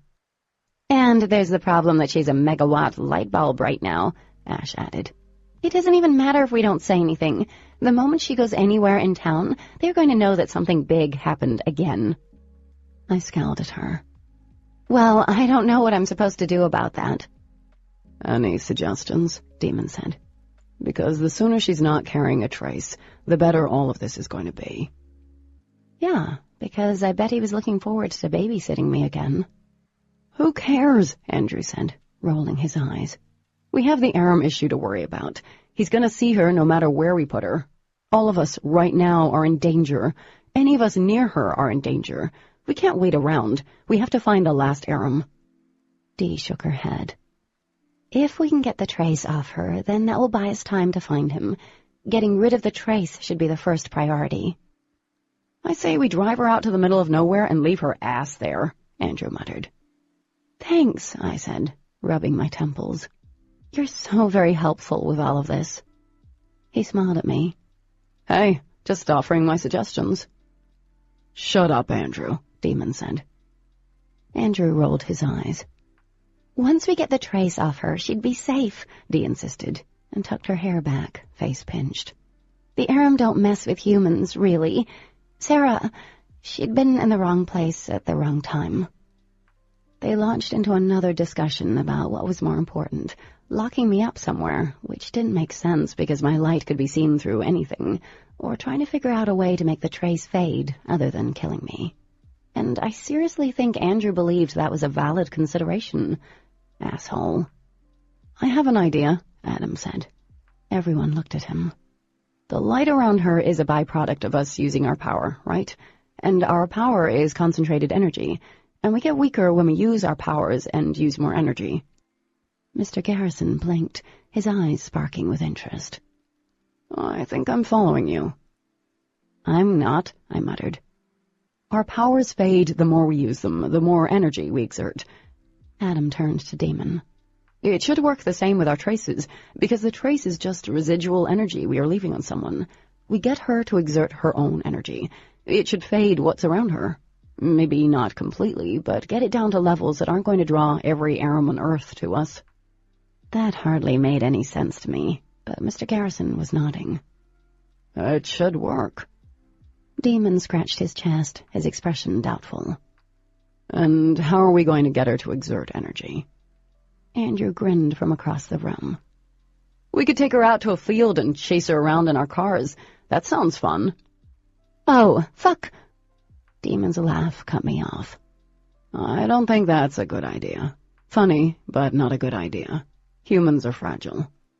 How about I shove my fragile foot up your ass, I said, irritated. My head was pounding, and I didn't find a single one of them funny. I pushed Daemon off the arm of the chair and stood. I'm getting a drink. Let me know when you guys come up with anything that won't potentially kill me in the process. Their conversation continued as I hurried from the room. I wasn't thirsty.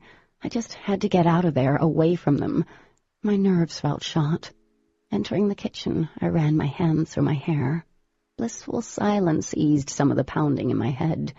I squeezed my eyes shut until small spots danced behind my closed lids. I figured you'd be hiding in the kitchen.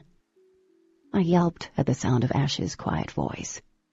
Sorry, she said, leaning against the counter. I didn't mean to scare you. Not sure if I believed that. Okay. Up close, Ash was the kind of beautiful that made me wish I could drop 20 pounds and run to the nearest makeup department. She knew it, too. There was a confidence in the tilt of her chin. This must be a lot for you to handle, learning everything and then facing what you did last night. I eyed her warily. Even though she wasn't trying to snap my head off, I wasn't going to relax. It's been different. A faint smile crossed her pouty lips. What did that TV show say? The truth is out there. X-Files, I told her.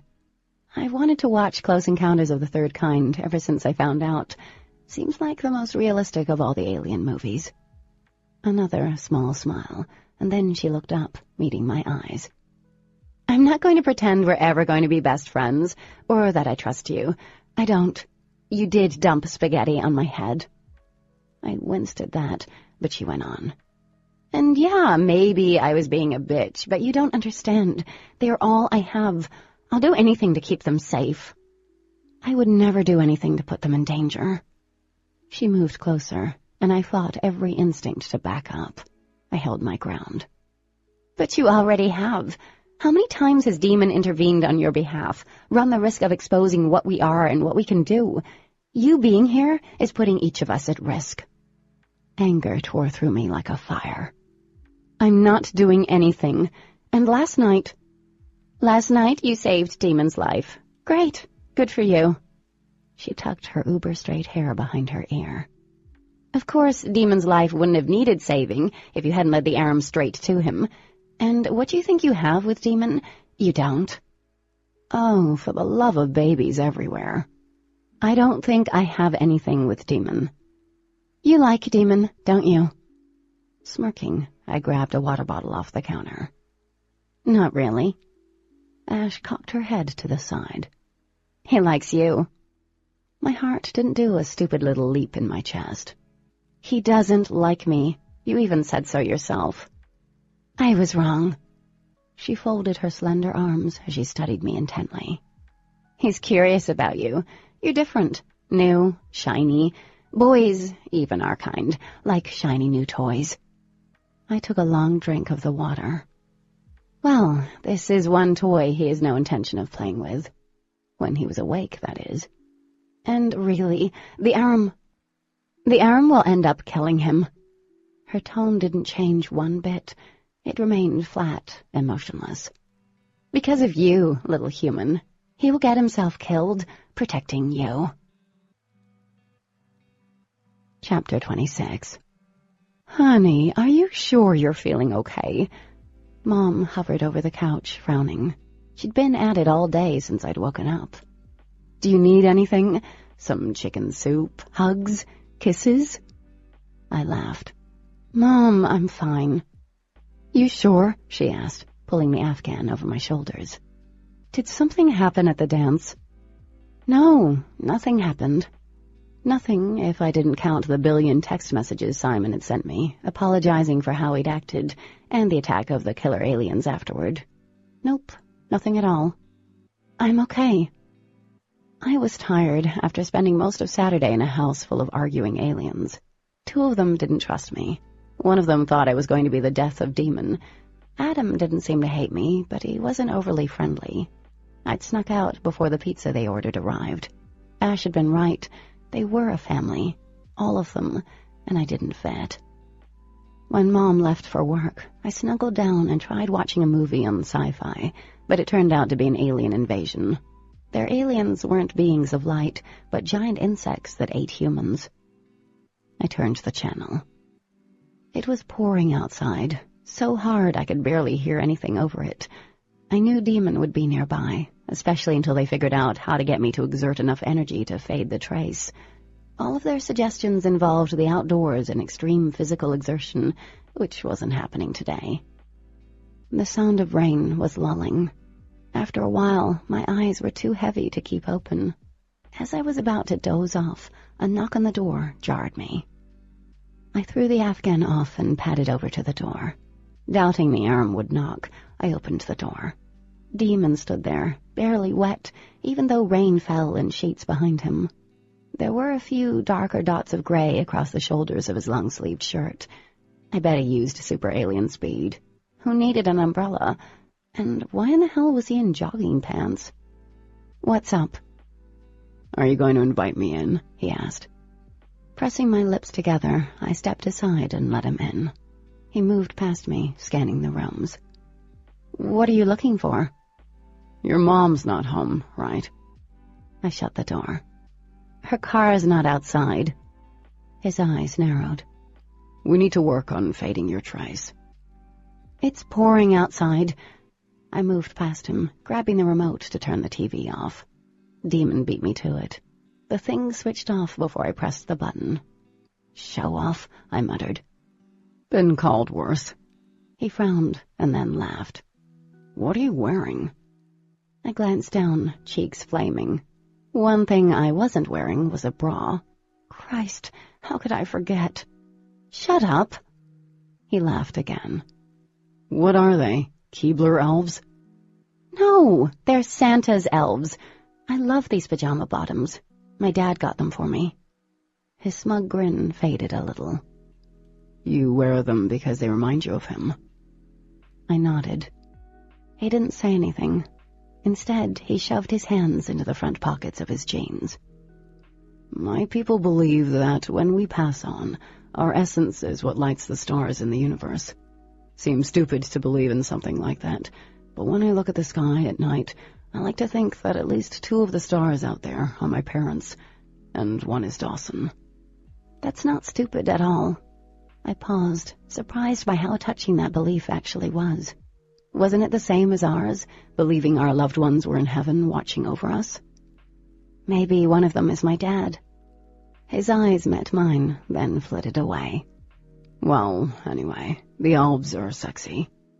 And a serious, deep moment effectively smashed into nothing. Did you guys come up with another way to fade the trace? Not really. You're planning on making me work out, aren't you? Yeah, that's one of the ways of doing it. I sat on the couch, quickly growing irritated. Well, there isn't much we can do today. You have a problem going out in the rain? When it's almost the end of October and cold, yes, I do. I plucked up the Afghan and placed it in my lap. I'm not going out there and running today. Daemon sighed. We can't wait around, Kat. Baruch is still out there, and the longer we wait, the more dangerous it is. I knew he had a point, but still, running around in the cold-ass rain. What about Simon? Did you ever tell the others about him?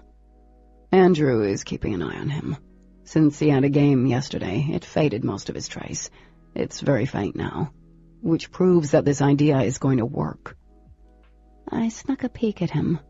Instead of seeing the stoic expression, I saw the one from yesterday morning. The look in his eyes before he realized he was in bed with me. My body warmed. Stupid, stupid hormones. He reached behind him and pulled out the obsidian blade. This is another reason why I stopped over. The obsidian was shiny, glossy black as he laid it on the coffee table. It wasn't glowing a mottled red like it had been when near the arum. I want you to keep this with you, just in case. Put it in your backpack, purse, or whatever you carry. I stared at it a moment. Seriously? Daemon avoided my eyes. Yeah, even if we manage to get the trace to fade, keep this on you until we finish off Baruch. But don't you need it more than I do, Dee? Don't worry about us. Harder said than done. I stared at the obsidian, wondering how in the world I was supposed to stash this thing in my bag. Do you think Baruch is still here? He's still around, yes, he stated. The beta quartz throws our presence off, but he knows we're here. He knows I'm here. Do you think he's going to come after you? For some reason, my stomach got tipsy at that thought. I killed 2 of his brothers and gave you the means of killing the 3rd. He was totally at ease discussing the fact that there was a deranged alien out to kill him. He had balls. I liked that about him. Arum are vengeful creatures, kitten. He won't stop until he has me. And he will use you to find me, especially since you came back. They've been on Earth long enough to recognize what that can mean. That you would be a weakness to me. I'm not a weakness. I can handle myself. He didn't respond, but the intensity in his gaze seared me to the core. My confidence crumbled, piece by piece. To him, I was a weakness, and maybe even Dee believed that. The rest of the Luxon sure did. But I killed an Arum while his back was to me, not like I'd been ninja stealth. Enough talking. We have stuff to do now, he said, glancing around. I don't know what we can do in here that'll make a damn bit of difference. Maybe jumping jacks? Jumping jacks without a bra was so not going to happen. Ignoring him, I opened up my laptop on the coffee table and checked out my last post. I filmed an in my mailbox after I'd gotten back yesterday, needing the comfort of books and my blog to remind me what normal felt like again. It was short since I only had 2 books, and I looked like crap. What had possessed me to wear pigtails? What are you looking at? He asked. Nothing. I went to close the lid, but it wouldn't budge. Stop using your freaking object thing on my laptop. You're going to break it. He cocked an amused brow and sat beside me. I still couldn't close it, and the mouse wouldn't move. I couldn't even shut down the damn website. Leaning forward, Daemon tilted his head to the side. Is that you? What does it look like? I hissed. A slow smile crept over his face. You film yourself? I took a deep and slow breath. You make it sound like I'm doing a live perv show or something. Daemon made a sound in the back of his throat. Is that what you're doing? That was a stupid question. Can I please close it now? I want to watch it. No! The idea of him watching me geek out over the books I'd bought in the last week horrified me. There was no way he'd understand. Daemon cast me a sidelong glance. My eyes narrowed as I turned back to the screen. The little arrow moved over the page and clicked on the play button. I hate you and your freaky alien powers, I muttered. A few seconds later, the video started, and there I was in all my book nerd glory, shoving cover after cover in front of my crappy webcam. A few bookmarks showed, and I even worked in a totally cool Diet Pepsi product placement. Thank God I wasn't singing in this video. I sat there, arms folded, and waited for the inevitable slew of smart-ass comments. Never in my life did I hate Daemon more than at that moment. No one I knew in real life paid attention to my blog. Books were a passion I shared with virtual friends, not Daemon. It wigged me out knowing he was watching this. The video ended. Voice low, he said, "You're even glowing in the video." Mouth clamped shut, I nodded. And I waited. "You really have a thing for books." When I didn't respond, he closed the laptop without touching it. "It's cute." My head whipped around to him. "Cute?" "Yeah, it's cute. Your excitement," he said, shrugging. "It was cute." I think my jaw hit the carpet. "But as cute as you are in pigtails, that's not going to do anything to fade the trace on you." He stood and stretched. Of course his shirt had to ride up, drawing my eyes. "We need to get this trace off you." I was still stunned over the fact he hadn't made fun of me, rendered speechless by it, shocked to the core. He just earned a few bonus points. "The sooner we get the trace off you, the less time we have to spend together." And there went the points. You know, if you hate the idea of being around me, why doesn't one of the others come over here and do this? I actually prefer any of them to you, even Ash. "You're not their problem." His eyes locked with mine. "You're my problem." My laugh was harsh. "I'm not your problem." "But you are," he reasoned gamely. "If I had managed to convince Dee not to get so close to you, none of this would have happened." I rolled my eyes. "Well, I don't know what to tell you. There isn't much we can do in here that's going to make a difference, so we might as well count today as a loss and spare each other the pain of breathing the same air." He shot me a bland look. "Oh yeah, that's right. You don't need to breathe oxygen. My bad." I shot to my feet, itching for him to be out of my house. "Can't you just come back when it stops raining?" "No." Daemon leaned against the wall, folding his arms. "I want to get this over with. Worrying over you and the Aram isn't fun, kitten. We need to do something about this now. There are things we can do." My hands curled into fists. "Like what?" "Well, the jumping jacks for an hour or so should do it." His gaze dropped. Something flickered in his eyes. "You may want to change first." The urge to cover myself was strong, but I resisted. I wasn't going to cower from him. "I'm not doing jumping jacks for an hour." "Then you could run around the house, up and down the stairs." He paused, his smug grin turning wicked as his eyes met mine. "We could always have sex. I hear that uses up a lot of energy." My mouth dropped open. Part of me wanted to laugh in his face. There was a part of me offended that he would suggest something so ridiculous, but there was another part that liked the idea, which was so wrong it wasn't even funny. Daemon waited. "That will never happen in a million years, buddy." I took a step forward, raising my pointer finger at him. "Not even if you were the last... Wait, I can't even say last human on the face of this earth." "Kitten," he murmured lazily, a clear warning in his eyes. I ignored it. "Not even if you were the last thing that looked like a human on the face of this earth. Got that? Capiche?" He tilted his head to the side, and several locks of hair slid over his forehead. Daemon smiled, a wealth of danger in the tilt to his mouth, but I was on a roll now. "I'm not even attracted to you." "Lie, ding ding, lie. Not even a little bit. You're..." Daemon was in front of me in a flash, not an inch from my face. "I'm what?" "Ignorant," I said, taking a step back. "And?" He matched my step. "Arrogant, controlling." I took another step back, but he was still in my personal space, and then some. "And you're a jerk." "Oh, I'm sure you can do better than that, kitten." His voice was low as he inched me backward. I barely heard him over the pounding rain and the thundering of my heart. because I seriously doubt you're not attracted to me. I forced a laugh. I'm totally not attracted to you. Another step forward on Daemon's side, and my back was against the wall. You're lying. And you're overconfident. I inhaled, but all I smelled was him, and that did funny things to my stomach. You know, the whole arrogant thing I mentioned? Not attractive. Daemon placed his hands on each side of my head and leaned in. A lamp was on one side of me and the TV on the other. I was trapped, and when he spoke, his breath danced over my lips. Every time you lie, your cheeks turn red. Nuh-uh.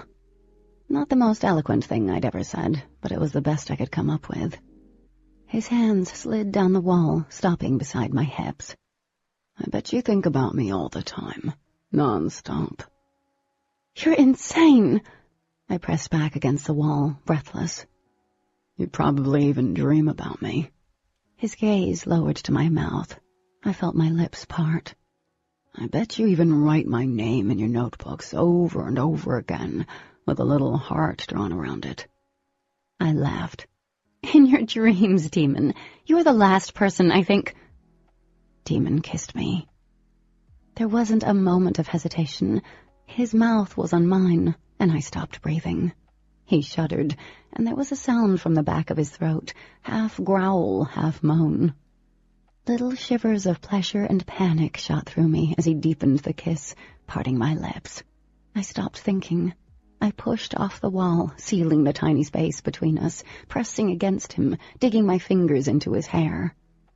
It was soft, silky. Nothing else about him felt that way.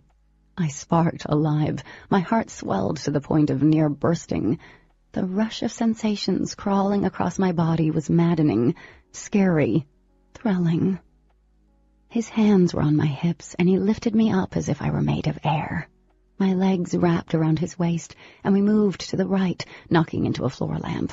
It toppled over, but I didn't spare it another thought. A light popped somewhere in the house. The TV turned on, then off, back on. Our lips remained sealed. It was like we couldn't get enough of each other. We were devouring one another, drowning in each other. We'd been building up to this for months, and oh my God, was it worth the wait. And I wanted more. Lowering my hands, I tugged at his shirt, but it was stuck under my legs. I wiggled down until my feet were on the floor. Then I got a hold of his shirt and yanked it up. He broke apart long enough to pull it over his head and toss it aside. His hands slid around my head, pulling me back to his mouth. There was a crackling sound in the house. A fissure of electricity shot through the room. Something smoked, but I didn't care. We were moving backward. His hands were moving down under my shirt, his fingers skimming over my skin, sending a rush of blood to every part of my body. And my hands went down. His stomach was hard, dipped and rippled in all the right places. And then my shirt joined his on the floor. Skin against skin. His hummed, brimming full of power. I ran my fingers down his chest to the button on his jeans. The back of my legs hit the couch, and we went down, a tangle of legs and hands, moving, exploring. Our hips were molded together, and we moved against one another. I think I whispered his name, and then his arms tightened around me, crushing me against his chest, and his hands slipped between my legs. And I was swimming in raw sensations. So beautiful, he murmured against my swollen lips. And then he was kissing me again. The deep kind of kisses that left little room for thought. There was only feeling and wanting. That was all. I wrapped my legs around his hips, pulling him closer, telling him what I wanted with my soft moans. Our kisses slowed, becoming tender and infinitely more. It was like we were getting to know each other on an intimate level. I was breathless and dazed, unprepared for all of this, but my body ached for more than just kisses and touching, for more of him, and I knew he did too. His powerful body shook, like mine. It was easy to get lost in him, lost in this connection between us. The world, the universe, ceased to exist. And then Daemon stilled, his breath coming out in rough gasps as he pulled back, lifting his head. My eyes opened slowly, dazed. His pupils were white, glowing from within. Daemon took a deep breath. An eternity seemed to pass as he stared down at me, his eyes wide, and then he pieced himself back together. The light went out. His jaw hardened. A mask slipped over his face. The arrogant half-smile I disliked so much tipped up one corner of his swollen lips. You're barely glowing now. Chapter 27.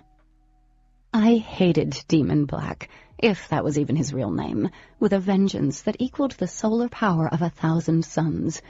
You're barely glowing now. He left after that, grabbing his shirt off the floor and sauntering out of my house.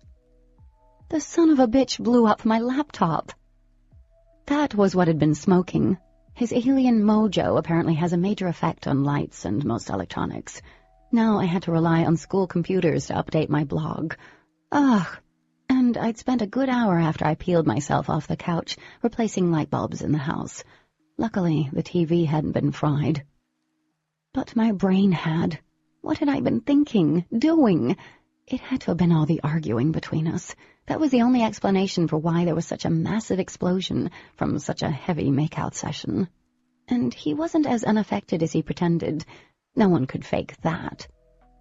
My glow had faded to a small trace, much to everyone's amazement. Imagine trying to explain how that happened, and I'm sure he couldn't wait to share the info. I hated him. Not just for the fact he'd proven me a liar, or that I now had to wait until my birthday for a new laptop, or the fact Dee was highly suspicious of how my glow faded, but because of what he made me feel, for making me admit it out loud, too. And if he poked me in the back with a pen one more freaking time, I was going to throw him in front of an arum. My cell phone buzzed in my backpack as I walked to my car, hunkered down against the unforgiving wind sweeping down from the rocks. Without looking, I knew it was another text from Simon. For the last week he'd been texting his apologies over and over again. He didn't dare talk to me in class or public, not with Daemon's threat looming over his head. I wasn't forgiving him anytime soon. Drunk or not, it wasn't an excuse for being an overbearing ass who didn't understand the word no. Katie! I jumped at the sound of Dee's voice. Shouldering my bag, I turned and waited. As always, Dee looked amazingly beautiful. Today she'd worn skinny dark denim jeans and a lightweight turtleneck. With her glossy black hair and bright eyes, she was stunning. Her smile was wide and friendly, but it quickly faded as she neared me. "Hey, I didn't think you were going to stop," she said. "Sorry, I was lost in my thoughts." I started walking again, spying my car. "What's up?" Dee cleared her throat. "Are you avoiding me, Katie?" I'd been avoiding all of them, which was hard. They lived next door. They were in my classes. They sat with me at lunch. And I missed Dee. "No." "Really, because you haven't been very talkative since Saturday," she pointed out. "Monday you didn't even sit with us at lunch, claiming you had to study for a test. Yesterday I don't think you said 2 words to me." Guilt twisted my insides. "I've been out of it." "It's too much, isn't it? What we are?" Her voice was small, childlike. "I was afraid this would happen. We're huge freaks." "You're not freaks," I said, meaning it. "You guys are more human than you give yourselves credit for." Dee seemed relieved to hear that. She darted in front of me. "The boys, they're still looking for Baruch." I sidestepped her and opened my car door. The obsidian blade bounced around in the compartment on the side of the door. Carrying it in my backpack had made me feel like I was going to shank a student or something, so in my car it went. "That's good." She nodded. "The boys are going to continue searching and keep an eye on things, and both you and Simon barely have any traces on you now." Dee paused. "I'd still like to know how that happened so quickly." My stomach twisted. Yeah, there was a lot of physical activity." Her brows inched up her forehead. "Katie." "Anyway," I said quickly, "that's all good. The trace fading from Simon, especially since he has no clue about any of this, so I'm glad, creepiness aside." You're rambling, she said, grinning. Yeah, kind of. So what are you doing tomorrow? She asked, hopeful. It's Saturday and Halloween. I thought maybe we could rent a bunch of scary movies. I shook my head. I promised Lessa I'd give out candy with her. She lives in a subdivision, so... Hurt flickered across Dee's face. What was I doing? Dissing a friend because of her jackass brother? That wasn't me. I can come over afterward and we can watch movies if you want. If you want, she whispered. Leaning over, I hugged her slim shoulders. Of course I want. Just make sure you get tons of popcorn and candy. Those are a requirement. Dee returned the hug. That I can do. I pulled back, smiling. Okay, I'll see you tomorrow night then. Wait. She grabbed my arm, her fingers cold. What happened between you and Daemon? I willed my face blank. Nothing happened, Dee. Her eyes narrowed. I know better, Katie. You would have had to do major running around to burn off most of the trace in one afternoon. Dee.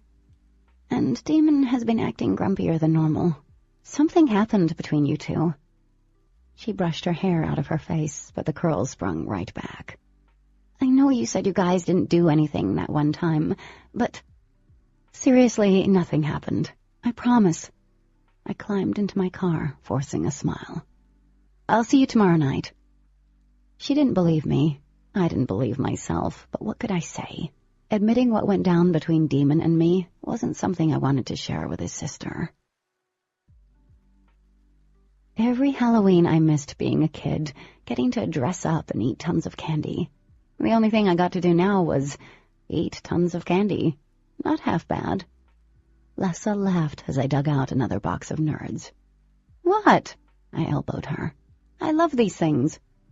And mini Hershey bars, Kit Kats, bubblegum, Starbursts. Look who's talking. I gestured to the pile of wrappers on the steps beside her feet. You're a freaking candy monster. We stopped while a small child shuffled up the steps, dressed like a member of Kiss. Odd costume choice. Trick or treat, the little boy cried. Lessa fawned all over him and gave him several pieces of candy. You are so not here for the kids, she said, watching the little boy run back to his parents. I popped a piece of caramel in my mouth. What gave you that idea? Did you think that little boy was cute? She moved the bowl away from me. I shrugged. Guess so. I mean, he kind of smelled like, I don't know, kid. Lessa busted out, laughing. Do you like kids? Kids scare me. A mummy and vampire approached us. Lessa cooed over them until they scampered away. Especially the little ones, I continued, scowling when I saw there weren't any Nerds left. They jabber and stuff, and I have no idea what they are saying, but your little brother is super cute. My little brother craps himself. I laughed. Well, maybe it's because he's, like, only one. Whatever, it's still gross. She handed some candy over to a cowboy with an arrow through his head. Sweet. So, what's your deal, Ben? My deal? Like a ninja, my hand shot out and snatched a roll of Smarties. I don't have a deal. You're so full of it. It was so dark out, I couldn't make out her eyes. Her subdivision didn't believe in street lamps. You've been an angst-ridden teenage girl, like the kind in the books I read, all week. I rolled my eyes. Have not. She nudged me with her knee. You haven't been talking to anyone, especially not Dee, and that's weird because you guys are close. We still are. I sighed, squinting into the encroaching darkness. Shapes of parents and their kids walked along the side of the streets. I'm not mad at her or anything. I'm going over to her house after I leave here. Lessa cradled the bowl. But something happened with her brother, I said, caving into the need to talk to someone about what happened. I knew it, she screamed. Oh my God, you have to tell me everything. Did you guys kiss? Wait, did you have sex? A parent of a fairy shot her a dirty look as she ushered her child off Lessa's porch. Lessa, seriously, chill. Whatever, you have to tell me. I will hate you forever if you did, but don't tell me. What does he smell like? Smell like? I scrunched up my face. You know, he looks like he'd smell good. Oh, I closed my eyes. Yeah, he does smell good. Lessa sighed dreamily. Details, now. It's nothing big. I picked up a fallen leaf, twirling it. My lips tingled thinking about his kiss. He came over last Sunday, and we kissed. That's all? She sounded so disappointed. I didn't sleep with him, jeez, but it was pretty heavy. I dropped the leaf and ran a hand through my hair, tugging it back. We were arguing, and the next thing I know, bam, we're going at it. Jeez, that's hot. I sighed. Yeah, it kind of was, but then he left abruptly. Of course, because you guys have this fiery passion that explodes, and he couldn't take the heat. I gave her a bland look. We don't have anything. Lessa ignored me. I was wondering how long it would last with you two antagonizing each other. I don't antagonize him, I muttered. What did you guys argue about? How could I explain? That we'd only goaded each other into doing something because I'd said I wasn't attracted to him and he needed to kill my glow? Yeah, not happening. Katie! I don't think he meant to kiss me, I said finally. What? Did he slip and fall on your mouth? Those things are known to happen. I giggled. No, it's just that he seemed pissed off about it afterward. No, he was pissed. Did you, bite his tongue or something? Lessa tucked her hair back, frowning. There has to be a reason why he was mad afterward. Since it was getting late and the kiddos few and far between, I grabbed the bowl from her and started fingering through the leftovers. I don't know.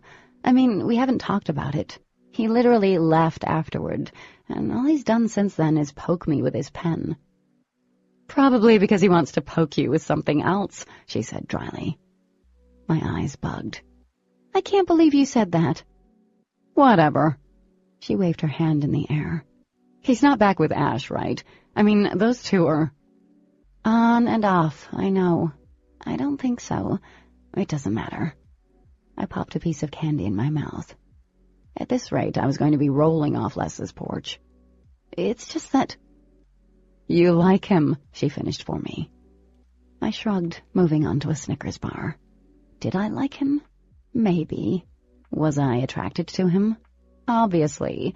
I'd been seconds away from getting buck naked with him. It's the most messed up thing ever. No one on this planet pisses me off more than him, but... I don't want to talk about this. I snatched the bag of Skittles back. Anyway, how are things with Chad? You're changing the subject. I am not fooled. Not looking up, I rooted around in the bowl. You guys went out last night, right? Did he kiss you? Does he smell good? Chad does smell good, actually. I think he wears a newer version of Old Spice. Not the kind my dad wears, because that would be gross. I laughed.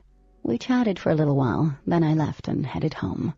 Dee had the entire house decked out in carved pumpkins that hadn't been there when I left earlier.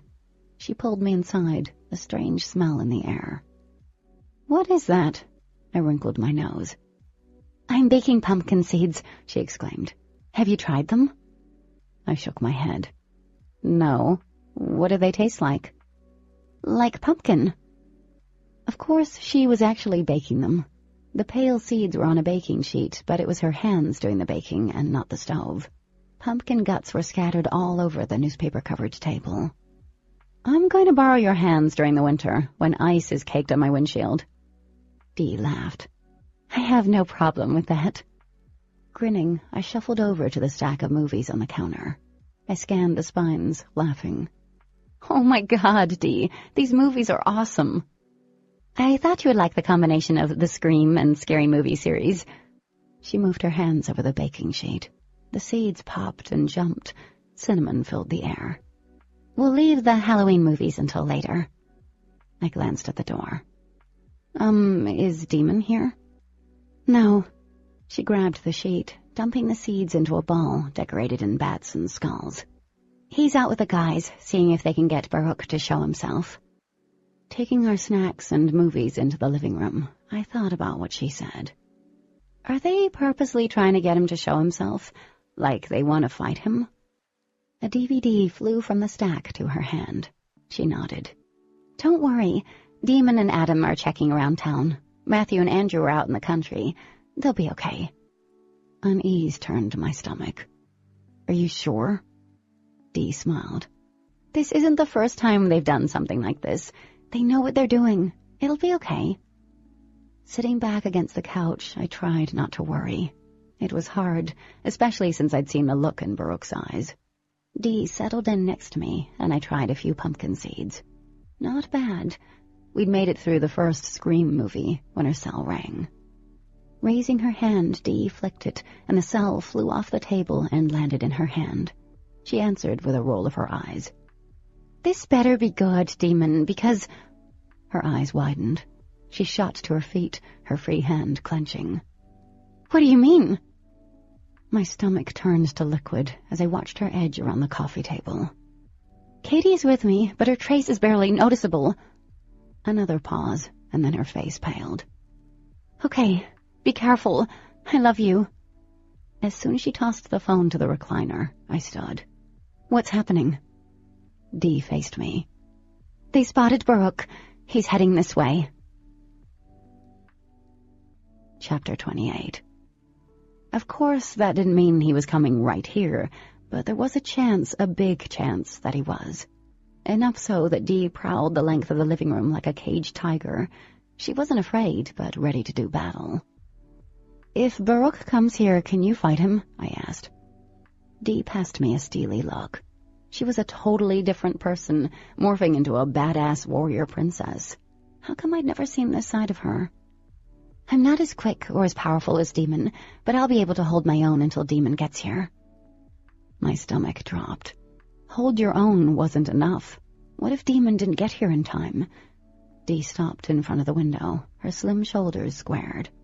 It hit me all at once. Everything Daemon had been worried about was coming true. I was a weakness, a liability to Dee. I wouldn't let that happen. Is my trace strong enough that he'd see me inside your house? She paused. Not really.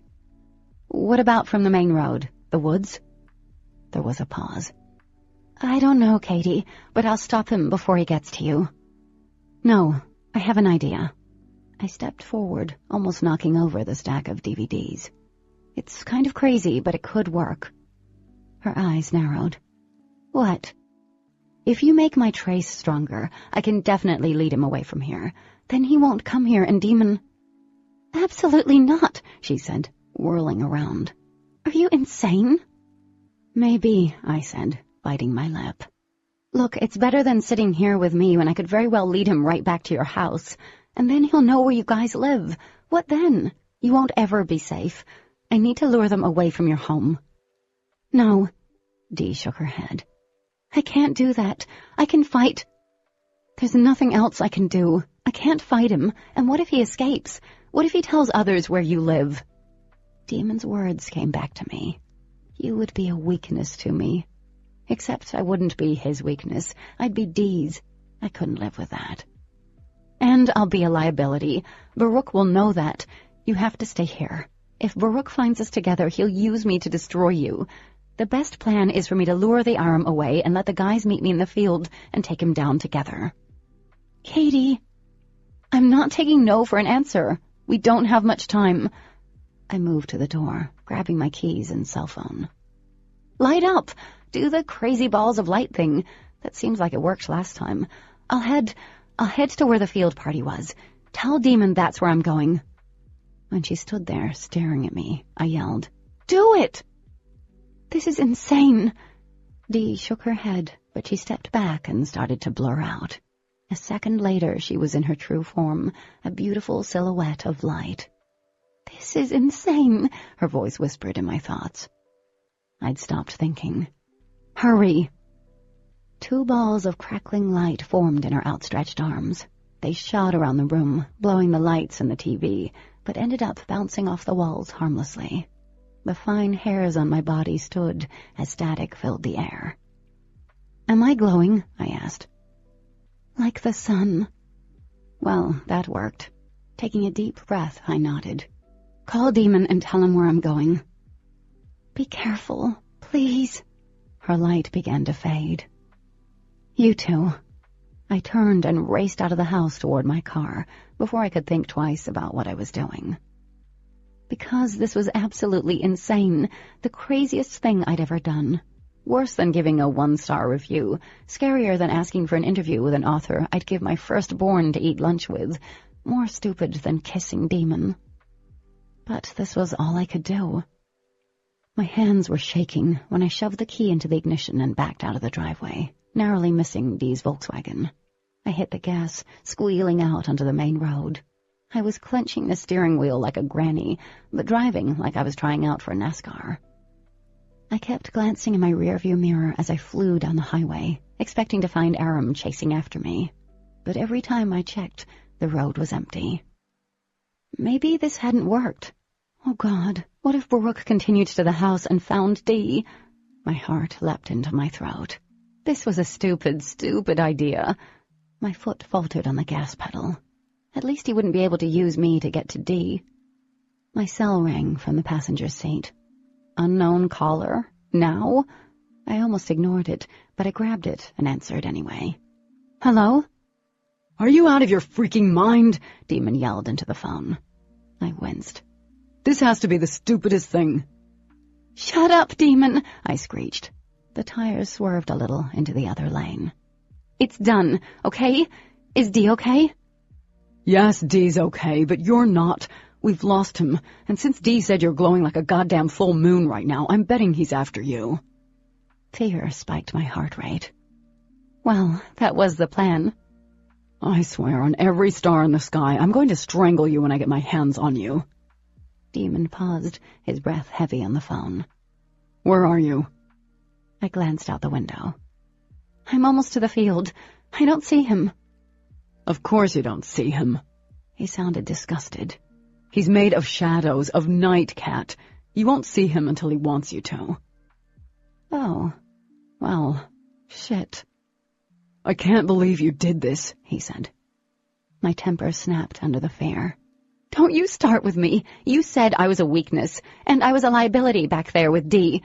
What if he came there? You said so yourself he'd use me against her. This was the best I could do, so stop being such a damn jerk. There was such a gap of silence I thought he'd hung up on me, but when he spoke, his voice was strained. I didn't mean for you to do this, Cat. Never something like this. His voice sent shivers through me. My eyes darted over the blurred shapes of trees. I drew in a deep breath, but it got stuck. You didn't make me do this. Yeah, I did. Daemon. I'm sorry. I don't want you hurt, Cat. I can't live with that.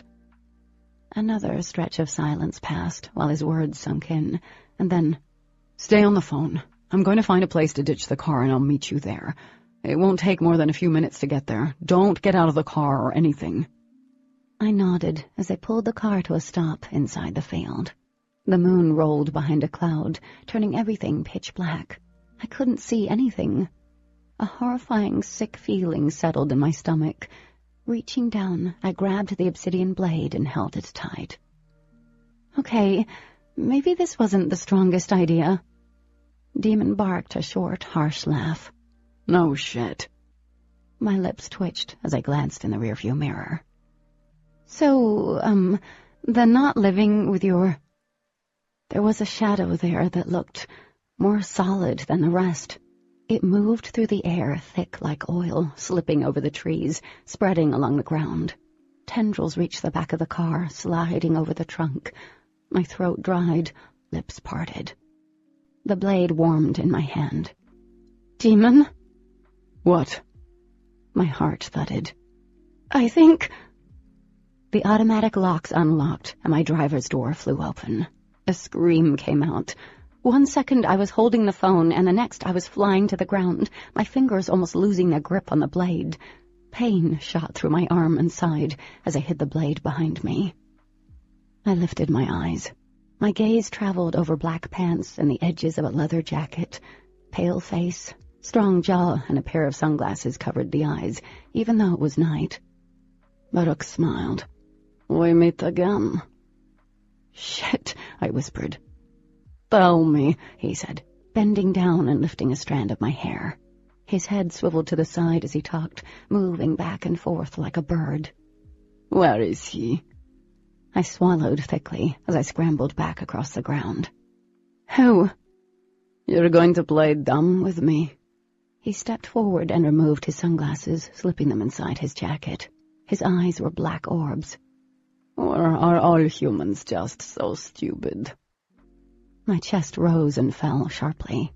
The blade was only good in his true form, and it was burning through the leather, stinging my hand. "I want the one who killed my brothers." Demon. My entire body was shaking. I opened my mouth, but nothing came out. "And you killed one of them protecting him." He flickered out. There was my chance, but before I could move, he solidified in front of me. "Take me to him, or I will make you beg for death." I shook my head, tightening my hand. "Screw you!" He faded out, becoming a mass of dark and twisted shadows. Lunging to my feet, I let out a battle-worthy scream and swung my arm around, aiming for the center of the black goo. The blade burned bright, the color of hot coals. My jab never landed. A smoky hand caught my arm. The touch was bone-chillingly cold. His voice was an insidious whisper among my thoughts, like a snake slithering inside my head. "Do you think I'd fall for that? Please." He twisted. I heard the crack before I felt the pain. My fingers twitched, and the blade fell to the ground, shattering into a dozen shards, like nothing more than fragile glass. I screamed as a wave of pain crippled me. "That was for my brother." A shadowy hand circled my neck and lifted me off my feet. "And this is because you annoy me." Baruch threw me backward. I hit the ground hard and then slid several feet through trampled corn. Stunned, I stared up at the pitch-black night sky. "Tell me where he is." Gasping for air, I rolled onto my feet and took off for the trees. I ran. Holding my arm protectively against my chest, I ran as fast as I could, my sneakers slapping against the hard-packed ground and crushing grass and fallen leaves. I didn't look back. Looking back would be bad. I tore through the woods, smacking at the low-hanging branches. Déjà vu floated through me as I stumbled over exposed roots and the uneven ground. Baruch came out of nowhere, moving past in a blur of shadows. He solidified right in front of me, throwing me off. I skidded to a stop, spinning around. He was there, too, and he knocked me to the ground. "Did you get it out of your system yet?" A cruel smile formed on his pale lips. "Or do you want to run more?" I scrabbled across the dirt as I gulped in every ragged breath I could. The horror made it hard to gain any sense of control. I was out of time. Baruch lashed out. His arm didn't hit me, but I flung back and landed with a dull thud on the ground. The air knocked out of my lungs. Small rocks dug painfully through my jeans.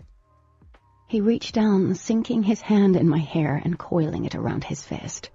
I bit down on my lips to stop from crying out as he dragged me behind him. Material around my knees tore open. Pain radiated through me, threatening to consume me. I was sure he would pull every strand of my hair while ripping the skin off my knees. He gave another painful yank, and I yelped. "Oops." He stopped. "I always forget how painfully frail your kind is. I don't want to accidentally pull your head off." He then laughed at his own remark. "Not yet, at least." I grabbed his arms with my good hand, trying to lessen the pull, but it wasn't much help. He brought me into the path of branches, roots, and boulders. My muscles were screaming in protest, and I hunched over, beginning to feel dizzy and moments away from succumbing to the pain. "How are you doing down there?" he asked conversationally. Baruch abruptly pulled my head up. Sharp pain shot down my neck and back. "Doing well, I see." He stopped, and I fell the small distance to the ground. We were near the edge of the woods again. He loomed over me. "Tell me where he is." I put my skinned-up hand on the ground, panting. "No!" His booted foot jerked up, slamming into my side. I knew something broke. Something pretty damn bad, because there was wet warmth running under my shirt. "Tell me."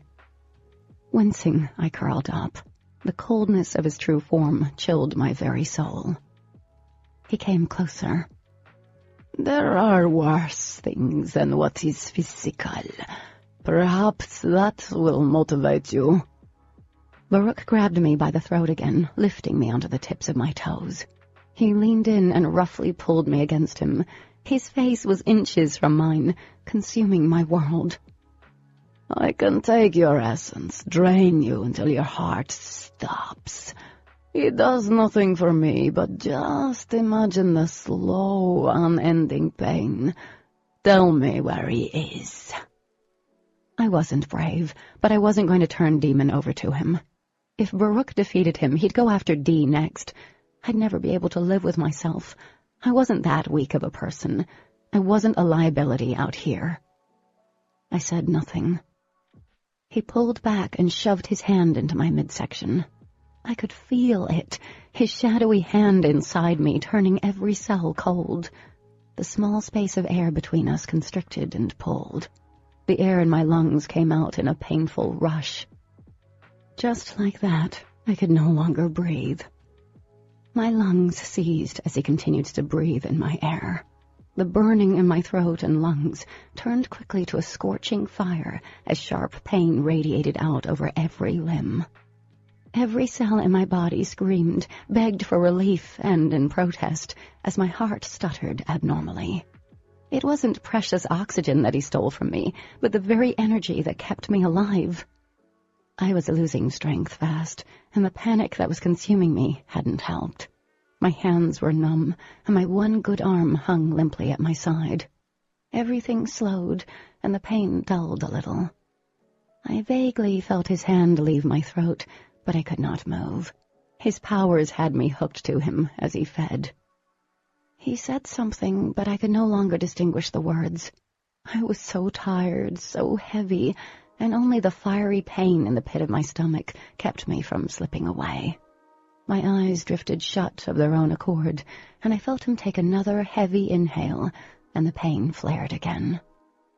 Something snapped within me, like a cord stretched too thin. It broke and recoiled with relentless speed. A flash of bright, pale blue light exploded behind my closed lids, and I was momentarily blinded.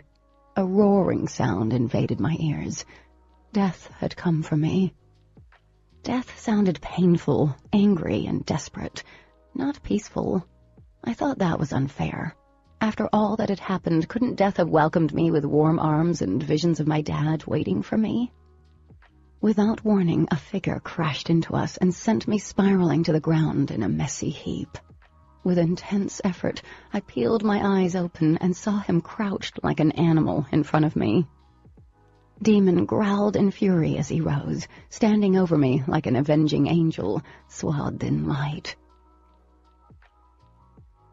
Chapter 29. Baruch's mad laughter echoed and bounced around my skull. "You've come to die with her. Perfect. That makes this so much easier, because I think I might have broken her."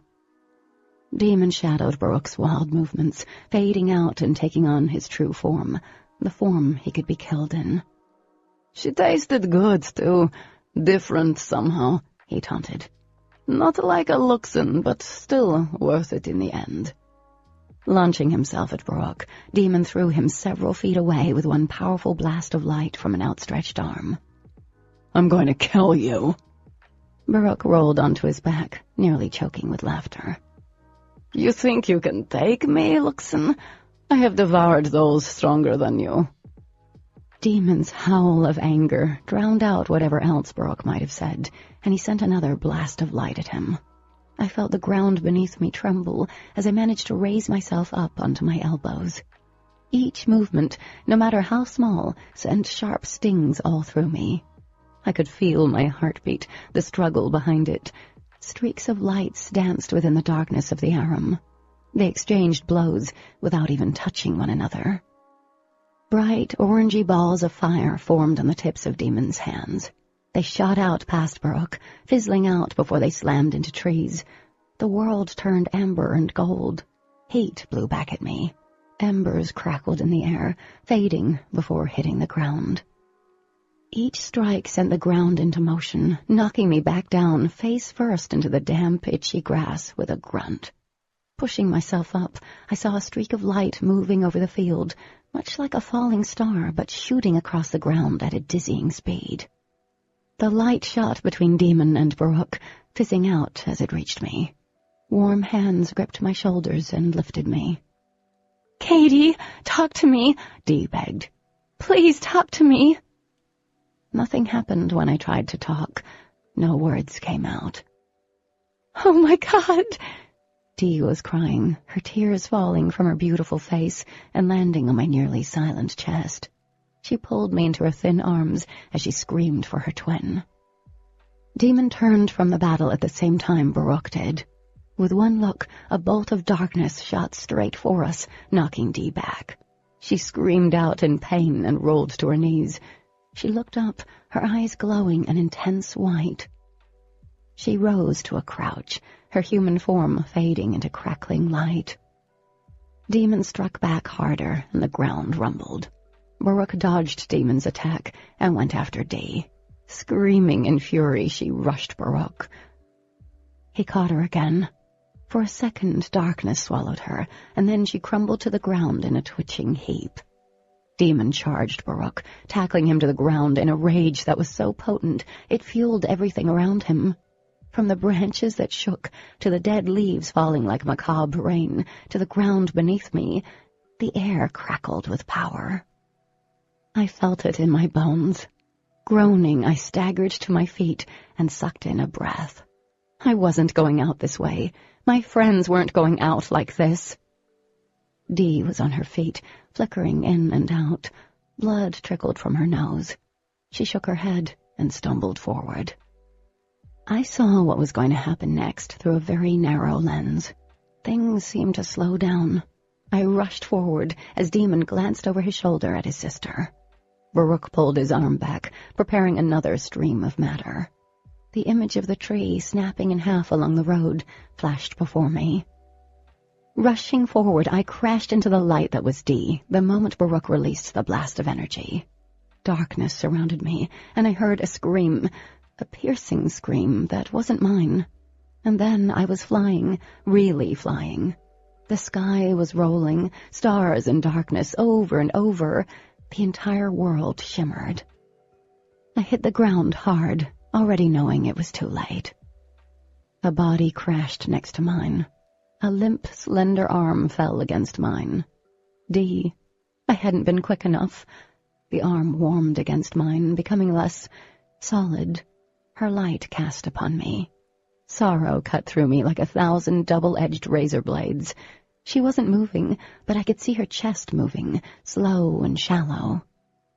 Distracted, Daemon turned and made a fatal mistake. "You'll get him killed," Ash had said. Baruch reared his arm back and his blast caught Daemon in his back. He went up, spiraling through the air, flickering in and out of human form. He landed only a foot from us. Baruch laughed and shifted into his shadowy form. 3 for 1 special. Tears burned my eyes as my cheek nestled against the damp grass. Daemon tried to sit up, but he collapsed onto his back, his face contorting in pain.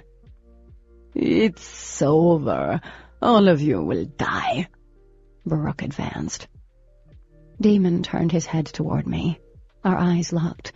There was so much regret in that one look. His face faded out, blurred and unrecognizable. He couldn't hold his human form. Seconds later, and he was in his true form, the shape of a man encased in the most beautifully intense light. One arm extended out toward me, forming fingers. Heart breaking, I reached out and my fingers disappeared in his light. Warmth encircled my fingers, the slightest pressure of Daemon's hand wrapping around mine. He squeezed, as if to reassure me, and a sob caught in my throat. Daemon's light flickered, but continued climbing up my arm, wrapping me in his intense heat. Like the day of the first arm attack, in the wake of his warmth, my body began knitting itself back together. Daemon was using the last of his strength to save me. "No!" I shouted, but it came out no more than a hoarse whisper. I tried to pull my hand away, but Daemon refused to let go, and he didn't know what I did. I was too hurt to be saved. He should have taken the last of his strength to save himself, or save Dee. I pleaded with him with my eyes, but he squeezed my hand tighter. This wasn't fair. It wasn't right. They didn't deserve this. I didn't deserve this. Pain and hatred welled in me. I would die, my friends would die, my mother would be lost, and Daemon... I couldn't even understand the purpose behind all of this. The Aram's greed for power? Was it worth all these lives? The injustice of it all tore at me, and a surge of energy that came from deep within me jolted through my body. I wasn't going to die like this. Neither were Daemon and Dee, not in some podunk field in bumfuck West Virginia. Using the strength Daemon had given me, I pushed myself to sit up and grabbed Dee's heated arm, keeping a hold of Daemon, willing them to get up, willing them to fight. Baruch moved toward Daemon's light. Of course he'd take him out first, the most powerful. He'd be tweaking for hours. I wasn't even a blip on his radar at this point. Daemon's hand spasmed, and his light flared as the edge of Baruch's shadow rippled over him. And something unexpected happened. A pulse of light went through him, shining so bright that I winced. It arced high in the air, crackling and spitting. It found its other half, recognizing the form beside me. The same was happening with Dee's light, even though she was unconscious. Her light blazed, connected with Daemon's. Baruch's shadow halted. The arc of light pulsed above and shot down, right into the center of my chest. The impact felt like it sent me deep into the ground, but I was lifted off the ground, hair flying out around me. Power built between the three of us. It sparked, and out of the corner of my eye I saw both of them return to human form. Dee slumped on the ground, moaning softly, Daemon pushing to his knees, turning toward me. But I was hovering. At least that was how it felt. I didn't concentrate on that, or even what Daemon was doing. It was only Baruch and me. I wanted him to go away, to disappear. I wanted his very presence wiped clean from this earth. I wished for it more than anything I've ever desired. Every fiber of my being was centered on him. I pulled everything within me, every fear, every tear I'd shed for Dad, and every moment in my life where I was a bystander. Power coiled inside me, wrapped through my very core.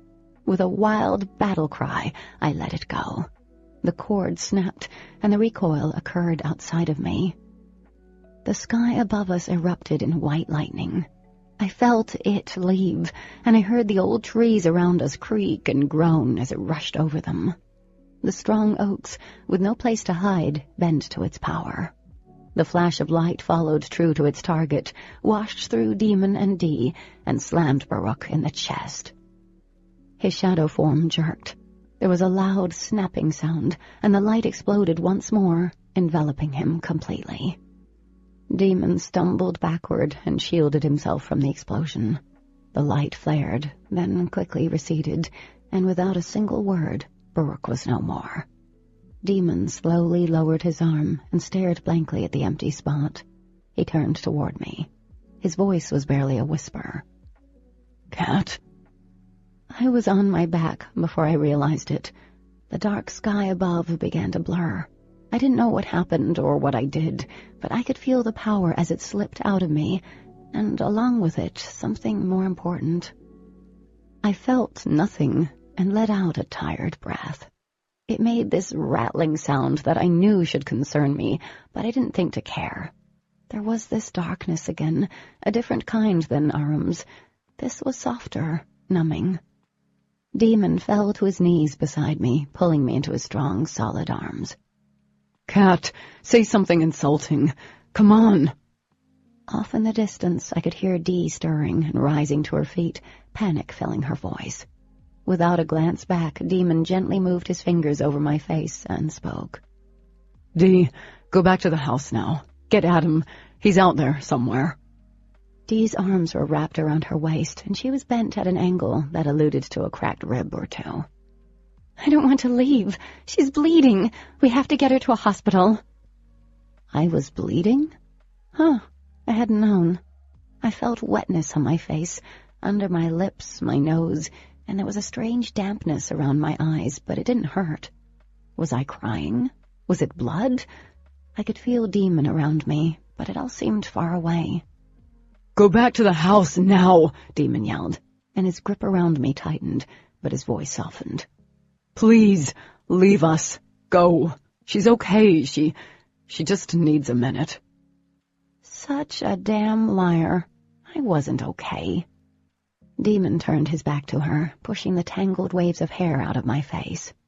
Only after she'd left did he speak softly to me. Cat, you're not going to die. Don't move or do anything. Just relax and trust me. Don't fight what's about to happen. I watched as Daemon lowered his head. He rested his forehead against mine. His form faded out, and he slipped into his true body. My eyes fluttered shut against the intensity of his light. The heat was almost too much. I was too close to it. Hold on. Don't let go. His voice came through. Just hold on. I felt myself sink deeper, and his hand cradled my head. Daemon exhaled long and steady against my lips. Warmth spread from him to me, slowly moving down my throat and into my lungs, filling me with such glorious heat that I knew there was no better way to let go than this. Like a balloon that was slowly being inflated, I began to rise. My lungs filled as his heat spread through every vein, and my fingers began to tingle. The pressure in my head subsided. I swam in the intoxicating feeling that inundated me. My senses started to process the things around me again, and I was no longer in this numb and dim world. He continued until I was able to move in his arms. I pulled myself up, gripping his arms, following him out of the dark abyss. I reached for him blindly. My lips brushed his, and my world exploded in feeling. They shifted until I was able to comprehend and make sense of some of it, and they weren't mine, not entirely. What am I doing? If they find out what I've done, but I can't lose her. I can't. I gasped for air, floored by the knowledge that I was hearing Daemon's thoughts. He was talking to me, not like before when he was in his true form. This was different, like his thoughts and feelings were dancing around mine. Fear beat at me, as did something softer, even more powerful than fear. Please, please, I can't lose you. Please open your eyes. Please don't leave me. I'm here. I opened my eyes. I'm here. Daemon jerked back, the light fading slowly, slipping out of me, over my skin, and back into him. Cat, he whispered, sending shivers through me. He sat back with me still nestled against his chest. I felt his heart thunder violently, beating at the same rate as mine, in perfect sync. Everything around us seemed clearer. Daemon, what did you do? You need to rest. He paused, his voice throaty, weary. You're not 100%. It will take a couple of minutes, I think. I haven't healed anything on this level before. You did at the library, I murmured. And at the car. His head lowered against mine. That was just to help with a sprain and bruises. That was nothing like this. The arm that had been broken didn't even ache as I lifted it. I turned my head toward him, my cheek brushing his.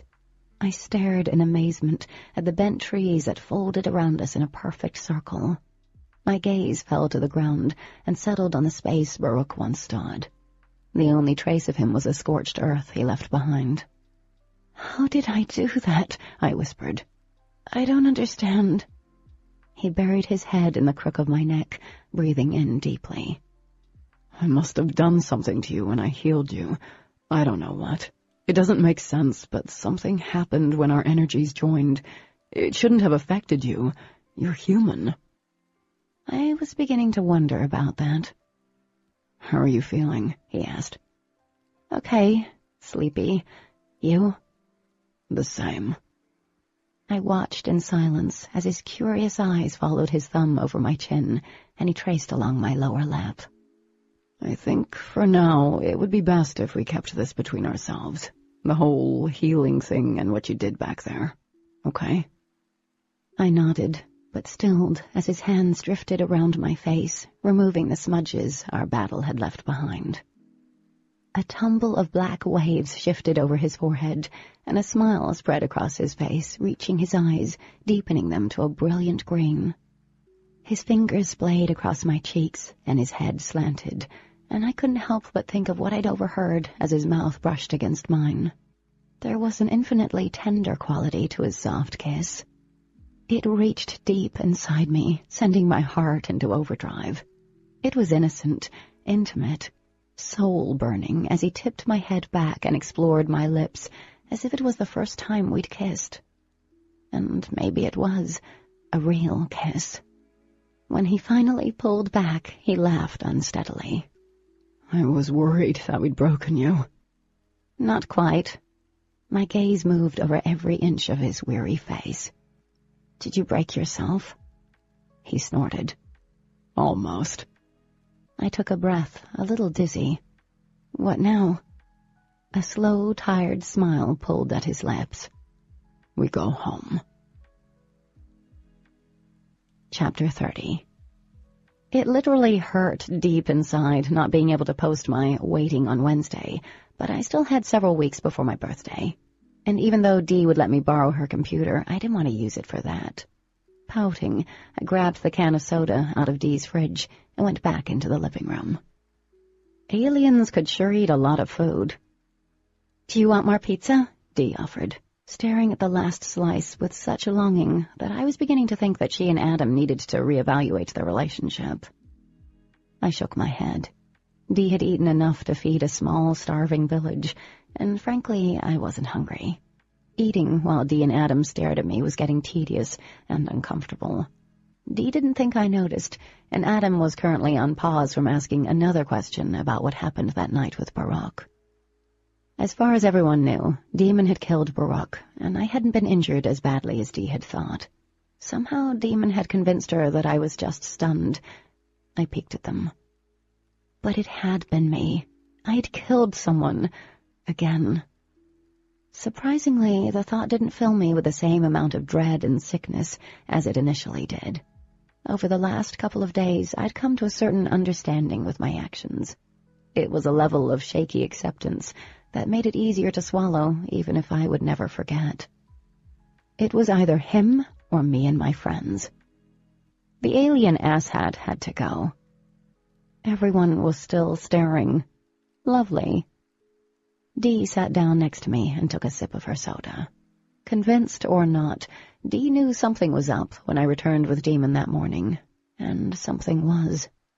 She nudged my leg with hers, gaining my attention. Are you feeling okay?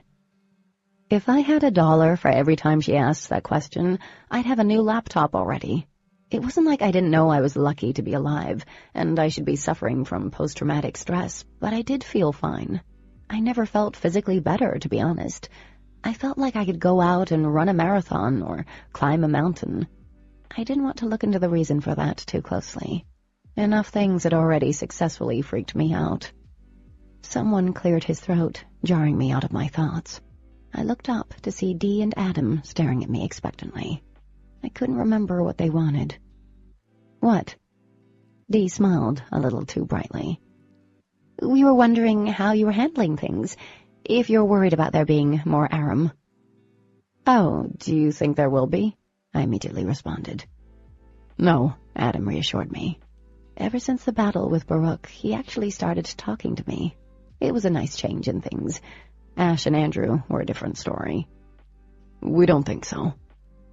I shifted uncomfortably, and my skin itched. I wasn't sure how long I could sit here with them staring at me, like I was an experiment gone wrong. I thought you said Adam would be back soon. Adam settled in the recliner. Dee's eyes shifted from Adam to me. Daemon should be here any minute. I hadn't seen Daemon since that morning. I'd asked Dee several times where he had gone, but she never answered me.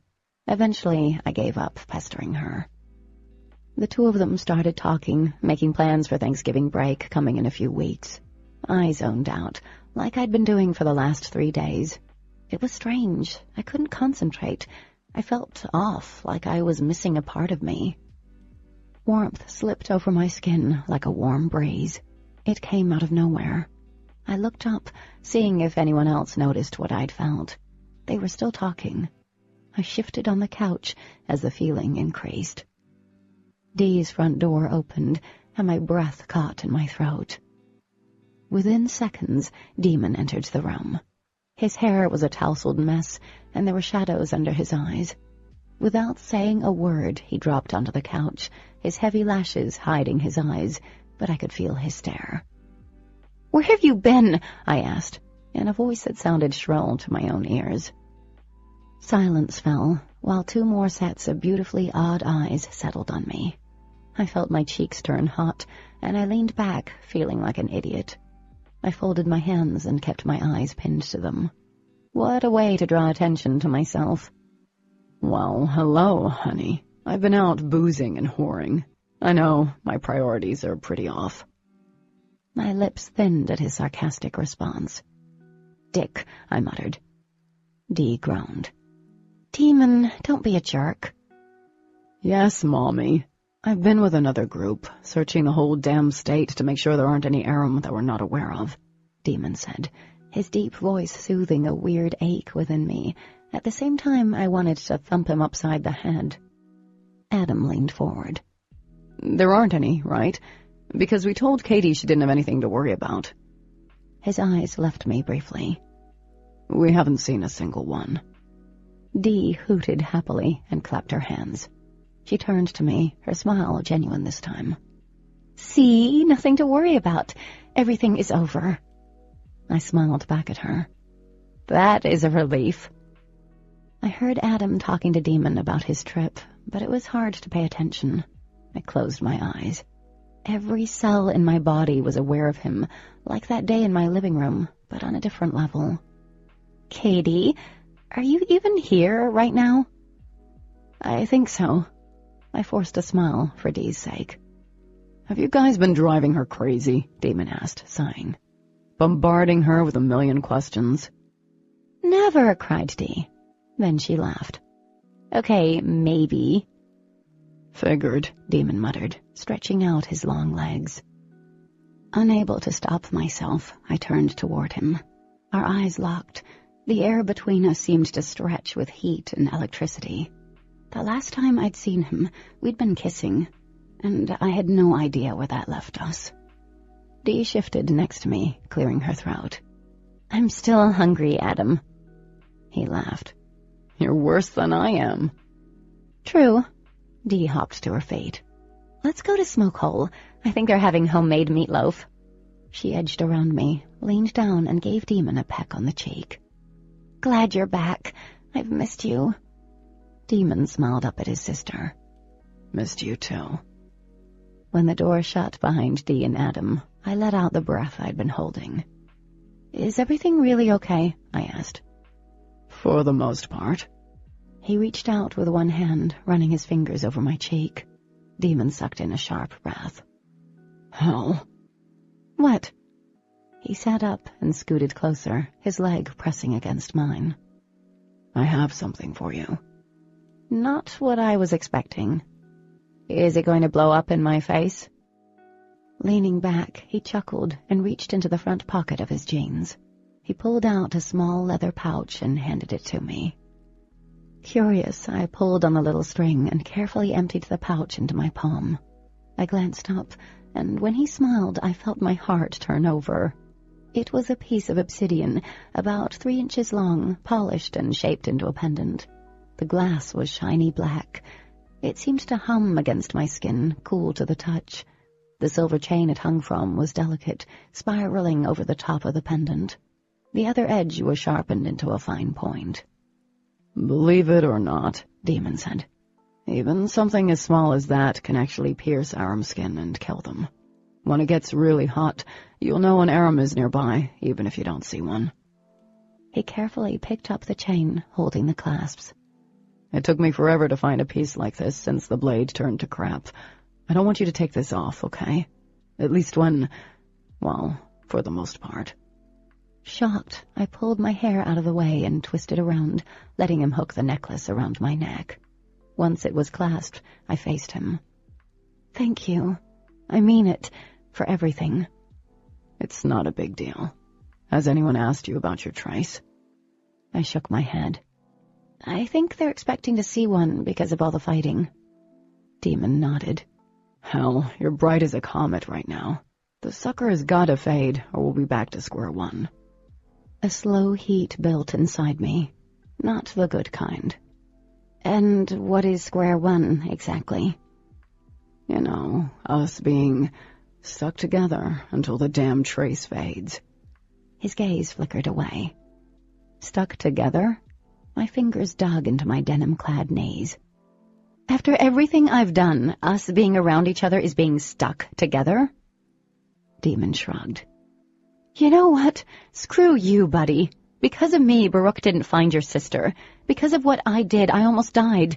You healed me. That's why I have a trace. None of this is my fault. And it's mine? Should I have left you to die?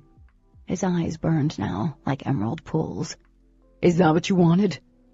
That's a stupid question. I don't regret that you healed me, but I'm not dealing with this hot and cold shit from you anymore. I do believe you protest too much for the whole liking me part. A wry grin twisted his lips. Someone sounds like they're trying to convince themselves. I took a deep breath and let it out slowly. As much as it bothered me to say this, because there was a part of me that wanted him, I did. I think it would be best if you'd stay away from me. No can do. Any of the other Luxon can watch over me, or whatever, I protested. It doesn't have to be you.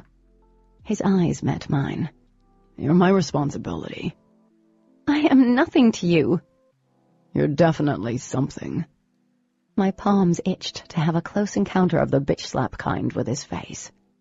I dislike you so very much. No, you don't. Okay, we need to get this trace off me, now. A wicked smile played over his lips. Maybe we can try making out again. See what that will do to this trace. It seemed to work last time. My body liked the idea. I, however, did not. Yeah, that's not going to happen again. It was just a suggestion. One that will never happen. I bit out each word deliberately. Again. Don't act like you didn't have as much fun. I smacked him in the chest hard. He only laughed, and I started to push off, but... Wait. I pressed my hand against his chest as I stared at him. Daemon arched a brow. Are you feeling me up, Cat? I'm liking where this is heading. I was, nice chest and all, but that wasn't the point. His heart beat against my palm, a strong tempo that was slightly accelerated. Thump, thump, thump, thump. I placed my other hand against my own chest. Thump, thump, thump, thump. I started to feel dizzy.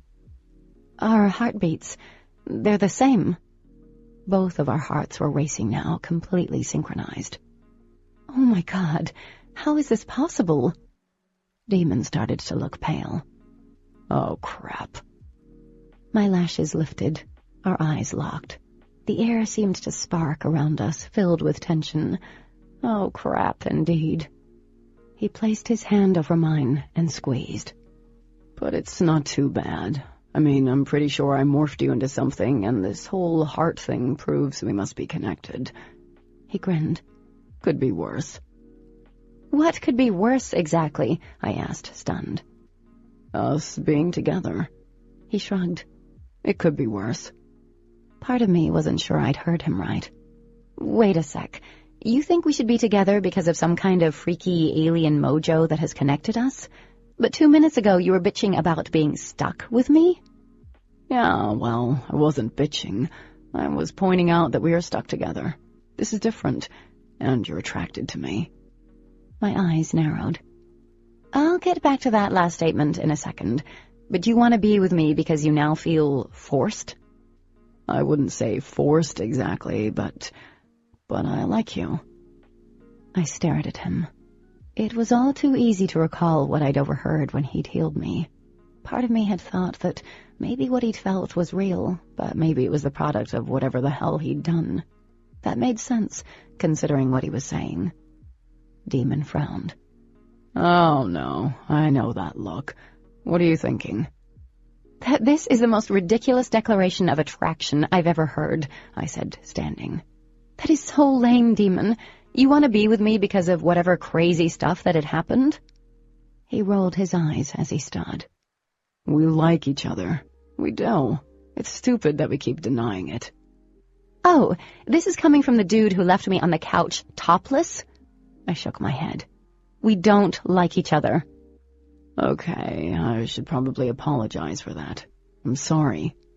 Daemon took a step forward. We were attracted to each other before I healed you. You can't say that's not true because I've always been attracted to you. I took a step back. Being attracted to me is as lame a reason to be with me as the fact we're stuck together now. Oh, you know it's more than that. He paused. I knew you would be trouble from the start, from the moment you knocked on my door. I laughed dryly. That thought is definitely mutual, but that doesn't excuse the split personality thing you've got going on. Well, I was kind of hoping it did, but obviously not. He flashed a quick grin. Kat, I know you're attracted to me. I know you like... Being attracted to you isn't enough, I said. We get along. I gave him a bland look. Another flash of his teeth as his lips spread. Sometimes we do. We have nothing in common, I protested. We have more in common than you realize. Whatever. Daemon caught a piece of my hair and wrapped it around his finger. You know you want to. The memory of the sweet kiss we'd shared in the field returned. Frustrated, I snatched my hair back and focused. You don't know what I want. You have no clue. I want a guy who wants to be with me because he actually wants to be, not that he's forced to be out of some kind of twisted sense of responsibility. Kat. No. I cut him off, balling my hands into fists. Come on, kitty cat, don't be a bystander. I wasn't going to be a bystander anymore, which meant not caving to Daemon. Not when his reasons for wanting me were so lame they made a top 10 list. No. Sorry. You've spent months being the biggest jerk to me. You don't get to decide to like me one day and think I will forget all of that. I want someone to care for me, like my dad cared for my mom. And you aren't him. How can you know? His eyes flashed, turning them into brilliant jewels. Shaking my head, I turned toward the back door. Daemon appeared in front of it, blocking my exit.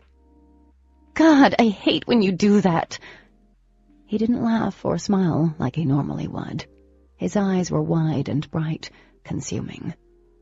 You can't keep pretending that you don't want to be with me. I would try, even though deep down I did want to be with him. But I wanted him to want me, not because we were stuck together or because somehow we were connected. I'd always liked the glimpses of the real him. That Daemon I could be with, I could love.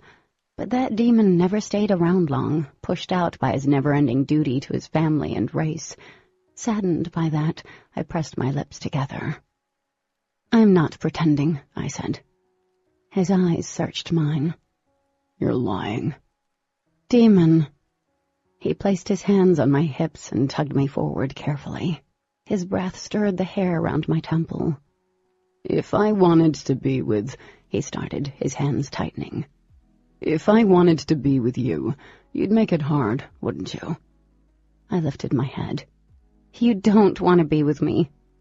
His lips twitched into a smile. I'm thinking I kind of do. Parts of my body liked that. My chest swelled. Insides nodded. Thinking and kind of aren't the same thing as knowing. No, it's not, but it's something. His lashes lowered, shielding his eyes. Isn't it? I thought of the love my mom and dad had again. I pulled away, shaking my head. It's not enough. Daemon's eyes met mine, and he sighed. You are going to make this hard. I didn't say anything. My heart was thumping as I sidestepped him and headed for the front door. Cat? Drawing in a deep breath, I faced him. What? A smile parted his lips. You do realize I love a challenge. I laughed under my breath and turned back to the front door, giving him a one-fingered salute. So do I, Daemon. So do I. This concludes Obsidian. If you enjoyed the book, be sure to like it and consider subscribing for more. If you would like to listen to the full version of the book, please visit Amazon.com to purchase the book. Thank you for listening.